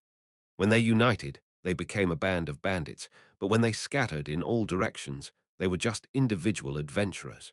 There were no eyewitnesses or anything, so there was no way of proving that those particular adventurers were responsible. We had only heard some voices as well. We didn't even know what those guys looked like. I realized once again that the Darklands was a place that wasn't ruled by any laws. In the end, dealing with them ourselves was the best option. It was easy to make that decision, but what would come after wasn't as easy. Both Ellen and I had to kill people, directly, with our own hands. It didn't matter whether they deserved to die or not. It was a completely separate matter if I could go through with it and endure the feelings that would come after. However, I couldn't avoid dirtying my hands forever. There would come a day when my hands would be completely stained with blood. I didn't think I would manage to reach the story's end completely untainted. Okay, let's do it. Yes. If it was something I would have to experience anyway, it would be good if I got used to it as soon as possible. Chapter 158 Shara. It was a rainy night. It would make traveling a lot harder, but it was the perfect environment for what we were planning to do. The rain's noise drowned out anything else, and everyone's field of vision was a lot more limited than usual. Elaris didn't object to mine and Ellen's decision. The plan was simple. Those guys were patrolling in the darkness. They probably did so to kill off any unsuspecting adventurers that stumbled in to prevent them from informing anyone else. Fortunately, it seemed like we were the only adventurers located near Klitz Point, probably because of the bad weather. Just like they made use of the darkness to stay hidden, we took advantage of it, along with the rain's noise as well. I'll use a scroll. Elleris took out a scroll book from her robe. A scroll? At Ellen's question, Elleris simply nodded her head with a firm expression on her face. It's a night vision scroll, a night vision spell. There was no better spell for us in our situation than that. With that, our mission became even easier. They couldn't see in the dark, but we could. Also, about the scrolls. She was disguised as a low-ranked wizard, so she probably prepared them as an excuse in case she needed to use high-ranking spells. The scrolls Elleris was holding definitely didn't actually contain any magic. She was just pretending to use a scroll while she cast her magic in secret. She came up with a very plausible excuse. Scrolls were expensive, so she couldn't just use them willy-nilly. However, if she wanted to use high-ranking spells and use them as her cover, she could just say that she had them as a form of insurance for emergency situations. Elleris unfolded the scroll, casted night vision on Ellen and me. In a world of complete darkness, I could clearly distinguish bright and shaded areas. It felt a little different from looking through an infrared camera. It was a strange feeling, similar to when I first got underwater breathing magic casted on me. My eyes weren't really able to penetrate through the rain, but I shouldn't have any problems in the darkness. Ellen looked straight into my eyes and spoke to me. "Let's go." Yes. I didn't feel like my heart was about to explode. In fact, I felt rather cool-headed, and my heartbeat was even calmer than usual. I felt like I should be nervous, but I couldn't believe how calm I actually was about everything. I speculated that it might be due to the sacred spirit I received after Olivia's quest.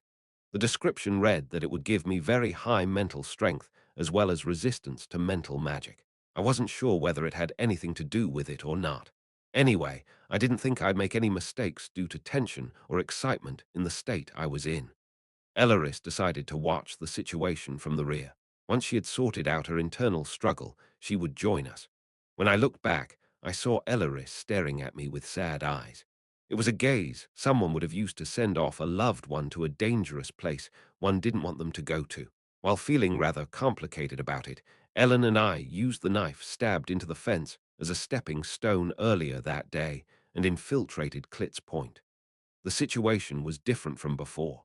Due to the night vision magic, things that were indistinguishable before were very clear. People with lanterns hanging from their waistbands were still walking around, seeing if all the bodies had been removed. They couldn't use torches because of the rain. We decided to avoid that side for the time being. We first lowered our posture and tried to grasp the situation of Klitz Point. They were piling up the bodies on one side of the point like luggage. We watched that scene from the darkness.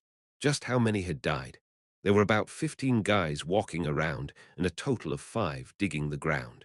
It seemed that they planned on dumping all the corpses in a big hole and filling it back up. I could also hear some sounds from inside the building as well. They were still working on removing all the bodies and bloodstains. However, it seemed that they mostly tried to cover up those with carpets. They only needed to be able to fool the convoy team for a short time. It looked like they wanted to try selling the lit-up building as a type of inn. There were a great many ways to get rid of some defenseless people, like poisoning their food or killing them in their sleep. When I tried to count the bodies getting moved, I counted more than 30 corpses. How many people had to die just for the materials transported with that convoy? Ellen and I pressed ourselves against the wall behind the inn, which we presumed to be their hideout, avoiding the people with the lanterns and the well-lit areas. Wahahaha, I wish I could take all this with me. Just do it, kid, really. While the others were working outside, there seemed to be a drinking party going on inside the building. Those people were probably the higher-ups of the group. They were intoxicated, which would only make it easier for us to deal with them. Ellen murmured to me in a low tone of voice, "There are at least 20 people." "I think so." About 20 bandits who were used to killing against a team of 50 newbies accompanying the convoy, and they would be faced with a surprise attack on top of that. It was clear that the convoy would get completely wiped out. However, there were only 2 of us there. They didn't know that their enemy was lurking close by, but will we really be able to kill all of them in one night? Once their work is done, they will enter the inn. Let's take care of them all at once. For the moment, we had no other choice but to wait until all the rats had gathered in one place. We sat still in the dark until they completely finished their work. I didn't know how long the night vision spell was supposed to last. However, it was a spell Elaris casted, even if she disguised it as a spell contained in a scroll. That was why night vision's effect still remained even after more than 2 hours. Or she might have cast the spell on us again after its effect ran out as she was watching us from a distance, so we didn't have to worry. After some time, the guys walking around with the lanterns went back into the inn. That was when we took action. Shara. It was still raining. There should be one entrance to the north and one to the south. Let's start with the north entrance first. The north entrance of Klitz Point. There were two guards without a lantern standing there, perhaps to attack any unassuming adventurers trying to enter. They seemed to be watching for any kind of light indicating wanderers or adventurers coming close to the place. If Ellen hadn't figured out beforehand that something was strange and told Elaris to cancel her light magic, those guys would have noticed us approaching the point. You take the one on the right. Okay. Ellen and I approached them slowly, each holding a knife. Cover their mouths and slit or break their necks. Don't give them room to scream. Although it was her first time doing something like that, Ellen spoke as if she had already done it 1,000 times. They were taking cover from the rain under a poorly made roof close to the north entrance. Are there even any people who'd want to come here in this weather? If they got caught up in the rain while on their way here, they would try to come here even quicker, don't you think? Didn't like 3 guys come during the day. I've heard Dirtman whining about getting stabbed in the shoulder by one of them. That idiot got stabbed because he couldn't kill the guy in one go. They were chatting calmly. Ellen slowly slipped behind them. We didn't just suppress them. Slash. Ellen and I attacked the 2 guards from behind at the same time. I stabbed the nape of one guy's neck with my sharp knife. It was an eerie feeling. I forcibly covered the mouth of a man desperately struggling to live. The feeling was completely different from simply cutting meat. Ellen and I kept on covering their mouths until they stopped struggling. Of course, even if a human's carotid artery was cut, they would still live on a little bit after that. During that wait time, I clearly saw just how much blood could pour out of such a little wound in just a short moment. Human beings could die awfully easily. However, feeling a human's essence of life, leaving their body with the blood pouring out at the moment of their death was just grotesque. I desperately grabbed onto him until the guy I cut was about to die. Don't move. Don't scream. Just die in this darkness. I didn't allow him any kind of freedom until he completely stopped moving.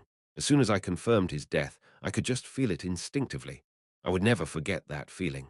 Crushing that dying life under my feet felt so terribly eerie. Let's clean up. Ellen and I dragged the 2 bodies that had completely ceased all movement into the tall grass outside of the point. I had killed a man. Ellen and I had blood all over our hands and clothes. It was only at that moment that I clearly felt that the sacred spirit skill was taking effect. Normally, the moment someone experienced something like that, their hands and legs would shake incessantly. One would feel scared, nauseous, and want to sit down. However, I showed no such physical symptoms. I was just extremely confused. That was the moment the fear that I was capable of something like that so calmly swept over me. Ellen looked straight at me. Her eyes were still calm. I couldn't feel any kind of excitement or confusion in them. Ellen just put her hands on my cheeks and brought her face closer to mine. Don't think about it now. She looked straight into my eyes. It wasn't the time to think about it. Let's do what we have to do. Ellen's deep, calm eyes that seemed like a tranquil lake erased all the remaining confusion from my mind. Thinking about it could be confusing, and it could even feel scary. Yes. However, I resolved not to think about any of it for the moment. There were 2 guards at the south entrance as well. We killed these 2 people positioned by the south entrance in the same way as we did with the guards at the north entrance and dragged them into the thick grass outside. Kilt's Point had already been completely seized by the darkness. All the other guys were in the inn. There were no members patrolling outside. So I brought Elaris, who was waiting outside the point, inside. We have to finish everything before the next shift of guards arrives. Yes. Elaris had a dark expression on her face when she saw the corpses outside while entering the point. They wouldn't let the same guards keep watch for the whole night, so there surely would be others to replace them. I didn't know how long each shift was, though. However, that was the time we had to kill all the people in the inn. Things would be easy if all of them were just peacefully sleeping in their beds. There might be some night owls among them, however. The rats were in the trap. We just needed a way to kill all those rats. We could surprise attack those that were holding that drinking party, but that battle would be very different. An all-out fight wasn't something out of Ellen's expectation, but I would keep that as a last resort if possible. If there was a way to subdue them without fighting them head-on, that way would always be the better option. If Elaris used her true power, she could do that with a single magic spell, but that was out of the question. If we wanted to use magic, Elaris would have to hit all of them at once only by using some low-ranking magic spells. It was pretty much impossible to just go in and fight them. Regardless of whether it was actually possible or impossible, the risk was just not something we could take.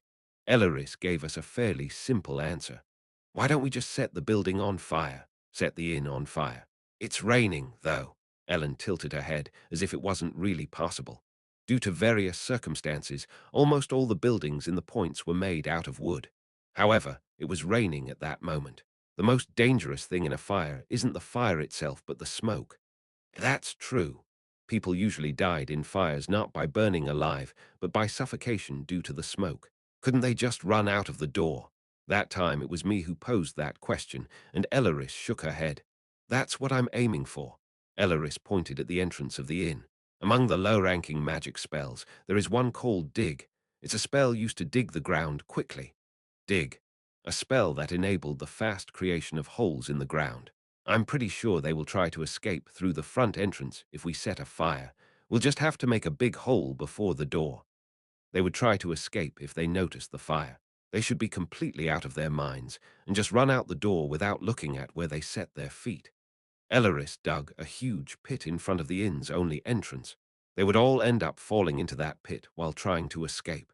Elaris had to do two simple things in the time limit we had set, nothing like casting a high-ranking destruction magic spell like Firestorm or anything. Set a fire. Dig a bit. Elaris gave us a solution for our problem in the blink of an eye. Chapter 159. Ellen stood by in case some guards left the inn for their shift, while Elaris and I wandered around Clit's Point. We were looking for supplies. The point was the size of a small town, so there were inns, guild offices, and shops. All the people that should have been in those places probably all got killed. Your Highness.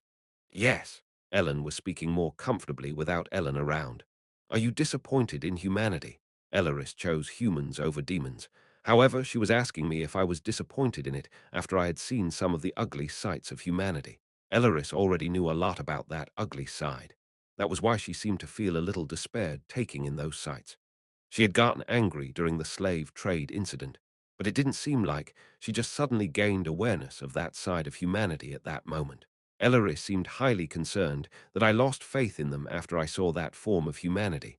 What's good is good, and what's bad is just that bad. Some people lived virtuous and good lives, and some lived evil and ugly lives. Some people even stood in the middle or swayed between those two sides. Some of them are good, and some of them are evil. Not all of them can be just good. Why would I be disappointed in the whole race just because there were some bad people among them? Bad people are just bad. That doesn't mean all of humanity is bad. On the other hand, good people are just good, but that doesn't mean all of humanity is good. Good and bad could only be attributed to individuals. The whole species couldn't be attributed as good or bad just because one group of them fit those terms. Therefore, even if I was a real demon, I couldn't be disappointed in the species as a whole by such sights. Some of them were just like that. They were just crazy bastards. That was how I thought of it, at least. So those guys had to die not because they were human, but because they were crazy bastards. I was being presumptuous, Your Highness. My apologies. Elaris smiled at my words as if she had worried for no reason. Let's just do what we have to do. Yes, Your Highness. At that moment, Ellen's words flitted through my mind. It wasn't the time to think. Elaris and I went to a nearby tool store and packed all the flammable materials we could find. I couldn't really differentiate what was and wasn't, so I left it to Elaris while I just placed it in my backpack. We also took a bow and arrows with us at Ellen's request. When we got back, Ellen pointed towards the inn. We can enter the kitchen through that window at the back of the inn. The fire would go out if we did it from outside, so we should lay it in there. I'll take care of setting the fire. It was my job to enter the kitchen and set the fire. In the meantime, Elaris would make the pit by using her dig spell in front of the entrance of the inn. It should be deep enough that they couldn't climb out on their own. I'll take care of the ones who try to escape through the windows or other channels. Ellen, who had the highest individual combat power, would handle those who wanted to escape through other routes and not the entrance. I headed to the back of the inn, carrying a bunch of flammable substances. When I got to the window leading to the kitchen, the wooden frame wasn't locked, and the lights were turned off inside. It was a bit high up, but I managed to get inside after throwing my bag with the substances inside. Then I opened the stopper of each bottle and poured its contents in all directions. It seemed to be some kind of oil. There was also something among them that smelled like alcohol. After spreading all the contents of the bottles across the kitchen, I went outside, just in case an explosion occurred. There was a reason why I took the role of setting the fire. Ellen couldn't see what I was doing as I was behind the inn. I grabbed the pendant hanging at the height of my chest, the flame of Tuesday. At first, sparks about the size of a lighter flame came out. I'd rarely used the artifact. Before then, I had almost no use for the powerful magical relic. I actually had used it only once before then. Elaris could create a firestorm that would pierce the skies with it. It would create a flame proportionate to the user's magical power. Compared to my peers, my magical power seemed to be quite strong, and my growth rate was also very fast. Since I had acquired the talent of mana manipulation, I should have been able to unleash an even more powerful flame. However, while magical power was important, there was something even more important. This is an artifact that responds to the darker emotions, causing a greater flame if one were to use it against someone while holding malicious intent. Elaris had said that the relic was by no means anything good, as she advised me as such while handing it to me. It was the first time I used it in an offensive way. I would use it to kill someone. I would use it to kill more than a dozen humans that were in that building. I shouldn't worry about at the moment. I had to put off my thoughts for later. They had to die, that was all. With those kinds of feelings swimming in my heart, I held the flame of Tuesday. Flames sprung out. A huge flame to kill those bastards that were worse than any demon. No, wait a sec. If I did that, wouldn't my self-suggestion get triggered? Flare. At that moment, I felt like I would be in trouble. F-whoosh. Huge. The flame immediately engulfed the entire kitchen and reacted with the flammable substances, creating a flame that came closer to an explosion.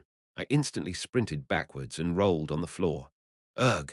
After I rolled on the floor, I was able to witness what I had done. FRRUO, this is crazy.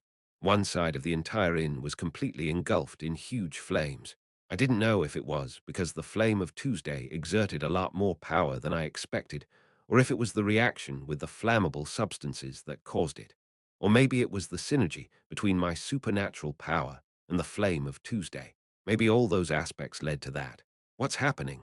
Fiery. Anyway, it was a huge success. I almost set myself on fire with my own flames. The fire that was supposed to slowly spread to the rest of the inn, starting from the kitchen, ended up spreading to the other parts of the inn at a tremendous speed. The pit trap in front of the entrance had been completed already. A huge pit, with a diameter of about 5 meters, had been created in front of the entrance after multiple casts of dig. Since it was considerably deep, they wouldn't be able to escape from it without help. Bump. Ow. Bomb. Those who tried to escape the inn because of the fire and smoke began to fall into the pit before they even knew it. Completely oblivious to the trap, all of them fell into it one by one as they were trying to outrun the smoke in utter disorder. If they were unlucky, they might have broken their necks and died immediately. Crash. Some of them broke through the windows of the burning inn, taking deep breaths and trying to jump into the rain. Swish. Cake. However, Ellen began shooting down the guys sticking their heads out of the windows with her bow. Ellen wasn't skilled enough with a bow to hit running beasts with her arrows like Delphin Isedra, but she was still able to shoot at any number of slow-moving targets. Arrows once shot to win Redinner Adal were killing a man with each shot. Outside, there are some bastards out there. Someone had become aware of the bow-wielding enemy outside, but it did him no good in the chaos. Cake, Kehak, Kehak, as people started falling down into the pit one after the other. The ones still inside the building started to realize that there was a trap in front of the entrance that one couldn't get out of easily. However, the inside of the building was filled with smoke. If they didn't escape quickly, they would suffocate and die.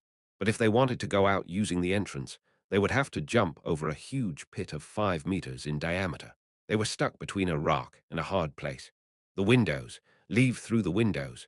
There were some among them who could still think clearly in the midst of flames and smoke. Perhaps some of them had quite the mental strength as well. There were some on the first and second floor who crashed through the windows and popped their heads out. Seeing then Ellen and I drew our swords. Kerhook, cough, gasp. However, those guys who had just escaped without even being properly armed were unable to see us because they inhaled too much smoke and panicked. Swish! Ellen ran towards the adventurer from their blind spot and killed him with a single stroke. She was like a ghost, killing with no hesitation. I didn't stay still either. Puck, KQ Huck. The sword I received from Temple was of considerable quality. It was really easy to kill those people who were trying to escape and couldn't pull themselves together. It almost felt like killing big ants. Thinking as such, I put my sword in the back of my opponents who weren't even able to resist, ultimately killing them. There was a massacre right in front of the burning inn, and those who were supposed to do the slaughtering were getting slaughtered by just 2 people. By the time the fire raging around the inn was extinguished by the pouring rain, our mission had been completed. Phew! I wiped my forehead with my trembling hand after we were done with the slaughter that almost felt like hard labor. I'm tired. That was the only thought I had when faced with that sea of blood and death. Even if we managed to do it by making a 3-person surprise attack on them, we still succeeded in killing the whole group of 20 bandits. Ellen and I were covered in blood. Even though it was raining, the bloodstains didn't wash off so easily. Not all of them were dead. Hey, SB spare me. Why are you doing this? Why? The guys who fell into the pit were mostly alive, although some of them were more or less injured. It was more than 4 meters deep, after all. It was impossible to climb up for them, and 3 of them seemed to have died, probably because they broke their necks.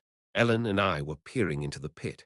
They seemed to have realized that they had fallen into a trap, that most of them were dead, and that their survival depended on our choices. I didn't want to let them live. However, it wouldn't be such a bad idea to keep a single one of them alive. Wouldn't it be better to keep one alive? Either we should leave at least one witness alive for when we reported our findings. Ellen nodded slowly at my words. If we want to report this to the guild, we'd better do that. I took out my sword from my waist and threw it into the pit. Kill each other. I looked down as I spoke curtly to them. For just a brief moment, they didn't seem to understand the situation they were in. You're high. What on earth are you doing? When Elleris realized what I had just done, she almost made a mistake. Ellen looked up at me with a look that seemed to ask if that was really necessary, with her eyebrows furrowed. Why did you do this? I separated my gaze from the pit, looked at those 2 bewildered faces, and smiled. It's better if we let these pieces of garbage take care of each other rather than killing them with our own hands. I just made them do the deed on their own, as I didn't want to feel that disgusting sensation anymore. I didn't want to do it with my own hands.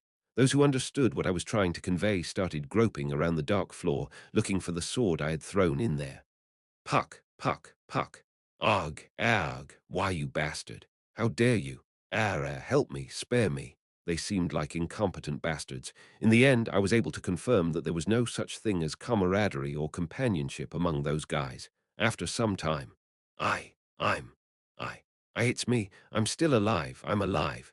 There was only one survivor shouting in that pit of hell. Ellen watched the jubilant demeanor of the last survivor who had killed all her colleagues. Let's fill it up. I don't feel good looking at this. Ellen seemed to have lost all interest in saving that person when she saw that scene.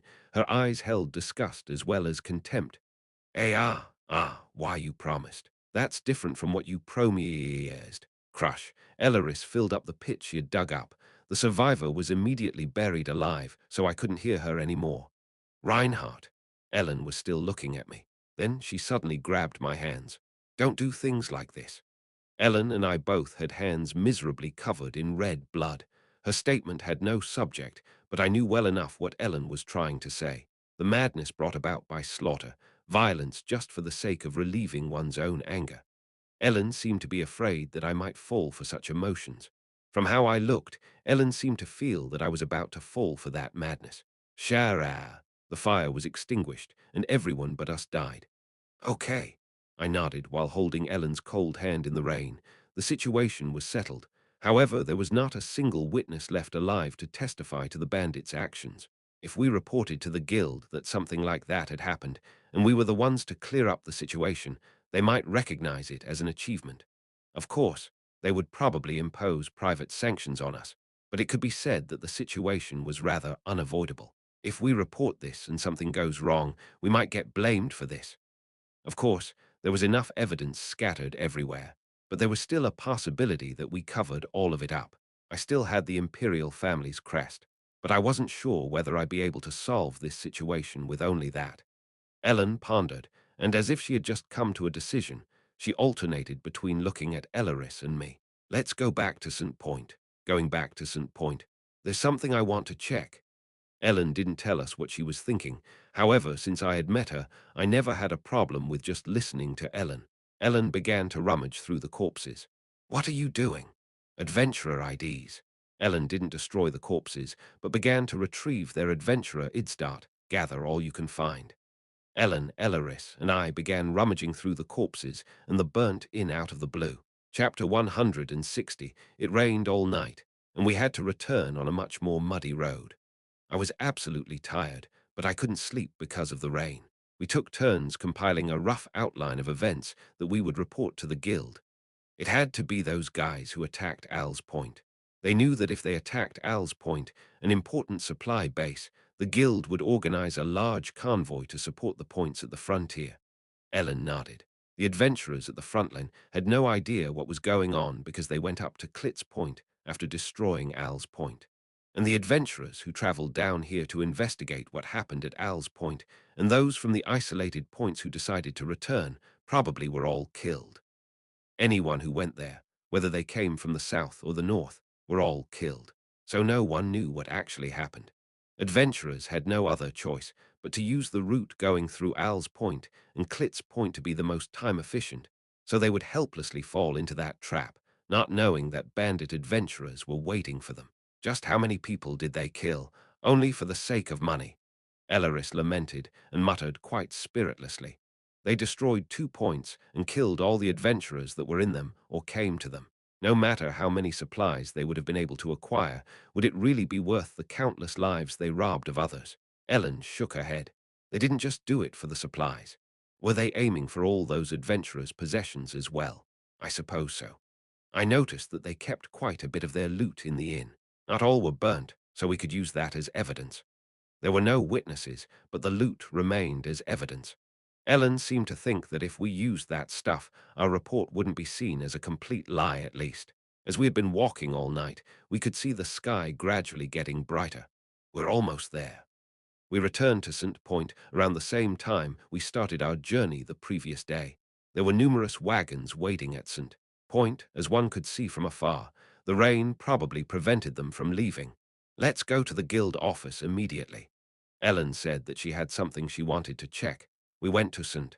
Point's Adventurers Guild branch as soon as we arrived. The present clerks seemed a little freaked out when they saw us. Ellen and I were covered in blood, and that fact didn't change even if we were drenched by the rain. It's an emergency. Please call an officer. Ellen immediately asked for an officer. The guild officer who tried to persecute us last time showed up as soon as we prepared to wait. Perhaps because of our appearance and behavior, not only that officer, but also some guards employed by the Adventurers Guild surrounded us.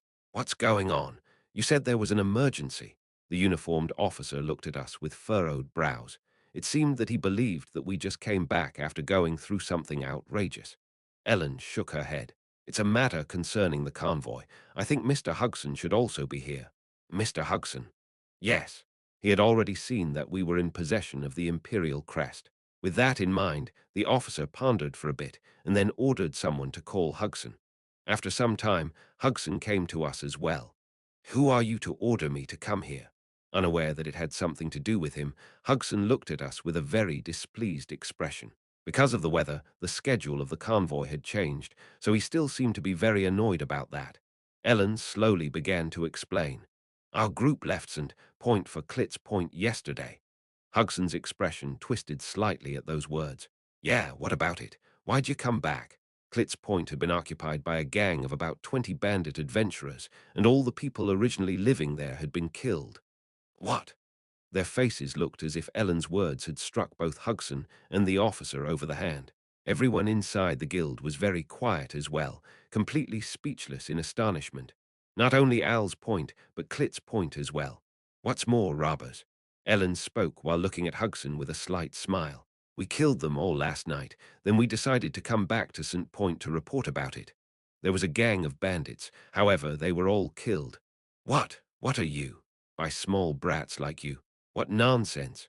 Hugson frowned, thinking we were blowing one outrageous bluff. See for yourself. Ellen took out a collection of 10 cards from her chest and put them on the table. Some were still soaked in blood, and some were relatively unscathed. That's... Both the officer and Hugson opened their eyes wide as soon as they saw all the ID cards we had brought along.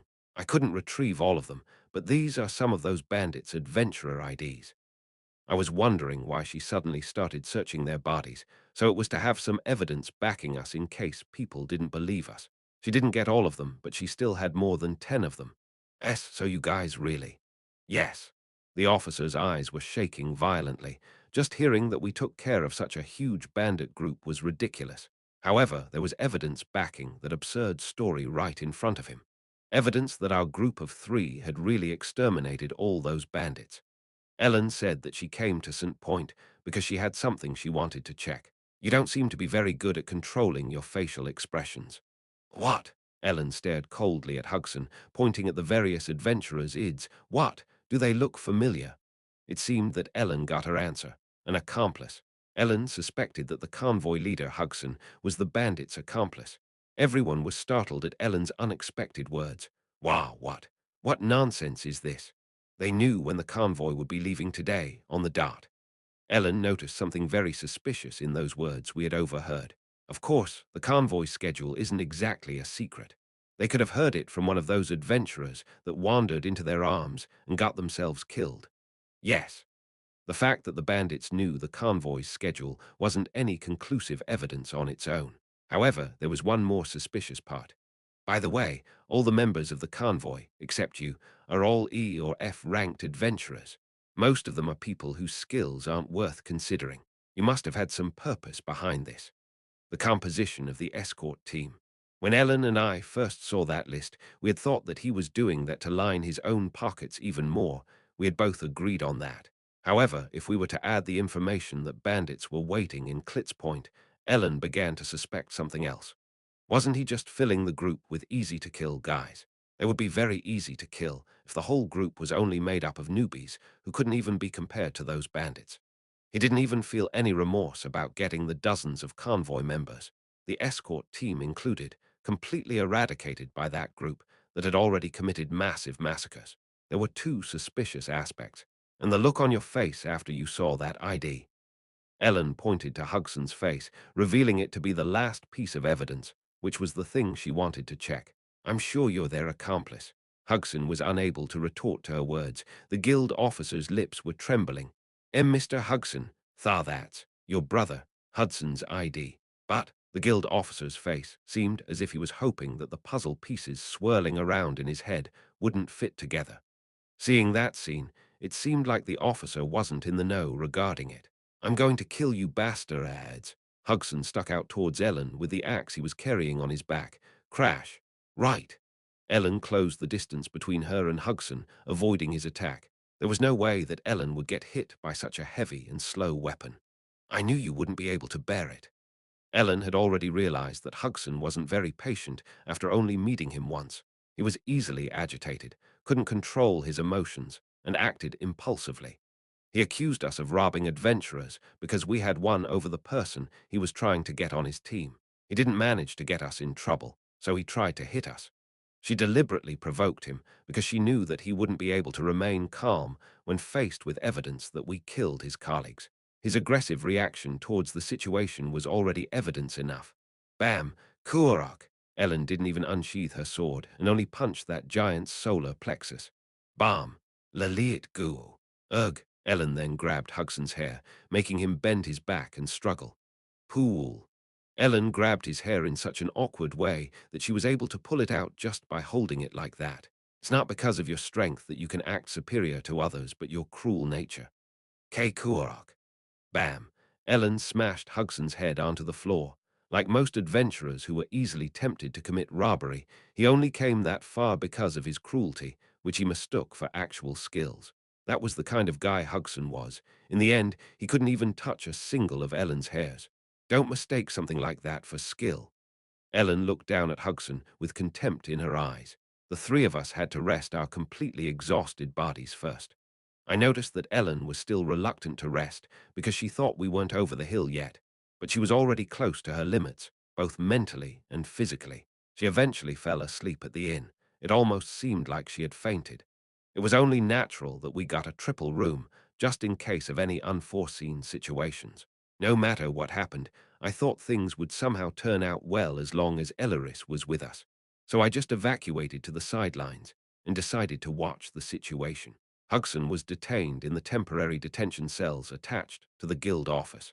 Naturally, he denied all the charges against him.